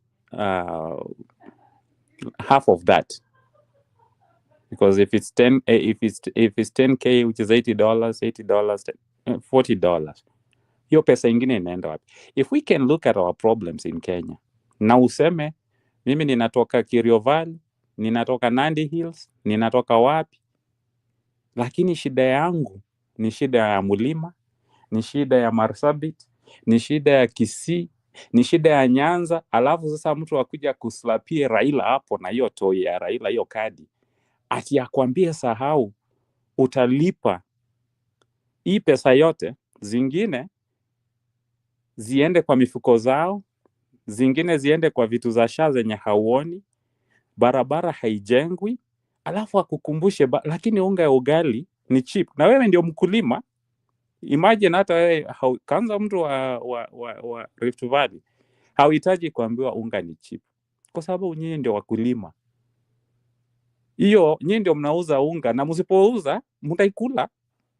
So hiyo narrative ya unga ni cheap does not work. Maziwa ni cheap kwa wakulima. Pengine tu tuseme, na ukiuza unatumia pesa ngapi kuipeleka sokoni. Tukiangalia hiyo narrative, hatujengewi barabara, tunalipa so much on energy, kazi haziko, alafu mtu akija atuletee baba amesema, Uhuru amesema kama nani? We need to respect those leaders if you have to respect them. Respect them if you have to, because Raila amekuwa crowned the king of Luos. Respect him at that capacity, but don't let him make decisions when it comes to negative decisions about your pockets. Issue ya ICC, it is true. Hiyo kesi, sometimes I feel, like I say, Ruto is a man who doesn't sleep. He plays cards and shuffle cards all night. He knows by moving the police into a different, jurisdiction, and he says he doesn't give direction, but yet he does, means that, okay, he can make those calls, but the trails are not going to be told to him. So he's playing cards. What I agree with the people who have gone to ICC is the same. We're also playing cards with the master of mtu ya kadi. Tumpeleke ICC, afikirie. Can I explain it? James, can I explain? No, let me land, and then because I know it. Okay. Learn. Then I'll come after you. Tumpeleke ICC because he thinks he has no circumstantial. We don't have circumstantial evidence. But kesi ikiwa kule, ikuwe ni kama safeguard ya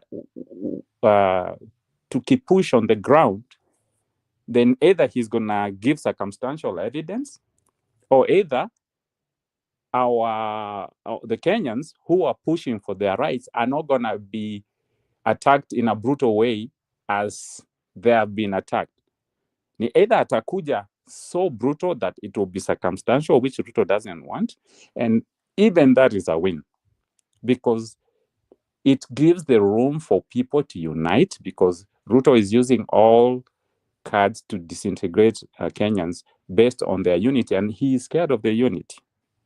So going to ICC, I agree, it also takes time, and we don't have time to build a case for something like 2027, but it might safeguard the democratic rights zenye tuko nazo. And if Ruto pushes, then he breaks the cards that he had, where he can hide behind a situation where there is opportunity or chances of blaming somebody.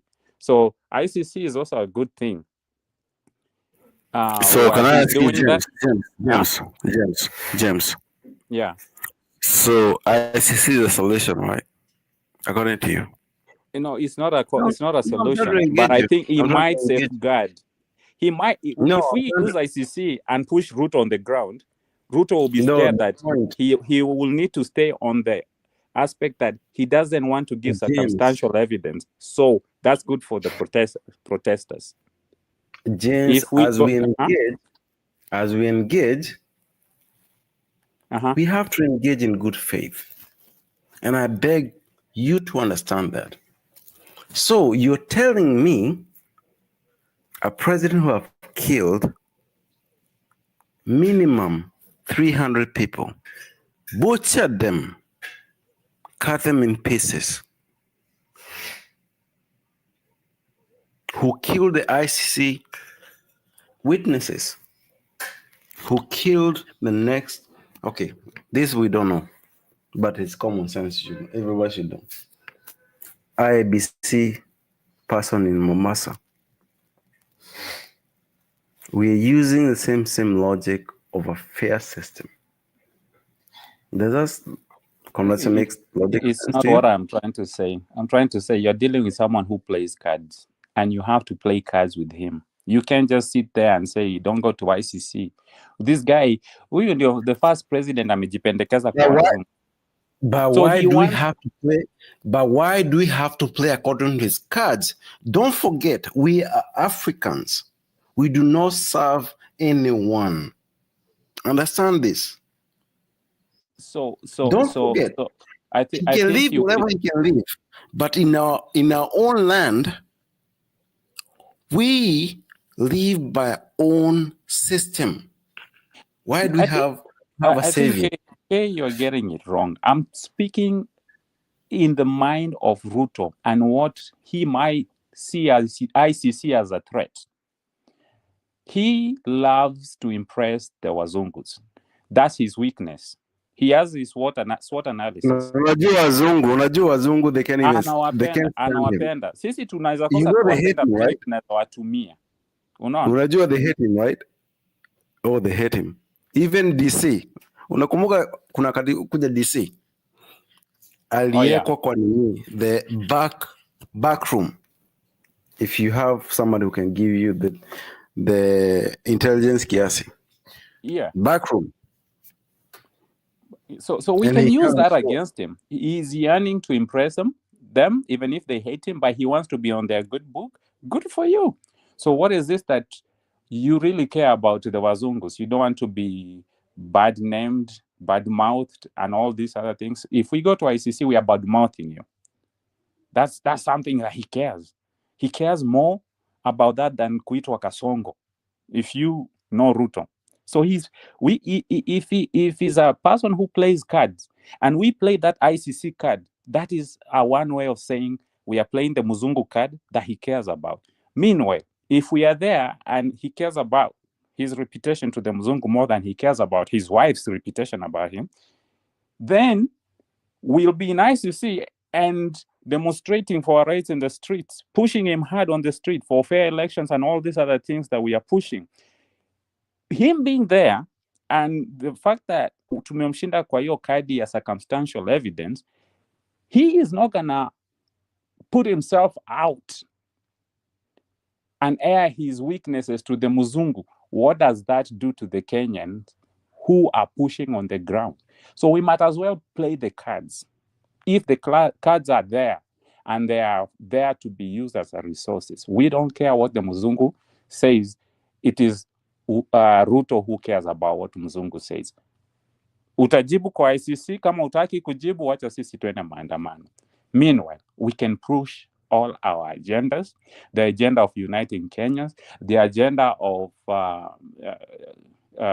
kama ni tunapanga kadi zetu kulingana na tunajiandikisha na tunafanya nini. All these other things can be done. That's why I only say the ICC part, I actually stated it at the end as part of what nilikuwa nasema kulingana na kina Uhuru na Raila, because those are all the cards that Ruto has.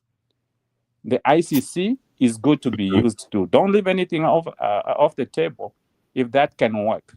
That's what I'm trying to say. how would we push the ICC if the suspect somehow managed to kill all the people who had the evidences? We might not get to the case, but guarantee you, pengine wale wanasema we are looking for circumstantial evidence and they might write even to the government. And they are putting him on notice. Have you ever heard of the word putting someone on notice? That means we are watching you very closely. So if we have now up to 2027 and they're telling him we are watching you closely, I bet James, you go to the street, push for the right, James, amp up the pressure. Okay, that's fair. That's fair. That's fair. So let me ask you then a question. What if you are the president of Russia, right? Assuming you, James, are the president of Russia, and Russia is very rich, has a lot of powers, and the people who are trying to help you or trying to follow up, they don't care about you as yourself. They want what you have to offer, and they know you're compromised. How does that work for a system? Number one, thank God we are not Russia. We're not as rich. Number two, Putin don't care. No. Can I interject? Can I interject? Okay. I mean, it wasn't a clear question. No. Kenya is the richest country in the world, if you do not know.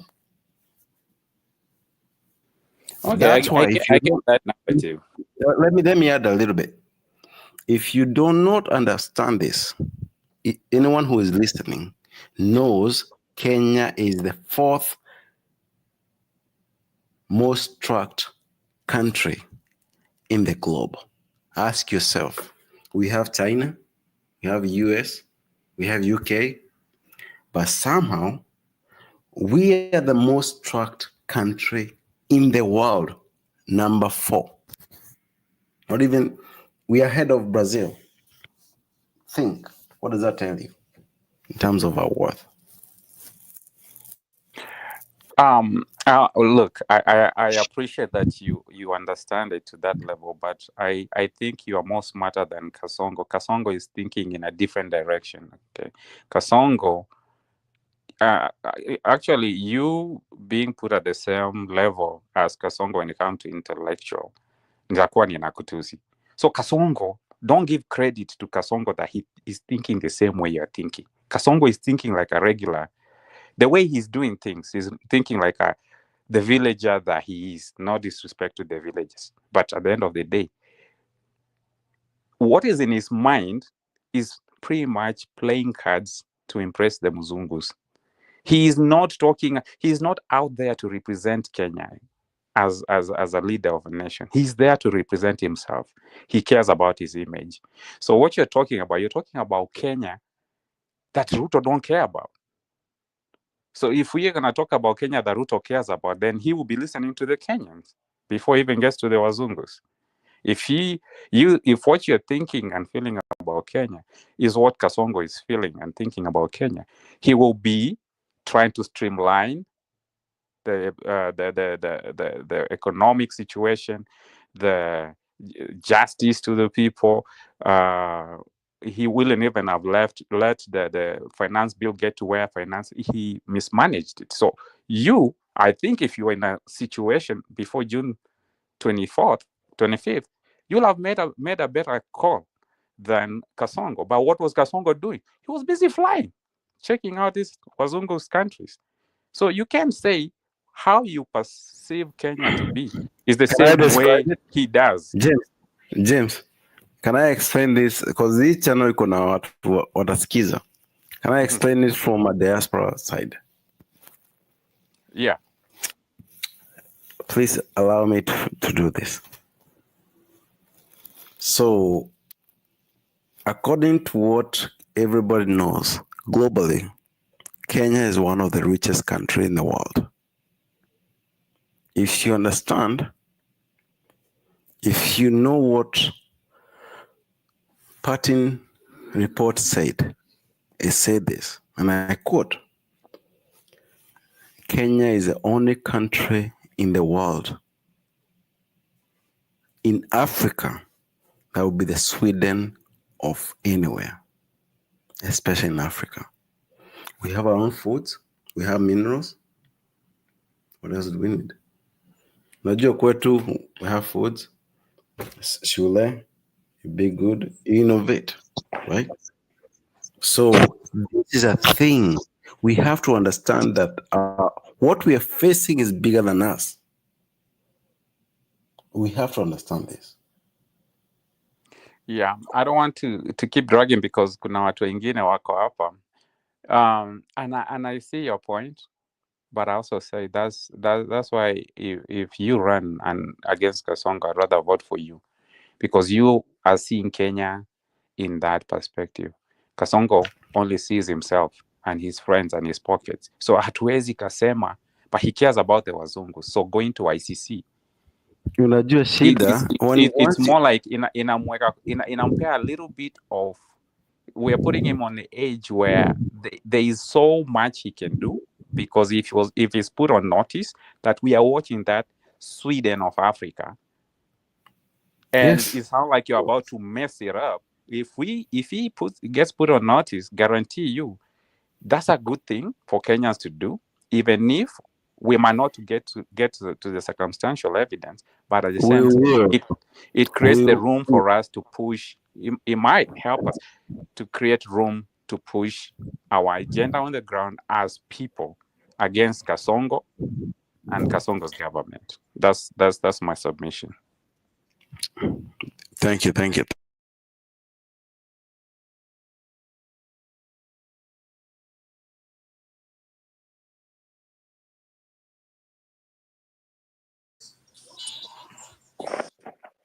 Fikiria Mary yuko, unaweza pea Mary. Asante Mpiro. Nimesikia hawa watu wameongea K na huyo mwenzake about Kasongo. Kasongo is Kasongo versus Kenyans. Isipokuwa ni ile mambo hiyo ya kubeba watu na mabasi, Kasongo ako peke yake. Sisi wa Kenya tuko pamoja. And in fact, I believe many people will celebrate Kasongo gone out of our way, out of our country. Our country can be rich, but being led by idiots, we go nowhere. Your richness, we cannot enjoy, we Kenyans, because we have got bad governance and bad leaders. Tuseme kama sasa hivyo habari ya Kasongo na hiyo kesi yake ICC. You know, this is somebody who has been mentioned many times. It's only that it has never been analyzed accordingly. And I don't know where it fails.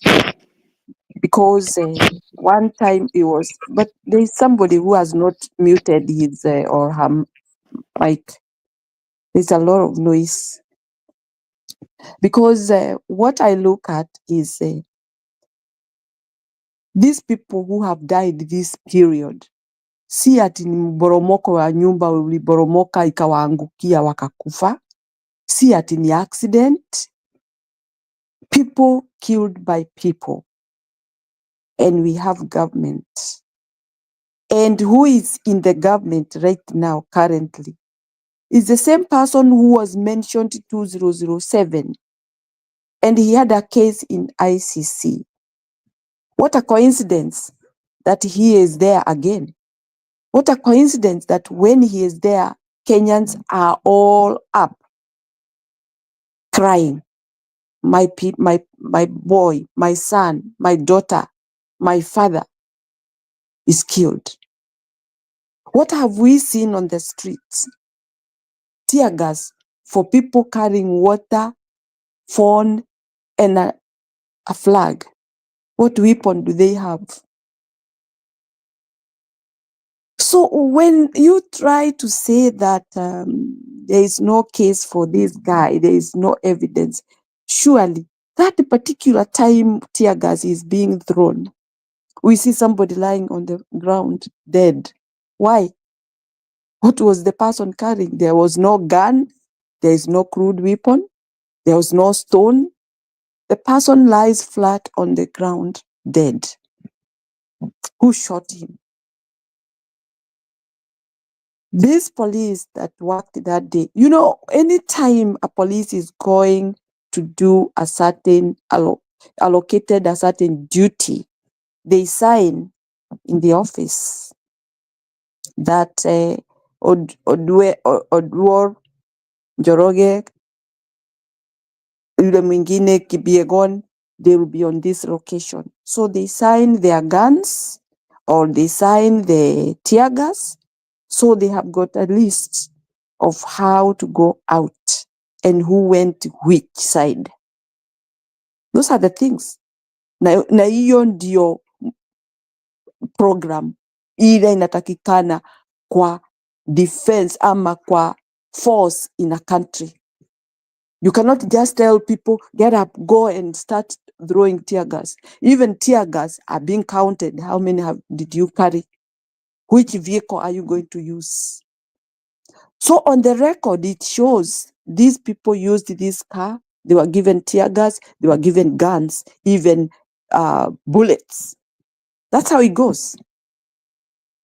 But if those things are not found, if that book, which was allocating people duty, is not found, whom do you think these people were going through which order?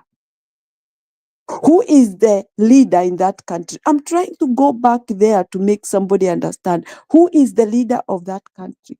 And you know, we are talking about people's life. We are not talking about chicken, ng'ombe. We are talking about a human being lost, being shot on the ground. Who did that? Why is there a leader who has not followed to know these criminals who are killing people on the street, who are tear gassing innocent people, weaponless people on the street? Who was tear gassing them? Who gave you the order? And then we come this other side. This guy has to tell us about the IG, who is adamant that he is not going to court to answer questions. Why? And you are the leader. You cannot tell your IG to go to court. Why is he refusing? Guys, I have a call. Let me come back if you are not closed soon. Thank you, Mamere. Mamere, thank you so much. So,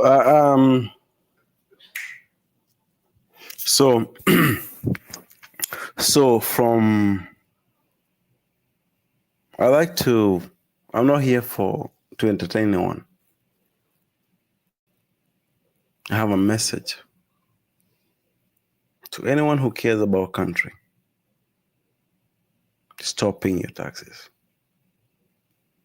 Number 2, from next month, every Monday, we stay home so they can kill us from our homes.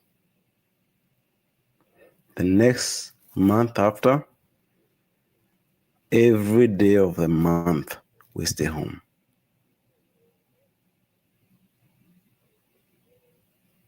If you do not understand what's happening in the country, and you come here and engage in tribal nonsense, please do not come here. There's a Banat channel. You can go and engage there. Sleep there. Live there. We will not allow people who betray our own people, people who sleep well when others are suffering. In April, no one will be going to work. If you open your shop, whatever happened in your shop, it's your business. The middle class of Kenya, you have failed your own people because you're selfish. You're self-centered. You do not care about anyone else but yourself. That is the problem. We are selfish. We are very, very, very selfish. Because the only thing that can now get Kasongo out of power is civil disobedience. But if you told people of Kenya to stay home and actually sabotage the economy, which is now the only weapon we have left, they will start telling you, what do we eat? In other countries, people support one another to go to that kind of a strike. You saw it happened was it Indonesia? After our Gen Z, those people went out of the street and they stopped working completely. And that's how they got their person out of the state house in a week. But we Kenyans, one day we are fatigued and we give up. We give up so easily. Somebody said somewhere, I was attending a forum like this and said, Kenyans, we are cowards. And that is also what is eating. I think I Mwamba, must agree. Yes. can I explain this? Can I explain this? Please. This is what will happen. Most of us here, we are very selfish human beings.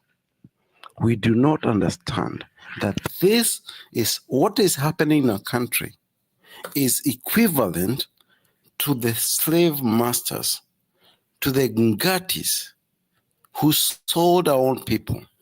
This is why this generation, our age, we are here fighting because most of you sold us.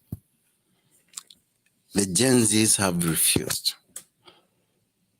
The CCTs of the world, the Mzalendos of the world, who are very more than proud to show where Ruto is showing his whatever he calls it. What do you call it? Speech. And all of you, Bernard, you're one of them. Mzalendo, you're one of them. Citizen, you're one of them. NTV, you're one of them.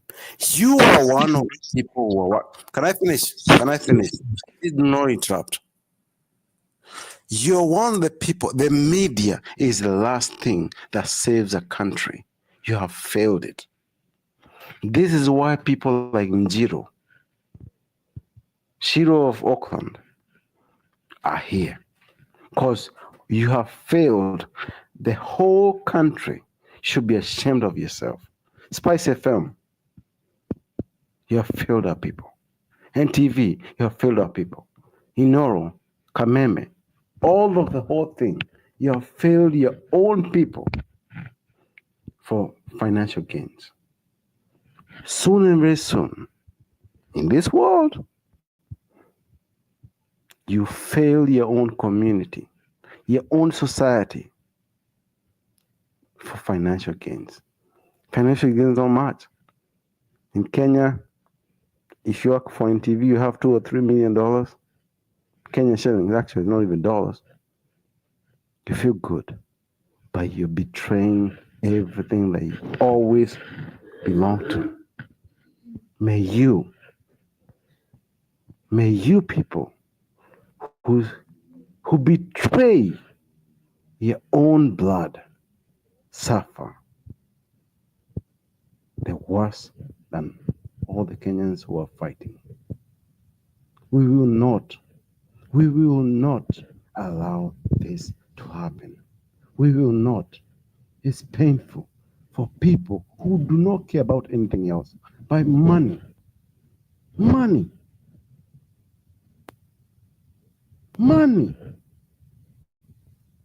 As a community, have we became slaves? Tuko slaves.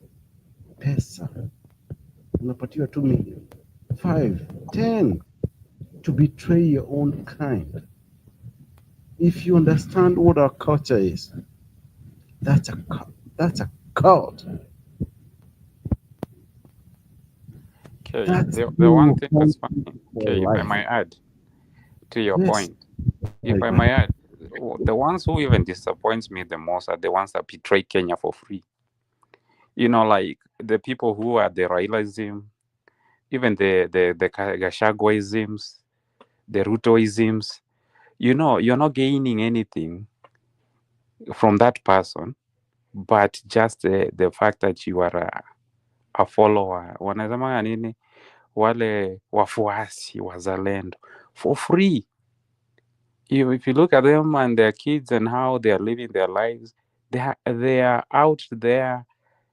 You know, kids not going to school, they wanaenda mtoni for free because they are mtu wetu. Those ones are actually, it hurts me when people do that for free.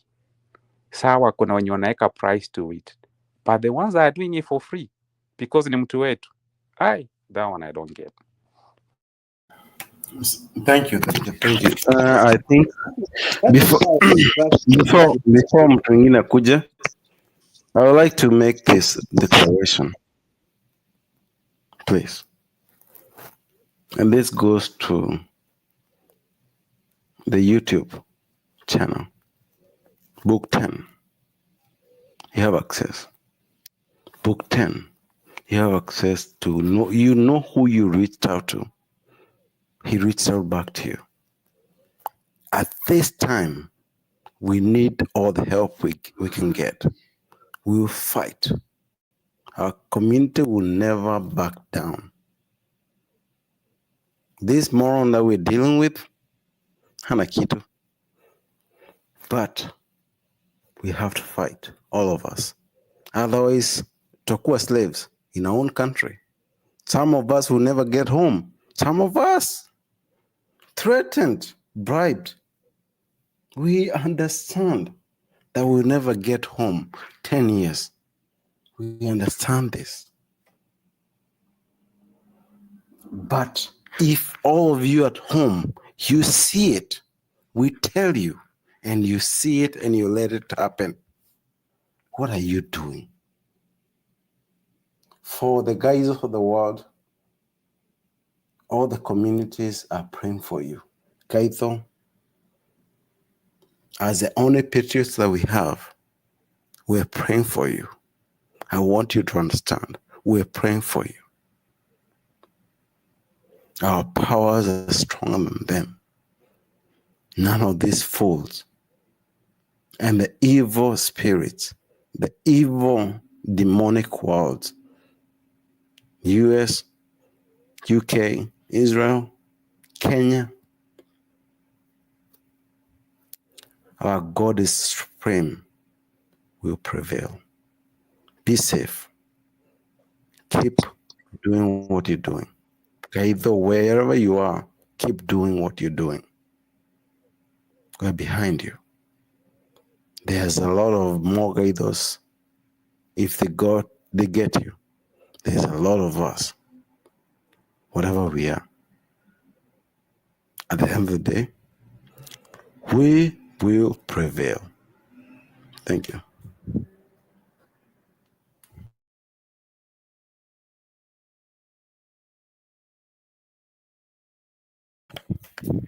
Jiro, what's your show?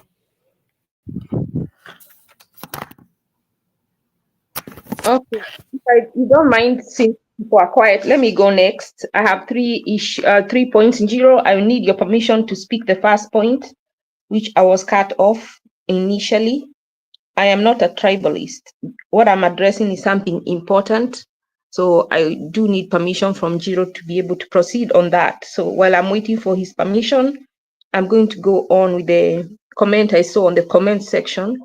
Someone saying that. Sawa. Actually, kidogo. Okay, you can prosecute that as you handle other issues in the Sawa. Okay, so I was talking about the Mlima people have had 3 presidents.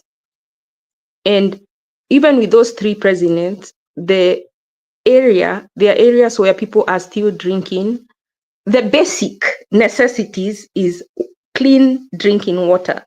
Where I come from, when they were putting the electricity, the posts for the water was destroyed and they did not restore it. So up to now, they still go to the river to fetch water, or you buy water.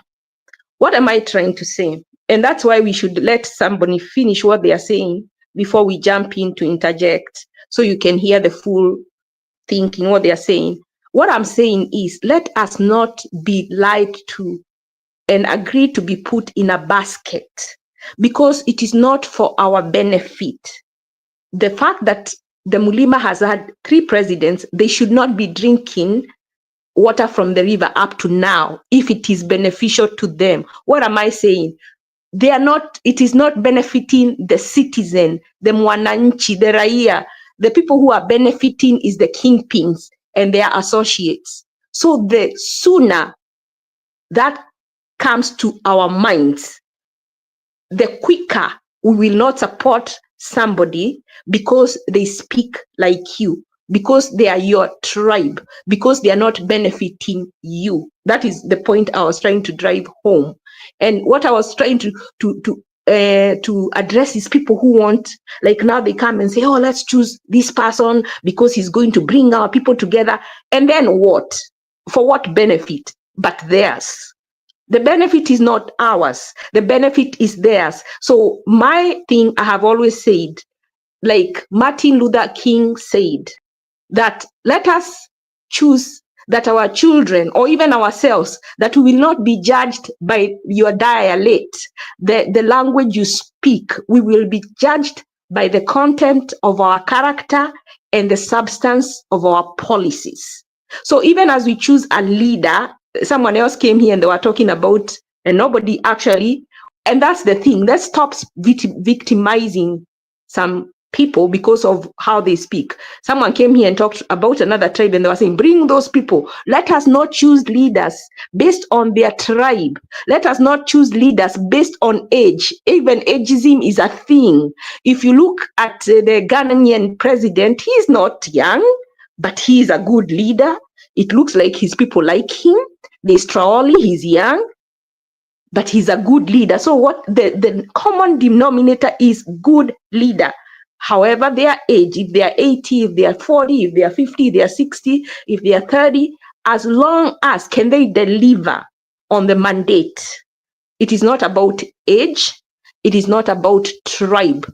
If we remove those 2 things from the equation, I think we'll be coming closer to choosing someone who the majority who will do good for our country, or most of us can choose, because it is the majority that rules, that at the end of the day we'll get somebody who will help our country, because we want, if God wills, to get someone like Traore. And at the end of the day, I had another channel, someone saying, let us pray. I think we have come to where we say, let us pray, because I don't know how many people will convince people in mashinani. Hii kabila mnasema tusiongee. We really need to. Can I add? No, Can I add? don't. I will forget what I'm saying. Just write your point. No, finish, you know finish that. what he's saying. Finish what he's saying. Yeah, let me finish.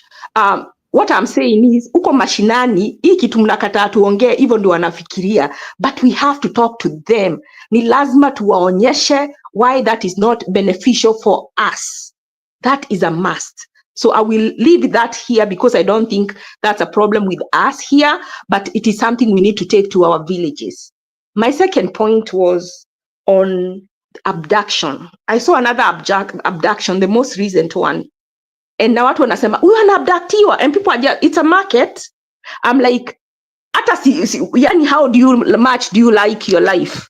Yani hata huwezi sema kama ni mbaya ni kufe tu na hii abduction na itaendelea. Let me tell you guys, we need to come, na kuna mtu hapa kwa comment, Triza ameuliza, why do we have to come here and keep talking about Uhuru, about Raila, about Ruto?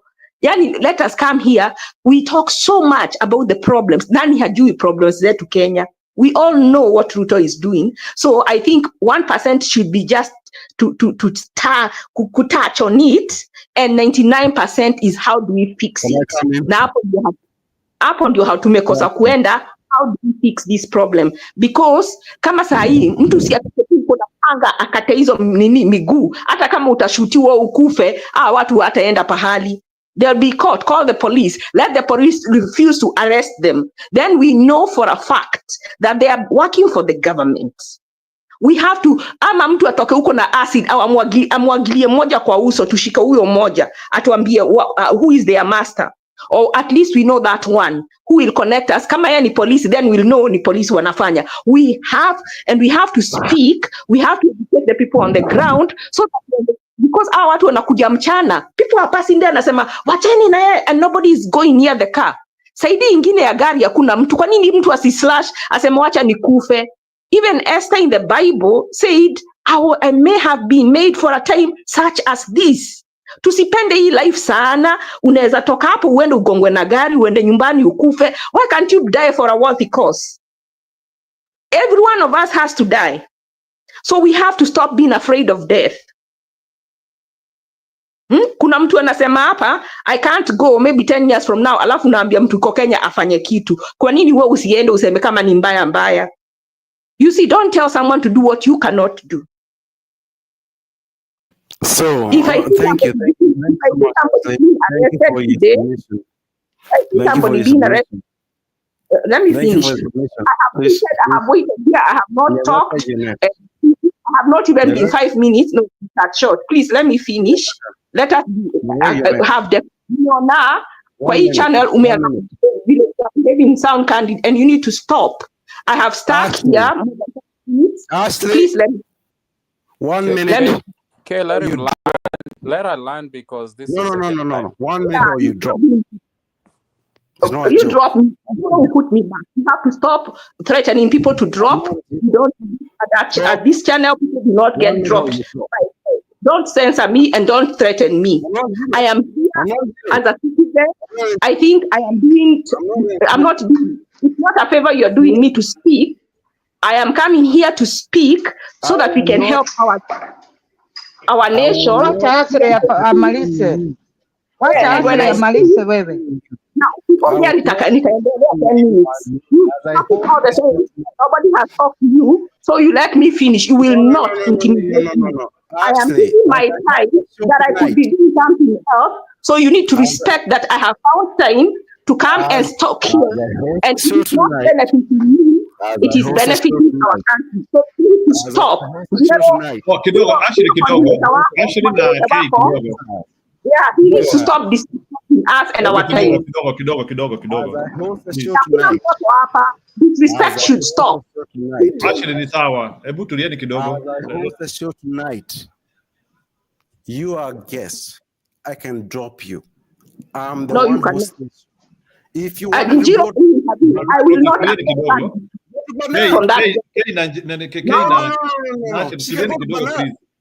she can go to Bernard.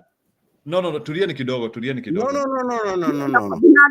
I do go there. Tonight. Give me an opportunity. Hatuwezi shindwa na nini na alikuwa anakuja hapa kudanganya atiwa pesa, which he has not. He's a mole, and why he wants to silence me is because I'm saying things that he doesn't want me to say. When I start speaking, he doesn't want me to speak because he is a mole. Okay, kidogo tu. Let me bring things to order. What we can do is that I think we have time. Yule mtu anataka Bwana Kai, just allow them. We have some time. Wacha tu aseme tu pole pole. Alafu huyo mwingine achukulie kuliko alafu tu na wewe Asheri hapo ukisimamisha usinini sana No. The last time I kept quiet, but he's not going to bully me.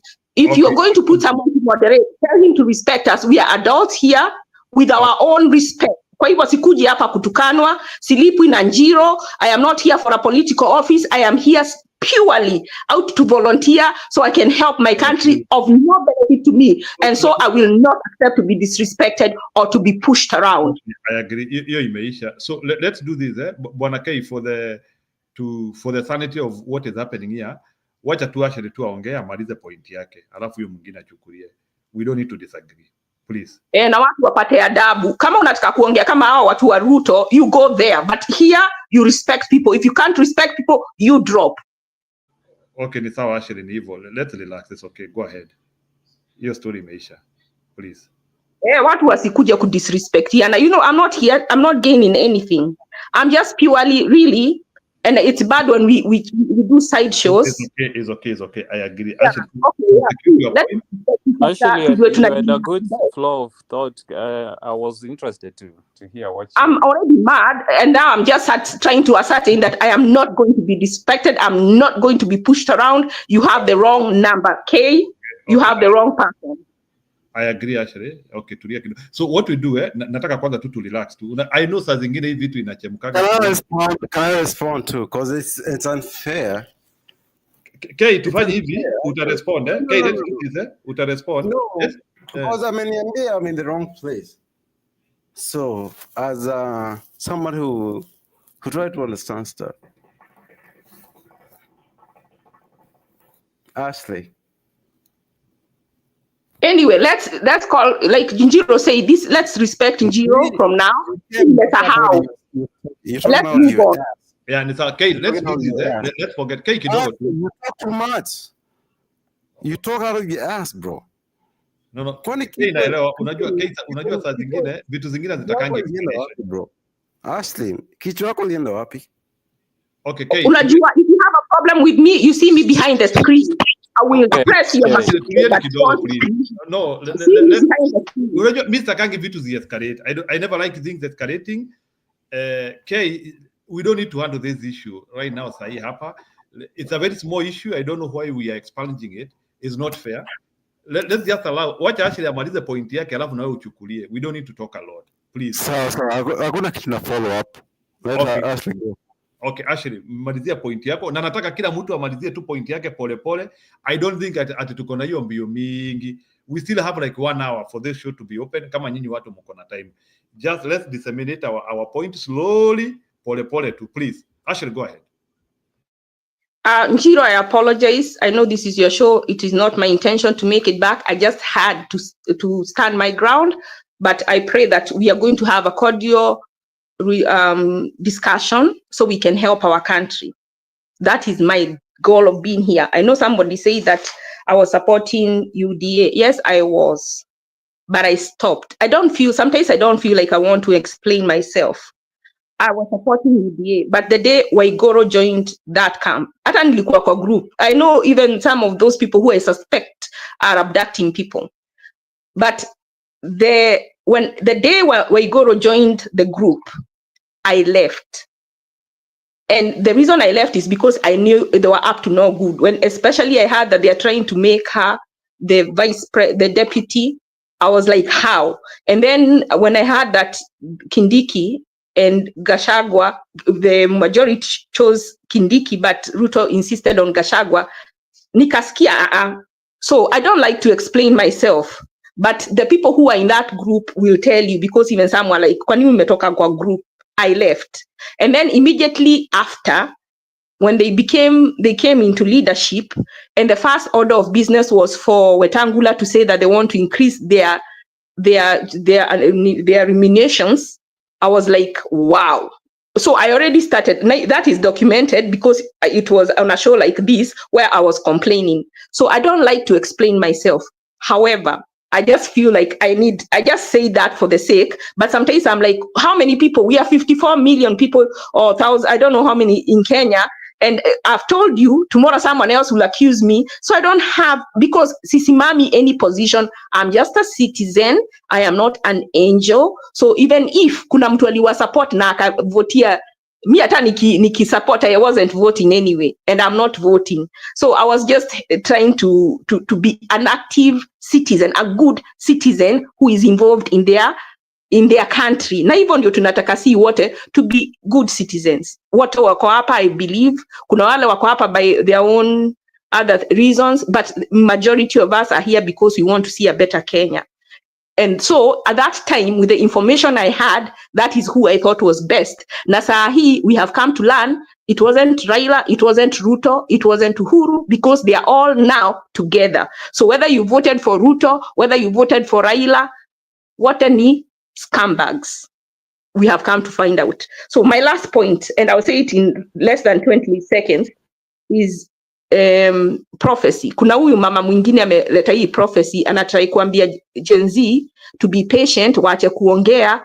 God is not acting because they are talking, and it is not true. Hao ni watu wanatrai kusilence because Ruto ameanza kunini kusideline na world leaders because we are escalating the issue. So we need to shout in noise instead of attacking each other. Let our noise have our focus on Ruto, and let us do everything we can to make the world know somebody somewhere will help us get him out. Thank you.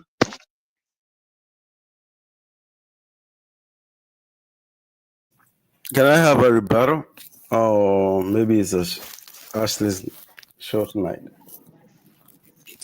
I don't think that is necessary. Let us just continue. Okay. Let's move on. James. Yeah.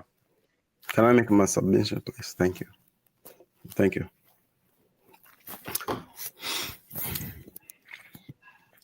I would like to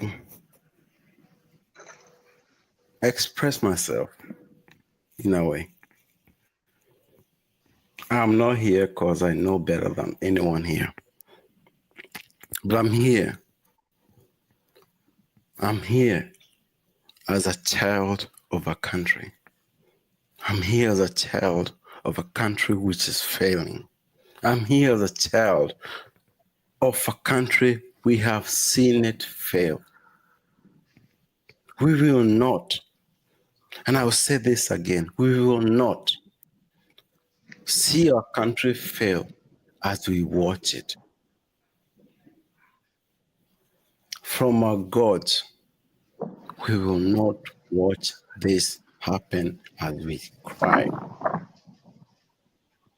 Somebody mute yourself. Jero, mute yourself.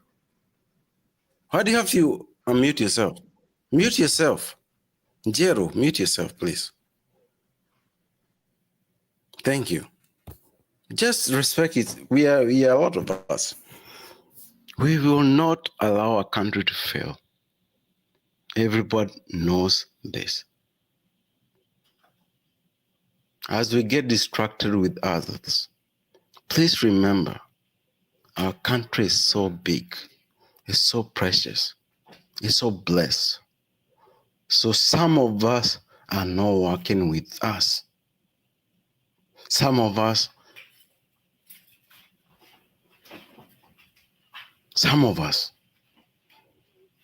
my brothers and sisters, some of us are the issues that have made our country to be where we are tonight.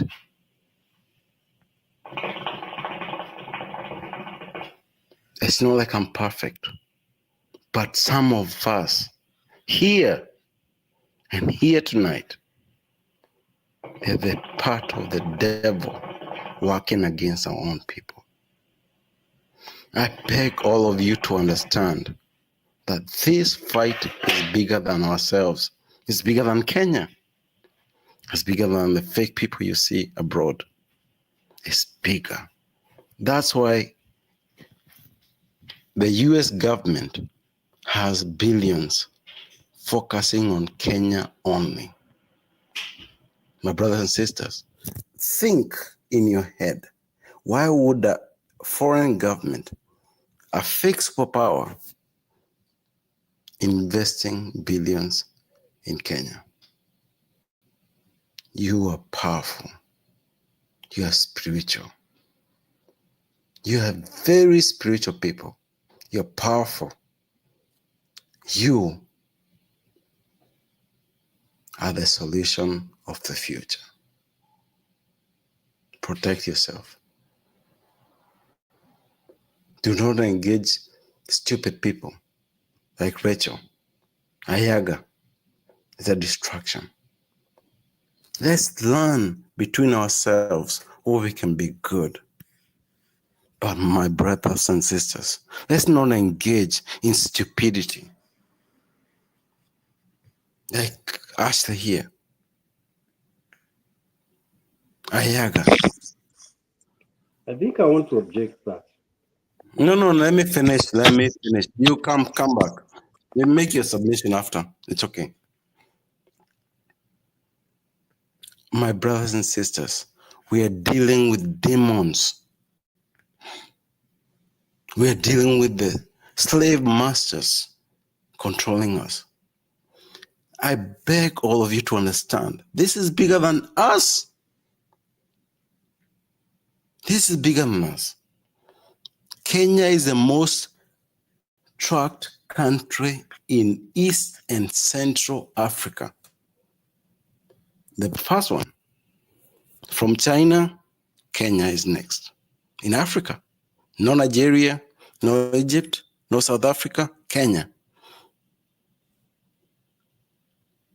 Understand your powers. Do not let slave masters come and corner us again. Do your part, my brothers and sisters. We're dealing with an evil, demonic person who is Ruto. We're dealing with people like Rachel here who come and distract us. Mato was here distracting us. But all of us know we always and pray, all of us, for a better country. We don't care who is your neighbor. We care for our country. But some of us are confusing us.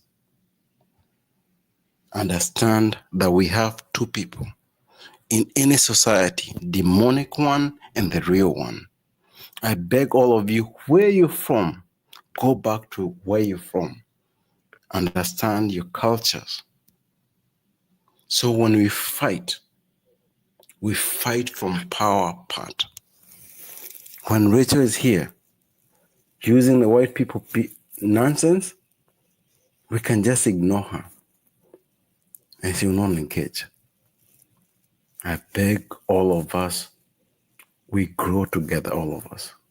I beg all of you, understand this fight is bigger than all of us.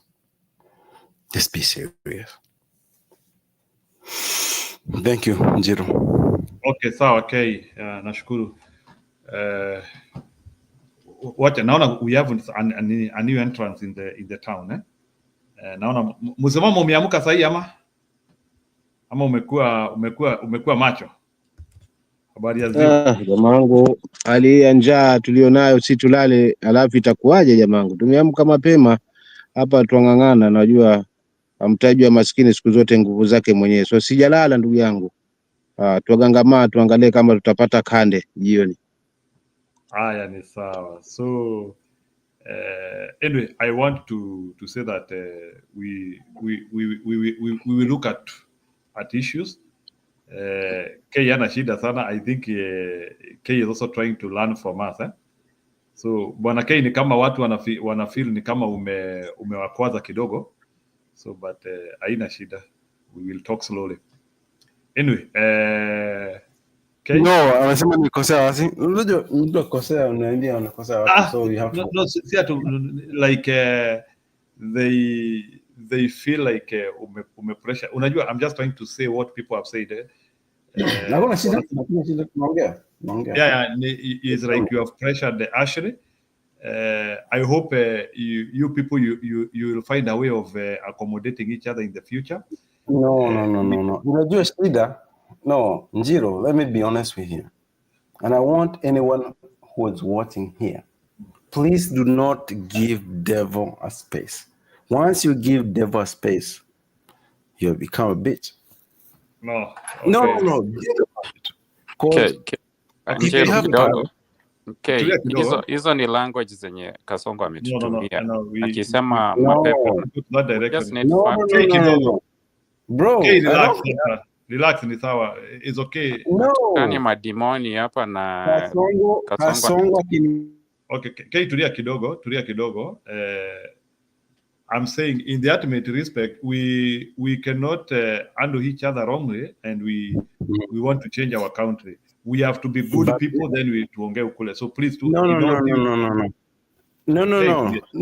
Njiro, you know this. We cannot be good. No, we have to be good. Relax kidogo. Okay, relax. Allow me, ni mimi nasema, unajua ni ile I'm a bit tolerant, sitakangi story mingi. Just relax kidogo, yeah, relax kidogo. So what I was trying to say is that we have to be extremely serious people, and there's no way in which we can become a light. Kama sisi and we are behaving in darkness. So we have to be serious people. Otherwise, we also stand to be judged. So Bwana Keyo, on that we need to be better than what we are doing, so that pia tunaweza kidogo relax. Kei, sio kila kitu mtu ujibu, tulia kidogo Kei. Unajua saa zingine shida unajua shida if your mindset is no, it's not about mindset. You know Kei, there is also wisdom in listening. Ndio hata saa zingine mimi naketingi hapa tu nisikilize, not because I cannot speak.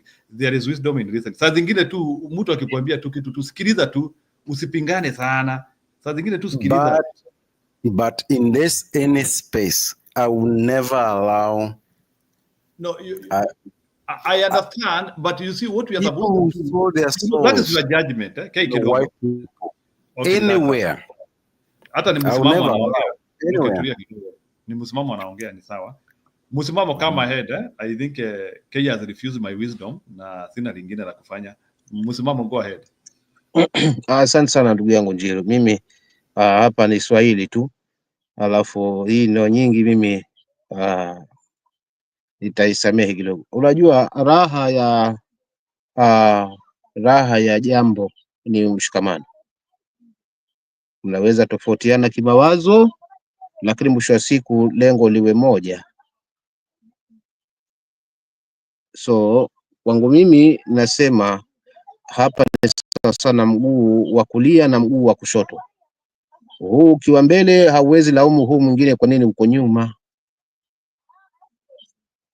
Kwa maana hiyo wote tuko hapa kwenye hii panel, lengo hapa ni kuhamasisha, lengo ni watu wasikize, wapate kuzinduka mahali walipokuwa miaka hiyo na sasa hivi, na utofauti wa kuweza kuamua lipi jema lipi baya. So to me nitaambia tu ndugu zangu, kushindana kwingi ndivyo tuna kimawazo na kukita haswa katika misimamo. Naomba tu tusikizane, tuelewane. Tunaweza tofautiana kiasi kimawazo, maana mtazamo, kila mtu ana mtazamo wake. Juu tumeumbwa kama vidole vya mkononi, hiki kikubwa, hiki kirefu, hiki chembamba, hiki kizito, vitu kama hiyo, lakini all vyote viko katika mkono. Lengo hapa ni kuhakikisha tunapata good governance katika taifa letu. Unyie mko nje, sisi tuko hapa, wote lengo na shabali ikiwa moja, itakuwa rahisi kushinda hivi vita. But tukigawana kimawazo na tukikanganyana kimawazo kwamba hili la huyu ndio linakubalika zaidi kuliko la mwingine, hatutakuwa tunasonga mbele. Langu ni hivi, Njiro ndugu yangu, kwa haraka kwamba mimi sikati tamaa. Nitabaki kwamba tuna uhaba wa uongozi katika taifa letu, na ni sharti kwamba tukangane na tutumane na hilo. Usubiri 2027 ndivyo tufanye maamuzi through ballot, to me does hainipi sense hivyo, kwa sababu already tunajua kwamba na akina nani wafujaji wa mali, na akina nani wasiojali usalama wa taifa, na akina nani wasiojali afya katika hospitali zetu, na akina nani ambao wanacheza na elimu, na akina nani ambao hakika hawasimamii rasilimali zetu za taifa vyema. Zaidi ya yote tunagundua kuna watu ambao ni wanabiashara, ni watu wa deals. So tutaruhusu nchi yetu iongoze through deals, kwa kweli tutakuwa hatumeambulia patupu.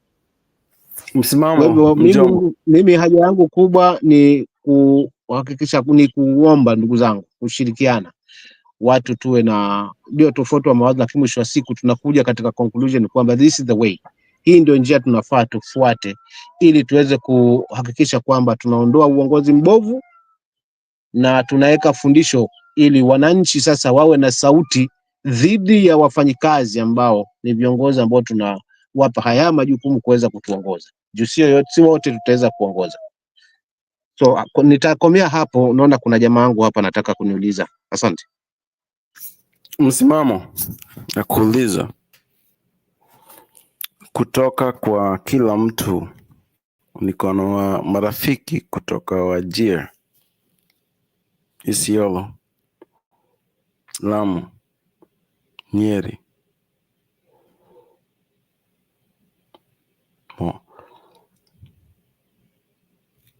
Kila mtu anaumia. It's a fact. It's a fact. Ukienda Mombasa, watu wanaumia. Ukienda Nyeri, watu wanaumia. Ukienda Isiolo, watu wanaumia. Ukienda Marsabit, watu wanaumia. Ukienda Kakamega, watu wanaumia. Sisi wote tunapitia the same things. Mbona tunaanza kuchukua kitu moja between ourselves? We have to fight. Watu ukuwe serious. Tuna deal na dictator. Si mchezo. Tunaweza kudiscuss a theory. Msimamo unaweza kuambia, okay, mimi nataka wasichana wawili, wabibi wawili. It's fair. But at this time, we're fighting for our survival as a society. Ruto ametuharibia. I agree. So, wacha nicheze kitu alafu as we continue because nataka pia wengine so after hii video I would like bwana Mwamba ukuje. Nataka tufuatane tu vile tu tuko hapa, Mwamba, Ashley, Penny, Njerumaura, James, Msimamo. At least na mtu akiweza kuongea between 3 to 5 minutes the better. So wacha tusikilize, ni kule Kasongo ameshida bado.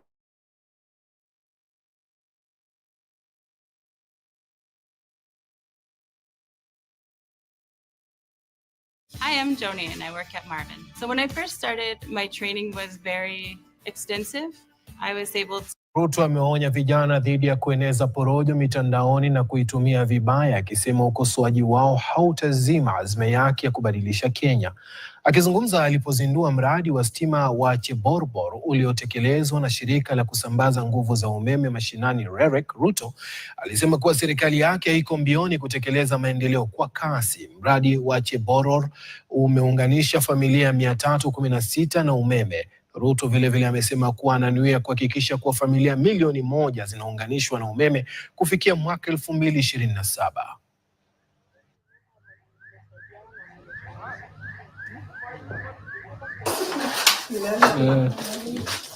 Asante.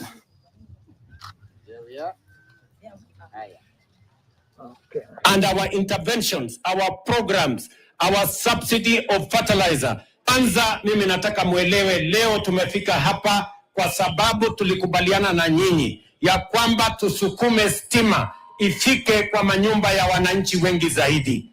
Tulikubaliana hatukubaliana? Mimi nataka niwaambie hivi, nikiongea na nyinyi, serikali ya Kenya tumetafuta pesa bilioni 36 ya kuunganisha stima kwa manyumba ya wananchi 1464 katika awamu ya kwanza. Awamu ya pili pia tuna negotiate. Kabla ya mwisho wa mwaka huu tutaendelesha hiyo program.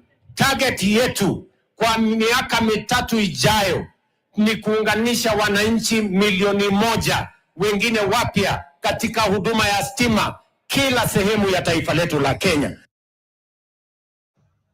Tukitoka kule Cheborbor, bado tunazo taarifa nyinginezo ambazo tumekuandalia mtazamaji.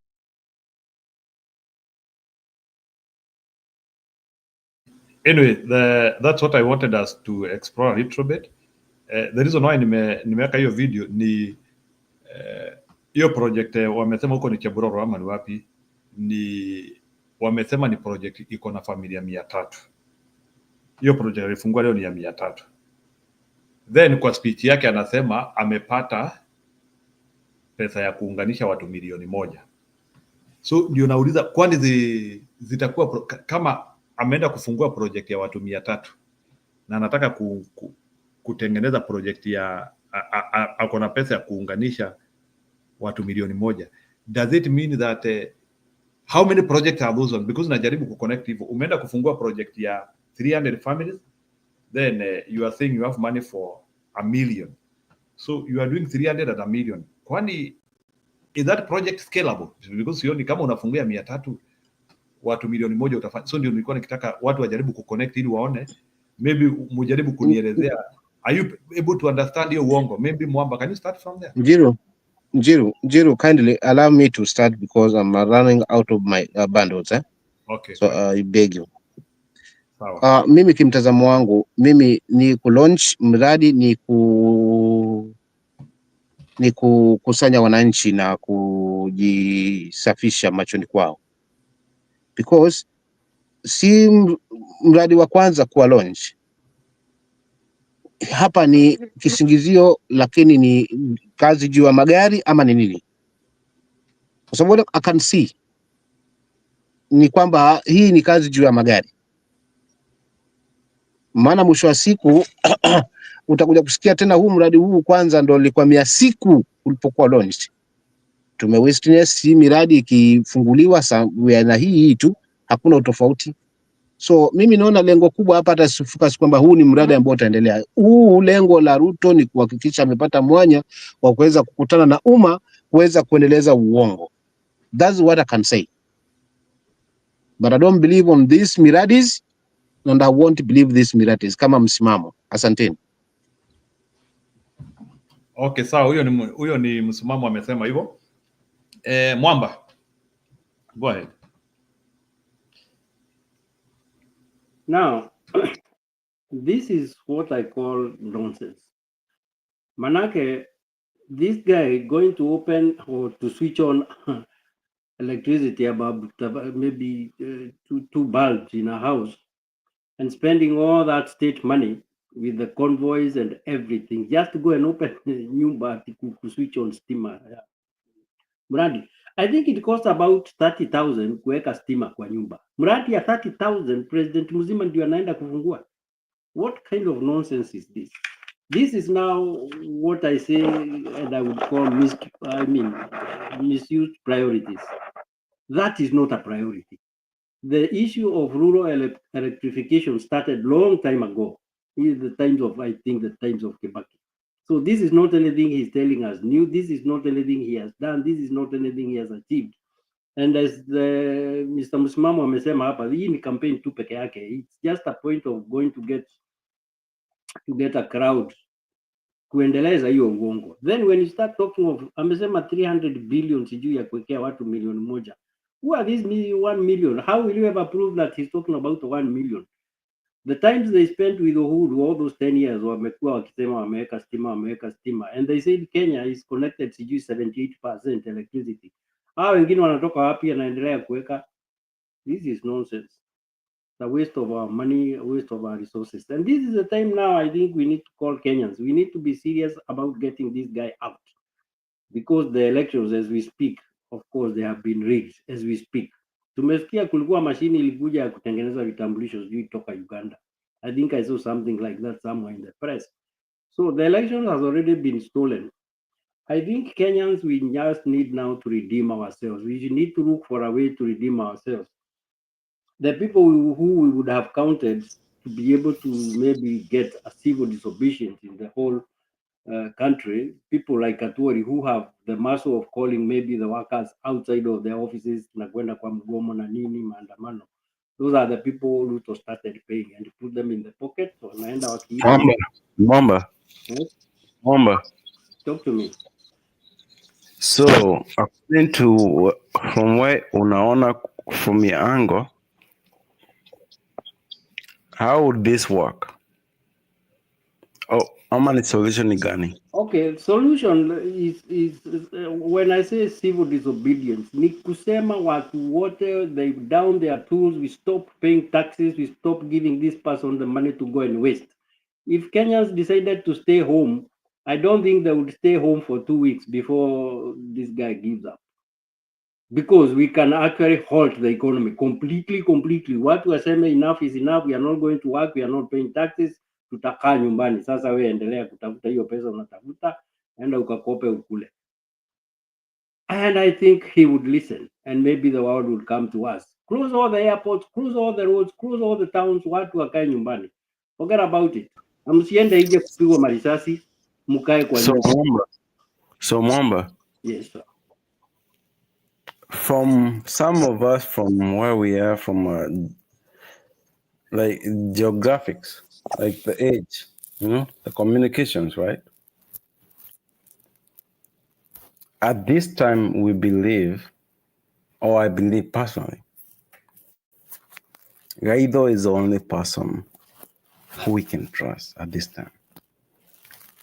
And if none of us see it, soon and very soon, Guaido, dead or alive, we will have Guaido streets. It's a fact. Because that brother is a patriot. Most of us who go hapa, tuna waste time. We know Guaido is a king. We know this. Some of us are kings too. But Guaido is home. He guides us. We have to support him. You see, For we others. are trying to No. Moban, let me finish. Oh, this was my time, my friend. You are taking all of it. Let me finish. Ruhusu Mwamba kidogo amalize, please. Time yako No, I'm finishing my statement. Nimeuliza 1 minute. It's common sense. Guaido, everybody needs to pray for this man. All of us here are weak. We have no substance. I think you will submit it at your time. This was about the video, and I think you are derailing the conversation about the video. Relax case, sasa. Endelea, please. I have lost my line of thought anyway. Give somebody else. No, you were talking about economic, what do you call, sabotage and stuff like that. Yeah. What I'm saying is that going for a president, the whole president to just go and open a house that it was given electricity, just to switch on a main switch to show that he's putting electricity in a house, that's a waste of state resources in a very bad way. Just to go and campaign. So this guy is actually using our resources to go do campaigns for an election that is 3 years away. And these are the priorities we are saying they are misplaced. We are told the schools have not received their capitation, the universities are in crisis because they don't have money, but the guy has money to go and waste on the roadsides, talking nonsense. Okay. Guys, me, I have to sleep now. Sawa Mwamba, unaweza lala vizuri. Ashley, go ahead. So, Njiro. You cannot. No. You cannot give somebody a chance to turn somebody off and let them go. It's a conversation. No, amesema anaenda kulala. Sasa unajua mtu akisema anaenda kulala. Nini shida yake? Siende lale. Kila mtu analala. Kwani yeye wewe Njiru, na hii lugha iko na K ni nini? No, ni hivyo. Because I don't really understand, kwa sababu unaingilia mwingine akiongea ni kitu kama unataka usikizwe wewe. How are we going to tutaendeleaje tukiwa hivi? Unajua sometimes unavumilia kitu na mimi huwa siwezi kuweka ubovu ama ugonjwa mimi nikiuona. Kuwa mstaarabu, tuendeleze kipindi vizuri. Kila mtu hapa ni mtu ameacha kazi zake kuja kusikiza ba. Ameenda sasa. Hata mimi nimekubali, nimejaribu kuvumilia, nimeshindwa. Ukiona huyo mtu nimeshindwa, I'm sorry.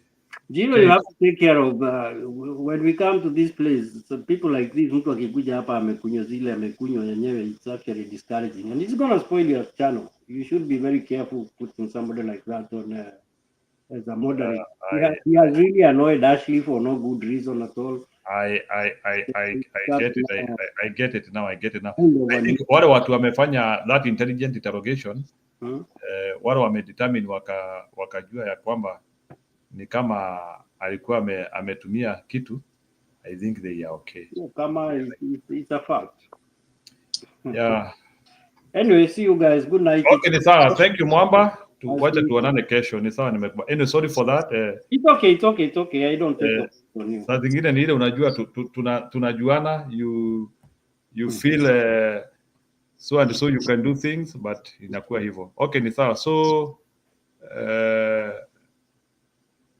Ashley utachukulia, alafu tuende kwa Njero Mwaura. So Ashley chukulia, we will be connected. I think Njero Mwaura na Pen, I think na James wajaongea. I think that would be going another round without them talking. Okay, sawa. Okay, wacha Njero Mwaura aseme. Njero Mwaura, ama unapika? Hapana. Haya, vile nikesema hiyo Ruto anafanya huko kusema habari ya stima, nataka Wakenya tujue tuko na watu alipomoa manyumba huko Nairobi. Kuko watu walipelekwa na maji huko Mai Mahiu. Kwa nini hiyo pesa hakujenga hata nyumba ya mabati? Aondoe watu nje. Mnajua watu wanalala nje. Sasa kusimama hapo kwa ngali kusema nini? Hiyo ni kampeni anafanya. Hii stima wanaweka miaka 10 miaka nenda stima. Si minister anaweza kuendelea hiyo na Ruto asiende pale. Sauli ni kitu kibaki kama ule mtu amesema hapa. Hiyo ni kitu tunajua inaendelea kwa nchi. Ni lazima minister president aende huko kufungua. Hiyo ni ujinga. Kwanza hawa watu alitoa nje akapomoa manyumba. Angesimama huko Nairobi inakaa kama takataka. Apeleke hawa watu atuonyeshe pale amejenga. Hiyo tungefurahia. Lakini hii anafanya hapa kusema ati anaingiza stima. Hiyo si support na hiyo ni ujinga. Na ni kuibia tu. Hii milioni tumejenga bilioni 2. Anatoa wapi? Kila siku akisimama kwa gari. Tumejenga bilioni. Tumetengeneza bilioni. Anatoa wapi hii bilioni na watu wanakufa huko Nairobi, wanakaa nje na watoto? Haya, hakuna madawa, hakuna daktari, ndio hawa wana strike, manases, hospitali hakuna madawa, mashule yote hakuna, hata ya 9 hiyo ametengeneza wajamaliza. Haya, acha niseme kitu. Kenya ile tutafanya kukifanyika anyway. Naomba hii katiba kwanza niende kwa agency. Watu walisema ana evidence iko pale. Sauli katiba imesema tumeruhusiwa Mkenya wote anaweza kuandamana. Na aulize polisi, ape polisi barua, polisi wakuwe nyuma na mbele kuwasidikisha. Polisi wanakataa hizi. Nimeona watu wengi wanasema ona tuliwaambia tunafanya maandamano. They ignorant. Hiyo ni evidence. Sauli katiba imekubali watu waandamane wakiambia serikali unafanya mbaya. Sasa hakuna polisi wanapewa. Polisi wanapewa ni kuua na tear gas. Hiyo ni moja. Anaweza Ruto kuanza hiyo. Sauli katiba imesema. Ya pili, vile tunaweza Kenya tukuwe na pati mbili peke yake. Wajiko ndio mwenye katiba. Asimame na agency wasema tunataka pati mbili peke yake. Tutaki kujua mmeshikana na Jaluo na Kikuyu na wapi na huko Isiolo, ikuwe pati mbili peke yake. Hiyo ndio itakuwa Kenya moja. Na ule mtu atashindwa atarudia tena, mwingine aingie atafute bahati. Hiyo ndio Kenya itasimama. Lakini ya grupu huyu ako na chama yake, huyu ako na chama yake, hapo ndio tumepotelea. Hii katiba ni ya Wanjiku. Vile Gen Z wamesimama wakasema agusa hiyo bill. Gen Z wanaweza kurudi pale na sasa tuko nyuma zao. Tuseme katiba iseme Kenya hakuna pate hii ni bili peke yake. Watu wajiunge sasa. Watengeneze pate bili. Hiyo ndio inapigania Kenya peke yake. Hiyo ndio Kenya itasimama. Head of me. Sasa mtu akitaka kusema kitu aseme, lakini hiyo ndio nafikiria. Lakini kuongea hapa tunakuliwa tuna hawa watu. Sauli kila mtu ako na party yake. Ona sasa ameleta watu wako na party sasa. Sasa waingie pale wakule. Hii party zote situpiliwe bali. Ishe kabisa. Na hiyo ukabila wanasema iko itaisha. Sauli unaweza kupandisha hiyo party, ukiona hii party ifanye vizuri, mwaka ingine uchaguzi ikija unaenda kwa ile party inafanya kazi. Hiyo ndio itakuwa Kenya. lakini hii pati kila mtu, hata mimi nikitaka nitatafuta watu 2,000 nikuwe na pati. Hii ndio ujinga na kugaana na ukabila ndio wanalete inaingia. Hivyo tu ndio nafikiria mimi. Na hiyo ujinga yake ya jana, hata usituwekee Ruto, kusikiza Ruto hii ujinga. Sitaki kumsikia mimi. Sauli ni ujinga tu.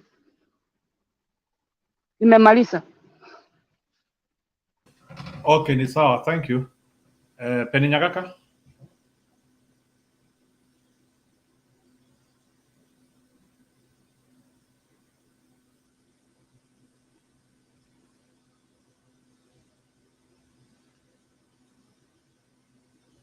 Penny? Ni kama Penny alienda. Haya, ni sawa. So basi Asha unaweza chukulia, alafu James. Ama James na Asha, nani anataka kupisha mwingine? Wacha niongee. Ashley alikuwa ametuambia tuongee tukiwa na Njiro, alafu ataongea. Okay. So first thing first, tukikuja kwa platform kama hizi tukikashifu, unajua kuna kitu moja inaweza kuwa tunaweza resemble Kasongo. Maisha ya kukua hakuna tolerance is what Kasongo ako na symptoms. Yule mtu hataki kusikia mawaidha ya watu, hataki kusikia watu wakiongea, yeye ndiye anajua, yeye ndio kila kitu. Lack of tolerance, ukimwambia ni hivi anaku abduct. Hiyo maisha hatuwezi kashifu Kasongo kama tuna embody that type of traits. That's a Kasongoism. You don't have to be tribal, but you can portray some things that makes Kasongo a bad leader. So hiyo story ya kuattack watu kiubinafsi kwa platform kwa sababu they have a different opinion, hiyo ni mbaya kabisa. That is not someone I want to even respect and listen to. That is what I will say for when it comes to that.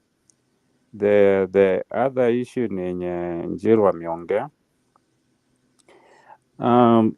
Njiru, naweza kuambia in my own opinion, penye tuko sahi kama nchi, tushukuru Mungu kwa Gen Z ni wale walisema hatupangwingwi, lakini pia wakasema anguka nayo, na ilifanya kazi.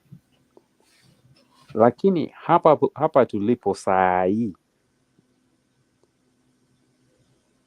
tunafaa tushikane, na whatever way tunashikana na with a goal that we should never go back in Kenya to a regime or leadership that embodied what Kasongo and hata hiyo ya Raila. And the way we vote going forward, we should vote with number one aim ya kutoa Kasongo. So that means hatuna ile time ya kusema wewe juu uko kwa hiyo mrengo yako na uko na party. If you're not ready to merge right now, okay.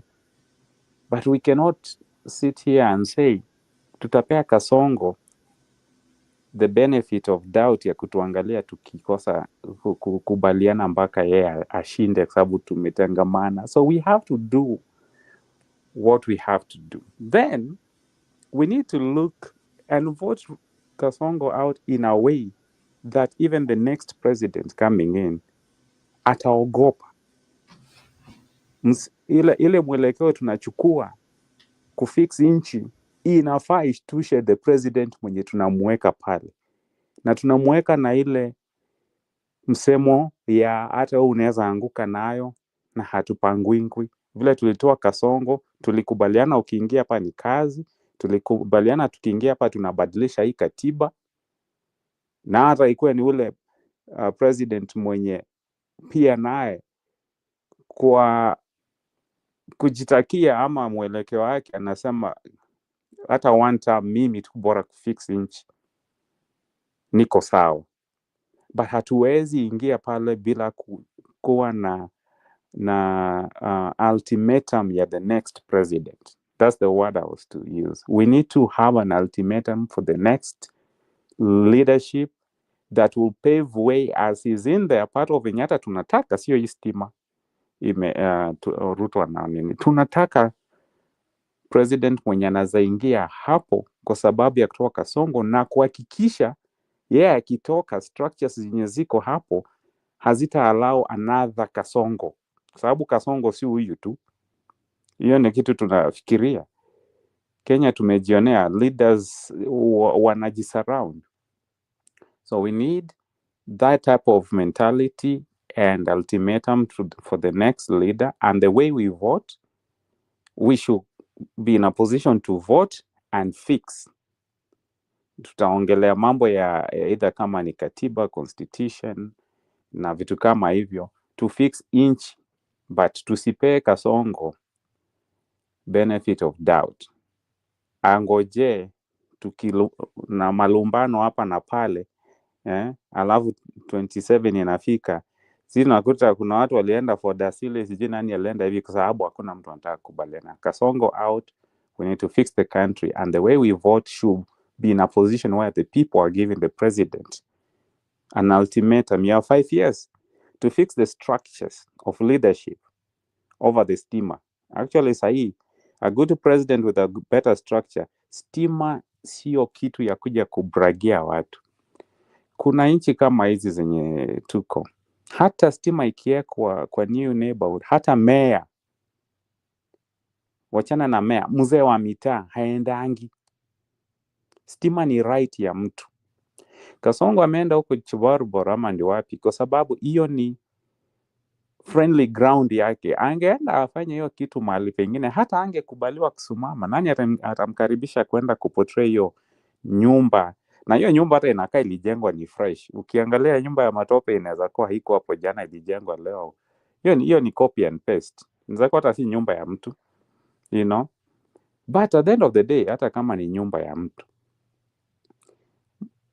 kama wewe ni kiongozi mwenye unajivunia kuenda kufungua stima balbu 2 kwa nyumba ya matope, sio kitu unaweza taka ionekane kwa TV. Mainchi ambayo zimeendelea, barabara ikijengwa ni haki ya mwananchi. Si amelipa tax, mbona umwambie tumekujengea barabara? Kwani unafikiria mbona unafikiria ni kama ulitoa pesa yako kamjengea? Amelipa tax. Barabara zikijengwa mea hajui. Kwanza nchi kama hii ya Amerika, barabara utangulia kijiji, si kijiji kwanza. Barabara zinajengwa then manyumba. Hii ya Ruto yenye nyumba imejengwa ya matope huko, alafu stima. Hata heri angeenda afungue hiyo mambo ya stima kwa shule mpya.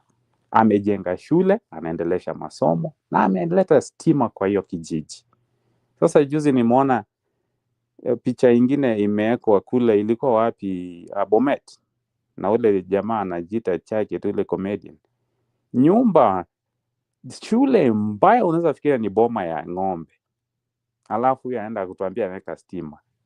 I applaud if he's really doing something that is progressive like that. I will advise him to launch schools and electricity. School ni ya kijiji, electricity itatoka kwa hizo shule na iende kwa manyumba tofauti. Atakuwa amefanya kazi. Na aenda launch kule kwa huyo jamaa Farah, hiyo area yao, kwa sababu hao ndio wana stima. Hapa kwenu jamani, Biwota amejenga stima, nilikuwa naona stima kitambo. I mean, that was a friendly ground. Launch projects that make sense if you are to launch as a president. That's the observation. And then sisi kama wa Kenya, kama hiyo stima ililaunchiwa hapo na unaona kabisa president amekusaidia kuleta stima, kesho hiyo stima imepotea, hata hauna pesa ya kulipa hiyo stima. If that's how we're gonna grade leadership at a presidential level, wenda mpigie huyo jamaa kura, kwa sababu stima imeletwa. Hata wezi connect TV takula stima. Uko na stima na unatumia koroboi juu hauna pesa. That's the mentality tumekuwa reduced as a people. And we also need to raise our standards. Kukuja kutuletea maji ukiwa kiongozi mzima, hiyo ni kutudharau. Maji ni haki ya binadamu. Huyu jamaa alikuwa anatusi watu kwa hiyo mkutano kule kwao, wakifungua kisima inaitwa bawa la maji, the borehole. Wamama wanatembea kilomita 5 kwenda kwa hiyo borehole, ama kilomita 2. Naye mwenye amefungua anawaambia, unaona ni mwarahisishia kazi. Hiyo borehole haijatreatiwa. Pipe ya maji imeletwa ile maji yenye haijatreatiwa. Ile maji mzungu akikunywa anasema hapana, ndashikwa na ugonjwa. Hiyo ndio maji wa Kenya wanapigia shangwe, vifijo na nderemo. Only that it is so sad, mwenye anatusiana kwao ni maji yenye imechimbwa ya kisima, the boreholes. We need to raise our standards. That way, these people don't come to our communities and tell us what they should have been done back in the Moi era. Sasa watakuwa natunyima maji, ndio wakitupea maji chafu ya mfereji tufurahie. To raise standards. That it's an absurd, it's a sad video to watch, but unfortunately that's how viongozi wanatuona. Hiyo stima na kupoa 200 is the same thing. So tuwajibike, to are held to accountable. Na kama hiyo stima itakusaidia wewe ukiwa Mkenya, enda votia Kasongo. Guarantee you hautakuwa na stima, ama ukimtoa stima imetoka pia. That's what they do. That's my own submission, Chiro.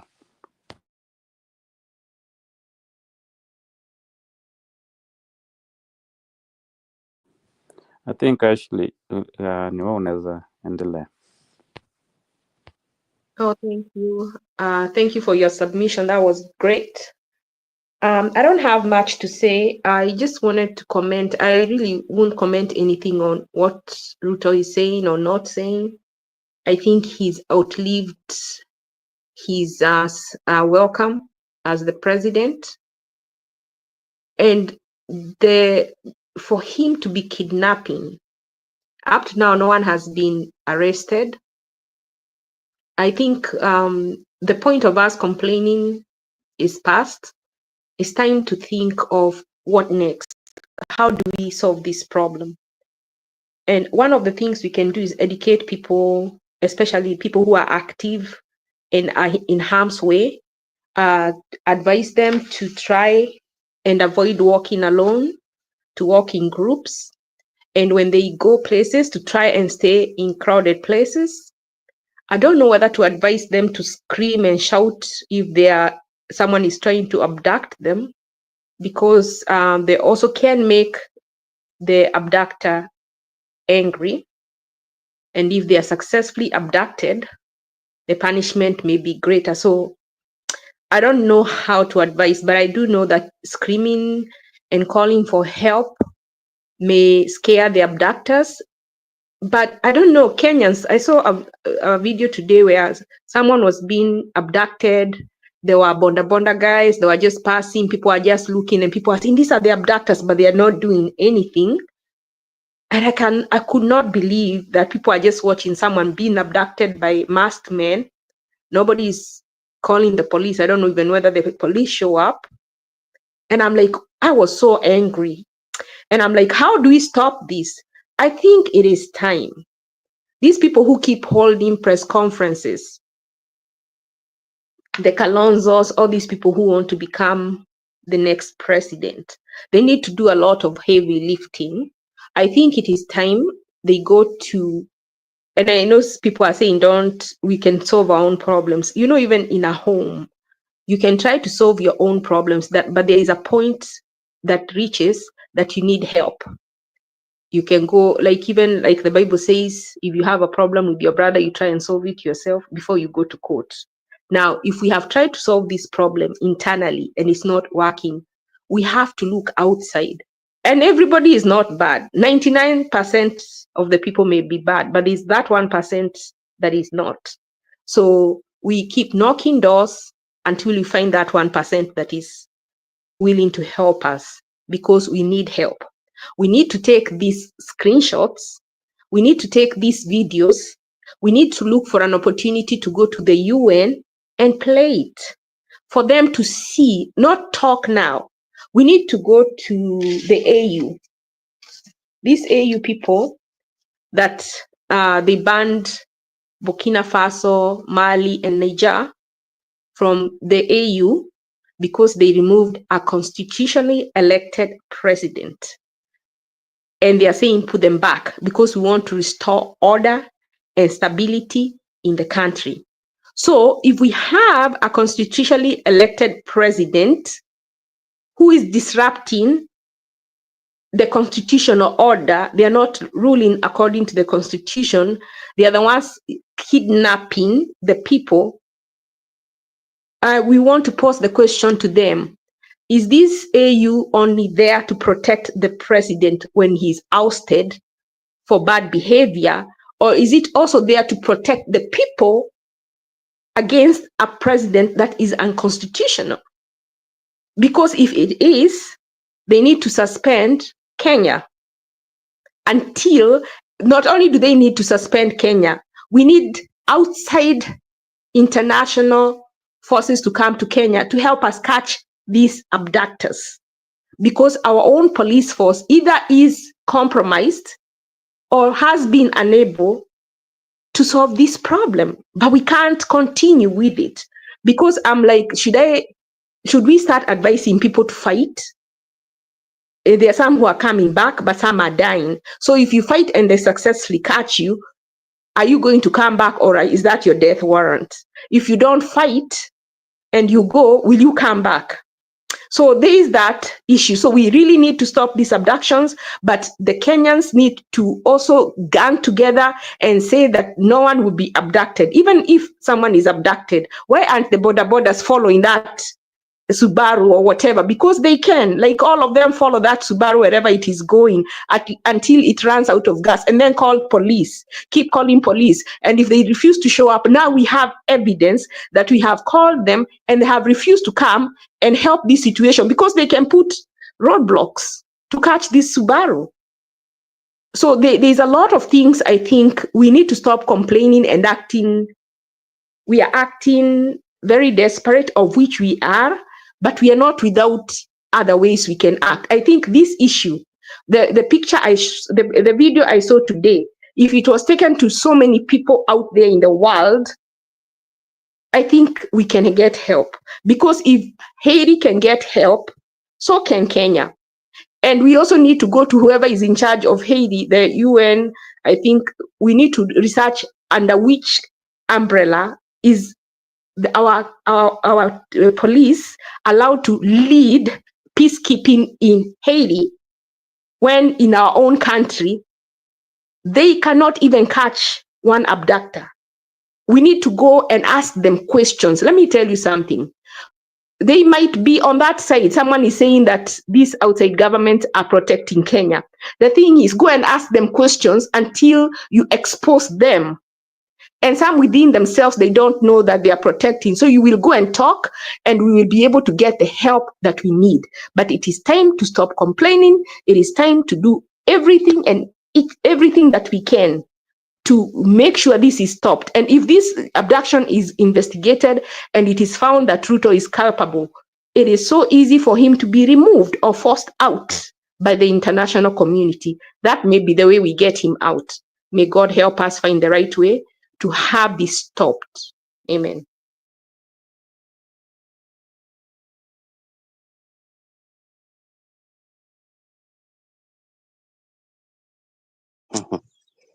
Njiru kwa amelala.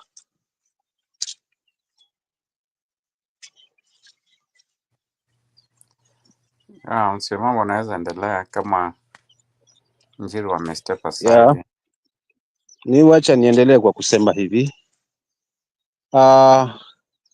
Suluhu ya haya yote tayari tushajua ni akina nani ambao wanatusumbua. Political class versus we Kenyans wenye tuko na nia swafi. Hiyo tu ndio nilitaka kuzungumzia hapa. Political class ndio ambao wametuletea hii mess, kwa sababu wao ni wao wakigombana sasa hivi mchana usiku wao wanaelewana. Na kumbuka wanatu drive ile kwa sababu kila mtu yuko na wafuasi wake, yuko na watu wake. So mwisho wa siku tunakosa kusimama katika hali ya umoja. Nao tukitaka kufaulu na kumfukuza huyu nduli ni matukio. Mfano kama ile abduction, Kenyans tungekuwa tushamalizana na Inspector General kwa sababu huyu ndio amemweka. Maana mbinu ya Ruto aliyoitumia ni kama tunavyojua, yeye aliweza kucapture parliament, aliweza kucapture hao polisi, aliweza kucapture judiciary na so on. So kwa kuweka hawa watu wake kwa ajili ya kwamba wamfeve yeye, hawa watu wake ndio wakudili nao. Swala la abduction tungekuwa sasa hivi Kome hayupo, IG huyu jamaa hayupo, na hata ikiwezekana mwenye anasimamia masuala mazima na uchunguzi pia naye tungekuwa tushamfurusha. Alafu nalina mahakama, kwa nini icheleweshe vitu kama hivi? Yaani mle ambamo ameweka watu wake kuweza kumtetea na kuweza kumfavor ili huyu jamaa asipatikane na fingerprint ama footprint. Tudili na hawa. Tukisambaratisha hizi nguvu zake hii mizizi yote tukishakata, basi huu mti utaanguka wenyewe tu, maana utakuwa hauna nguvu lolote. But tukiangalia macho yetu tu kwa yeye peke yake, na kuna watu wake vibaraka wake ambao yuko nao ameshawaeka na wapo wanafanya kazi yake yeye inaendelea vizuri. Sisi tukupiga kelele, mwisho wa siku anaomba nyinyi pigeni kelele mimi na yangu, kwa sababu si kiongozi wa kusikiza, si kiongozi ambaye anakubaliana maono ya kila mtu. Ni kiongozi ambaye anaamini kile ambacho yeye kwake ni sahihi kwake, kifatwe hicho. Wizara zifate sauti yake na wengine wote wafate sauti yake, kitu ambacho kinamweka katika sifa ya uongozi kwamba hafai. Hivyo mimi kama msimamo, to deal hawa watu tukijua kwamba kuna tokeo limetokea kama hili la mauaji ama hili la utekaji nyara na polisi wapo wapo, basi tuna wao, kwa sababu mwisho wa siku hawa ndo wanaotumia tena hao polisi kuweza kuharibu maandamano, kuweza kukanganya. Sasa hujui polisi ni yupi, hujui gunzi ni wakina nani. So Kenya to deal na hivi vitu hivi vidogo hivi ambavyo tunaviona vidogo, tuache kufocus na huyo jamaa zaidi. Hawa watu wake tukimalizana hii mizizi yake, basi mti utakuwa ni rahisi kuanguka, hautakuwa na nguvu. Wa alaikum salam. Alafu pia tujihadhari, shilingi 2-3 za kuitwa kwa malori kwenda kwa mkutano, kwenda kupiga kelele tu.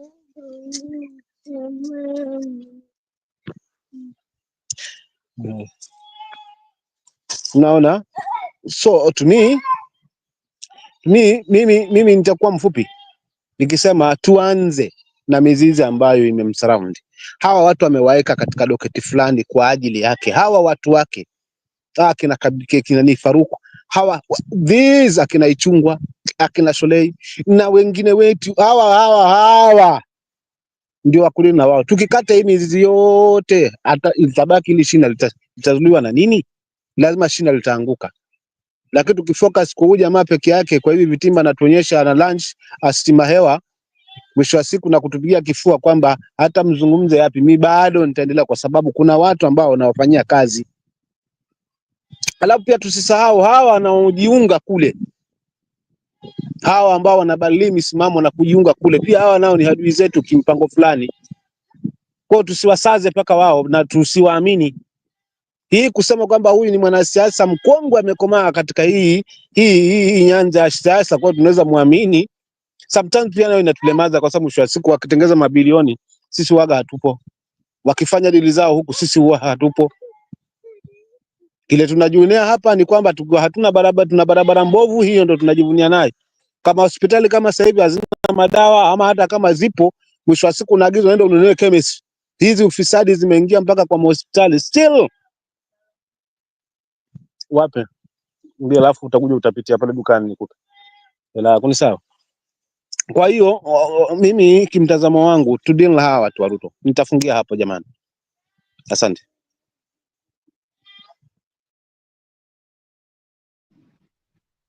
Niseme kitu Endelea Njiru. Sawa. mimi nasema hata sisi wa Kenya tunaweza kuona Ruto ana na vote. Mnajua, wacha nimwambie hiyo uchaguzi ya 2022 hata Kiambu peke yake ilikuwa imeshinda huko kwa kina Ruto, ile kura alipata Kiambu peke yake. Hai, sasa anajifunga tu na Raila. Sasa hii chama ya ODM pale yote ilikuwa huko Isiolo, Wape, Mombasa, Woleba, ndio ako naye peke yake. Sauli anajua hata Kiambu peke yake ilikuwa imeshinda kwao. Watu wako wamtaki na walituambia wamtaki. Kwa hivyo tusijali Ruto ana vote. Vile tutaambia mtu anasikia uchungu today, vile Ruto amefanya, wallahi asisukue hata shilingi moja ya watu afotie Ruto.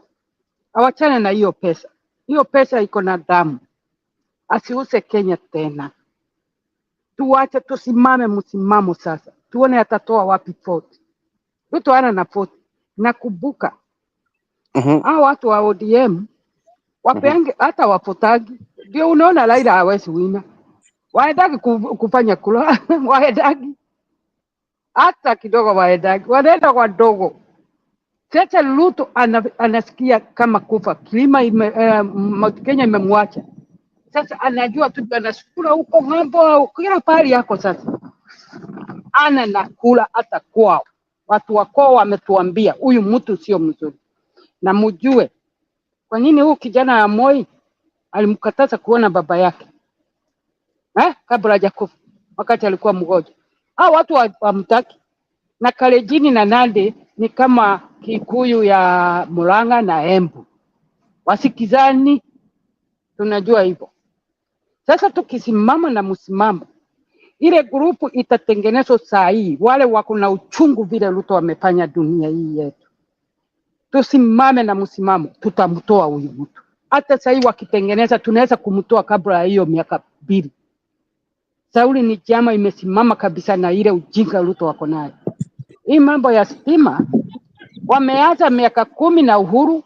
Kwani Kenya ni kubwa kuliko Amerika? Kenya kitu kidogo, si wangemaliza hiyo miaka 10 weka stima. Kila saa ni biashara ya port ya election ati stima. Miaka 12 sasa stima. Ai, hakuna maneno mengine sasa. Sasa ameanza ile wibo waliiba na uhuru miaka 5, alafu wanafanya tumekosana. Uhuru, Ruto, Raila wajai kukosana. Wako tu rafiki vile vile. Sisi wa Kenya ndio tunakosanishwa. Tunaambia ukabila tunawasikia. Sasa tusimame na msimamo mmoja. Ruto atatoka. Ruto ana vote. Na mkubali na mimi. Mimi nilikuwa na hesabu hiyo kula kila vote. Kiambu peke ili mshida huko kwao. Sasa ni kula gani anatuambia ako nazo? Na wale watu wanamjua. Huyu mtu hata tunaweza kumtoa April. Hii chama ikitengenezwa April ako out. Anatesa watoto, anaua. Afanyi kitu. Kazi yake ni kuharibu pesa. Anafanya hii kupea watu pesa wafanye vile wanataka. Na watu ndio wanalipa tax. Hata hiyo stima akiweka hiyo sio pesa yake. Hiyo ni pesa yetu ya Wakenya. Wanalipa tax. They have a right. Tukae vizuri. Sasa hii GNT wakati walienda kuongea na yeye kwa mtihani kwa media. Nataka kujua Jensi walipata nini? Sauli waliongea na yeye kuingiza Raila na watu yake ya Joho, watu Tukani walipata nini? Ndio nataka kujua, na kwa nini walimsikiza. But I know they haven't quiet, they planning something. I hope so. Sauli hiyo damu yote walimwaga, walikufa, hakuna kitu wamepewa, hakuna kazi wamepewa. Hiyo kazi wanaambia kwenda nje ni ya kufagia choo watu wa university. Waache kudanganywa. Hakuna kazi huko Ulaya wanapelekwa. Hiyo ni kuteseka tu na watarudi hapo hapo. Pengine wanalipwa lakini sio ile kazi wamesomea. Sasa Ruto namuambie nyinyi, mwache ile grupu itakuja, hiyo inatengenezwa, iko na uchungu sana. Sauli watu saa zingine, mimi niseme, watu saa zingine wanajaji Kasagwa. Wacha nikuambie ndugu yangu, kama uko hapa, pengine mmoja ako hapa, wawili watatu wako 50-50 kwa Ruto. Kasagwa alikuwa 100, mjinga mtu alikuwa 100% trust Ruto. Na mnajua tu Mount Kenya hii kusaina wakuwa na agreement, hiyo ndio ujinga Mount Kenya ilifanya. Tuna trust, completely trust. Sasa huyu ndio namsikilia huruma, anasikia huruma na watu wa Mount Kenya. Sali anaitwa tu ulitudanganya hata wewe, unaona. Lakini alikuwa anaamini huyu mtu ni mtu wa kanisa. Anabeba Biblia, anaenda kanisa, hawezi danganya sisi, atafanyia Wakenya wote kazi. Na hiyo ni ujinga. Sasa mfuatilie vile Mount Kenya inafanya. Hata ripoti ya Ruto ikitumwa huko wanasema tutaki kusikia. Kenya yote ikienda hivyo, Ruto ndio atajuta. Na atajua, hakuna haja ya kutumia pesa yangu kuenda election. Kenya mzima imenikataa. Sasa watu wa huko Nyata wakienda wanapewa shilingi 200, niliona wakipewa 200 wa huko Jaluo huko kwa ODM wakakimbia hapa. Na tuliona tu huyu mtu wa parliament anawapea pesa. Ilikuwa tu kwa video. Ati waende sasa wa welcome Ruto. Hiyo ndio tunaenda sasa. Watu wakataa kabisa, wasimame waseme tutaki hata kusikia ametuma habari ya nini. Na hiyo tutawin. Ndio hapo nikasema na ndio hapo dadangu nikasema kwamba tuanze na hawa, hata wao wenye those who believes on Ruto government, they are our enemies. Hawa before Ruto akuje, kuna mtu ametuma pale.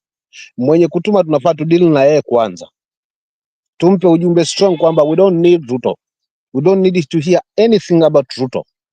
That the time tutasema hapo, tutasimama sasa tuseme kwamba, lakini tukiachilia hawa wanatuma hawa wajumbe wa bunge, hawa wamepewa madockets, wamepewa vyo fulani, wao ndio wanafaidi, wanarudi kuja kumwandalia njia Ruto. These are our enemies. Na yoyote mwenye anaruka mrengo huu anaruka kwa mrengo mwingine, huyo mtu ni fisadi. Yoyote mwenye anaruka chama hii anaenda chama ingine, ama anaruka hapa anaingia, huyo mtu ni fisadi, hata kama tulikuwa tumejenga imani na yeye kwa muda. That's our enemy. Kwa maana hiyo for real mimi nitasema hivi, to deal na hawa vibaraka hawa, hata hao Gen Z. Kuna some ambao sasa hivi siwezi amini Gen Z wote wanasimama msimamo mmoja. There are some ambao washashiba tayari, ama washashibishwa, ama washashikishwa, wewe wako kusabotage ile willing azimio la wapenda mageuzi. So to me tunamwangalia vitimbi vyake, lakini kuna hawa ndani hao. Yoyote mwenye amepewa docket fulani lakini hafanyi kazi yake kulingana na katiba, huyo mtu ni adui wetu. Yoyote anavunja sheria kwa sababu ya mamlaka au cheo yuko nacho, huyo mtu ni adui wetu. As Kenyans, ama wale mashirika wanahusika na masuala kama hayo, wasifumbie macho.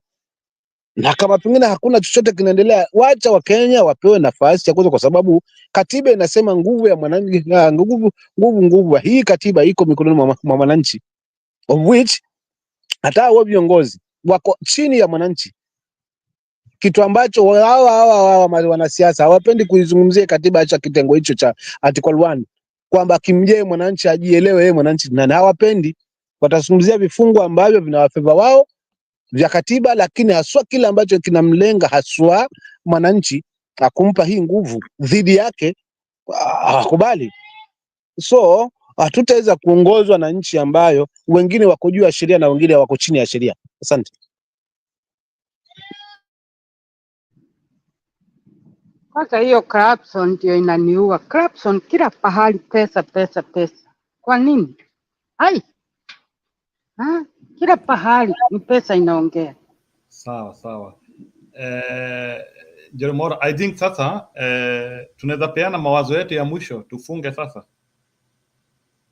Tafadhali nitaomba tu tupeane tu wazo, bwana msimamo, tupeane tu mawazo yetu ya mwisho, kila mtu dakika 5 tufunge sasa. So maybe naona Mary amekuja.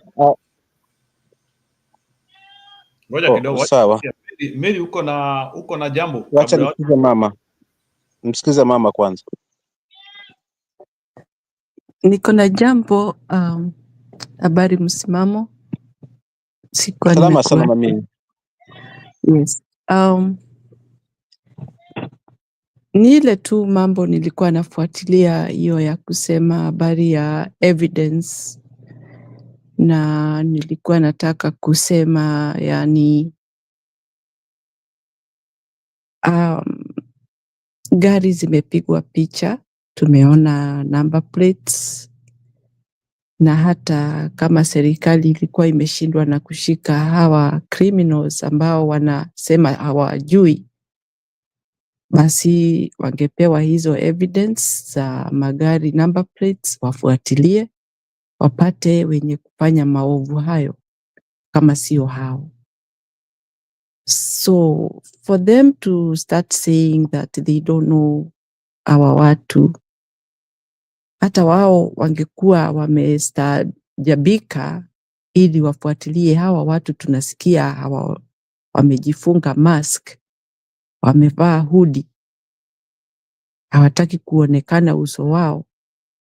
Lazima tufanye mpango tupate hawa watu, tusije tukahusishwa na mambo ambayo ni ya criminal. That is how a government follows up to deal with the criminals. Hamwezi kusema sio sisi na mfanye juhudi ya kushika hao watu, mnaambiwa na wananchi wanawashika. IG ako na polisi wanaenda patrol. How comes that their patrol has never hata siku moja kushika mtu ambaye amefanya hayo mambo? All these are all good stuff that they can use to arrest these criminals who are doing bad things to Kenyans, if it's not the government. Washike hizo number plate, wafuatilie, waende kwa motor vehicle, waangalie, waone hii gari ni ya mtu fulani, aende akutwe, aambiwe wewe gari yako ilipatikana pahali fulani, ilifanya hivi, na kwa hivyo tunataka utuambie ukweli wa mambo. So the story starts, na mambo iendelee mpaka wafike mwisho, washike mwenye alifanya hiyo maajabu. But Kenyans, we are not fools. We know all this is done by this government. Na tena nilisema hapo mbeleni, hawa wasichana ambao walipatikana Kware wamekatakatwa. Mimi nakumbuka kuna ile wakati hiyo ya Gen Z, wasichana wengi sana walishikwa wakawekwa in one room, na wakaanza kuimba nyimbo huko wakisema wametuzoea, all that. Yani walikuwa wanaonyeshana they are still fighting for their right. I was just thinking, could they be the one waliuawa namna hiyo kinyama?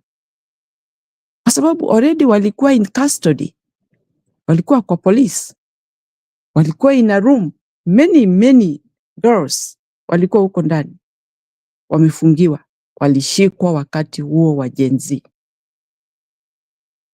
Na nikikumbuka kuna sura niliwaangalia nikaona wao hawajali, they are fighting, they want to see how far they will go. Mimi nilikuwa natarajia the following day they will be taken to court. But nothing happened.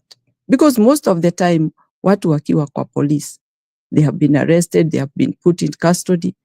Si walikuwa wapelekwa kotini the following day. I didn't see or hear anything like those ladies taken to court. Hawakupelekwa. Kwa hivyo ni kumaanisha hao wasichana ndio waliuawa. Because those were many. Wale walitupwa huko Kwale. There were many. So I just can't believe people can do such a thing na serikali isiwe inajua. Tena hao walikuwa kwa serikali, walikuwa under custody ya police. Walienda wapi? Those are my questions. Kwa hivyo serikali hiyo ya jambazi ndio imetekeleza hii mambo yote. Wananchi wamefanya juhudi ya kupiga picha, wamefanya juhudi za kukemea hiyo mambo na piga kelele ndio serikali ijue wananchi wanaumia, but they have never taken any move. Kwa sababu ni wao watajishika. Sababu serikali ndio inafanya, kwa hivyo wakienda kushika watajishika wao wenyewe. So that's the end of the story. So we cannot say and they cannot deny they are not the one doing it. Hata hiyo mambo ya kuwa IG hawezi kufika kotini to answer questions, it gives you a belief that they are the one doing it. Kwa nini usiende pale useme si mimi na sijui hii mambo vile inaendelea? Why do you become adamant ati sitaenda? Then who are you working for? We are the people paying you the salary.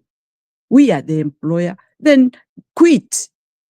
Get out of the office. Someone else who is responsible, accountable, come in. And somebody with integrity. So for me, hii mambo ni mtu alinisema hapo mambo ambayo sikumuelewa, ati hamwezi kupeleka mtu kotini bila ushahidi. But ushahidi ni mkubwa sana kwetu Kenya. Ni mwingi kabisa. Nikiangalia nione yale yote yametokea kwa nchi iko na kiongozi ambaye usiku amelala, mchana ndio huyo juu ya gari. Akiambia watu vile atawafanyia, lakini wakati huo mwingine yeye amenyamaza usiku. Kwa hivyo tukienda kulala naenda kulala, lakini akiamuka anaamka kwenda kupigia watu kelele na watu wengine wamekufa. But he does not talk. He does not even mention of those who are dead. Wameuawa na nani? He does not mention. Hii ni kazi rahisi, hii ni kesi very easy. Na watu wasitukomeshe kutuambia ati hatuwezi kupeleka mtu ICC unless ICC is another corrupt place, if that is the case. I'm not saying they are corrupt, unless they are corrupt. To say that there is no case for this guy. There is a leader who is quiet when people are being killed. Na ambaye alisema na mdomo wake, I don't have any one name ya mtu ambaye amelalamika ama amesema mtu wao ameuawa ama amekuwa kidnapped. You can imagine a leader. Kwani information ni gani anapewa na intelligence? Na hao NIS wanafanyaga kazi gani? Don't we have police patrolling the country? So those are my questions as a concerned Kenyan. Mambo ile yote imefanyika maovu Kenya, Ruto anajua. Kidnapping, killing, all that he knows. He just wants to play his cards, which are not well played. His hands are there in those crimes. Hata kama fingerprints zake haziko hapo, he is there being the mastermind. kunawezekanaje kuwe kuna nyumba pahali hawa majambazi wanakaa, ndio wanatoka wanaenda kukidnap watu na Ruto asijue? Why does he know that people are meeting in other places who are not happy with him, ama watu anti-Ruto people are meeting, and he can always know ati kuna watu walikuwa wamekutana pale fulani, nao hawakutani ati wakipanga njama ya kuja kumuua ama kumfanyia madhara, but he has the idea that those people are meeting. But you cannot know people being killed in the whole country, that great number ya watu wameuawa. So for me, that case is very strong, very strong. It doesn't matter how people put it. Hii kesi ni kubwa sana na iko na evidence za kutosha, na sielewi mtu anaweza sema aje ati hakujua watu wake wa nchi yake wakiuawa. But you can walk, go to lament things, talking to people on top of the car, telling them what you are going to do for them, but you don't know what is happening to your people. You only know what to tell to people who are alive, wale wameponyoka. Kwa sababu ni kama kuponyoka, umeponyoka ukawa uko hai, ndio umesimama hapo mbele yake. Otherwise, the next minute, you'll be kidnapped and killed and thrown wherever they want. So that is my take. Thank you so much, Njiro, and thank you for your forum. You have opened something that really people can come and air out their feelings and their concerns about our country, our Kenya. Asante sana. Good night, everybody. Good night.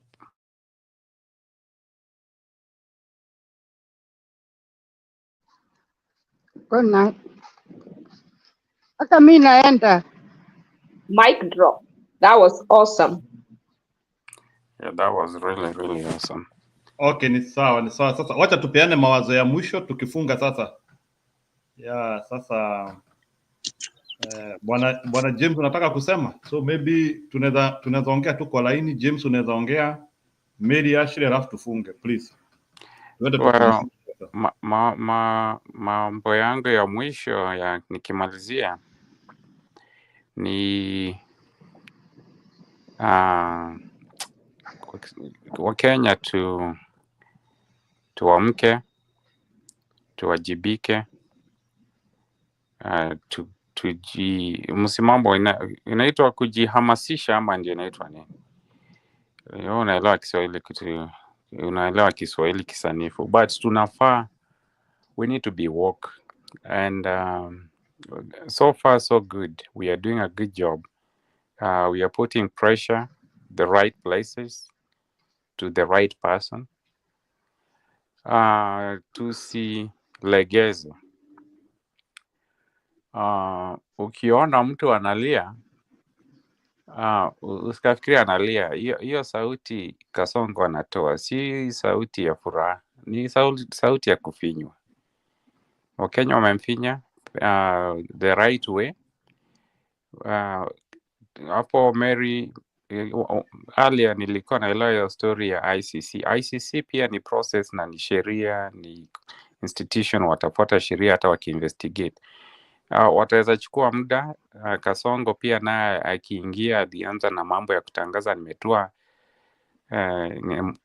polisi, idara ya polisi kwa ofisi ya rais nimeiweka kwa interior. Nani anarun interior? Si ni yeye tu. Sasa anajaribu kusema yeye hapei interior polisi direction, so he should to kill hapeani hiyo direction. So by the time ICC watakuja kuuliza hiyo maneno, atatoa hayo maneno yenye alisema na ataonyesha video. Mimi sipeani direction, lakini direction amepea kwa appointee wake Murkomen sai. Au mtu ataenda ndani ni Murkomen. Na nakwambia Kasongo hata vile watu wake wanafikiria kina Murkomen na Sudi wanafikiria Kasongo anawapenda hivyo, lakini ikifika ile siku ya kiama ICC wakuje, ni huyo Murkomen ataenda ndani. However, watu tulikuwa tunasema ni mzuri kuwa na hiyo ICC case kwa Hague, kwa sababu pale watamwandikia notice hata kama ni investigating his government, kumwambia tunakuangalia, na hiyo pia ina create room ya allow Kenyans to continue pushing on the ground.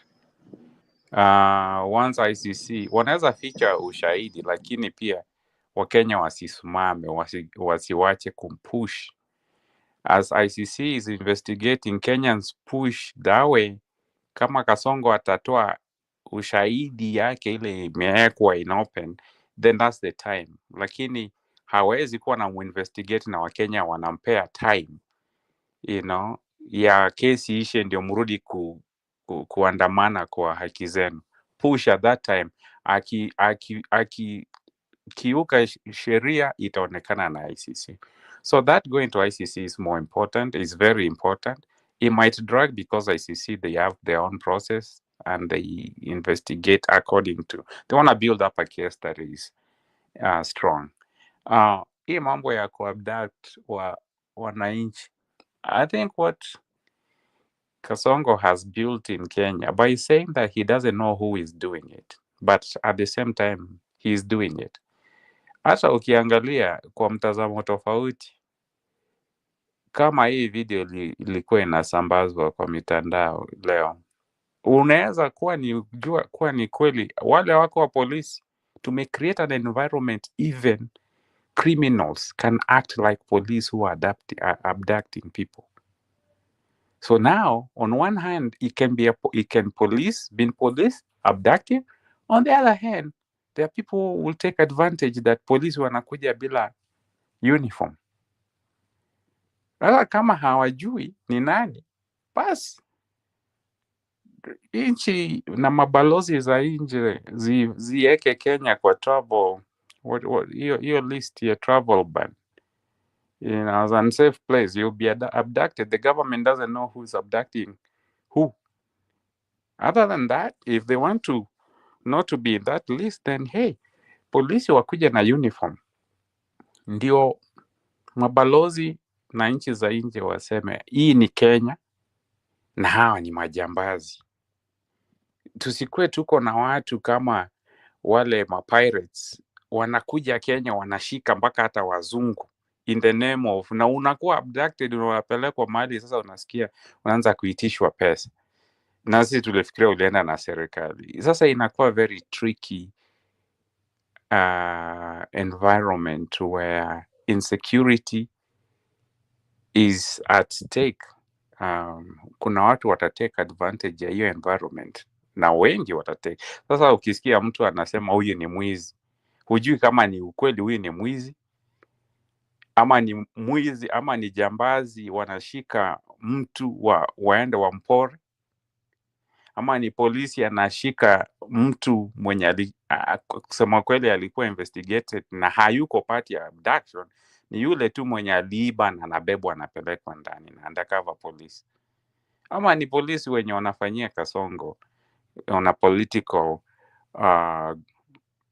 grounds za kuabduct watu. So, imekuwa very confused and it makes it a very unsafe ground. Sahii hata Kasongo akisema mtu alikuwa abducted, alikuwa kidnapped. Kuna abduction na kuna kidnapped. Sasa huwezi jua gani ni gani. Abduction ya government, kidnapping ni ya majambazi.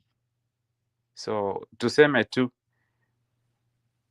that the route that we took and the government took is not even good for tourism, if that's what Kasongo wants. So uniform will be the best way to go, na tuendelee kupush serikali, tuendelee kutojigawanya kwa mirengo ya ukabila. Leo utakuta mtu ametoka mrengo wanu amerun for presidency. That's not the time that I will come out and niseme si wa Mount Kenya. Alafu to coast Kenya a good leader. Ile siku nitaona a good leader coming from the Muslim community na pia akwe president, because tunaongeanga tu mambo ya kabila. Tumeata overlook our Muslim brothers who have been Kenyans all these years, and they are good leaders. You know, if we can get beyond that and tuanze kuwa na system kama ya Tanzania where unakuta Magufuli alikuwa Mkristo, Mama Saumu ni Muislamu. Tusika skip on good leadership because tulikuwa tunaendea huyo mtu alikuwa anapenda ngai wako, anatuimbia ngai wako. Sisi tunafikiria mpaka ni mkorino, kumbe ni mwizi. No, we don't need that. We need to overlook on ukabila na mambo ya dini. Tumepotea kwanza kama nchi ya Kenya. Tunafikiria ule mwenye anaomba sana ndio huyo ako na good values and morals. Huyo ndio anachinja watu usiku na mchana. Ukabila, dini, tuwachane nayo na tukomboe Kenya. That's my submission, and back to you, Njiru. Okay, sawa. Ashley, unaweza maliza. So wacha tupate Ashley msimamo hivyo, tukimalizia tupumzika. Ashley, weka wazo lako la mwisho please. Sure. And I want to add what the last speaker said about mtu wa dini. Ukiona mtu aki-exaggerate sana, like when they were going to kneel, ati waombe kama wame kneel, I just knew it's like the Pharisees, the way they would go to pray in the public so that people could see that they are very religious. Kwa hivyo ukiona mtu au vile bibi ya Ruto huenda kuomba, where is she when the kids are getting kidnapped? She's very silent, but ukimuona akitokea, she's next to her husband, smiling from one side of the mpaka unaona wisdom teeth. Yet when they were going to ask for the position, she was there. She would go anaomba, unamuona anaomba. So she wanted to portray a religious, very prayerful woman. Where is that prayerful woman now when the country and the mothers of the country are crying? She's nowhere to be seen. We only saw her during New Year, next to her husband, smiling from ear to ear. We saw her when they went to Ghana. She was there, smiling ear to ear, but she's silent on the issues that matter most about the children of our country when they are getting slaughtered, when her husband is telling parents to take care of to discipline their children when he is out in the streets disobeying traffic rules. And when today I had their matatus or their two buses were confiscated and they were returned to them. Unajua zilikuwa mpaka na TV mpaka zina distract driver. They were only given the fine for those extra things they had added. They were not given any fines for the traffic offenses. Yes, he wants you to discipline your children and these are undisciplined. Anyway, that's not what I was going to talk about. I'm going to talk about, I want to spend as little time as possible discussing Ruto, apart from discussing how we are going to remove him. We have agreed, if we go to the election, he's going to rig. So I don't need to go into detail. We have agreed we don't want him. We have agreed he's doing bad. Different people have different things that they know that what he's doing, that we are in agreement. What we have not found is how do we get him out? That is what I want to concentrate on. I'll take less than 2 minutes. And my issue is that we need to address the AU. They have what they call the AU Peace and Security Council. It has 15 members.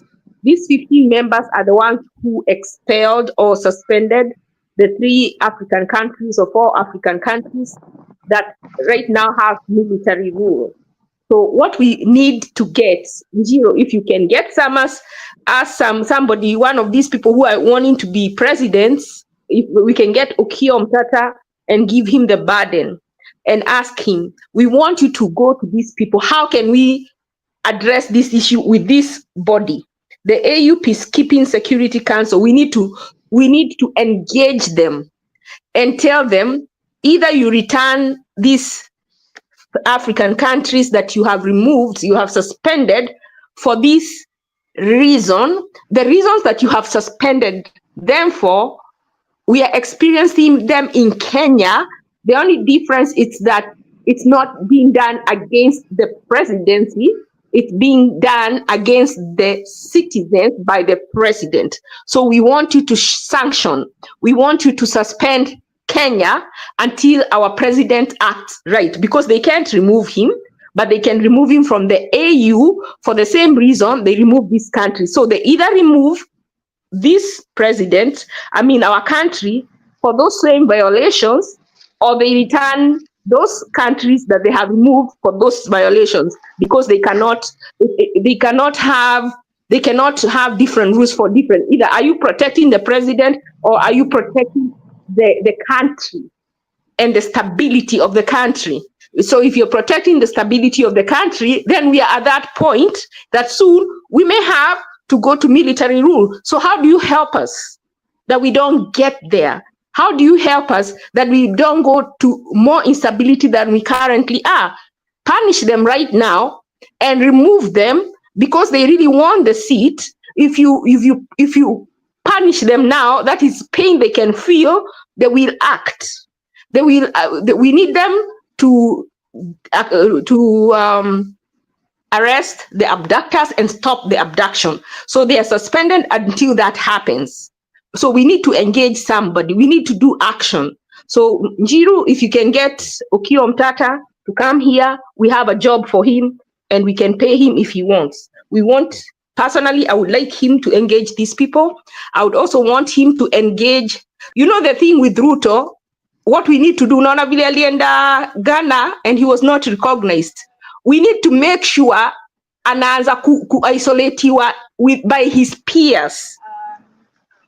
So what I'm saying is to make him isolated by his peers. Na ndio leo kulikuwa na huyo prophet alikuwa nasema ati Gen Z should be patient, they should stop talking so that God can act. The reason God is not acting is because they are talking. They need to keep quiet, they need to stop talking about abductions so that God can talk.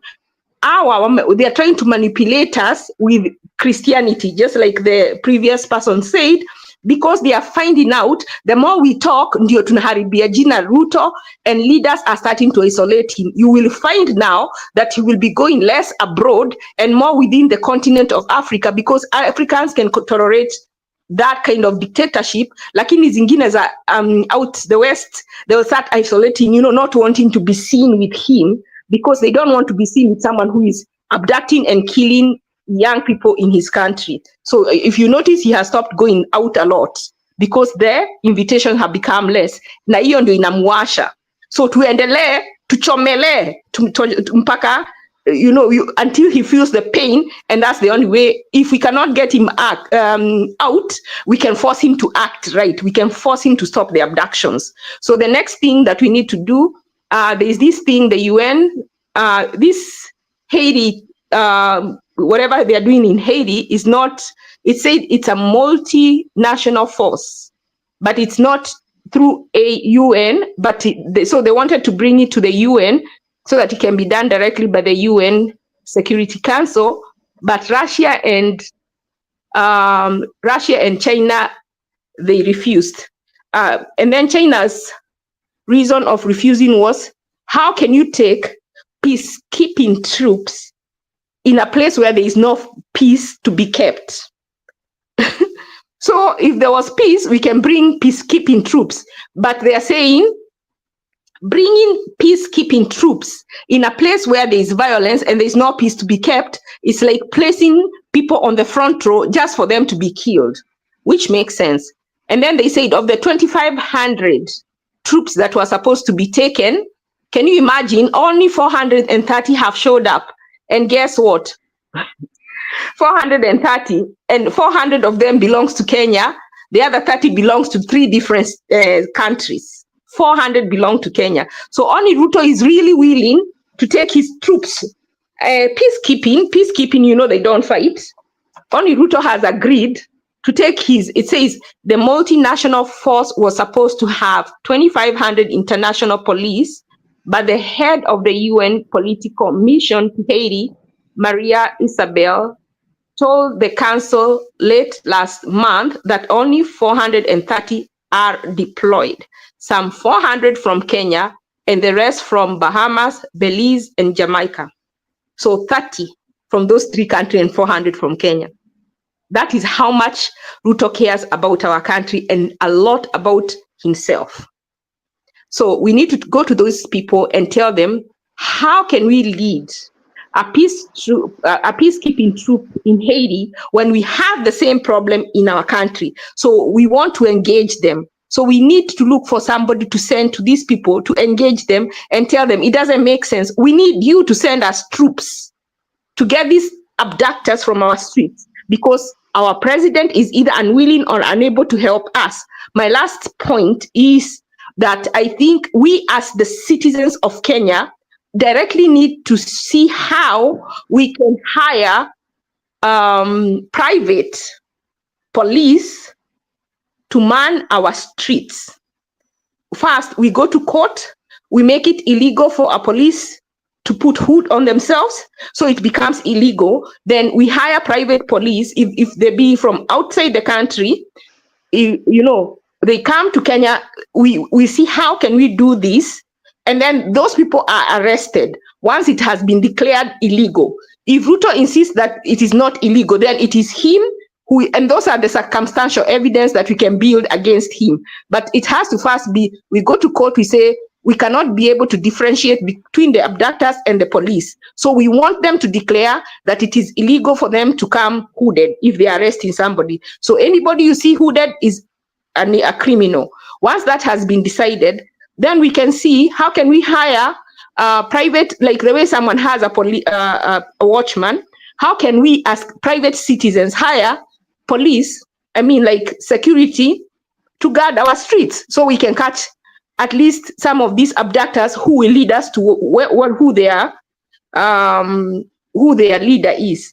Last and not least, I think we need to come up with a reward. If we offer to give a reward to someone who gives us knowledge, kunao wako na girlfriends wanaweza waambia, kunao wako na brothers, kunao wako na sisters, kunao wako na wives, and somebody will talk. But we need to put out a reward out there so that we can be able to catch these people. Those are my submissions. Thank you and have a good night, everyone. Okay, sawa. Actually, nimeshukuru. So I think Jerome Mauro, umepeana wazo yako ya mwisho, tufunge sasa. Hapana. Okay, peana wazo. Hapana, sijapeana. Okay, peana. Nilikuwa nasema hiyo ya kujulisha Afrika pale Raila anataka kwenda, niliona kwa news last week. Mnajua ule mtu anaitwa Professor LP Lumumba, sijui ni Mjaluo, anaongea Kisungu ile ya ndani. Anaitwaje ule? Anaonekana mzee sasa, lakini ati anaitwaje? Lumumba. Huyu alisema kwa news Kenya, kuona juzi alienda akasema atasimamisha hivi kwa Africa Union kwa Raila, atawabia. Sauli alikuwa amekasirika akasema watoto wote wameuawa na wengine kupishwa, Sauli Raila aingie pale, hii nitasimamisha. Na ni kweli alikisikizwa nchi mzima, si sasa tunajua hiyo. Kwa hivyo hiyo kawaida yake, Raila hawezi kupita pale, inajulikana world vile Ruto anafanya, na akicheza ataenda jela kama huu wa South Africa. Aliwako jela ule chuma. Huu Ruto ajue sasa, wale watu wanatembea naye, anatembea na huu Museveni ule, uwezi kumwambia kitu, anafanyanga vile anataka. Huo ndio rafiki ya kwanza ya Ruto, na ndio anamwambia vile atafinya wa Kenya nini. Sauli Uganda uwezi kusema kitu walai. Umeuawa ama umeshikwa. na unaona kweli huo ni rafiki yake. Sauli mtu wa Uganda anaweza kuja aje Kenya na anashikwa namna hiyo? Si Ruto ndio anafanya hii maneno yote ya kuua na kufisa watoto? Hiyo 100% tuko na evidence. Mimi sina ya kusema, lakini tunasemanga kwa Kikuyu because ya moisine mirongo ena.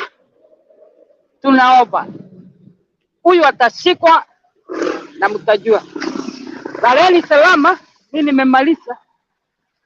And you know, guys, if we were able, if Osama bin Laden was gotten, na kulikuwa na tight security around him, our watu wako careless, but we need to engage some person somewhere.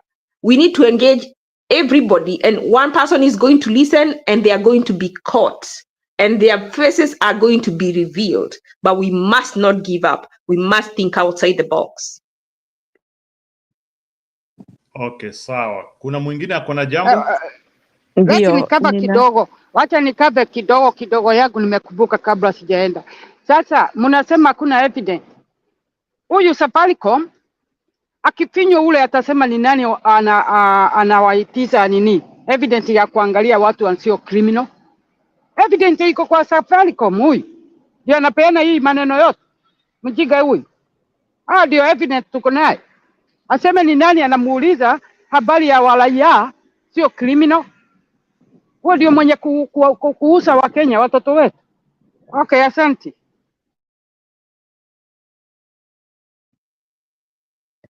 Last thing, Njiro, I want to say, Kenyans, we need to hate Ruto completely. Paka hata yeye ajidharau. There was one movie that somebody acted on a part that was really very bad. Na ilifika wakati hiyo movie ilipomalizika, the guy was a good guy, lakini aliact pahali mbaya ya mtu mwovu. And so after the movie was okay, but people were so scared. And then they came to realize this is the guy who acted that part. But they did not want to give him a chance that you acted on behalf of somebody who did that. Now people believed that he is a bad guy. Do you know he was completely isolated by the people? Nobody wanted to see him because that movie was so scary and so sad what he did, until he committed suicide, just because people did not like him just for acting that part. So we need to hate him. Tuchukie Ruto, sisi wa Kenya wote tumchukie, mpaka hata yeye ajichukie. I think that can work also. Asanteni kwa kunisikiza.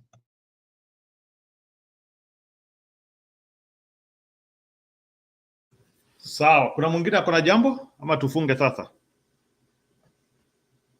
Anything to add? I think tuko sawa.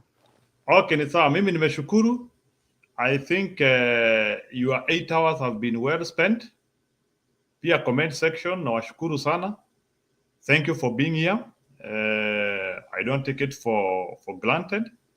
Na tafadhali mnaweza share show yetu na marafiki zenyu.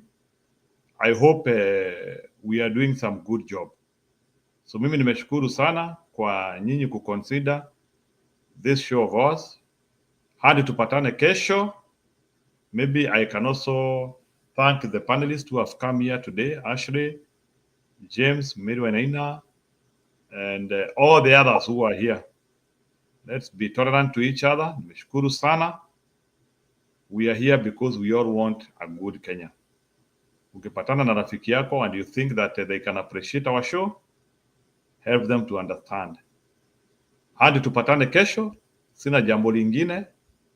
Alamsiki. Thank you.